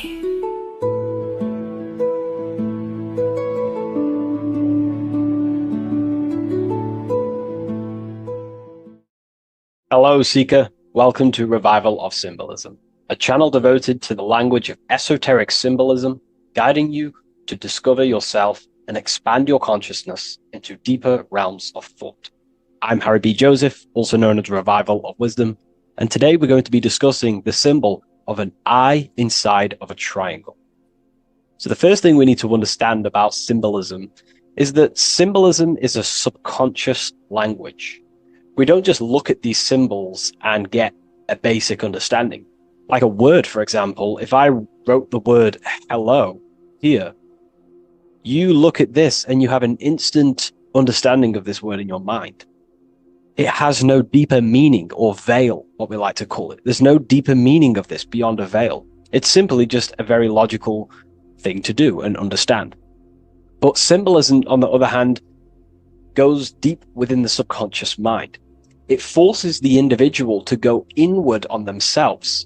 This is why symbolism is so powerful. It makes you turn inward. When you look at this eye in a triangle, you're not just looking at a word, you're looking at a picture. And this forces you to go inward so you can start to try and figure out what this symbol means. You start to think critically. You also start to follow the chains of thought. This is very important inside the occult. Symbols have many layers and veils of meaning. They don't just have one layer or meaning. On the surface level, it has a surface level understanding. But then as you follow the deeper chains of thought, you start to unveil and unravel its deeper meaning. As you awaken in your journey, the deeper levels of consciousness you access, the higher levels of understanding you access, the deeper meanings of these symbols start to reveal themselves. So studying yourself and studying symbolism go hand in hand. So when you're studying symbolism, you're actually studying consciousness. This is what we need to understand, is that these symbols represent forces of consciousness and aspects of consciousness. So what we need to do is to follow the chain of thoughts. Now, what do I mean by the chain of thoughts? If I think of a triangle, it instantly in my mind, I get the number 3. Then if that number 3 leads to another thought, for example, father, mother, child, father, mother, and child. Father, mother, and child then leads to another thought, then another thought, then another thought. So this is the chain of thought that we have to follow. This is why symbols must be meditated upon. We meditate upon symbols to unravel the deeper meanings of these, so we can unlock deeper levels of awareness. Okay, so we're diving straight into the subconscious mind with the language of symbolism. That's why it's so powerful, because it forces the individual to go inward and actually use their mind. Symbols train you to think critically. They train you to think in a subconscious way, unlike words. So these symbols represent thought vibrations or thought forms within the individual's mind. So let's jump straight into this symbol of the eye in the triangle, and let's go, very surface level, and then towards the end, we'll go deeper into the deeper mysteries of this symbol. On this channel, I don't give spiritual fluff. I give very deep esoteric teachings. Okay, so it would be amazing if you could show some support. Simply just leave a like, comment, and a share on the video. Share this video to a friend. So, first of all, let's look at the number 3, because this triangle symbolizes the number 3, okay? 3. We have a father, we have a mother, and together they unify to create a child. So that's a triangle. So what does this actually represent? Father, mother, child. In order for creation, it takes 3 steps. We are born, we grow, we die. So this is how creation unfolds in a 3-step process. In order for you to have a child, you must have 2 people and then give birth to another. Number 3. Then when you are given birth, you give birth, you grow, you die, then you return back to your original state. So the number 3 symbolizes this transformation or creation itself, how creation is a 3-fold. We see this in Brahma, Vishnu, and Shiva. Brahma, the creator, you have the creator god, the preserver god, and the destroyer god. This is symbolizing the number 3. And inside Christian tradition, we have Father, Son, and Holy Spirit. We're going to dive deep into that as well. But it simply just represents the threefold of creation, how creation is a threefold process. Okay?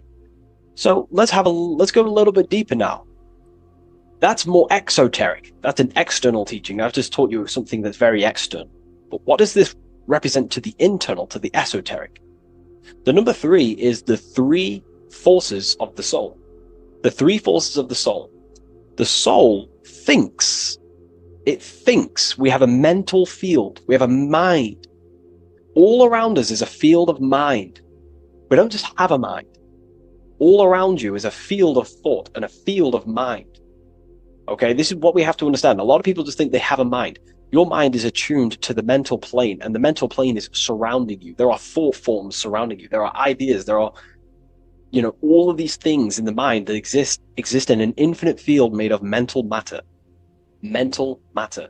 So the soul thinks. The soul feels. It has feeling. We have emotion. And the soul takes actions. So the soul has 3 ways it expresses itself. Consciousness expresses itself through mentalism, through emotionalism, and through actions. This is how the soul is creating, through 3 different dimensions. Before you take a physical action, you don't just take the action.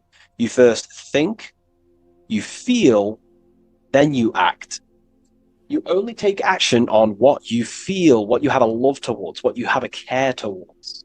This is what the Freemasons call the generative principle. It's about, this is what generates your reality, your feeling. Because you can think infinite thoughts, but if you don't care about them, you don't take action on them. As soon as you have a care about a specific character of thought, your body then takes an action.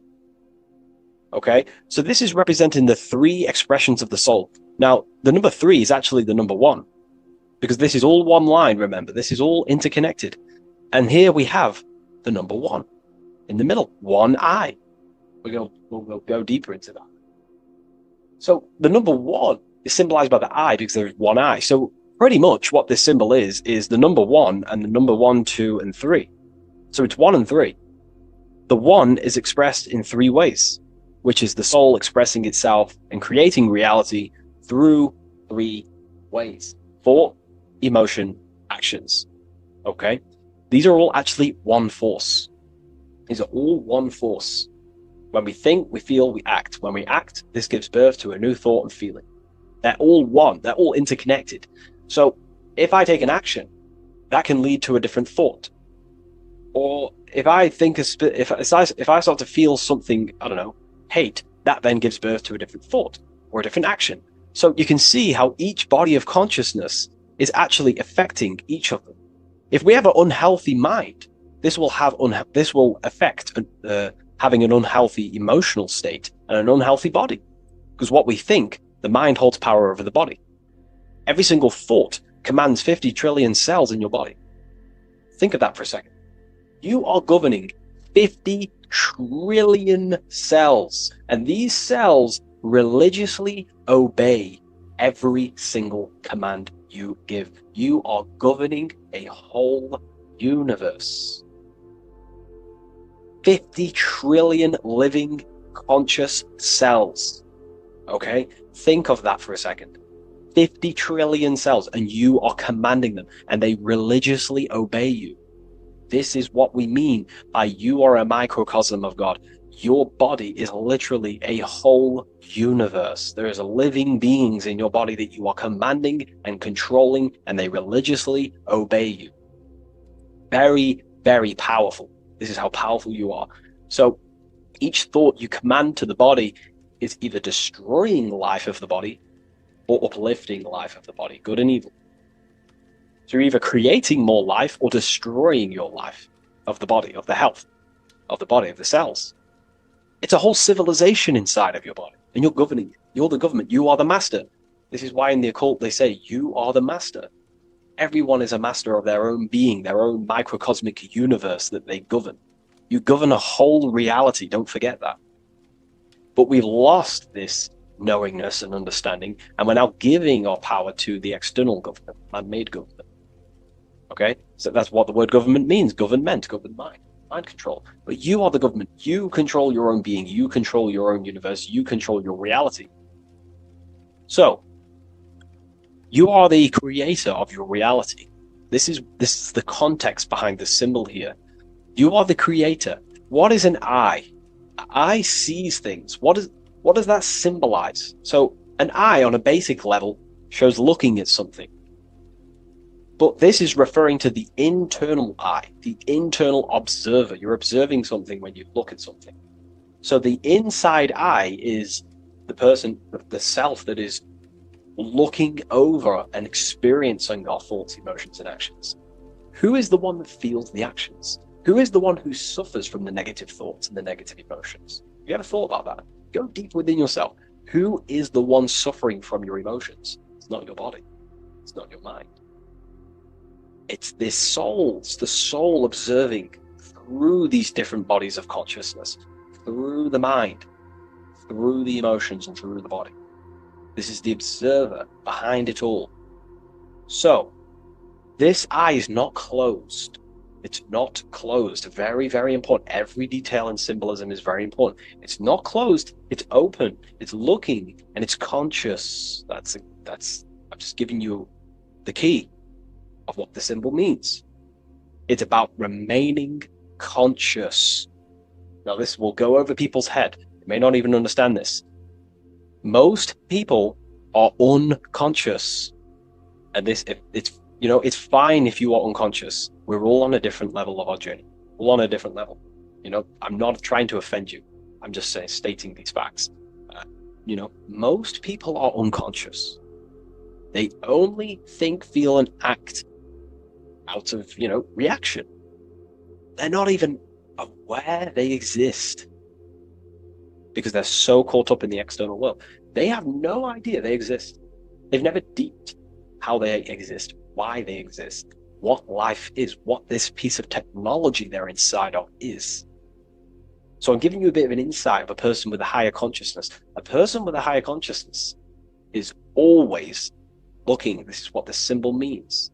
Always looking, not with the eyes, but with the internal self, because they understand these three powers, the triangle, is creating their reality. Thought, emotion, action. Person with a higher consciousness and has mastered themselves is someone who is always looking and observing their thoughts and emotions and the actions they take in the world. I'll give you a bit of a key here. I'll give you a key. In my life, I like to govern myself, be my own master, through this way. Every action or decision I am about to make, every decision, I always say to myself internally, I remind myself of this symbol. This is what symbols are. You're meant to remember these things. There are tools to help you in life and gain control of yourself so you can ultimately live a better life and create your own reality. I remind myself, if I take this action, what is the effect that's going to come from this action? Is this action going to benefit me, or is it going to pull me away of what I'm supposed to do? And through that, I live through this law of polarity, law of cause and effect. We cannot escape that law. You have to deeply understand this. You cannot escape the laws of cause and effect. They are always infinitely creating your reality. Cause and effect. Every thought is producing an effect. Every emotion is producing an effect. Every action is producing an effect. Therefore, you must keep this in mind and stay looking. This is what the symbol means. It means stay conscious. Always look over your thought, emotions, and actions. Always look over them. Because if you are not looking at your thoughts, emotions, and actions, and you're living, you're thinking, you're feeling, and acting unconsciously, subconsciously, without conscious awareness, you're unknowingly creating your reality. You can reach a level of mastery. There is a level of mastery. I'm not fully there yet. I'll openly admit that. But it's a goal in mind. There is a level of mastery that one can achieve where they are conscious of every single thought, every single action, every single emotion they feel throughout their day. Very, very difficult because we think around 7,000 thoughts a day, But this is ultimately the goal of mine anyway. It's completely up to you what you do. I'm just giving you this insight that's helped me in life. So it's about being conscious. This is a very overlooked thing in today's world. No, most people are unconscious, that they're walking around as zombies. They don't even realize they think. They don't even realize they have a mind. They think their mind is their brain. If the mind was the brain, then how can the mind go in the past, present, and future? Which means it exists outside of time, but the body remains in the present moment. If the body remains in the present moment, that means it exists underneath time, underneath the law of time, but the mind transcends it, which means the mind operates outside of time, space, and matter. So, that is a key. You are a high dimensional being manifesting in a physical form, and you're looking into the world. This is also another veil of the eye. The eye symbolizes your higher dimensional being. You have no true form. This is one of the biggest secrets.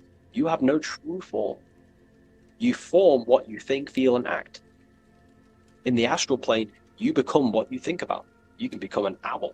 You can become an owl with goat heads or, T-Rex arms. You can be anything you wish.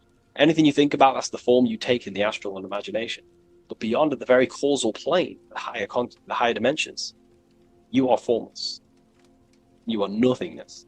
But that formless is connected to God. That is the unmanifest. That's the source of all creation. So you are something but nothing. Very difficult to get your head around, but essentially you emerge out of darkness. Emerge out of nothingness.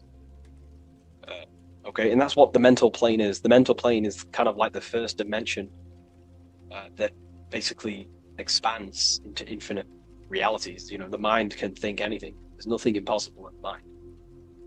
Nothing. But there are things impossible in the physical plane, because the physical plane is more dense and it's governed by more laws. So, again, this is symbolizing staying conscious of your thought, emotions, and actions. Now, another veil, if we go deeper on this symbol now, another veil, another chain that's connected to this symbol, a chain of thought, is that this symbol represents unity consciousness. Person who thinks, feels, and acts in unity. Their soul is operating in one force. Their soul is operating in one force, which means they think, they feel, they act. For example, I'll be writing my book sometimes. The book of Symbolism, my third book, is coming out very soon. I'll leave a link in the description for you can sign up to the email, the waiting list. We've got a lot of people in there already. This next book's going to be insane. But yeah, you can get notified when that comes out. I'll put a link in the description. When I'm writing my book, I'll get an idea to, go play Call of Duty or go play the Xbox. But then I instantly remember this symbol, thought, emotion, action. Instantly, I then unify my consciousness, my three powers to create reality. These are your powers. These are your rights. These are your things that you have full control over. These are the biggest gifts in life. This is so overlooked. So overlooked because people are so unconscious. These three things are your biggest gifts. They're so beautiful. You have been given the gift of creation. You can mold a whole world. Your own world. You govern it. You can think infinite thoughts. No impossibilities. No limitations. You can feel. Feeling is a life essence. Without feeling, you'd be an AI robot. And you can act. These are your three gifts. These are your three creational powers. You hold the power of creation. You hold the power to kill another life. Or you hold the power to spread love in the world. To spread the light. So this is why you see the light emerging out of this eye. This is the light of the soul. That's what consciousness is. It's light. And this is creation unfolding from this through these three powers. Light emerging and crystallizing your reality through thought, emotion, and action. So, again, this is unity consciousness, acting in one force, thinking, feeling, and acting, all directed towards one goal, and that's how you manifest things quickly. Speed. If your thought is, if you think about, playing the Xbox, and then you feel like eating, and then you take action scrolling on TikTok, that's divided consciousness. You're wasting time, energy, and you're scattering your creative powers throughout these three forms. But once you unify them, which is the I, the number one, you unify thought, emotion, and action, you direct your thought, emotion, and action all towards one goal. You quickly create these goals. So this ties in with time and attention. These are your two spiritual currencies. You spend time and you pay attention. These are your two spiritual currencies that pretty much create your reality, your experience. Thought, emotion, action. And this is what the Holy Trinity is on the deepest level. This may trigger some people, but if you put it in esoteric, it's esoteric. It's not meant to be taken literally. The Bible is an encrypted allegorical text talking about human consciousness. Jesus is a person and a master of consciousness that we should achieve within ourselves. We should aim to become like Jesus, not worship Jesus, because we are all God. We're all governing the microcosm. So, also, this symbol represents the movement of the spirit, the movement of the soul. The soul goes through this triangular process, and the soul always remains, returns back to its original state. The soul is given birth into physical reality. We live, and then, we grow, then we die. Then it moves in this three triad form. The soul, wakes up in the morning. It grows throughout its day. Then it dies at nighttime to return back to its original state, to its spiritual state. And everything goes through this process. Birth, growth, decay. Birth, growth, and death. And everything returns back to its original state. So, ultimately, this is what this symbol represents. Okay? If you want to go deeper on this, we have an amazing community. We have hundreds of hours of lectures, practical lectures, where you can gain mastery of yourself. The occult goes deeper than you could possibly imagine. So I hope you gained some insight from this video. Please leave a like, comment, and subscribe to the channel if you're new. And let me know any symbols you want me to break down in the comments section, and I'll hopefully get them broken down for you so you can understand them, deeper, on a deeper level, and you can understand yourself on a deeper level. So yeah, all the links in the description for everything that I mentioned, the community, and the Book of Symbolism waiting list. And I'll see you in the next video. Take care of yourself, everyone.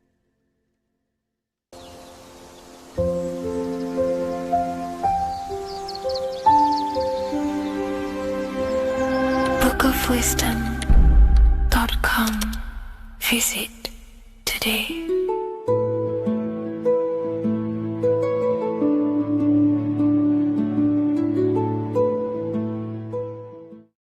Welcome to Revival of Wisdom. This video is going to be about the flat earth and the breakdown of the whole cosmology. We're going to be digging very deep. I've got a lot of pictures and images to show you, and a lot of dots to connect. So let's start with the Freemasonry art. So this artwork we have here is the Freemasonic cosmology, as they know and believe. So what is it symbolizing? We obviously have to start off with the four pillars representing the four corners of the earth. The four corners with duality. You see, there's everything on earth. There's good and evil. Good, evil, positive, negative. Good, bad. This is the checkerboard. This is what it symbolizes. Okay. Obviously, we have the sun, the moon. The sun gives you energy. It's the anode. The moon is the cathode. It's the opposite. It takes your energy. So therefore, you become sleepy when the moon comes out. You see, everything on Earth, everything in the universe is balanced. There's complete balance, symbolized by duality. There's always two opposites. We have the all-seeing eye, and obviously 7 stars representing the 7 planets, but not planets as in we know planets. They're not physical spinning balls of gas. They are energies. They are lights emitting from the realm above this realm. They are lights through the firmament, through the electromagnetic field. So let's go through that again. The 4 corners, duality, positive and negative, cold, dry, Everyone on Earth has an opposite. Everyone, there's two. Okay, and then we have the sun, the moon, the 7 planets with a 5-pointed star. What's the 5-pointed star? Of course, it's the 5 elements: spirit, water, earth, fire, and air. Okay, that's what the 5-pointed star is symbolizing, the 5 elements of Earth. And then, most importantly, we have the compass. The compass is very, very important, hence why it's in the center. The compass is symbolizing many, many things. And one of the most important things, but we'll get into that after. We have a boat with water outside of the Earth. So we have a boat on water, symbolizing the waters separated by the firmament, the waters above, separated by the firmament from the waters within the firmament, the Earth. So this is what it's symbolizing. So the compass, what's the compass? This is where the compass comes from. The Polaris, the most important star there is, because it's in the center of Earth, the sun, the moon, and the black hole, black sun. Because all creation comes from center, the seed center. Okay, but we'll get into this after. But also, this is a very important Masonic symbol because they use this symbol a lot. This is one of their main symbols, hence why Neil Armstrong has the Masonic ring with the compass on it. The people who supposedly went to the moon, which obviously they faked to push this globe model, because the globe model is based upon fear. Because the globe model, if they can sell you the globe model, they can sell you anything then. You don't know where you actually are.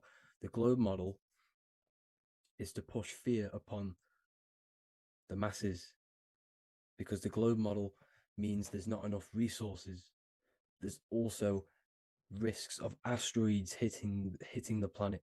There's also risks of space, extraterrestrial invasions, global warming, asteroids. You see, this is all the fear that they can gain off selling you the globe model. Okay, because they don't want you to know that this is an intelligent design. And also, they're hiding God, the creator, the source. This is why they are satanic. They are opposites. They are lefty, Lucifer, right, righteous, godly.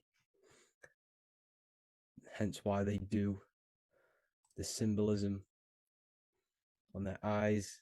666. This is another famous, what's it called? Sorry. Famous astrologer. Astronaut. This is another famous astronaut doing 666, showing that he's in the alliance of the occult. But even look at their 10th anniversary stamps. They have a Masonic compass on there. Also, the Order Out of Chaos. Order Out of Chaos, double-headed eagle.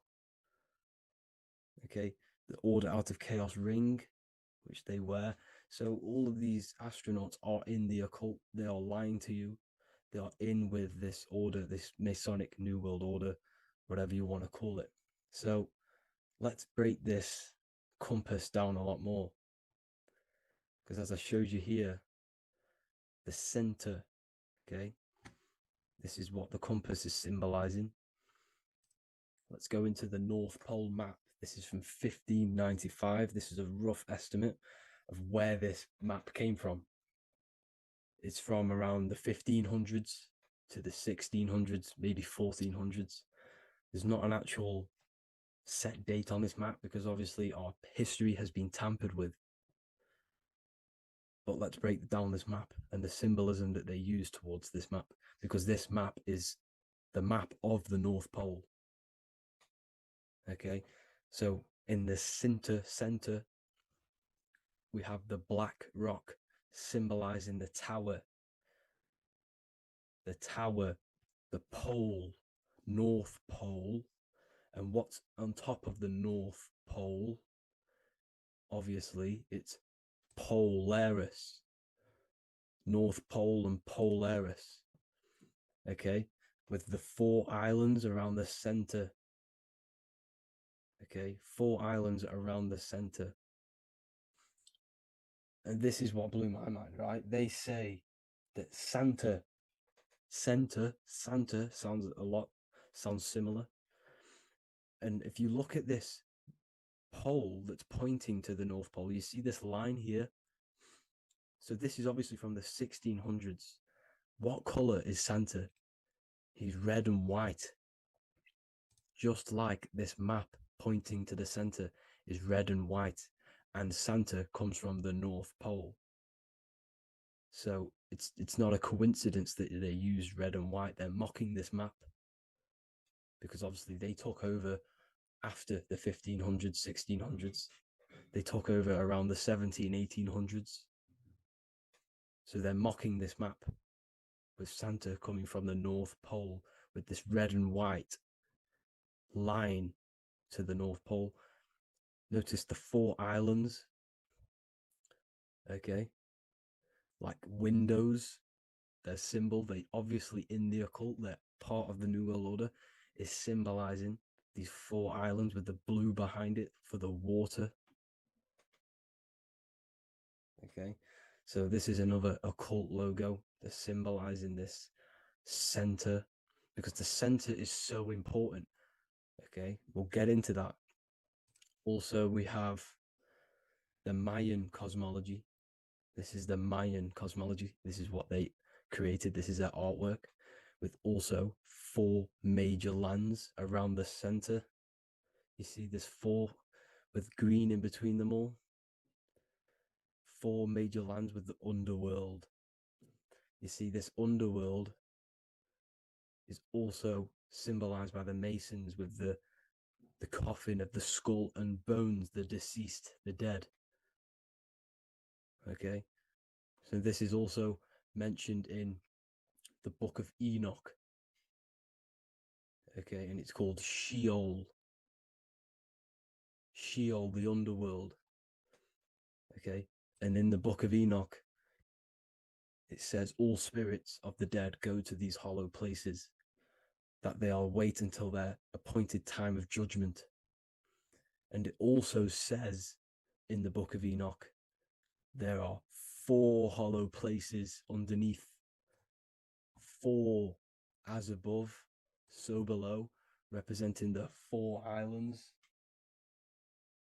As above, so below. That's where that could link in. Okay. The Book of Enoch is very important because it was found in a cave thousands of years ago and has a lot of truths about this realm and about this world we live in. So let's go back to the Mayan cosmology. So the ancient cosmology, they all must have had some sort of communication. They must all be in peace, at peace with each other, because all of their cosmologies link together. See the Greek, Babylonian, Indian, the Celtic. Okay, they're all linked in together. They all knew that they were in an enclosed system with an underworld and obviously a firmament. Okay, so this is what they all knew. They all must have had some sort of communication. They were a lot more advanced than us. They knew the center of the realm. Okay, and obviously the United Nations flag also symbolizes their center. You see how it has like a grid with a circle around the center. It's symbolizing that center of the realm because that center of Earth is so important. The United Nations flag, all have it. See, some different ones will have that circle around the center. Because the center is the seed. All things come from a center. So the torus field is so important because it is the spark of life. It's the building blocks of the universe, this creation, because all things have a torus field. Just like an apple with what's in the center of an apple, a seed, because the center is where the energies hold, is where the energies meet, and it creates that spark of life, just like your heart is the center of your body, and it has an electromagnetic field. Because the center, all things come from the center. So this is why the North Pole is so important, because this is why it's so important, because this is where the creation sparked from, the center. This is where the most electromagnetic energy is stored. So this is why the northern lights come from the center. It's electromagnetic energy. This is what the northern lights are. It's being emitted from this black hole in the center. Okay? And obviously what else is on the center? Polaris. Polaris is the center star. Okay? So the center star is what sits on top of this North Pole, Polaris, because it's a pole of electromagnetic energy, symbolized as a black rock, a black hole, pole. You see, because all creation comes from void. Light is born from darkness. Without light, darkness can't be born from light. You see, but light can be born from darkness. This is why darkness is so important. And this is why there's a black hole in the center of our realm, like the black sun. The black sun. The Polaris star, the North Star. You see, so this is this North Pole, Polaris. This is what they're talking about. And this is why compasses are an 8-pointed star, because Polaris is symbolized as an 8-pointed star. This is where a compass will point you to. It will point you to that center. So notice how a compass has this black hole in the middle, you see, and it will point you to this meeting point, the north, because in the center is the center of the torus field of the earth. This is where the most electromagnetic energy is. You see, everything gets sucked into the black hole. Okay, this whole reality is being projected from that center point, just like your eyes suck in light. It's a black hole. Your eyes suck in the light of this light being emitted from this center place, this electromagnetic energy at the center, which is the seed of everything, of everyone. You see, just like an apple has the seed in the center in darkness, because in the center of the apple, it's dark. It's black. It's pitch black. But that's where the seeds are. That's where the life is. But Polaris is so important because it's that center star which lines up. It is the pole, it's the top of the pole of the torus field. So Polaris would be here at the very, very top. And this is where the compasses point you to. And this is why the star of Ishtar, the 8-pointed star of the Sumerians, also talked about this 8-pointed star, and it's called the star of Ishtar. Okay, and who is Ishtar? Ishtar is the goddess. Okay, so she's not a male, she's a female, because every creation is brought through a female, a womb. Every single human on earth is brought through the womb, the sacred feminine energy. And the womb is pure darkness. There's no light in a womb, just like the center of our realm. There's no, it's a black hole.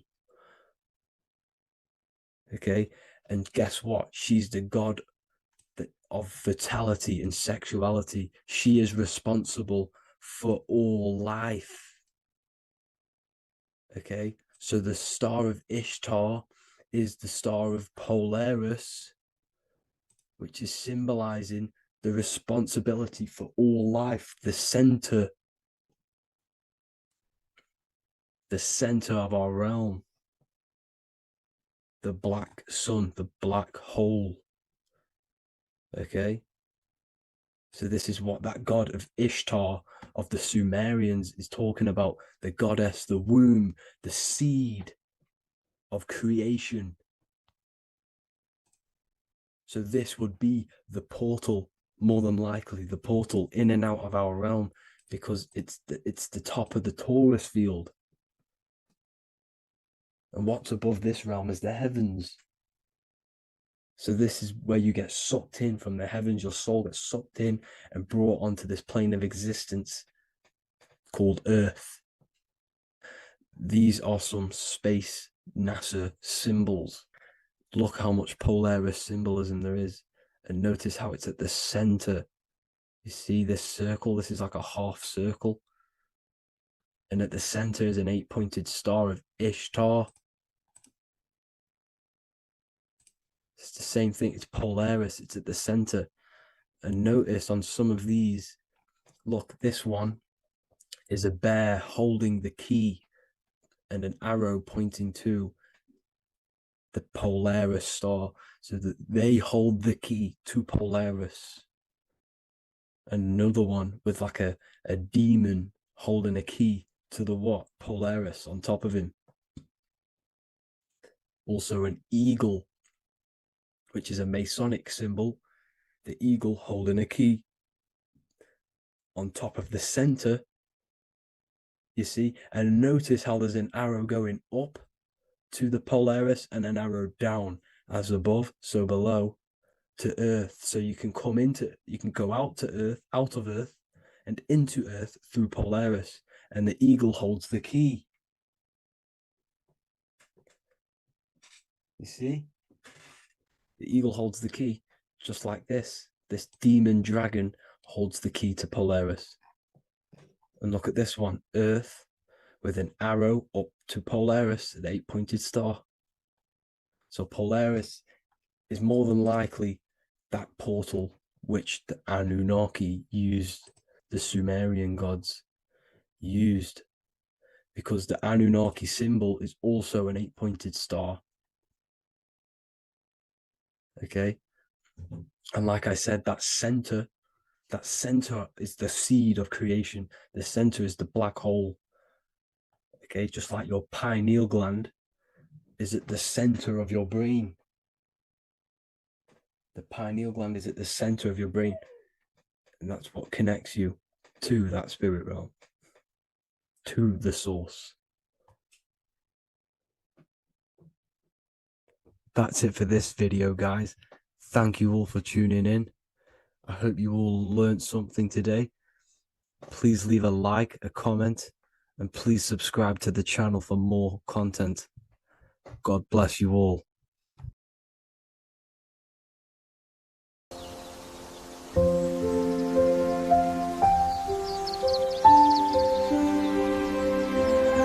bookofwisdom.com. Visit today.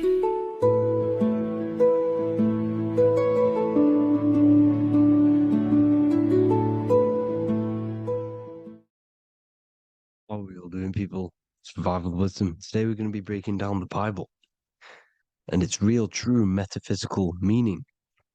All of these slides within this video is taken from my book, The Book of Wisdom. So you can get all of these slides. So the Temple of Solomon, you are body, mind, and soul, which is the Holy Trinity, the moon, sun, and earth. The sun is your soul because the sun is its infinite source of energy. It is its own source of energy. And that is what your soul is. It's its own source of energy. The moon is mind. This is why you call people a lunatic. You're a lunatic. Luna means the moon. And inside of your mind, you have a specific mood. Mood is moon. And mind in German is Mond. And the word Mond means moon. And Earth is your physical body because your body contains of the four elements, the four physical elements. Well, the temple of Solomon is the temple of the soul and the mon, the soul and the mon, the soul and the mind. And it's the temple of the Holy Spirit in the Bible. Everything leads back to one singular point in the center of the brain. The brain is not the mind. It's mind over matter. Okay? The brain is the physical manifestation of the mind. The brain is the electrical computer which decodes the light waves given to it by the mind. This is why everything in the body leads back to one singular point. And we'll go over this in a minute. But this is controlling the physical body. This is the within. If you rearrange within, it spells high twin because within you is your twin, your true self. And it's just an entity in the center of the mind. And if you shut your eyes, you can feel it. Your awareness is in the center of the brain. So there's just an empty chamber in the center of the two cherubs, the two brains. They are two separate brains. They're two hemispheres. And the empty chamber, when scientists chop it up and see it's just an empty chamber, well, because you can't see in that plane of reality. You cannot see the mind. You cannot see thoughts. It is invisible to the human eyes, to the visible light spectrum, to the two eyes. The reason why we call it the third eye in the center of the brain, it's not the third eye, it's your true self. It's the mind and soul. It's an eye because it does see.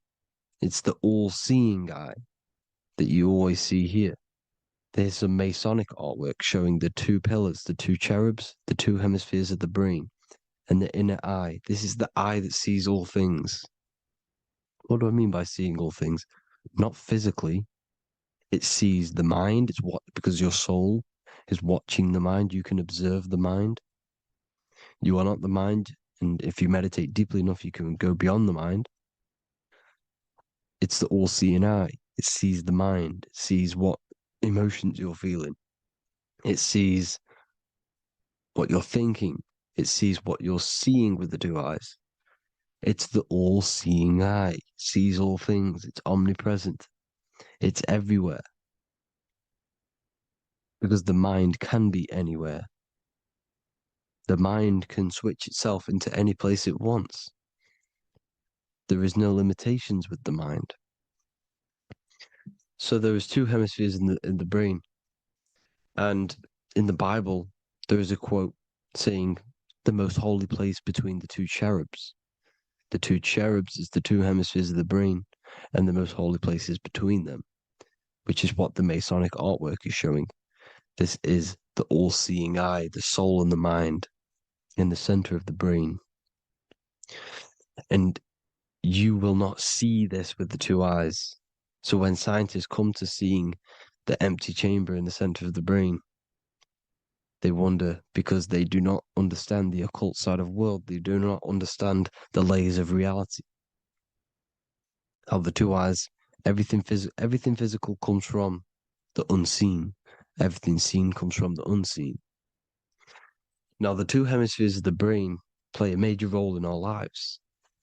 The right hemisphere is the artist. The left hemisphere is the scientist. The right hemisphere controls the left side of the body. The left hemisphere controls the right side. So there's a crossover. Now, the right hemisphere is to do with your feminine energy, creativity, unification, metaphors, visualization, intuition. The left hemisphere is to do with sequencing, facts, materialistic details, language, and logic. So they keep us normally trapped within the male aspect of our mind, which is the left hemisphere. You know, if you listen to Spotify, Apple Music, and radio, they're all tuned to 440 hertz, which shuts down the right side of the brain, makes you left brain dominant. And we learn, well, 90% of people learn to write with their right hand. They're taught to learn with their right hand, which is to do with the left brain. You see, so we are being trapped within this left side of the brain, which is all to do with logic, thinking logical, not creative. You know, very analytic. But the right side of the brain is to do with your creativity. So the right side of the brain is perceiving reality as a holistic perception. Now, what do I mean? If you're riding through a woods, for example, if you're riding through a woods, your right hemisphere is seeing the whole woods as one unified woods. The left hemisphere's job is to break down the perception given to it by the right hemisphere and break it down into individual trees. So what am I saying? The right hemisphere is seeing humans and everything in creation as one unified consciousness. The left hemisphere is seeing individual egos. This is why the left hemisphere is the place of the ego, the right hemisphere is to do with the higher self. They're both needed, though. I'm not saying one's better than the other. It's balance. Now, they don't want you to see the unified perception of creation. They want you to think everything is individual, everything doesn't come from the one, because all things come from the one. And we experience the two in this reality, dualism. In order to understand the one, we have to experience the two to advance. So, anyways, let's get away from the two hemispheres. The right hemisphere, like I said, is to do with the higher self. And this is why in John 21:6, it says, cast the net onto the right-hand side of the boat and you will find fish. Meaning, cast your energy, cast your perception into the right hemisphere of the brain, and you will find God, unification, and higher self. You will see things from a unified perspective. How we are all one. Because we are all the same consciousness. The same spark that is in me is in you. This is why I am you and you are me. We are all the all-seeing eyes of God, just split up into individual bodies. We are all made up of the same essence, consciousness. And that consciousness, that mind and soul, is in the center of the brain. You are just in different avatars. And until we see this, we'll forever be divided and conquered. Until we figure this out as a collective consciousness, we will forever be divided and conquered and ruled over. This is why the Bible says, ye are gods. You are the sons of the Most High, because we are. We are the Word made flesh. We are God made flesh. Mark 16:19. So then after the Lord had spoken unto them, he was received up into heaven, head is heaven, H-E-A, and sat on the right hand of God. God is the consciousness in the center of the brain. Heaven is the head, and the right hand of God is the right hemisphere of the brain, meaning he sees things in unification, creativity, intuition, the higher mind, the higher brain. When Moses crosses the Red Sea is the corpus callosum, moving from the left to the right hemisphere of the brain to see unified perception of reality. Head, H-E-A, heaven, same root word. This is why the ancients always depict God in the center of the brain. Here you see ancient Christian artwork showing God in the center of the brain, the light. Here you see it here. Here you see Ganesh, an Indian god, which is the brain. Here you see the Father, the Son, and the Holy Spirit in the dome, the brain. This is the brain, because you are God made flesh. That's what consciousness is. The upper room where Jesus meets the 12 disciples. It's the upper brain on the upper room. The upper room is the chamber, the empty chamber in the center of the brain. That's the room. And the 12 disciples are the 12 cranial nerves in the brain, which pretty much rule the body, all the cranial nerves. The tree of life, the cardiovascular system. This is why in Genesis it says the tree of life was in the midst of the garden. Midst meaning middle, because the middle of the body is the cardiovascular system, which is controlling all of the systems in the body. The tree of knowledge of good and evil is the nervous system. It's the spine and brain. This is what's detecting good and evil. The brain is the electrical computer with the left and the right hemisphere, decoding the dualistic world, decoding the light waves given to it by the external world. It is an electromagnetic computer. It is artificial intelligence. It is very intelligent, the brain and the nervous system, the human body as a whole. But the tree of knowledge of good and evil is the nervous system, because it is the tree that detects good and evil, makes you learn good and evil in this dualistic reality. Here you see Adam and Eve around the tree of knowledge of good and evil. Adam and Eve, male and female energies, with the serpent in the tree, and the tree of knowledge of good and evil. Well, this is the spine, the brain, and the serpent is the Kundalini up the spine. The serpent is the S. That's why S, serpent, S, the letter S is the serpent. Sex and serpents make an S noise. You know, the Bible cursed the serpent. So we don't figure out the true religion. The true religion is raising the Kundalini and becoming God-man and reaching our higher states, our true God self. Because once the Kundalini is saved and hits the pineal gland, it activates 100% of the brain, when we're only using around 20 to 10% as of right now without the Kundalini awakening. So when you use it, you're activating 100% of the brain. You're activating all the dormant brain cells. You're regenerating the body. And this is the serpent in the tree of knowledge of good and evil. This is the spine, brain. This is Adam, Eve, the male and female energies.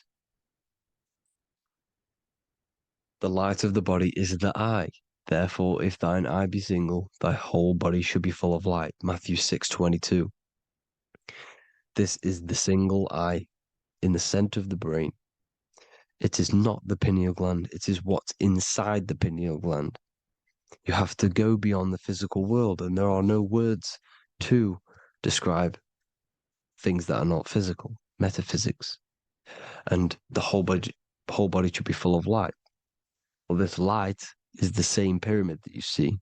You are the pyramid with the all-seeing eye on top. This is why the ancients built the pyramids with the stairs in the middle symbolizing the spine, because once you open all the chakras and balance them and raise the Kundalini, you activate all of the brain, which gives enlightenment. The word enlight in ment. Ment means mind, light in the mind. Enlighten the mind. And this is enlightenment. We are the temple. And Jacob called the name of the place Peniel, for I have seen God face to face. Within spells high twin. Within you is the God self, which you need to manifest into the external world. And he's seen God in Peniel, the consciousness. He's seen his true self consciousness in the pineal gland. Genesis 28:10, Jacob's ladder. Jacob, he took a rock there and laid his head on it to sleep. Jacob had a dream. He dreamed there was a ladder that was on the ground and reached up into heaven. Head is heaven. The rock he fell asleep on is the sacrum bone, because he's symbolizing the oil that comes down the spine, hits the sacrum bone and rests there, falls asleep, and it looks up and it sees the ladder to heaven. Because when you raise this oil, you become God-man. You become God in heaven. You can leave the body at will. Do you not know that your body is the temple, that your body is the temple of the Holy Spirit? Corinthians 16:19-20. Or do you not know that your body is the temple of the Holy Spirit within you? Your body is the temple of the Holy Spirit, the soul and the mind within the center of the brain, the temple of Solomon, temple of the soul and the mind. Romans 8:10. Christ is in you. It's not external. When you give where attention goes, energy flows. When you give your energy to external things, your attention, your worship to external things, you're giving energy, meaning it's draining you, and you're feeding something within the astral plane, a mental thought within the astral plane. So with you realizing that the Christ is in you, that you don't have to worship anything outside of you, this means that you're internalizing your energy. You're not giving your energy, because where attention goes, energy flows, which means you become more present. You become healthier because you're not giving off all of your special electromagnetic energy that's charging you. This is why the religions run by the Vatican is all external. They're exoteric. Exoteric means external teachings. The esoteric is the internal, the hidden teachings. In Psalms 82, I have said, ye are gods, and all of you are children of the Most High, because we are the Most High, split up into individual bodies. That's what consciousness is. Consciousness is the Most High, and we have to raise ourselves to the Most High. Brahma, Vishnu, Shiva, the Father, the Son, and the Holy Spirit. Why is it always a trio? It's a trio because it symbolizes us, the soul, mind, and body. The mind is the bridge for the soul to be in the body. What is the soul? It's the life force. It's the watcher. It's the all-seeing eye. The soul sees into different realities, and it gives life to the body of every reality it goes in. This is why you always see light around the all-seeing eye, because it is the energy, the life force, the light, life, L-I. Life is light. And it's the eye because it sees into the different realities. It sees into the dream world. When you're going to sleep at night and you dream, it's not a dream. It's another reality. You're a multi-dimensional creature. We live in a multiverse. There's infinite amount of yous. And there is a version of you which is the highest self in a reality somewhere. And this eye has the ability to switch realities, which is exactly what astral travel is. Astral travel is the ability to switch reality beyond the 3D construct of this world. The Father, the Son, and the Holy Spirit, Brahma, Vishnu, Shiva. The Brahma, the soul, inhabits different bodies. This is why they have different heads. Vishnu, the mind, symbolizing gnosis, meaning knowledge. This is the serpent. The serpent symbolized knowledge. Shiva, the body. Father, the Son, and the Holy Spirit.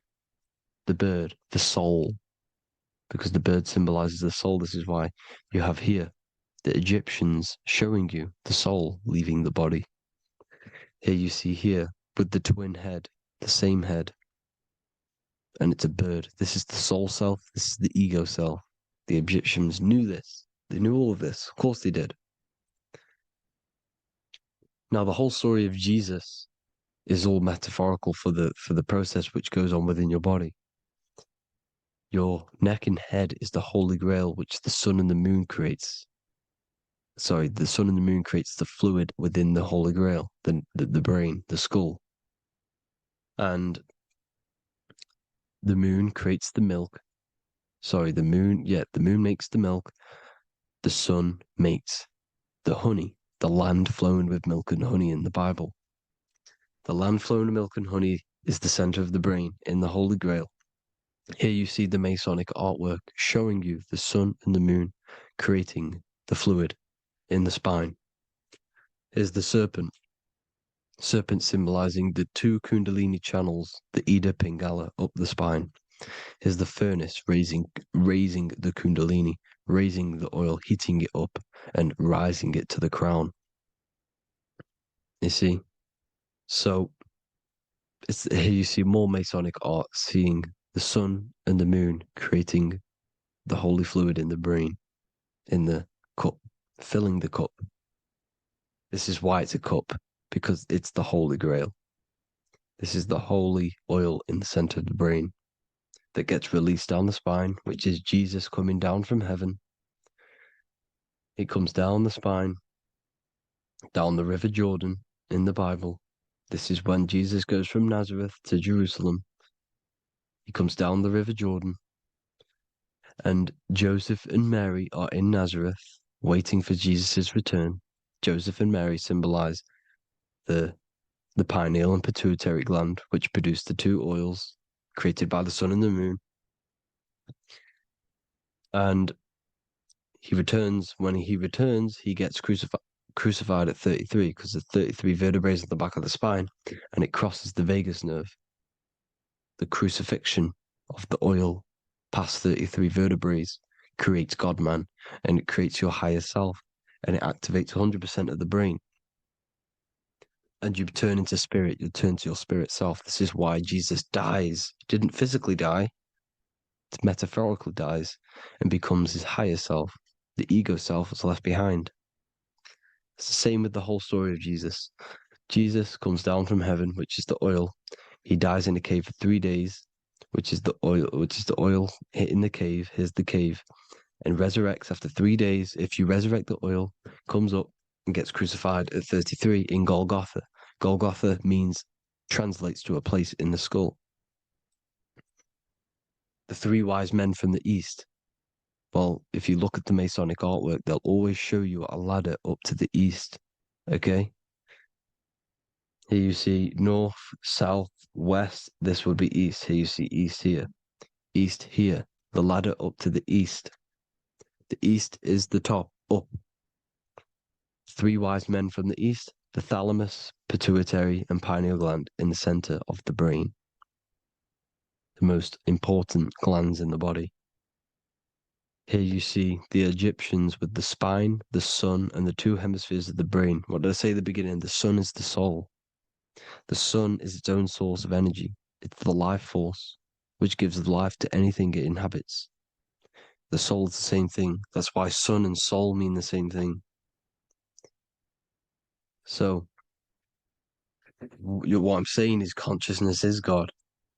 And this is why when it refers to as God in the Bible, means your higher self, pretty much. And returning back to this higher self, because God is something that you need to manifest. Consciousness is God, and your body is a reflection of the creation by God. This is why everything in the body corresponds with the stars. The stars rule the body. We are an image of the stars. This body is an image of the whole of creation. Aries rules the head. This is the cerebrum, the ram in the brain. Here's the ram, Aries. And we have something called the cerebrum, Aries, the ram. This is the Lamb of God moving to the higher mind.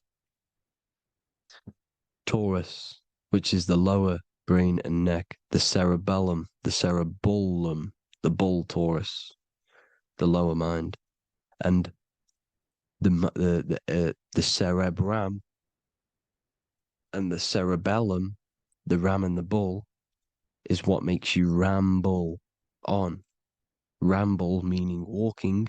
The higher mind and the lower mind working together makes the body ramble. Ramble is what makes you walk along. Thank you to Santos Bonacci. Gemini, the two twins, rules the two arms, the hands, and the lungs. These are the two twins of the body. Sagittarius, the horse, which rules the hips. Hips means hippo. Hippo means horse. Hippopotamus means water horse. Hippo means horse, and this is why we call them hips, because horses have massive hips. Capricorn, the kneecaps. Pisces, the two fish, the 2 feet. Then they make us swim. We are an image of the stars, people. Well, the body is anyway. Consciousness is God, and the body is the image of the whole of creation. It's a reflection of the whole creation, as above, so below. 12 systems in the body, 12 cranial nerves for the 12 constellations, 12 cell salts. The body's made out of 12 cell salts. So, this is where it gets kind of deep. You know, this is where we get deep. And he said Jesus was known as the fisher of man. And fisher of man, meaning man does not mean man as in the male. Man means mind. He's the fisher of minds. So the Bible is not patriarchal. It's not patriarchal. Man just means mind, pretty much. So the fisher of mind, man, because he was fishing minds out of this reality into the higher realities. He was teaching people how to leave the body when he walks on water. Walking on water is the physical, etheric, astral, and mental. These are the different planes of reality. The ether is the either, because the ether is the substance that's on either side, astral and physical. It's the 5th element, is ether. And the 5th element is the water. The same water at the beginning of the Bible when it says, let the firmament divide from the waters above from below. The water symbolizes the ether. It's the base of all physical matter.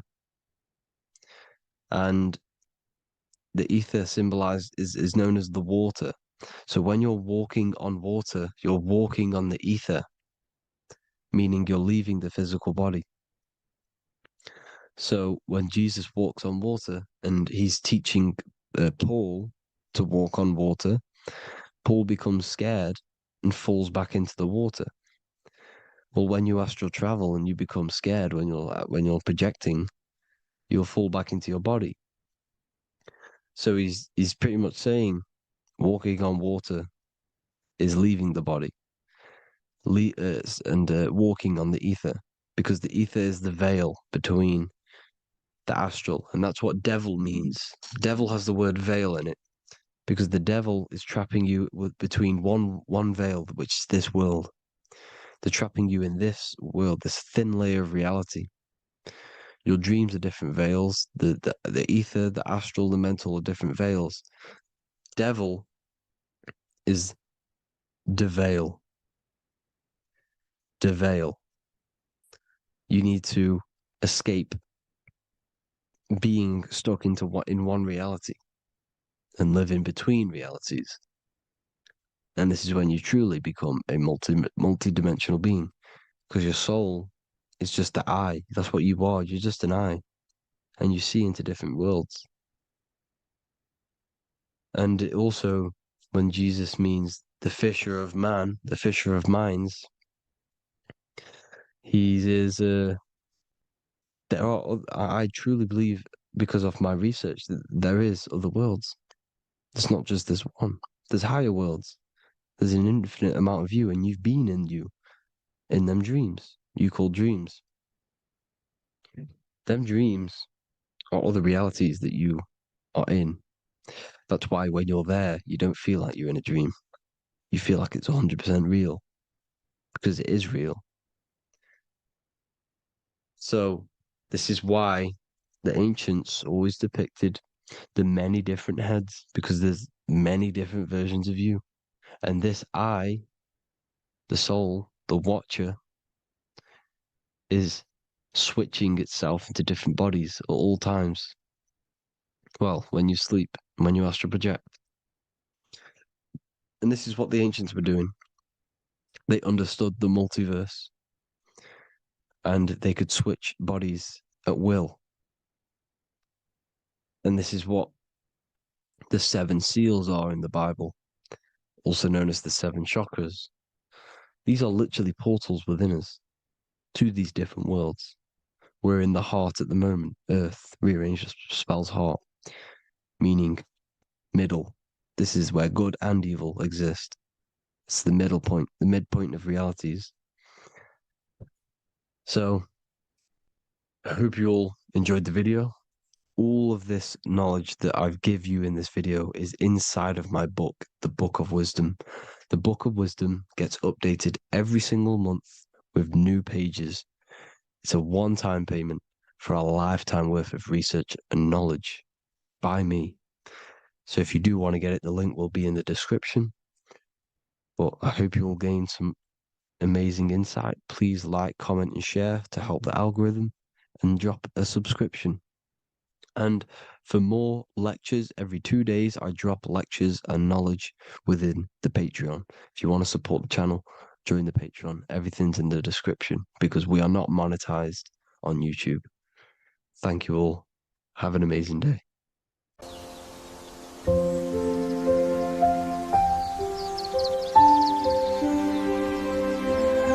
bookofwisdom.com. Visit today.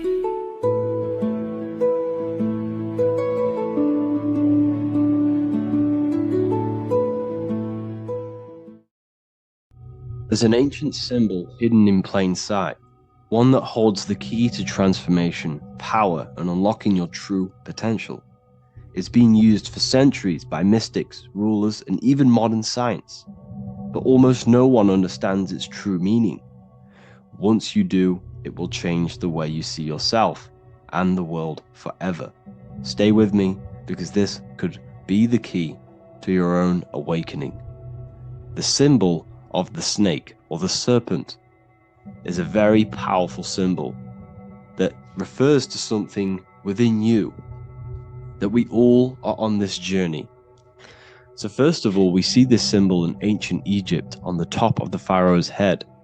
We also see this with Buddha, with the snake on top of the Buddha's head and below. We also see this in Rome, with the Roman god Mercury holding the staff with the snake. We see this in Adam and Eve's story with the snake tempting Eve. We even see this today on the medical facility. But what does this mean? Why is this symbol being used for thousands and thousands and thousands of years? It has a very deep esoteric meaning. We see this in the Caduceus staff, and we even see the snake representing the Kundalini. What does the snake actually mean? A lot of people think it represents the Kundalini, which it does. However, there's a deeper interpretation of this symbol, and it goes very far beneath the surface of what the snake actually represents. Okay? So first of all, when looking at symbols, we need to observe what the snake does in nature. The serpent sheds its skin. The serpent shedding its skin is a sacred symbol of an inner transformation. It transforms from its old self to a new self. It sheds layers of itself. As the snake discards its old exterior, it mirrors our own journey of realizing outdated beliefs and patterns, paving the way for a renewed, authentic self on the esoteric path of awakening. Essentially, it represents transformation, but not transformation of our physical bodies, transformation of our inner world. Now, this is where things get a little bit tricky and you may become a little bit confused, but I'm going to make this very clear for you.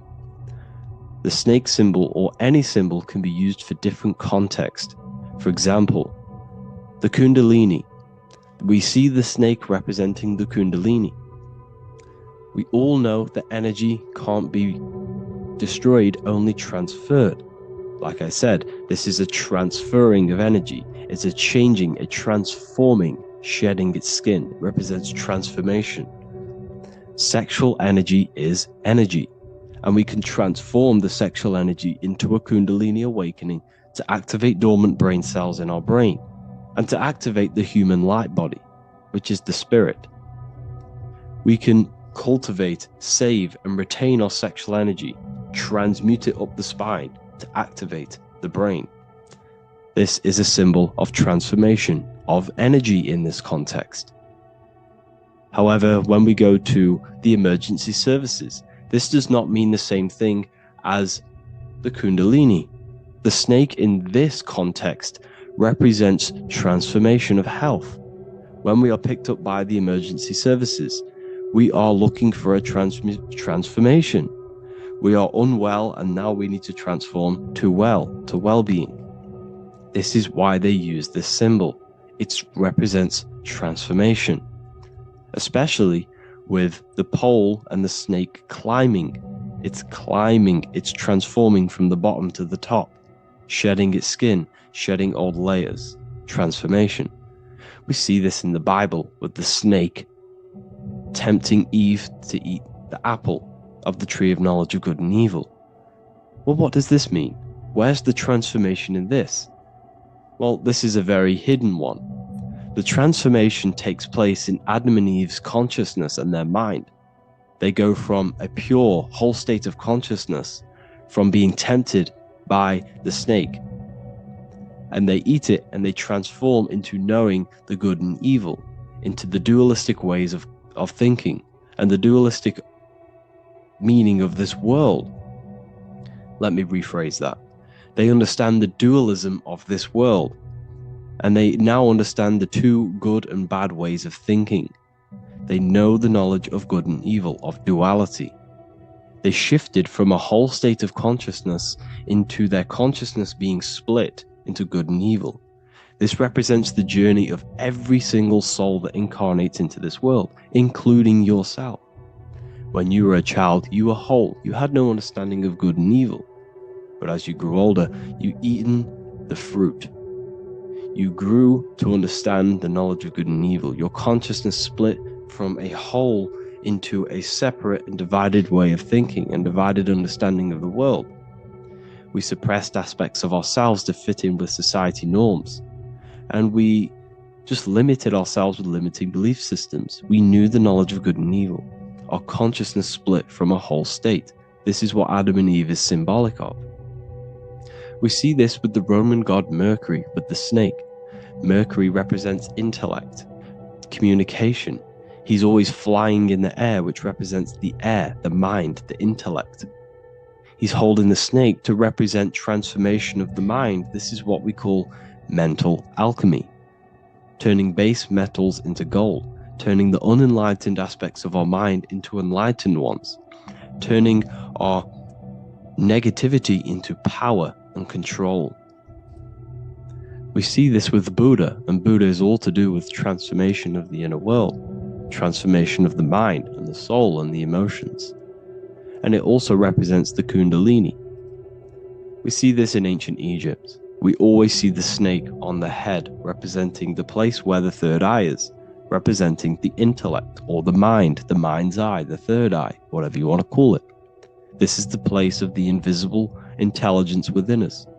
This is our mind or intellect. And this is the transmutation of the mind. This is why the snake is on the head, representing the transformation of the mind, going from the unenlightened into the enlightened, going from the uncontrolled to the controlled mind, so that we can control the very fabric of reality. I've kind of just given that away. Why is this important? Humans are creators. We're the architects of creation, endowed with the divine power to channel the fourth dimension, which is the imagination, into reality. Each thought and intention is a seed. When nurtured with focus and clarity, transforms the unseen into the tangible experience. This creative process bridges the gap between the ethereal and the material. Humans are creators. It's impossible for you not to create. Whether you're doing this consciously or subconsciously, you've been creating your whole life, turning non-physical thought into physical reality. We are creators. However, the mind cannot create in a state of chaos. The mind cannot create with limiting beliefs. The mind cannot create with with thoughts that come and destruct our minds. The mind cannot create consciously and effectively if there are impulses within our mind and we have no control over the mind. So this is where self-transformation comes from within. This is where the snake comes in. The snake represents the transmutation of our mind from the uncontrolled to the controlled. In this context of the Egyptians with the snake on their head. It's all to do with mental alchemy. In the occult tradition, the mind is seen as a delicate instrument that demands constant vigilance. Left unchecked, it reverts to archaic and destructive thinking patterns. Like a finely honed blade, it must be continually sharpened through discipline and self-refinement. In this unending process of unveiling and mastery, we learn to shape reality, harnessing the power of our thoughts to manifest the highest potential. It's all to do with mental alchemy, and this is how the snake is connected to you. And what the snake represents to you, it represents the transmutation, the changing of ourselves, of our consciousness, so we can gain control in this 3D world. If we lack control, then we'll constantly be manifesting chaos.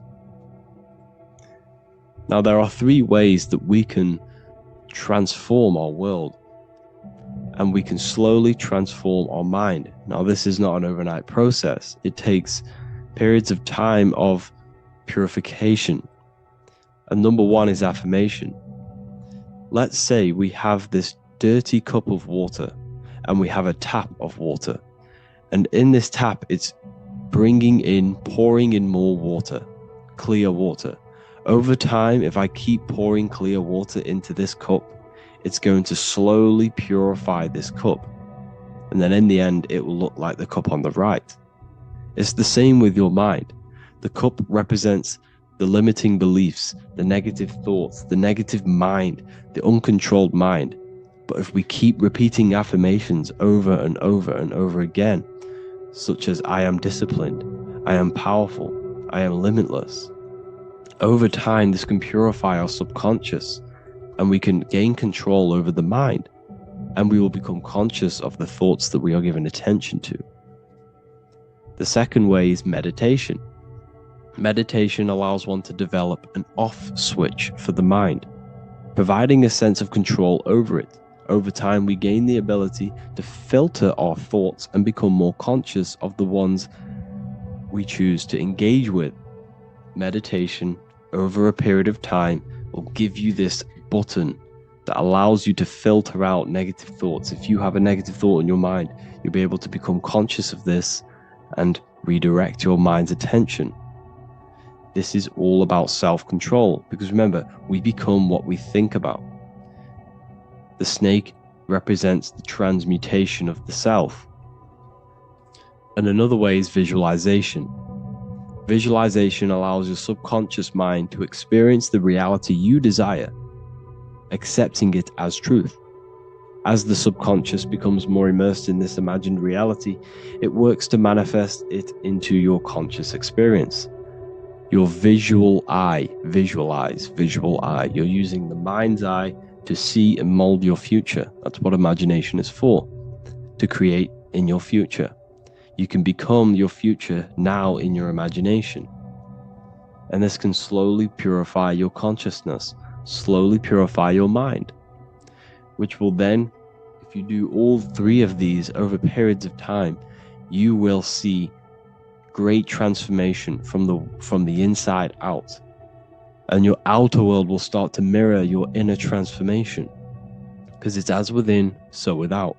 You change your inner world of consciousness, of thought and emotion, you'll change your external reality and your circumstances. So I hope this lesson has gave you a great understanding of what the snake actually represents. And now that you see it, you will see this everywhere. Every time you see a snake, you know it represents the transformation. So please, if you can, leave a like, comment, and subscribe, and turn on the alerts to make sure you never miss a video. And if you have any video suggestions, feel free to make a comment and I can make a lecture on it.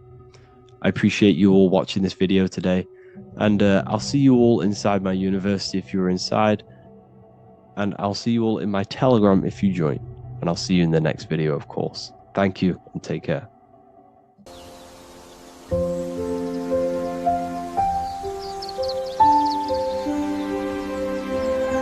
bookofwisdom.com. Visit today.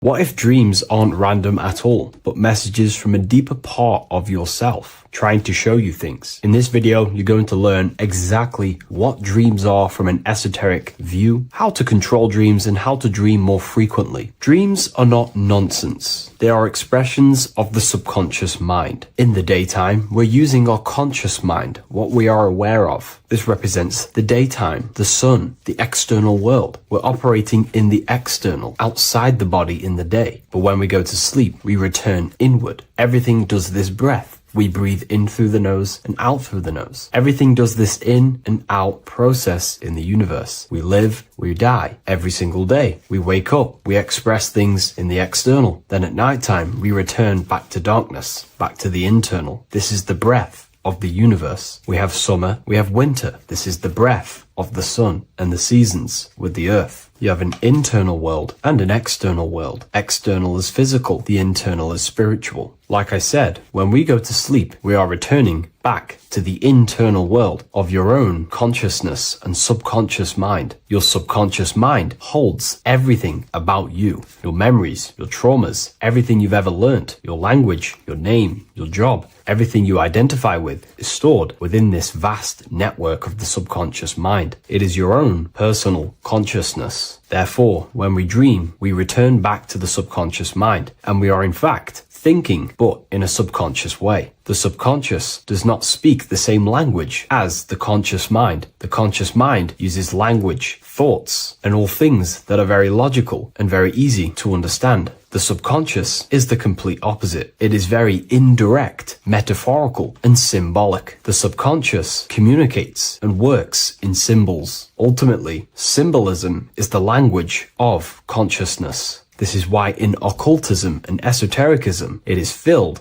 with occult symbols, because symbols are used to communicate directly with the consciousness within, the subconscious mind. And the subconscious mind is ultimately connected to the collective consciousness. We are all connected and tapping into the mental plane, where we receive thoughts, ideas, depending on what we attune our mind to. That's why we call it a mindset. But getting back on topic, the subconscious mind is your own personal network. It is like a net, an interconnected web of your thoughts, memories, traumas, emotional blockages, and all the things you identify with and have experienced in your life is stored within this network. It can be seen as a web. One example of the subconscious mind using symbolism is this next story I can tell you. Let's say I was in a very traumatic car crash as a young child. I experienced a lot of emotional trauma in that car, and that deeply impressed my subconscious mind with that trauma of emotion that I felt. Therefore, every time I see a car in my external world, that car is now a symbol that represents the state of consciousness I was feeling in that particular time of the traumatic car crash. The car is a symbol for a state of consciousness within my subconscious mind. Just like when you see a word, that word triggers what you believe that word to be in your subconscious mind. Symbols are the language of the subconsciousness. Therefore, when we dream, we are basically seeing symbols of our own personal subconscious mind. Our higher mind, which is basically our subconscious, the higher version of you that exists beyond your human thinking mind, communicates using symbolism. The higher mind does not speak human thoughts, human language. It speaks the language of symbolism. Therefore, when we dream, every event, every person, everything that happens, and everything you see is your own personal subconscious mind materializing within the plane of the astral plane. This is a dimension that sits just above the physical world that everything is pulled out of. For example, look around you. Everything you see around you was thought, then imagined. Imagination is the astral plane, and this astral plane sits above the physical world. As above, so below. These objects were thought, imagined within someone's mind, and then pulled into a physical reality. Therefore, the imagination is what you're experiencing within a dream. It is your subconscious mind thinking and materializing within the imaginative plane. For example, let's say you are a Christian, you believe in Jesus your whole life, you have lots of emotion towards Jesus. This deeply impresses your subconscious mind. You believe in him so much, you go to sleep, you have a dream that you meet Jesus. You did not meet directly with Jesus. You met with your own belief. It was your own belief materializing within the imaginative plane and revealing itself to you. Dreams are materializations of your memories, your subconscious beliefs, traumas, and anything that could be inside the subconscious mind. It is your subconsciousness revealing itself to you in a material form. Let's say you have a nightmare. There is a big dark figure chasing you and you are running away in fear, away from this dark figure chasing you. That dark figure is not an external entity. It is not a spirit or a jinn or a demon. It is in fact an aspect of your own mind. It is a symbol that represents maybe a fear, a trauma, or something you are running away from internally, inside your subconscious mind. Something that you are not addressing, but something that is fearful, something that can be controlling you on a subconscious level. Let's say you have a fear to address something in your personal life. You want to address someone who is getting on your nerves at work. You continuously put this off and you fear doing that situation. Over a long period of time, this can slowly control you subconsciously. You start to avoid the person, avoid any contact. It is subconsciously controlling you. This is not the best example, but you can see what I mean. Hidden fears and traumas in the subconscious mind can subconsciously control your actions and ultimately lead you to low states of consciousness, keep you from reaching your higher potential, and ultimately create blockages within your own consciousness. That figure in the dream is a materialization of something that you are fearing and running away from and not addressing. This is why people always have dreams of traumas that they have experienced as a child or when they were younger, or maybe from a year ago or two. It's because that emotion is deeply impressed in the subconscious, and the subconscious is always trying to reveal things to you, communicate to you that you need to change, purify, and maybe heal within your own consciousness. This is how the higher self communicates to you through the language of symbolism. Once you understand this, dreams can become a very powerful tool, not just entertainment at night time. Your consciousness never rests. Your consciousness is eternal. It is the very spark of the divine. Your body needs rest. Your consciousness is not physical. It does not need rest. So this is a way you can identify what your dreams are trying to show you is by writing them down. A dream journal. Every single dream that you have a book placed near your bed. Every time you wake up, first thing you should do is pick up the book and write every single detail that you can remember about the dream. The people that you met are all symbols or aspects of yourself. Maybe it is a friend you saw in your dream. That friend represents a state of consciousness that is within you and is trying to reveal something to you. It's about making the subconscious into the conscious, to become conscious of the unknown. Write down every detail, everything you saw, every event that played out, even the details of the clothes that they were wearing. Everything is symbolic within dreams. Write everything down and then analyze the dream. Don't analyze it from a logical mind. Analyze it with the right hemisphere of the brain, which allows you to see metaphors, read between the line. Try and gain the message that it's trying to show you. What does this overall mean to you? And what could this reveal about aspects of yourself that you need to heal or maybe take action in your life and world? Because your higher self is always guiding you towards awakening and fulfilling your mission in the manifested physical world. Dreams speak in symbols, not logic. Ask about your dreams. What is this trying to tell me? Don't take things literally. Look for an emotional tone and symbolic resonance. With practice, you'll begin to understand the personal language of your subconscious mind. Now that you understand that, again, please leave a like or a comment on this video. This is now a technique for lucid dreaming and dreaming more often. This is not going to happen overnight. This is not an easy method. It simply takes practice and dedication. Every morning, choose 3 time slots. For me, I choose 4:30, 5 a.m. and 6 a.m. 3 alarms that are going to go off at these 3 times, half an hour apart from each other. Each time you wake up, stay awake for 5 to 10 minutes. Turn off the alarm. Try and keep your conscious mind awake, but drift back into sleep. There's no other better way for me to explain that. It's very difficult, but try and keep the mind awake, but the body falling back asleep. More than likely, you will drift off back to sleep. Then, the next alarm will go off half an hour after. This will wake you up again, guaranteed. You will probably drift back to sleep by repeating this process. After the 3 alarms go off, each one of them times, you're either going to have a dream or a lucid dream, but definitely you will have a dream. And if it doesn't work one time, keep trying it. I've been using this method for a very long time, and I can tell you 70-80% of the time it triggers a dream, and a very vivid dream. And it's ideal for lucid dreaming because keeping the conscious mind awake while letting the body fall asleep, you can become conscious within these subconscious realms of your mind. But when you are conscious inside the dream world, you can do what you want, but you also want to let the dream naturally unfold. If you try and take too much control, then you will wake back up. If you feel any fear in your dream, you will wake back up into the material world. Another tip to dream more often is to meditate before bed. Simply close your eyes and think about nothing for 5 to 30 minutes. Detach from everything outside you, your name, your job, work, thoughts. Mentally detach from the world and the physical pleasures and become pure awareness before you try and go to sleep. This will help you become conscious while being within the self. If you wish to learn more about consciousness, yourself, the Book of Wisdom Volume 2 can definitely help you. I'll leave a link in the description. Thank you for watching this video, and I'll see you in the next one.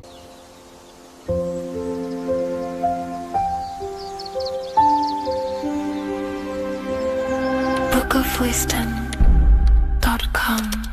Visit today.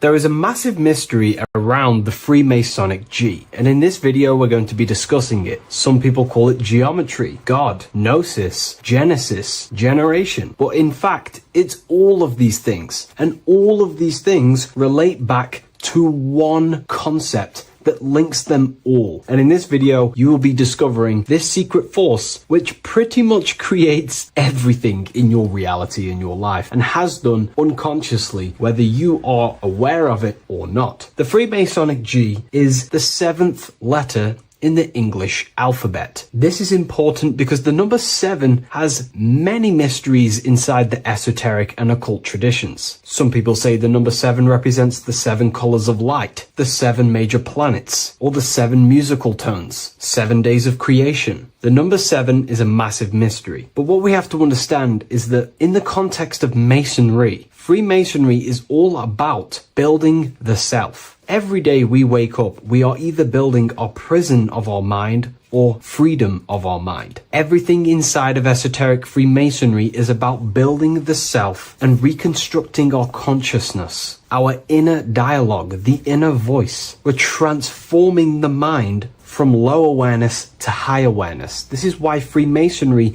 uses the allegory of stonemasonry, stones, chipping away at stones. The stone is in fact you, and we are perfecting the stone, which is your very own mind. Because the universe is a mental construct. Life is happening to us inside our minds. We are all the universal mind expressed and clothed in a different body. Therefore, now we understand that everything is about the internal inside of Masonry. This G relates to something inside of you. Hence why you see the G inside of the square and the compass. It's something internal in you. G is the 7th letter of the English alphabet, and the number 7 symbolizes the 7 cognitions of the mind. In esoteric and initiatory traditions, the 7 psychological cognitions of the mind refer to the 7 distinct modes through which human consciousness perceives, interprets, and transforms reality. Different schools use different names, but across Hermetic, occult, Gnostic, and mystical systems, the same underlying pattern emerges. The mind has 7 functional powers, each representing a layer of awareness and a stage of inner development. Number 1 would be perception. The first cognition is the raw reception of sensory and subtle impressions. It is the gateway where the outer world enters the inner world of our minds. Perception involves learning to see without distortion, to notice the symbolic dimension behind ordinary appearances in an occult interpretation of perception. The second one is interpretation. After perception comes the act of making meaning. The mind organizes impressions into patterns, beliefs, and judgments. Esoterically, this cognition determines whether a person interprets life through the ego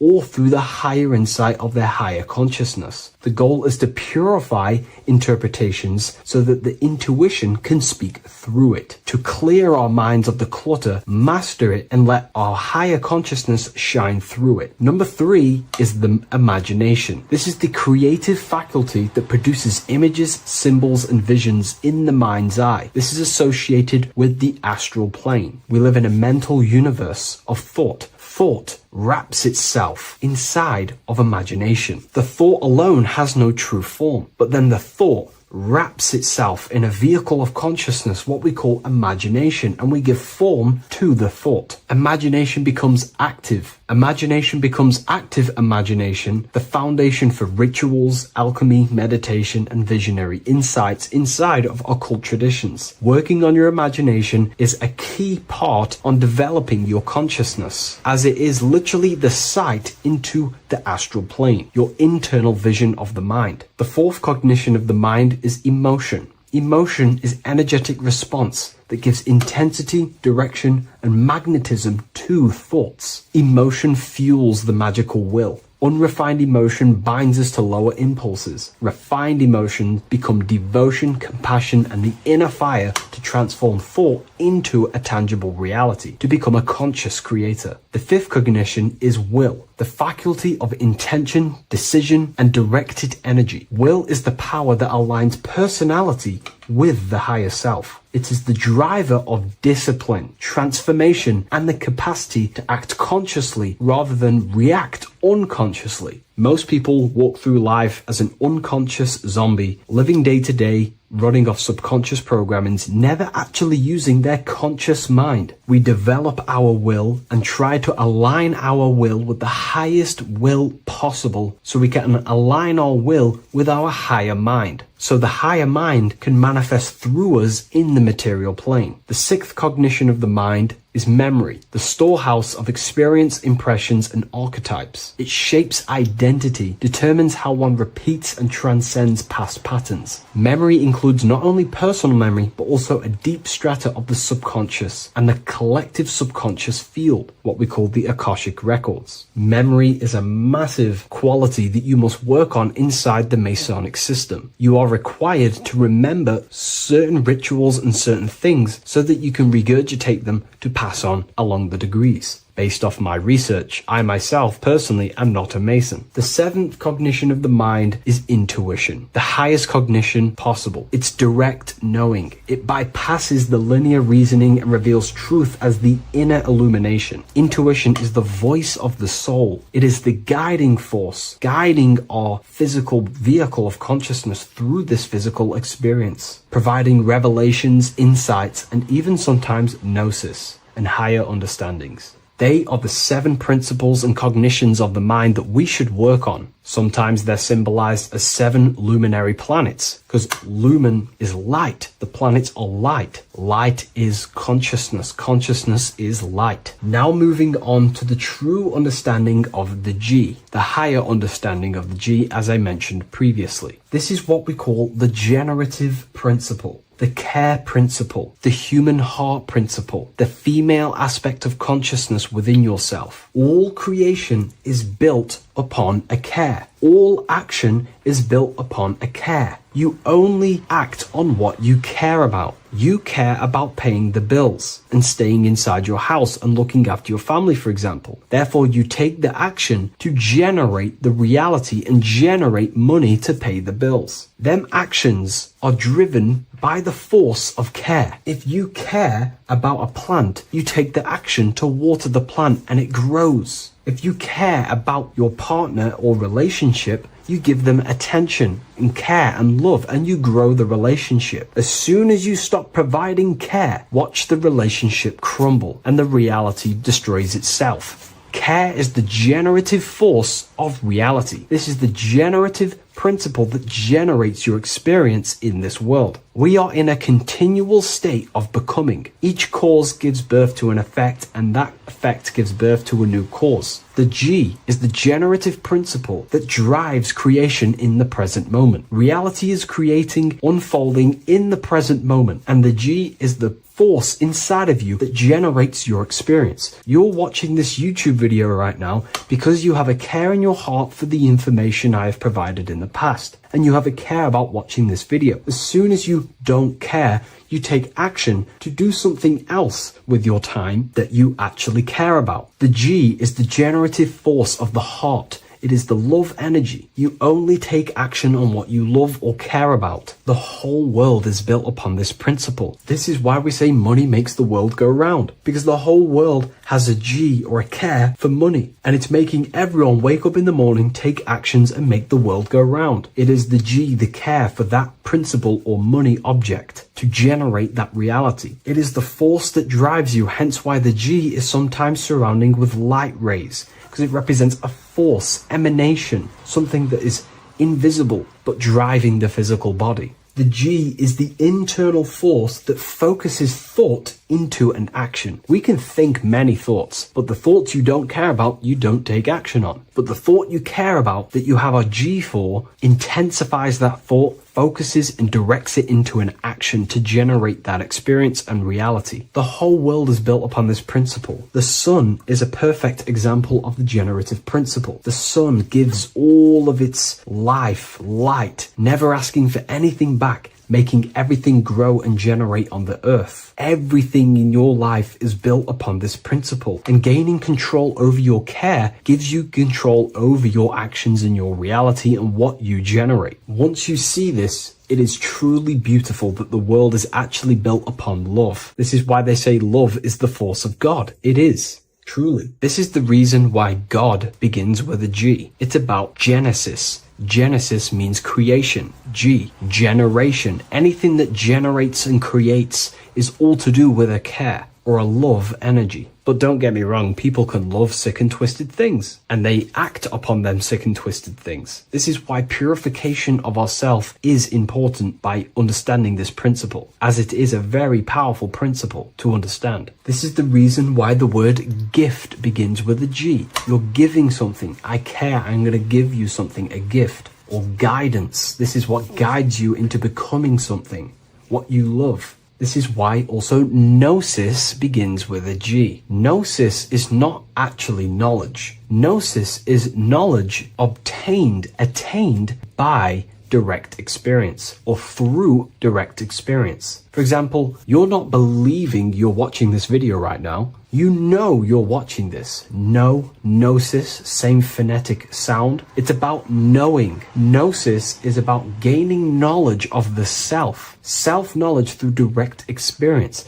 Instead of believing in God, I seek to know God through direct experience, by altered states of consciousness, transcendent meditations, understanding human anatomy, understanding the laws that govern my mind, understanding creation. That is direct gnosis, knowing that God exists instead of believing he exists. By going within the self, questioning the self, and gaining a deeper relationship with the inner observer, you start to gain gnosis, self-knowledge through direct experience. And in order to gain gnosis, you have to care, because gnosis requires action. It requires you to meditate and go within yourself. It requires you to study yourself. It requires you to go within yourself. And in order to do that, you have to care. If you don't care about knowing yourself, you won't take the action to generate the gnosis. If we take a look at this piece of Freemasonic artwork, we can see a whole lot going on here. But if we focus down here with the temple with the letter G on, and when you walk through the temple, there is a pathway leading up a hill towards the light. The light reveals things. If something is in darkness, you can't see it, but the light reveals something. It's symbolizing truth, the light of gnosis, knowingness. And in order to walk this path, you have to go through the temple, which means entering in yourself. This is symbolic of the path. The Masonic path is about the the self, reconstructing and learning about the self. In order to walk up that hill, it takes a lot of effort. It's not easy walking up a hill. You're going to be tired. It's not easy. It's horrible. Who likes walking up a hill? I know I don't, but you know, people like hiking and stuff. I understand that, but it's symbolizing this is hard work working on yourself, because the labor of working on your mind is the hardest labor you will ever do. It's called the great work, or the Masonic work. And in order to climb that mountain, you go through the G. You have to have the care. If you do not have the care, you will not walk up that mountain. You will not generate the gnosis. You will not get close to the light. You have to have the G to walk that path of self-mastery and working on your mind. This is very, very important. If you want to gain the light, you have to have the G inside of you. You have to have the care to generate a higher consciousness. If you want to earn more money, you have to have the care, or else you will not take the action necessary to generate that reality. This is why we have to master ourselves and write down everything you love. It could be even the bad things. It could be lust. It could be anything you're wasting your care energy on. Try and remove them one by one. Master them and become disciplined. And then you'll have more G energy, care energy to direct towards something else in your life to generate and grow that experience or reality. Again, the word grow, G. It is a growing force. What you place your love and care into grows and expands. What you have a G for is what you spend your time and attention on, your two spiritual currencies. So this is the Masonic G, and I hope you gain a deeper understanding of this. So that is pretty much everything about the Masonic G that you need to know, and hopefully this has helped you. If you wish to learn more and gain guidance through your life and understand yourself on a deeper level, the book I've used today is called The Book of Symbolism. I'll leave a link in the description. Hello, Seeker. Welcome to Revival of Symbolism, a channel devoted to the language of esoteric symbolism, helping you discover yourself and expand your consciousness into new realms of thought. I'm Harry B. Joseph, also known as Revival of Wisdom. In this video, we're going to be breaking down the occult and esoteric meaning of the tarot card, the Magician. This contains many layers of symbolism. Let's get straight into this. So if we look at the card of the Magician, the first thing we notice is this gesture, his hands. We have one hand up, one hand down. This corresponds to the teaching and the principle of the universe called the law of correspondence, also known as above, so below. As above, so below pretty much corresponds with everything in the whole world and life. Everything functions underneath this law. It teaches that everything below in the material plane does not exist on its own. Physical life does not create itself. It is not independent. It cannot sustain itself. Everything below in the material plane has its spiritual counterpart within the heavenly realms of higher consciousness dimensions. Everything above manifests that which is below. It's simply representing how reality is dual and you are dual. You have a self outside the mind, which is the physical body, and a self inside the mind, the spiritual self. While most people are fixated on the external self, the physical body, they never give attention to their internal self, the self inside the mind. The self inside the mind is limitless, has infinite potential, and is not bound to any true form or identity. The internal self is the immortal self, the higher self. It is the self that can turn anything, any thought, into a form within the realm of imagination. This is what we call the astral plane. The astral plane being a plane or a dimension that sits just above the physical plane, and it's the realm of imagination, emotion, and desire. Because in order for us to imagine something, we have some sort of emotion or desire to create it. Therefore, it is the astral energy, the desire and the imagination of something above in the higher realms and dimensions of consciousness that make it possible and physically created within the material realm. It is the astral forces of desire manifesting the actions of the physical body, because the physical body only moves to what we care about, or we have a passion or desire. These forces, what we call passion and desire, are not just chemical reactions in your body. They are astral forces directly coming from your astral body. We think with thought. This is the beginning of all creation. We think, we imagine, we desire, then we act. It is the higher realms first, then the external realm, the material. Higher dimensions over the lower dimensions. This fits in perfect with the magician, because a magician is not someone, like Harry Potter shows you with wands casting spells. This is fantasy. The real magic is about changing consciousness at will, because consciousness above creates that which is below, the material, as within, so without. Reality is created from the inside out. So the magician understands that by changing consciousness, we change our external circumstances. You see this reflected in your life, and I've seen this reflected in my life. When you change your consciousness, for example, you start to spiritually awaken. You start to think differently, see the world differently. What happens to your external reality? Notice your friends start to say you've changed.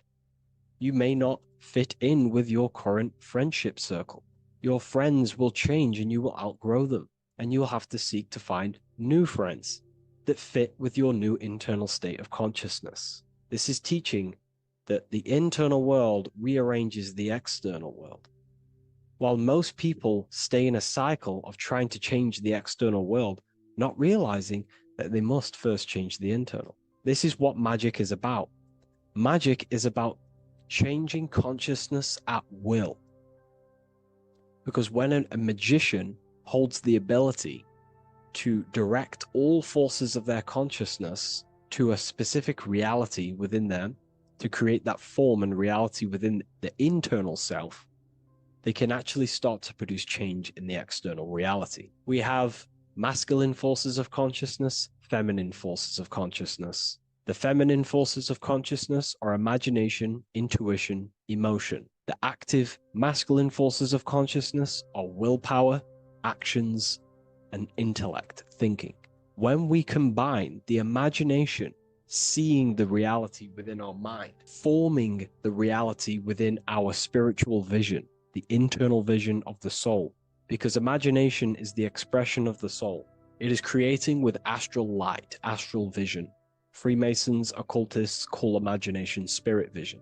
When we see that reality with our spiritual vision, this is why we have to increase our ability to vividly see within our imagination or the astral plane. If we do not develop these faculties of consciousness, we will struggle. This is what the esoteric is about. We have to increase and develop every part of our consciousness to develop spiritually, to try and reconnect with the internal world, while our whole past life we've been focusing on the external. When we combine the soul's vision of imagination with a feeling and a desire of creating that reality, that's then the internal world pretty much sorted.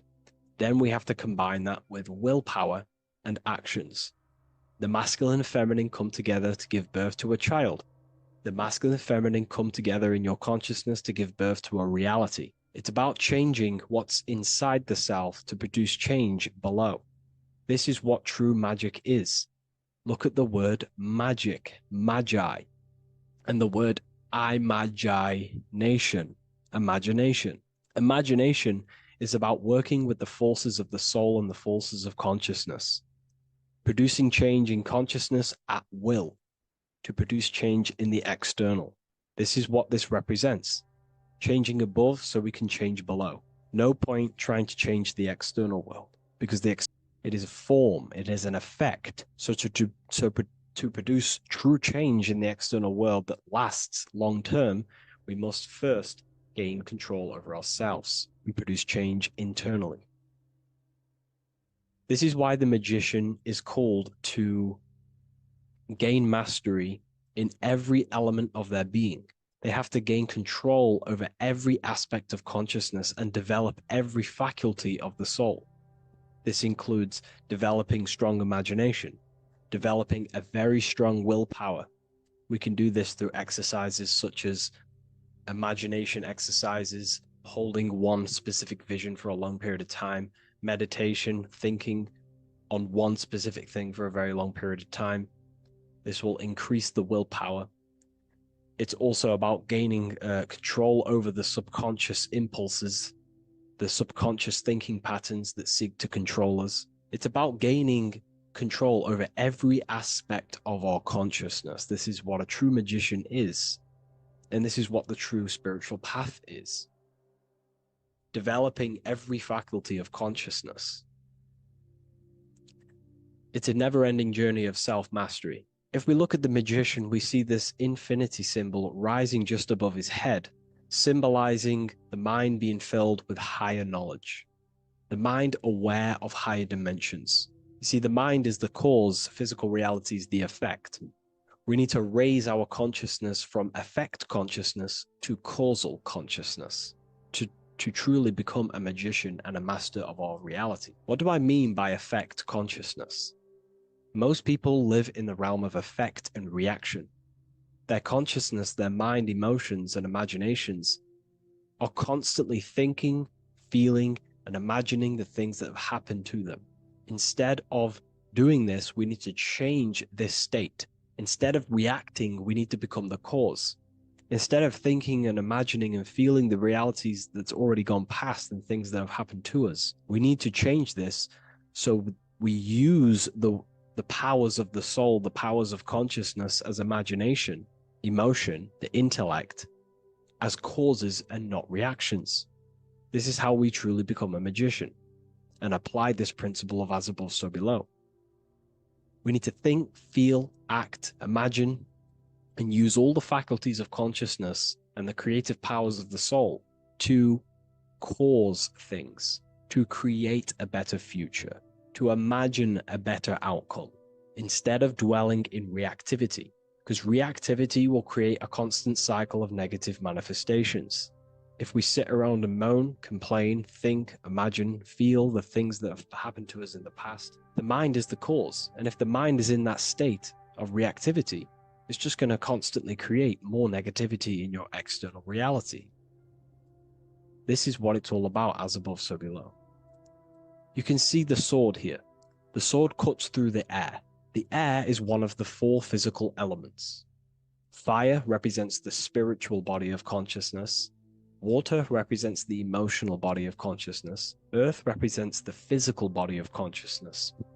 Air corresponds to the mental body of consciousness. So this sword is a symbol of a sharp mind. The mind needs to become very sharp and very disciplined and very controlled, both consciously and subconsciously. What does this mean?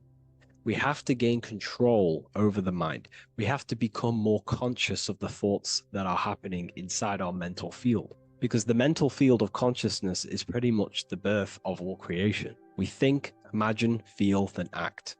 So we must gain a sharp intellect, a sharp mind, a sharp, powerful mind. The sword is also a symbol of power. So this is a symbol of a powerful mind, a mastered mind. This is your sword. This is your tool to create, because you are a co-creator.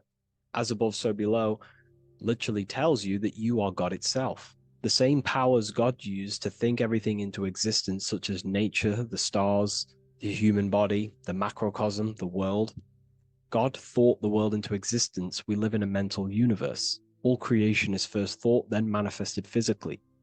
The same powers of thought God used to create the world is the same power that you use to create your world. You are cut of the same fabric of God. You are a microcosm, as above, so below. God is the macro, you are the micro. What is the wand? The wand is not real. This is not a real wand you cast spells with, but a symbol. The symbol of the wand represents direction of consciousness, willpower, and attention. We have 2 spiritual currencies which pretty much create our experience and reality: time and attention. That's why we say we spend time and I pay attention. These are your currencies. These are how you create and generate reality. Moving on to Jesus and Satan, we see there's an exact same symbolism within the ancient paintings. Jesus pointing up, Satan pointing down. Satan is the egoic force within one's consciousness. He is a symbol. Satan is not a real identity or being or entity. He is a symbol. of a personality and a force within one's consciousness. Satan represents the negative forces of the ego that tells you to do things that is wrong. In your heart, you know what is morally right and wrong. Let's say you're thinking, you get a random thought of stealing an old lady's purse. You, in your heart, know that is wrong. But Satan is the force inside of you that says, do it anyway. Don't listen to the heart. Get the personal gain. I want the money. That's Satan. Jesus is the higher mind, the aspect of our consciousness that dwells above the ego. It's the part of our heart that desires the spiritual. Our heart is the generator of our reality. And whatever we desire is what we generate. You only take action and generate your life on what you care about or what you feel. If someone's talking about something you don't care about, you say, oh, I don't care about that. But if you care, you will listen. If you care about something, you take action towards it.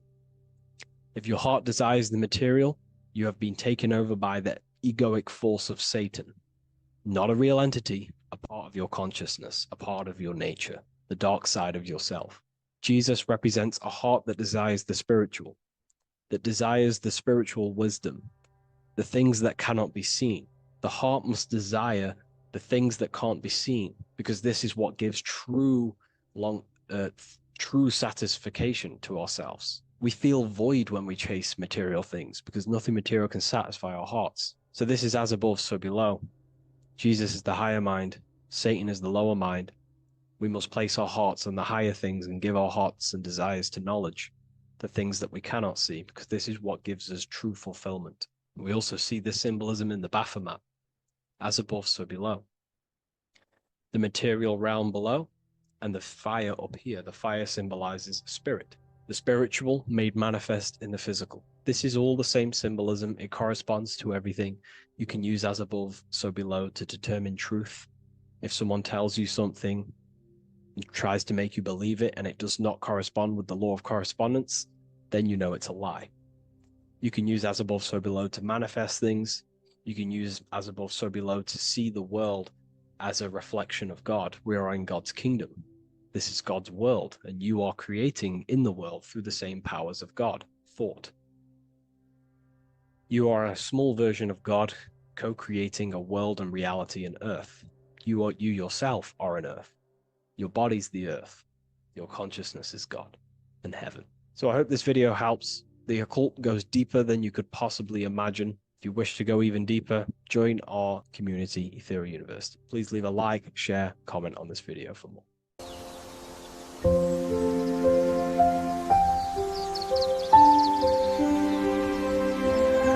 bookofwisdom.com.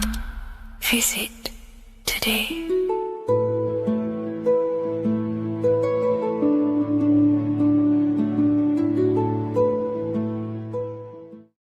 Welcome to Revival of Wisdom. Today we're going to be breaking down Saturn worship and how the occult are linked in with Saturn. Okay, so first of all, let's start with the celebrities. All the celebrities are doing 666. Okay, covering the one eye, which also symbolizes the all-seeing eye, which is another occult symbol. But we're focusing on the 666, the 6 with the 3 fingers. Also, we have CERN with the 666 within their logo. Also Disney, okay, as you can see here, 666 within their logo. Pepsi, Coca-Cola, and even Cadbury's. Monster Energy with the 666 in Hebrew numerals. Unleash the beast. So what is 666 to do with Saturn? Because on Saturn, there is on the north pole of Saturn, there is a 6-sided hexagon, okay? So Saturday is named after Saturn Day, the 6th planet. It is also the 6th day of the week, and has a 6-sided polygon on its north pole, 666. Not only that, when you create a star out of the hexagon, you will create a 6-pointed star. Okay, with 6 triangles within the star and a 6-sided hexagon, which all adds up to 666. Okay, so this is why all these symbols contain 666. So why do they worship 666? Saturn. Because Saturn is the god of time and death, okay, and order and lessons.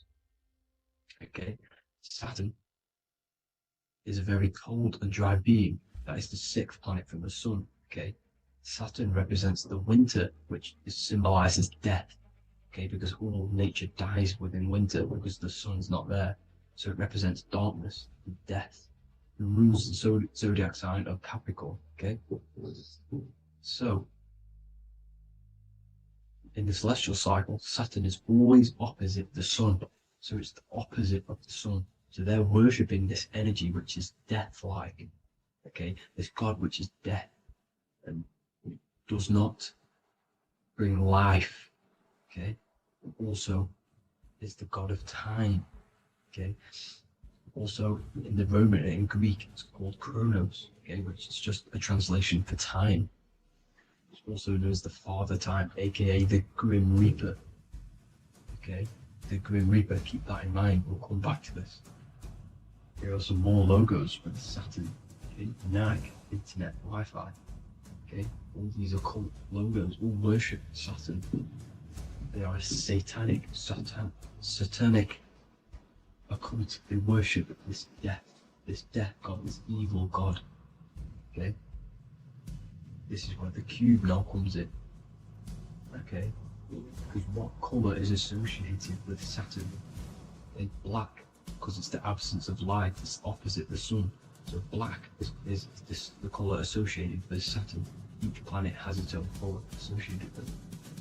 Okay, so when you make the cube, okay, as you can see here, the cube out of the polygon, it creates what? A black cube. Okay, and the Kabbalah, okay, Kabbalah means cube, Allah means the god, the cube god.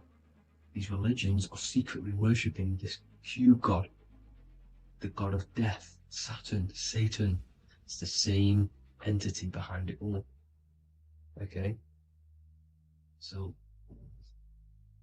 also we have these black cubes in Australia, Denmark, all around the world, these black cubes, because this occult is worldwide. It's Saturn, Satan taking over this realm. Okay, also with this black cube, they walk around it like the rings of Saturn. It's around the black cube of Saturn with the rings, they walk around in circles. What are circles? Cycles. What is a cycle? Time. The time god. This is why it has a ring around it, because it represents time, cycles. Okay, and this is another depiction of Saturn, always depicted with this Reaper staff. Okay, keep in mind this staff, just like we associated it, aka the Grim Reaper. The Grim Reaper also wears a black robe, representing Saturn with the same staff. Can you see it? This is where it comes in. Okay, the same thing, look, the same staff with the black robe, black representing Saturn, the god of death. Okay, the Grim Reaper, Satan. Okay, also when you graduate from university, what do? You wear a cube on your head, a black cube with a black robe. This is Saturn worship. See, this is how Saturn, Satan, has tricked the world into worshipping him, not God, the sun, which represents God. So what is a corona? Because a corona is a crown, a circle, okay? A set of concentric circles of light seen around a luminous body. So Saturn. So this is why they used to worship Saturn by wearing crowns in ancient days, and we still do to this day. The king or queen has a crown, a corona. Also, corona, the drink. Corona adds up to 666, just like Saturn is 666. But like you see in the corona, you see the staff.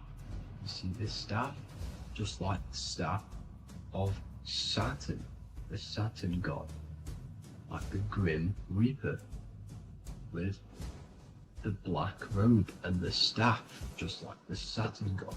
What is the Grim Reaper? It's a killer, it represents death, just like Saturn, the god of death and time.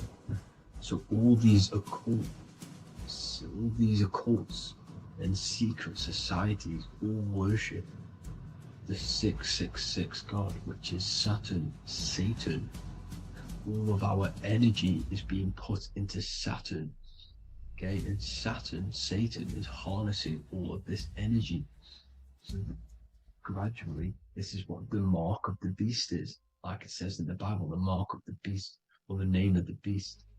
Here is wisdom. Let it know that you have to understand and count the number of the beast, for it is 6. It is the number 6 of a man, and is 600, 3 score is 6, 666. So this is what the mark of the beast is. They are going to eventually put green chips, just like Neuralink, which is what Elon Musk is pushing. Okay, so this chip is the mark of the beast, and it's going to be implanted to our hands or brains. Okay, and they will manipulate our consciousness, and it will manipulate our DNA, and it will directly connect us to AI, and AI is linked in with Saturn, Satan, as the demons and the people who rule this world are in love with AI. They want to connect humans to AI. And this will control our consciousness completely and give all of our energy back to Saturn, Satan, this deity that they all worship. Just like when you get married, you wear a wedding ring, the rings of Saturn, over the finger, which represents the sun. So you're basically seeing Saturn over the sun. The sun is the son of God. It represents the sun, represents God. So you're putting Saturn over the sun. So thank you guys all for tuning in. I'm going to leave you guys here. Please leave a like, comment some topics that you want me to talk about. And please subscribe for more amazing content. God bless.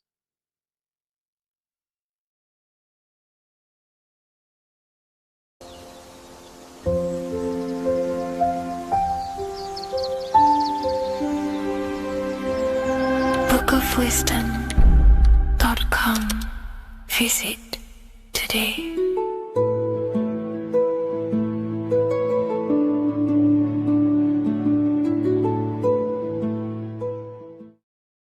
What is good, people? It's Revival of Wisdom. I hope you're all doing well.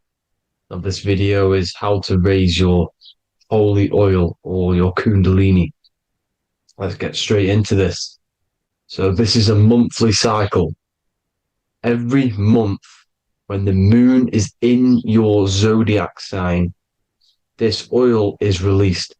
Now, the moon is in control of monthly cycles. For women, it's the menstrual cycle, and as well, this holy oil cycle.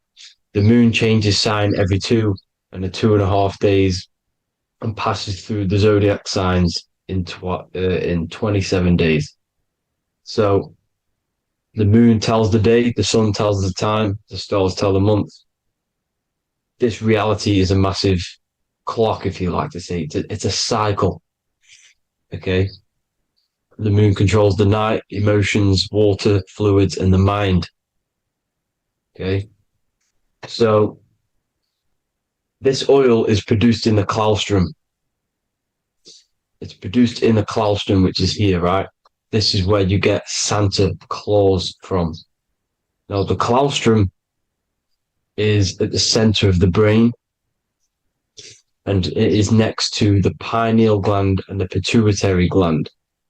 Once it starts in the claustrum, this is the holy present. This is the present that Santa gives to us, Santa Claus.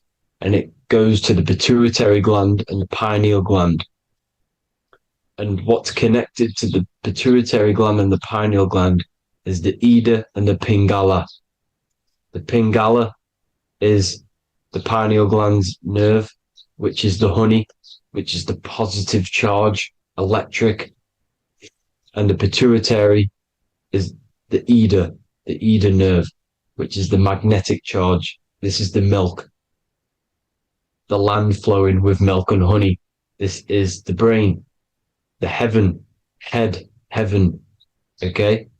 And it travels down the spine using these two nerves, these electromagnetic charge. And this is what the ancients symbolized with the two serpents wrapped around the spinal cord, the Ida and the Pingala. And this travels down to the sacrum or the solar plexus. Okay. So once it's here, okay, the spine is an elongation of the brain. So the spine is pretty much the brain. It's an extension of it.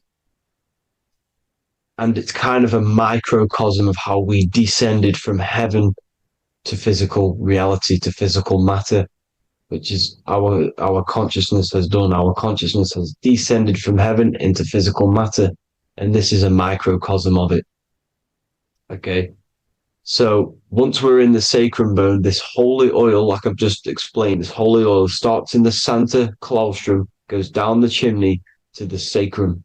This is the sacrum, the solar plexus, and drops the present off at the sacrum.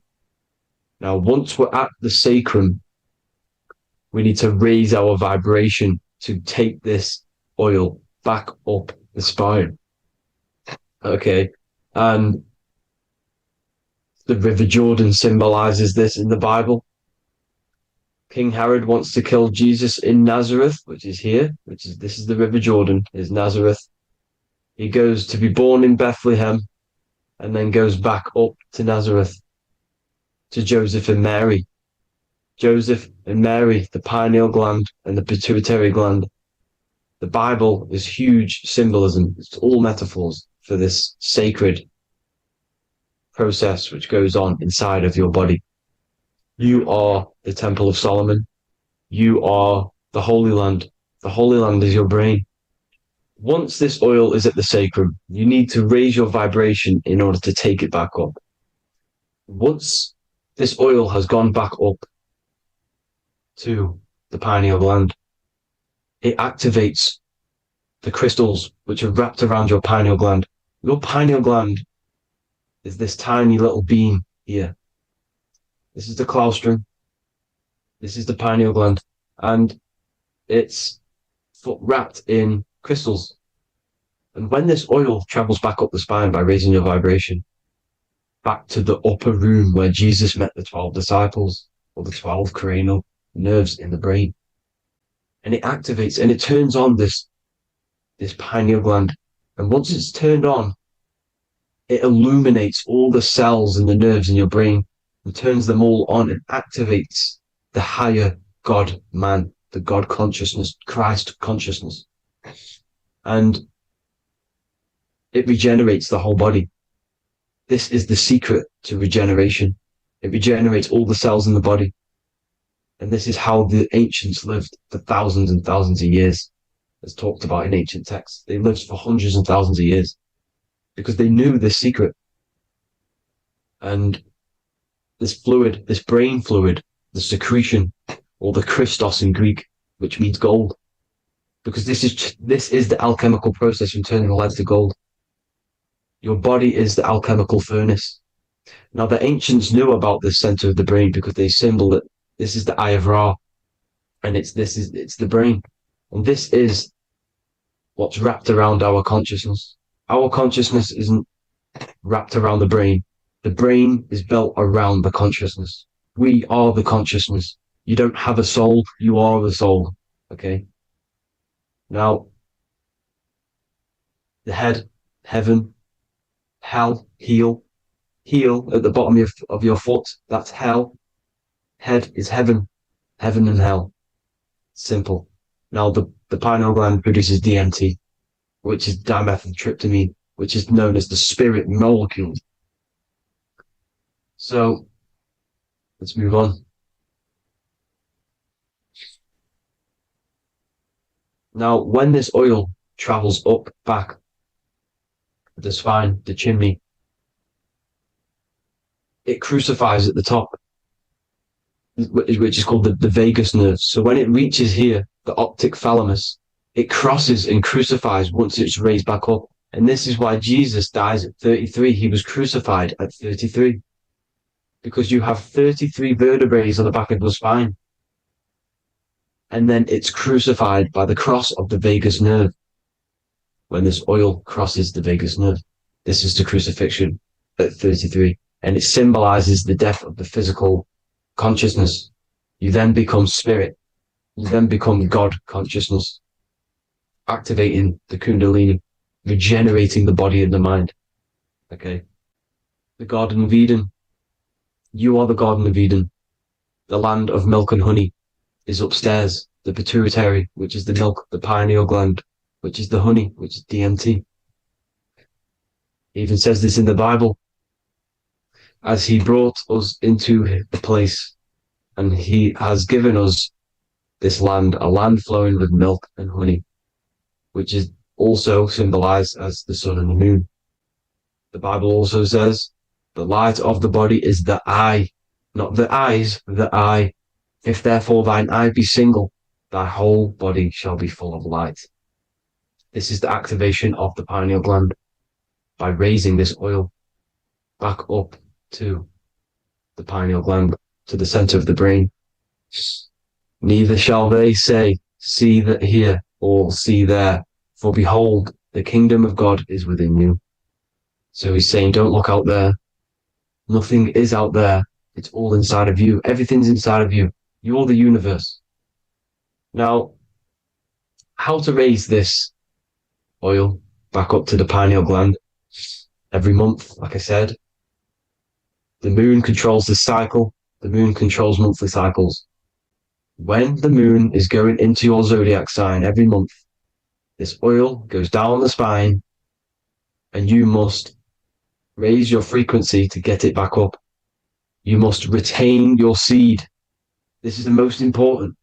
Your fluid, your secret, your holy fluid, your life force. You can't let that go. That life force is the reason you're alive. This holy oil is the reason you're alive, because it feeds all of the systems in your body. It feeds all the systems in your body. You have to retain your seed, alkaline diet, positive thinking and meditation. Okay? When you retain your seed, you will live longer. The moment you release it, you're killing yourself. You're killing a piece of yourself every time you release your seed. Every single time. You're killing a part of yourself. Okay? Now, this could be why this could be the illumination, the single eye on the Illuminati's symbol, the Freemasonic symbol, the illuminated eye, the triangle, which could symbolize the body, mind, and spirit, but the eye illuminated. Now, in the Bible, it talks about the two trees, the tree of knowledge and the tree of life. The tree of knowledge is the tree of good and evil, which is the most important system in your body, which is the nervous system. The nervous system, the most important. The tree of good and evil. And the tree of life, which is the cardiovascular system. Now, this oil, when it's released every month, feeds these two systems, and these two systems feed everything.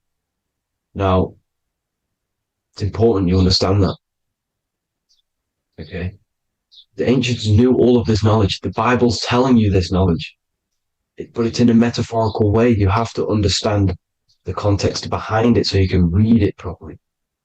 Now, eating of the tree of life, which is when it talks about in the Bible, eating from the tree of life is actually symbolizing a bad diet, ejaculation.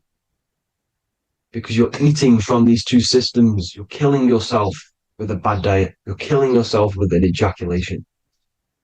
Okay? So, that's important to understand.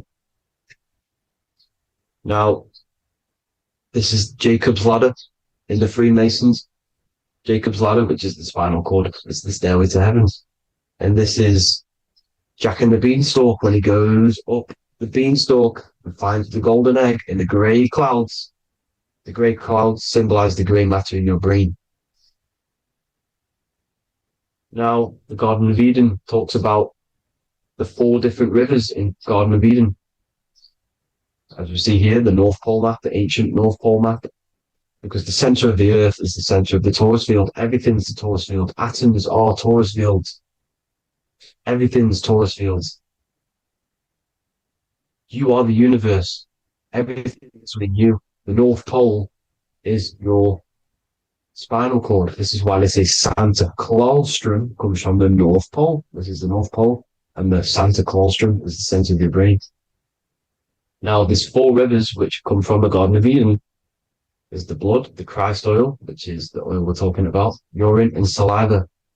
These are the 4 sacred oil, 4 sacred fluids in your body. And these are constantly abused in today's society. These secret societies are targeting these fluids. Okay? This is why porn is free. They sexualize society through Disney. Go and look at some of the Disney movies. There's so many subliminal messages which sexualize these children because they want you sexualized. So you release your seed, which is one of the holy fluids in your body, especially your semen, your sexual energy. So important you retain this. So important because it's your life force. It keeps you alive. Okay. Now, let's recap on this. If you want to raise your oil every month, you can't just retain your seed for the month. You have to retain your seed forever. Don't just do it for a couple of days. Have to do it. It's a lifestyle. You want to become God consciousness, you got to do what it takes. It's hard in this society because this society is made around, it's designed to kill you pretty much. It's designed to keep you in these lower states of consciousness with all the bad food, the chemicals in the food, the chemicals in the water, the sexualized TV programs, sexualized adverts, sexualized TikTok and apps, videos, subliminally stimulating you. Because that is your weakness, sex. It's your weakness. Now, you have to retain your seed, meditation, and an alkaline diet. Why alkaline? Because acidic is low vibrational. This is the color spectrum. And what's the highest vibrational color? Violet. It's the lowest, red. You have to have an alkaline body in order to raise this oil. When you drink, when you have a bad diet, when you drink alcohol, when you smoke, this destroys the oil. It destroys the oil in your sacrum and it can't be raised again, can't be raised up. This is why it's so important. Without that oil, you don't live. That oil makes you live. It feeds everything in your body. It's crazy how we're not taught this. It's insane. But that is how you raise the oil, people. I hope you all gain some knowledge out of this video. And I hope this assists you on your journey, your spiritual journey.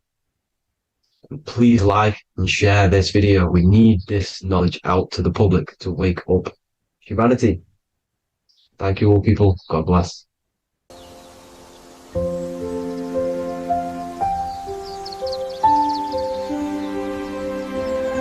bookofwisdom.com. Visit today.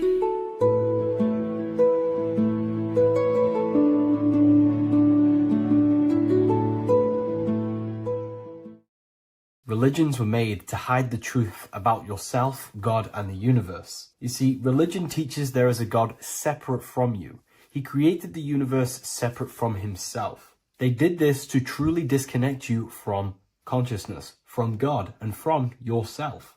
Now let me explain. It's going to be very difficult to understand this from a left hemisphere dominated perception. The left hemisphere sees everything individual.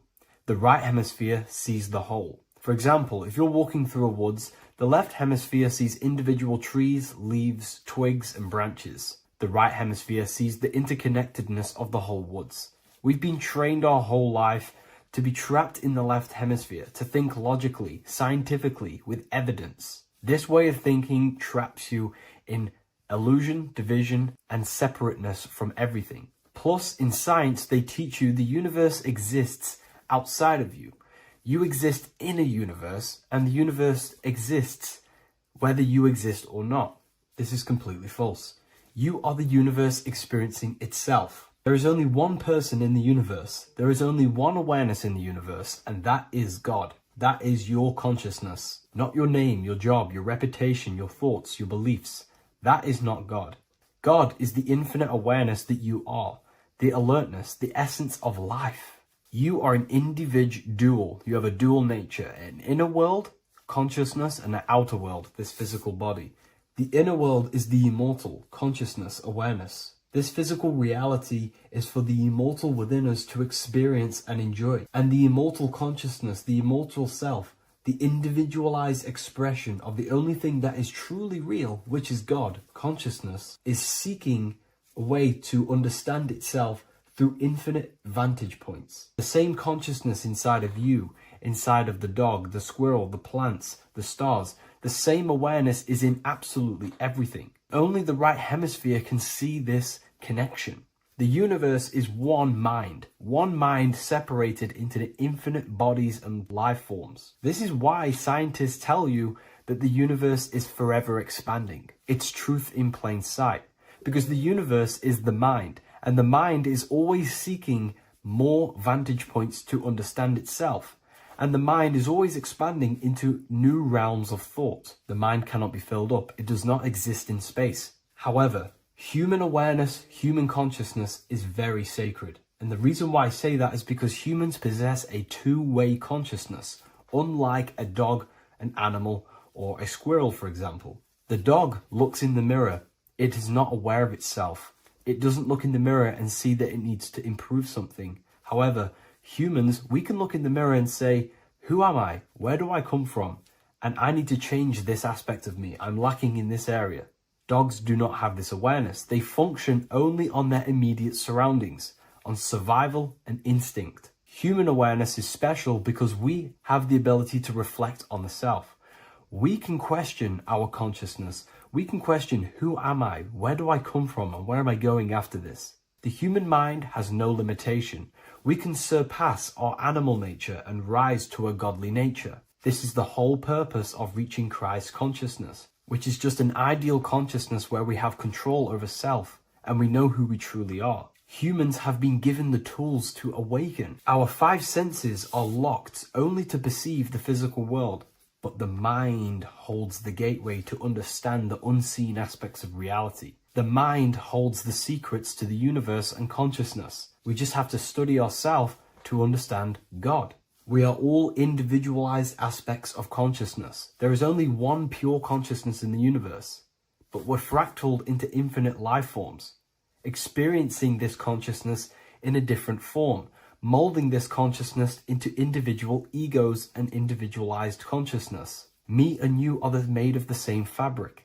However, I have thought different things, believed different things, experienced different things, which has conditioned my consciousness to be my own individualized aspect of God. And that's what makes me, me, and you, you. God is the creative power within us to turn thoughts into physical reality, to create things. We are a creator. Each one of us is a miniature earth, creating and building in this physical 3D reality. Our consciousness holds power over the 3D reality. We can mold it and create anything we wish. However, we have been conditioned to live like an animal, living in our animal nature, eating, surviving, lusting, and these low-level desires keep us trapped from figuring out our creative power. This is why the ancients always depicted God inside of the brain. Even in ancient Christian artwork, William Blake, Anton Raphael, all depict God inside of the brain. Why is this? Because God is our creative power. The spinal column acts as a type of ladder of consciousness. If you just think about sex and act on sex, eating, consuming, and living in a survival animalistic state, then your consciousness is functioning on the lower end of the spinal column, where your reproductive organs are and your gut organs are to consume food. In order to activate the God within us and to us to truly know God, we have to be aligned with the God consciousness. We have to unlock the God within us so we can truly actually experience God and understand it. However, God exists beyond our personal consciousness, beyond our human identity. In secret societies, satanic rituals and satanic societies, they are seeking a way to escape the human identity through ritual work, meditation, and trance-like states. A trance-like state is like the state that you enter just before you fall asleep, where there is no thought present in your mind, because you are not the mind, you are the observer, you experience the thoughts. And when we escape the human identity through rituals, meditation, or trance-like states, we can actually experience beyond the veil of this material world. However, satanic rituals do this in a negative way. Satanic rituals include ways to make the human mind tap out by pushing the human minds to the limit through pain, suffering, and even torture, to allow the mind to pass out so you can temporarily pass on the veil of the physical world and escape the limitations of the human identity and the human thinking mind.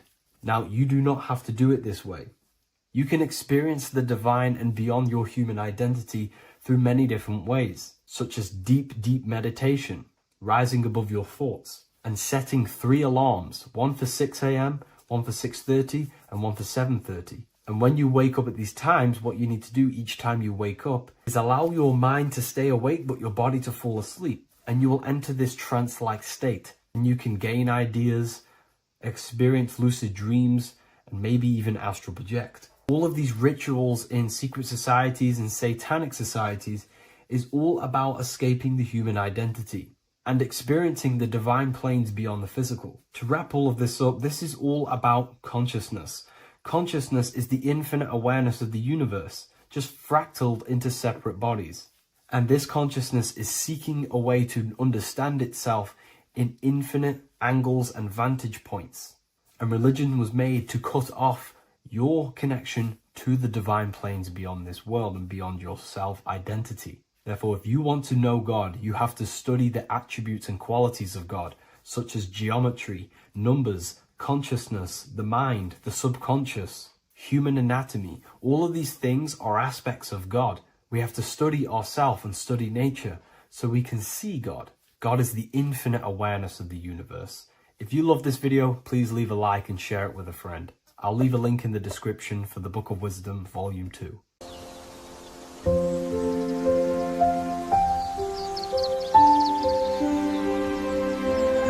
bookofwisdom.com. Visit today.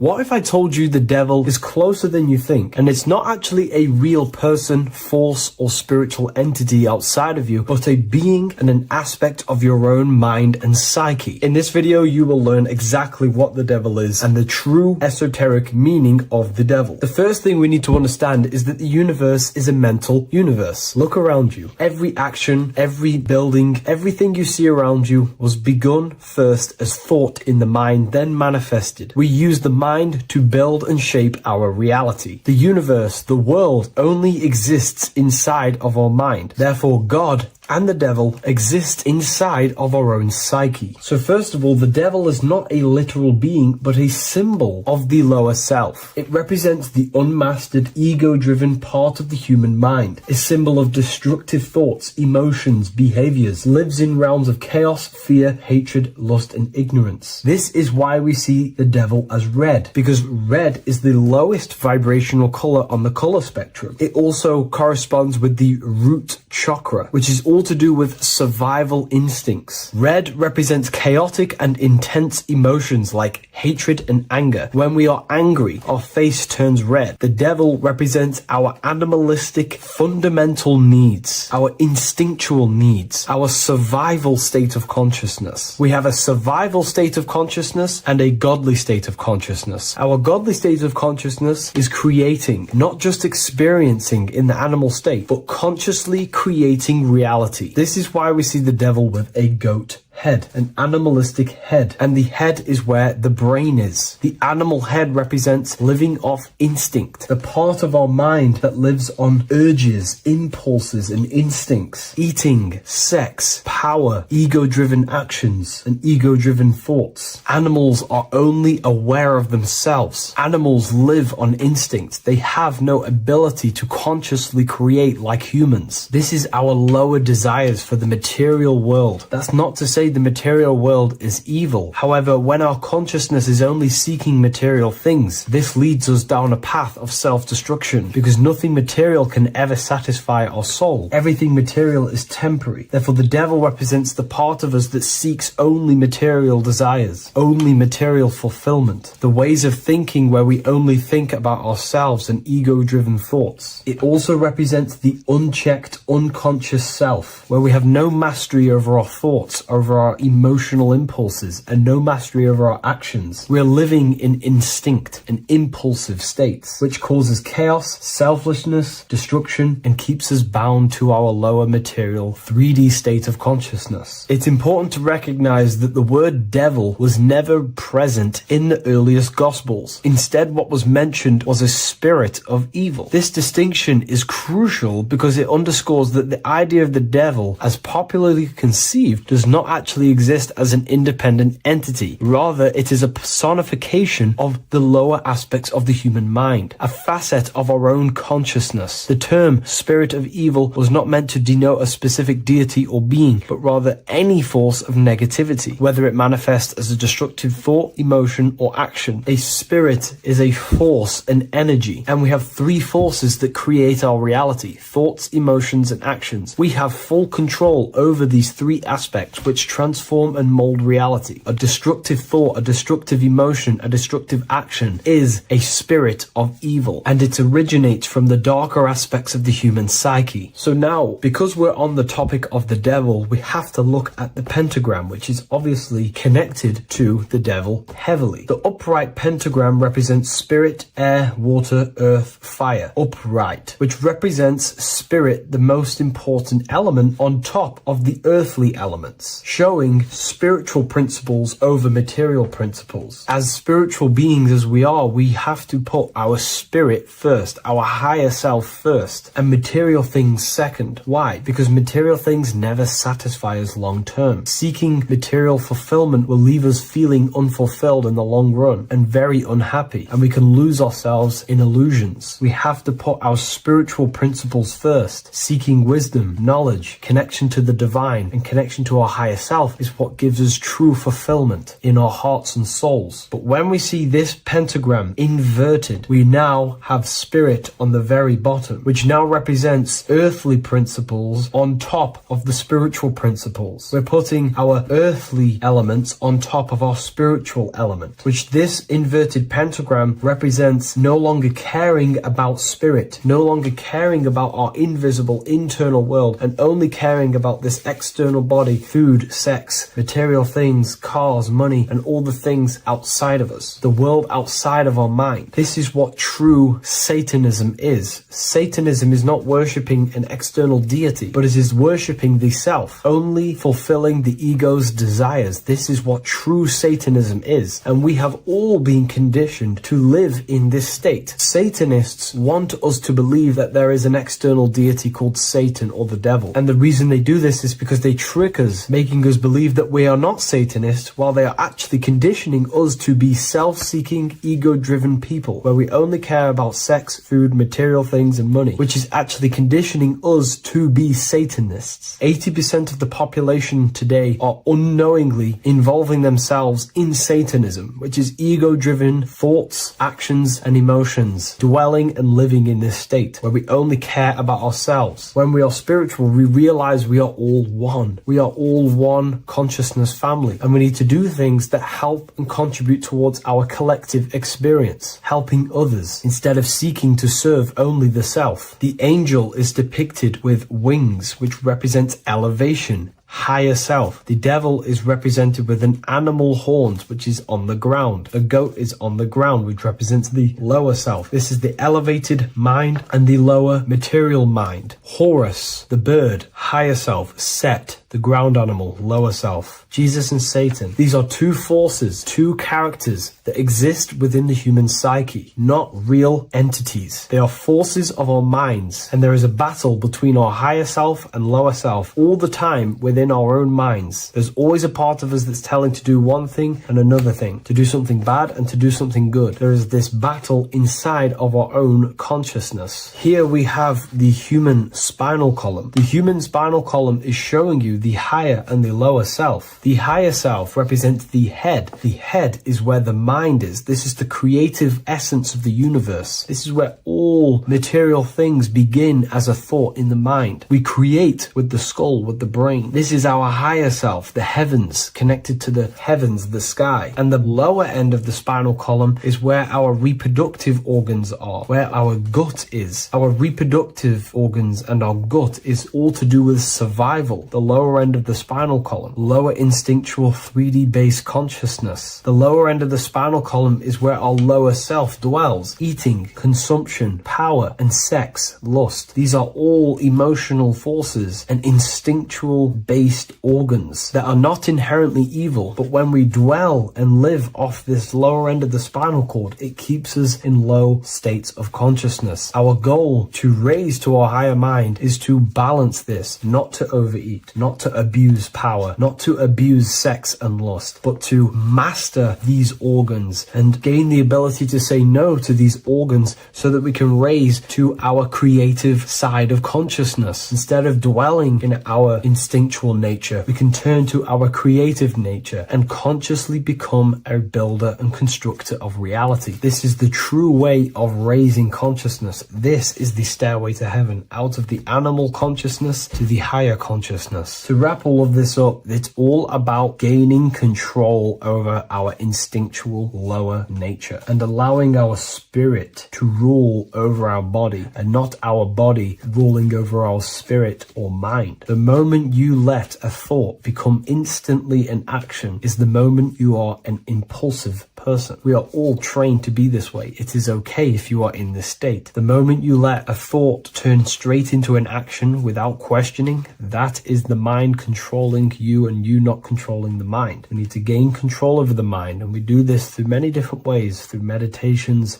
affirmations, and discipline. We slowly gain control over our minds. And once we gain control over our minds, we gain control over our thoughts, and we gain control over the attention that we give certain thoughts. We can then start to uplift our mind, our thoughts, out of our instinctual state to the higher mind. If you wish to learn more about consciousness, I'll leave a link in the description for the Book of Wisdom, Volume 2.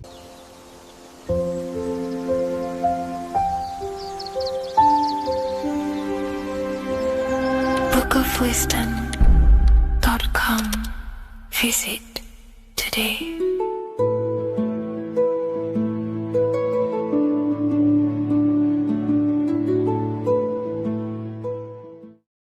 What is good, YouTube? Today we're going to be talking about the astral plane and how the cosmology fits into the astral plane. Okay, so first let's go over the astral plane and go over the different layers of reality so that you can understand reality more.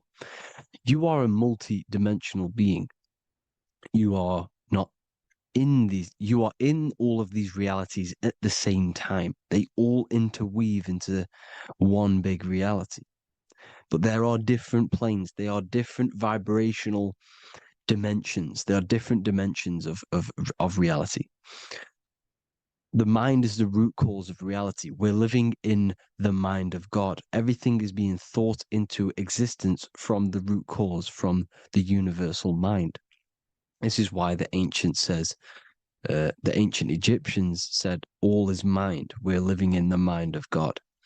And we are a microcosm of this mind. This is why we all have the same mind. This mind is the world of thoughts. Now, this world of thoughts is just the thought alone. For example, it is the thought of a chair. But then when you start to imagine this chair and you start to mentally see the chair, you're now manifesting the thought, the singular thought, into some sort of form. So now you're imagining the chair. You're imagining the form of this chair, which is then manifesting into the astral plane. The astral plane is the world of thought forms manifesting. So when you are imagining something, you are seeing into the astral plane. Okay? Your third eye, it is an eye because it sees the astral plane.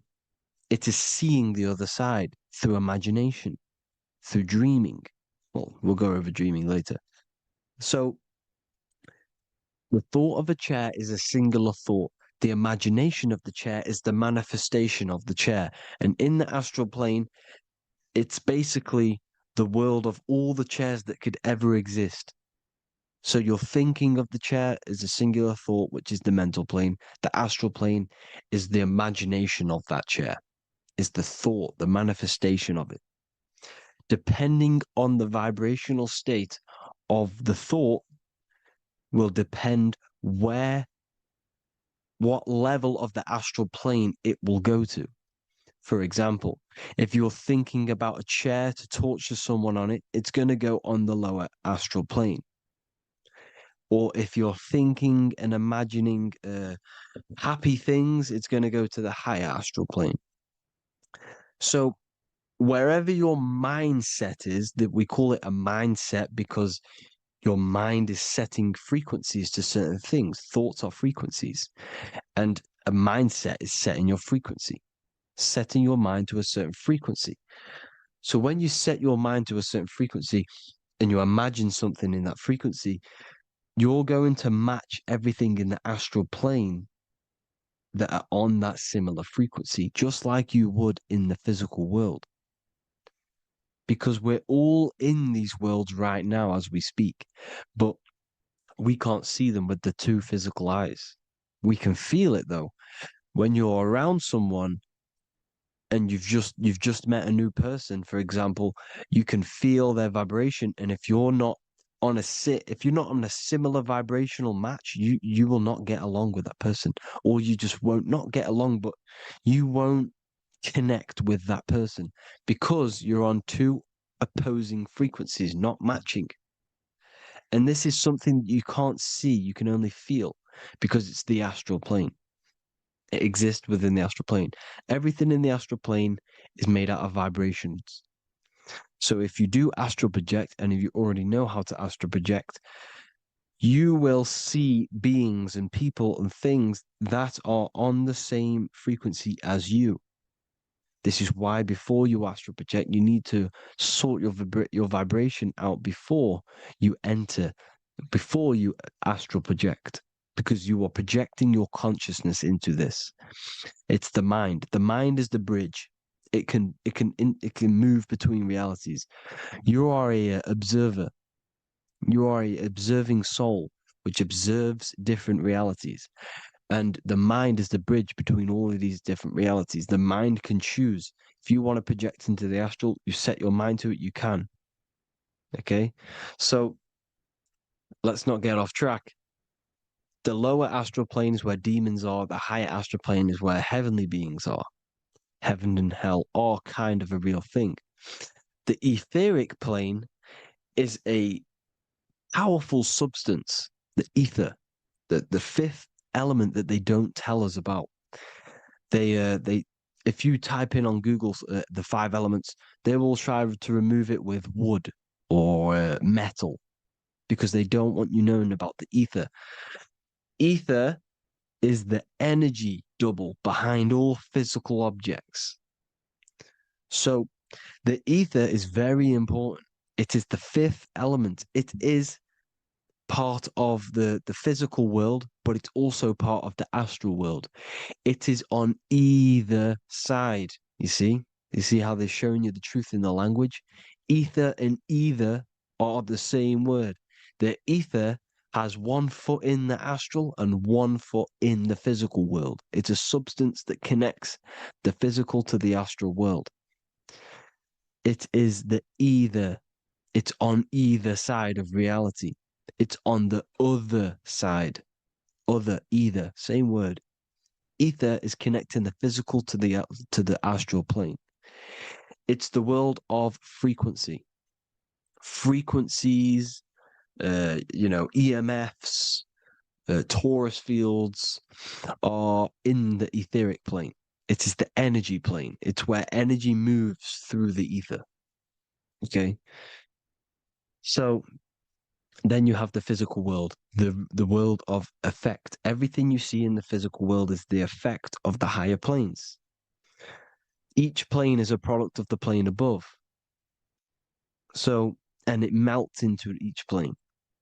The physical plane is the lowest plane, it's the most densest, and the highest is the most fluid. This is the most fluid, this is the most dense.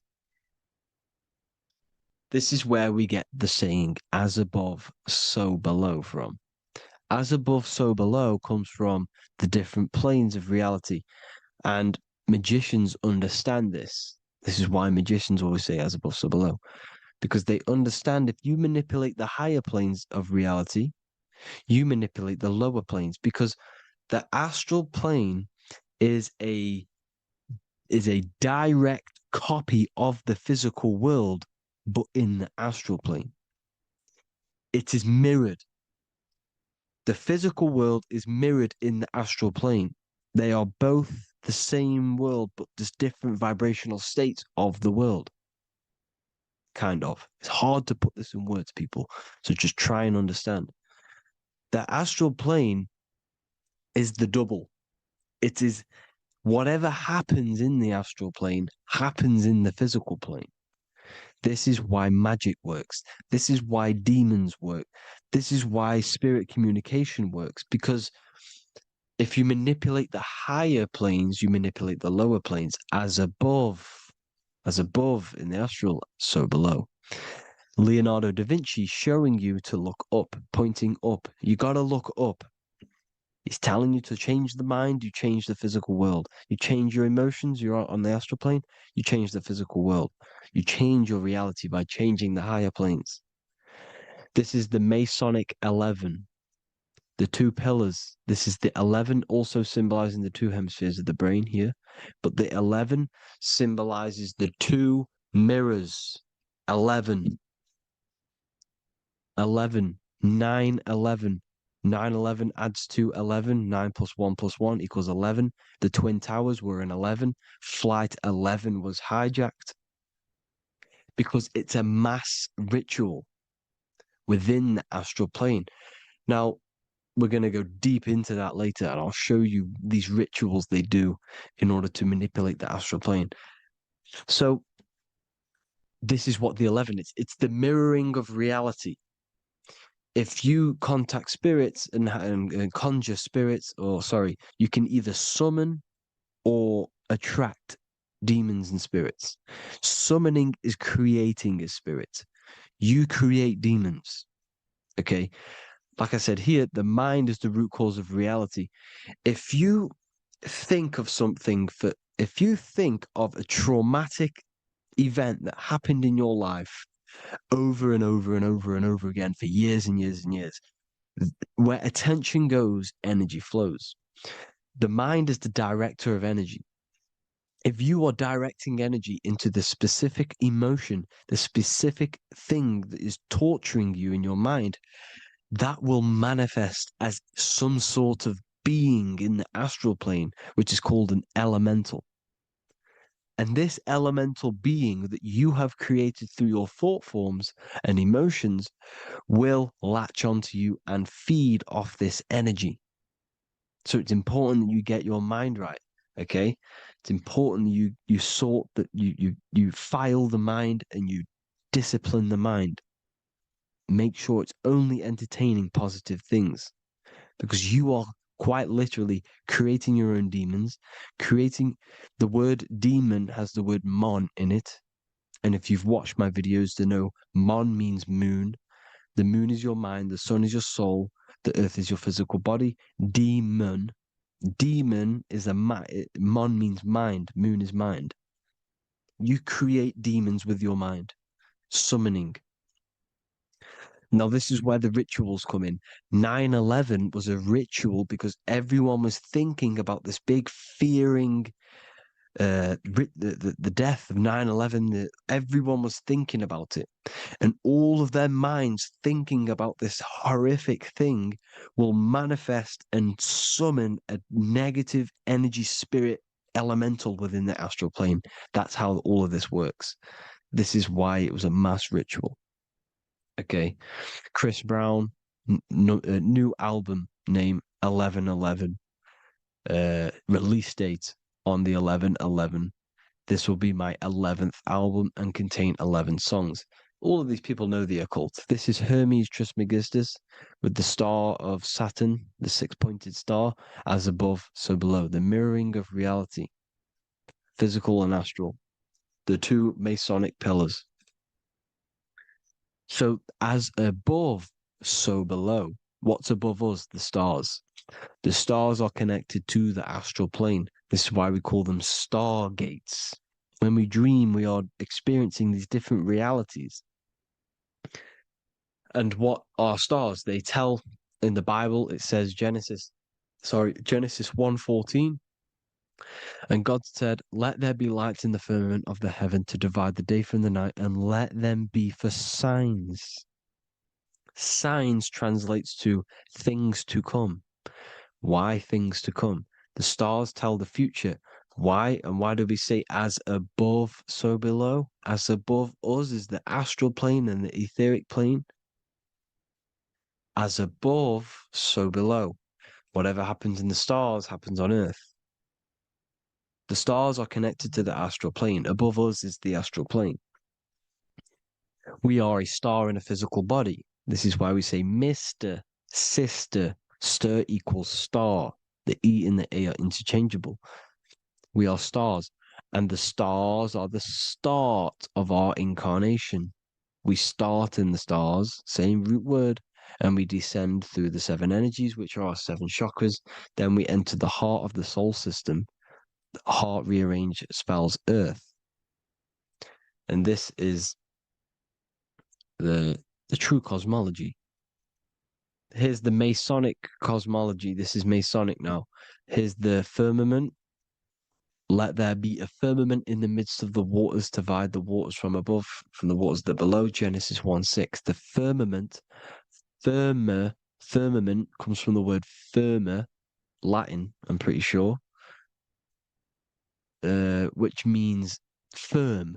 When something is firm, meaning it's stable, it does not move, it is firm. The firmament is firm.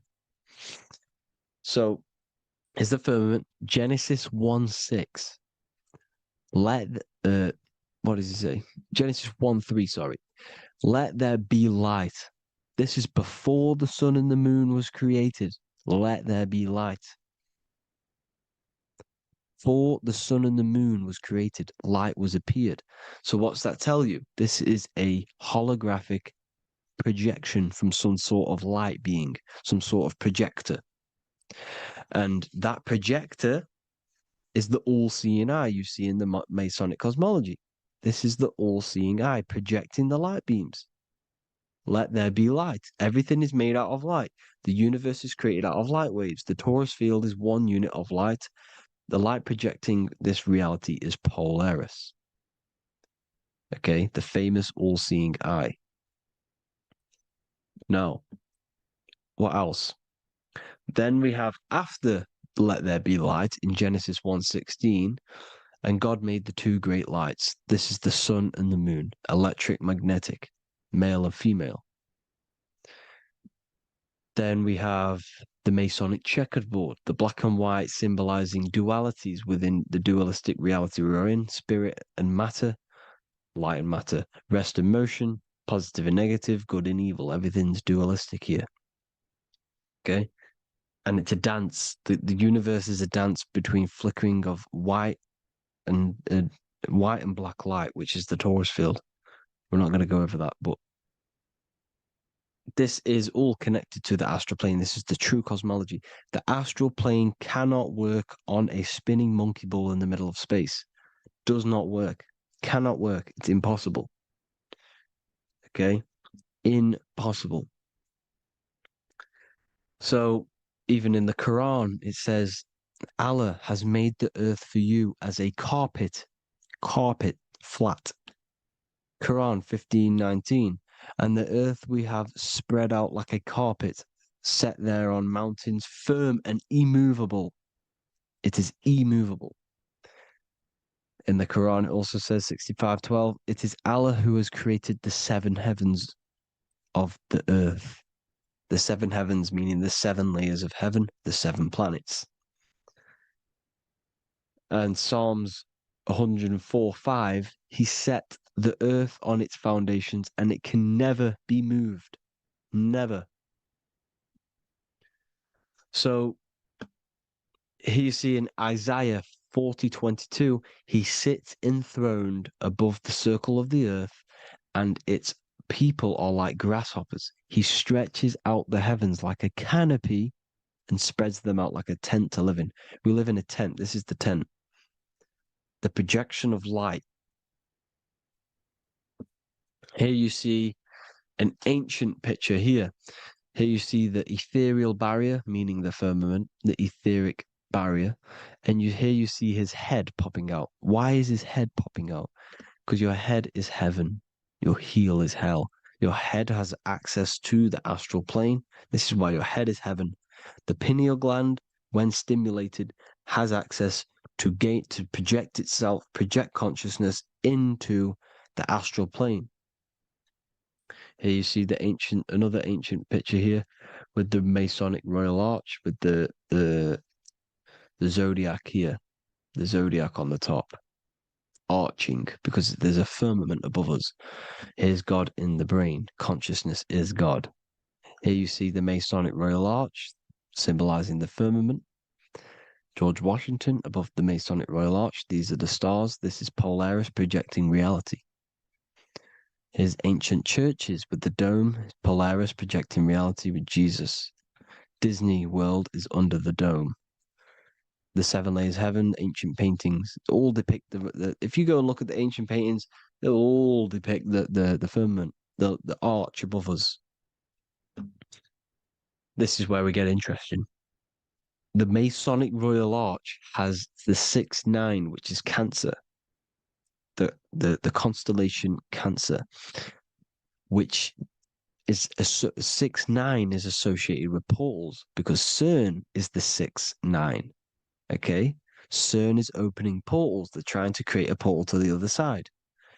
Cancer has the word CERN within it, so there is a link between Cancer and the opening, the firmament opening above us to Ascension. Here you see the Masonic art with the Royal Arch and the light and the opening. Here you see the light and the opening. This is the opening of the firmament. Here's the Hebrew cosmology with Sheol, the underworld, and the opening. So Cancer is definitely some sort of portal in and out of this reality. I'm just connecting dots here. Now, we're going to go change a bit now. These celebrities that you are seeing they have not sold their soul to Satan, okay? They have not sold their soul to Satan.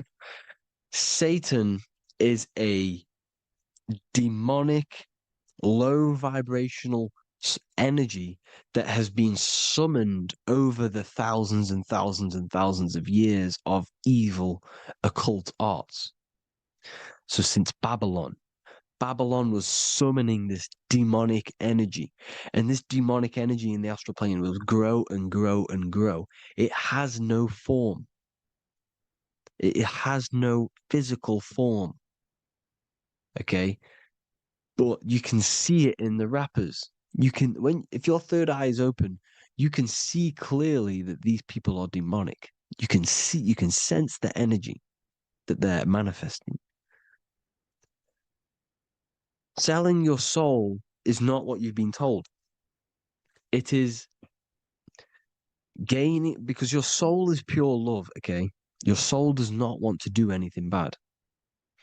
So when you sell your soul, you're gaining physical you're gaining physical wealth, for example, like for these rappers, they will be given millions of pounds because the people in control of the music industry, which is the dark occultists trying to brainwash the masses, the people in charge, they're dark occultists. They understand Satan and the energy. They are satanic energy, which has been summoned in the astral plane. They see that they have influence over the masses, so they will go to them and say, "I will give you this amount of money forever if you manifest this satanic, demonic energy through the music and through social media to blind the masses, to brainwash the masses into this demonic energy." Because when you listen to music, music is frequency. Whatever you listen to, you become that frequency. So if you're listening to these people, they're throwing energy, this demonic, satanic energy that they sold out to. Sold, soul, same word. When you sold something, you've got your soul involved. They have exchanged money, physical gain, so that they manifest this satanic energy within the astral plane and through the music, through the videos, through social media to keep us in this vibrational frequency, in this low state of consciousness. This is what it actually is. It's not, you're not selling your soul to some sort of devil. This satanic energy has no physical form it is formless in the astral plane. It's a summoned energy. Now, the root chakra is red. This is why the devil is red, because it symbolizes the animal nature of man. When you are operating off your root chakra, you will kill, you will fight, you will do anything to survive, because it's all about survival mode in the root chakra. They want you keeping in that fighting mode, that surviving mode, so that you are manifesting this low vibrational frequency, this satanic energy, this demonic red energy. This is why the devil is red. And the devil has a tail with the red arrow pointing down because it symbolizes your light body. This is your Merkaba.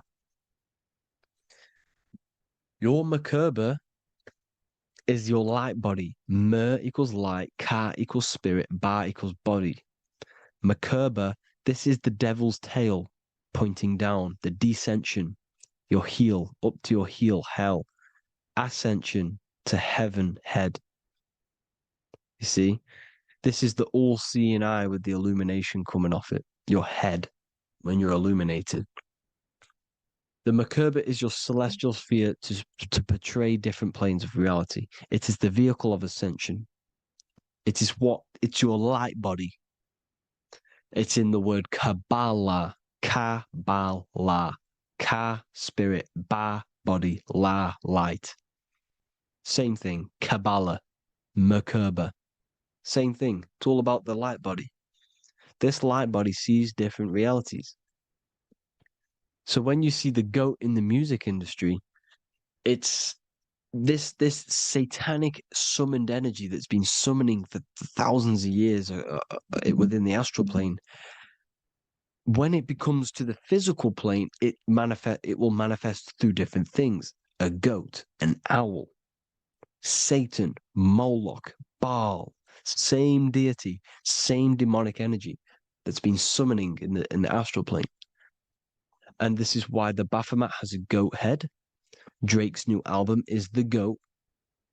The Polo G, the Masonic G, with the goat. And here's Rilo Rodriguez in the mirror, with the goat in the mirror and him in his physical body.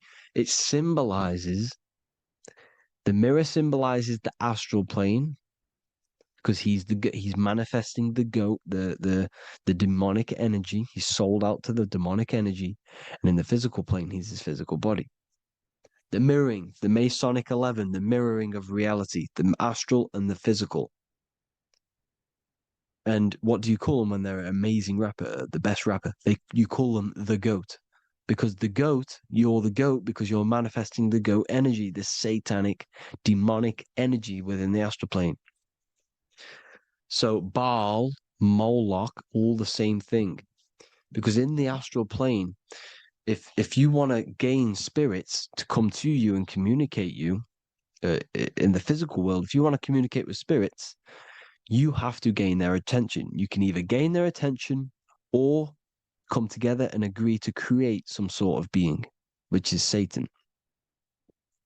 Okay. You can, like I said earlier, you can create these beings, you can summon them or attract them.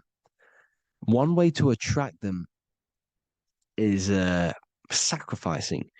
In order for you to become God, man, to turn to God, you have to sacrifice your life.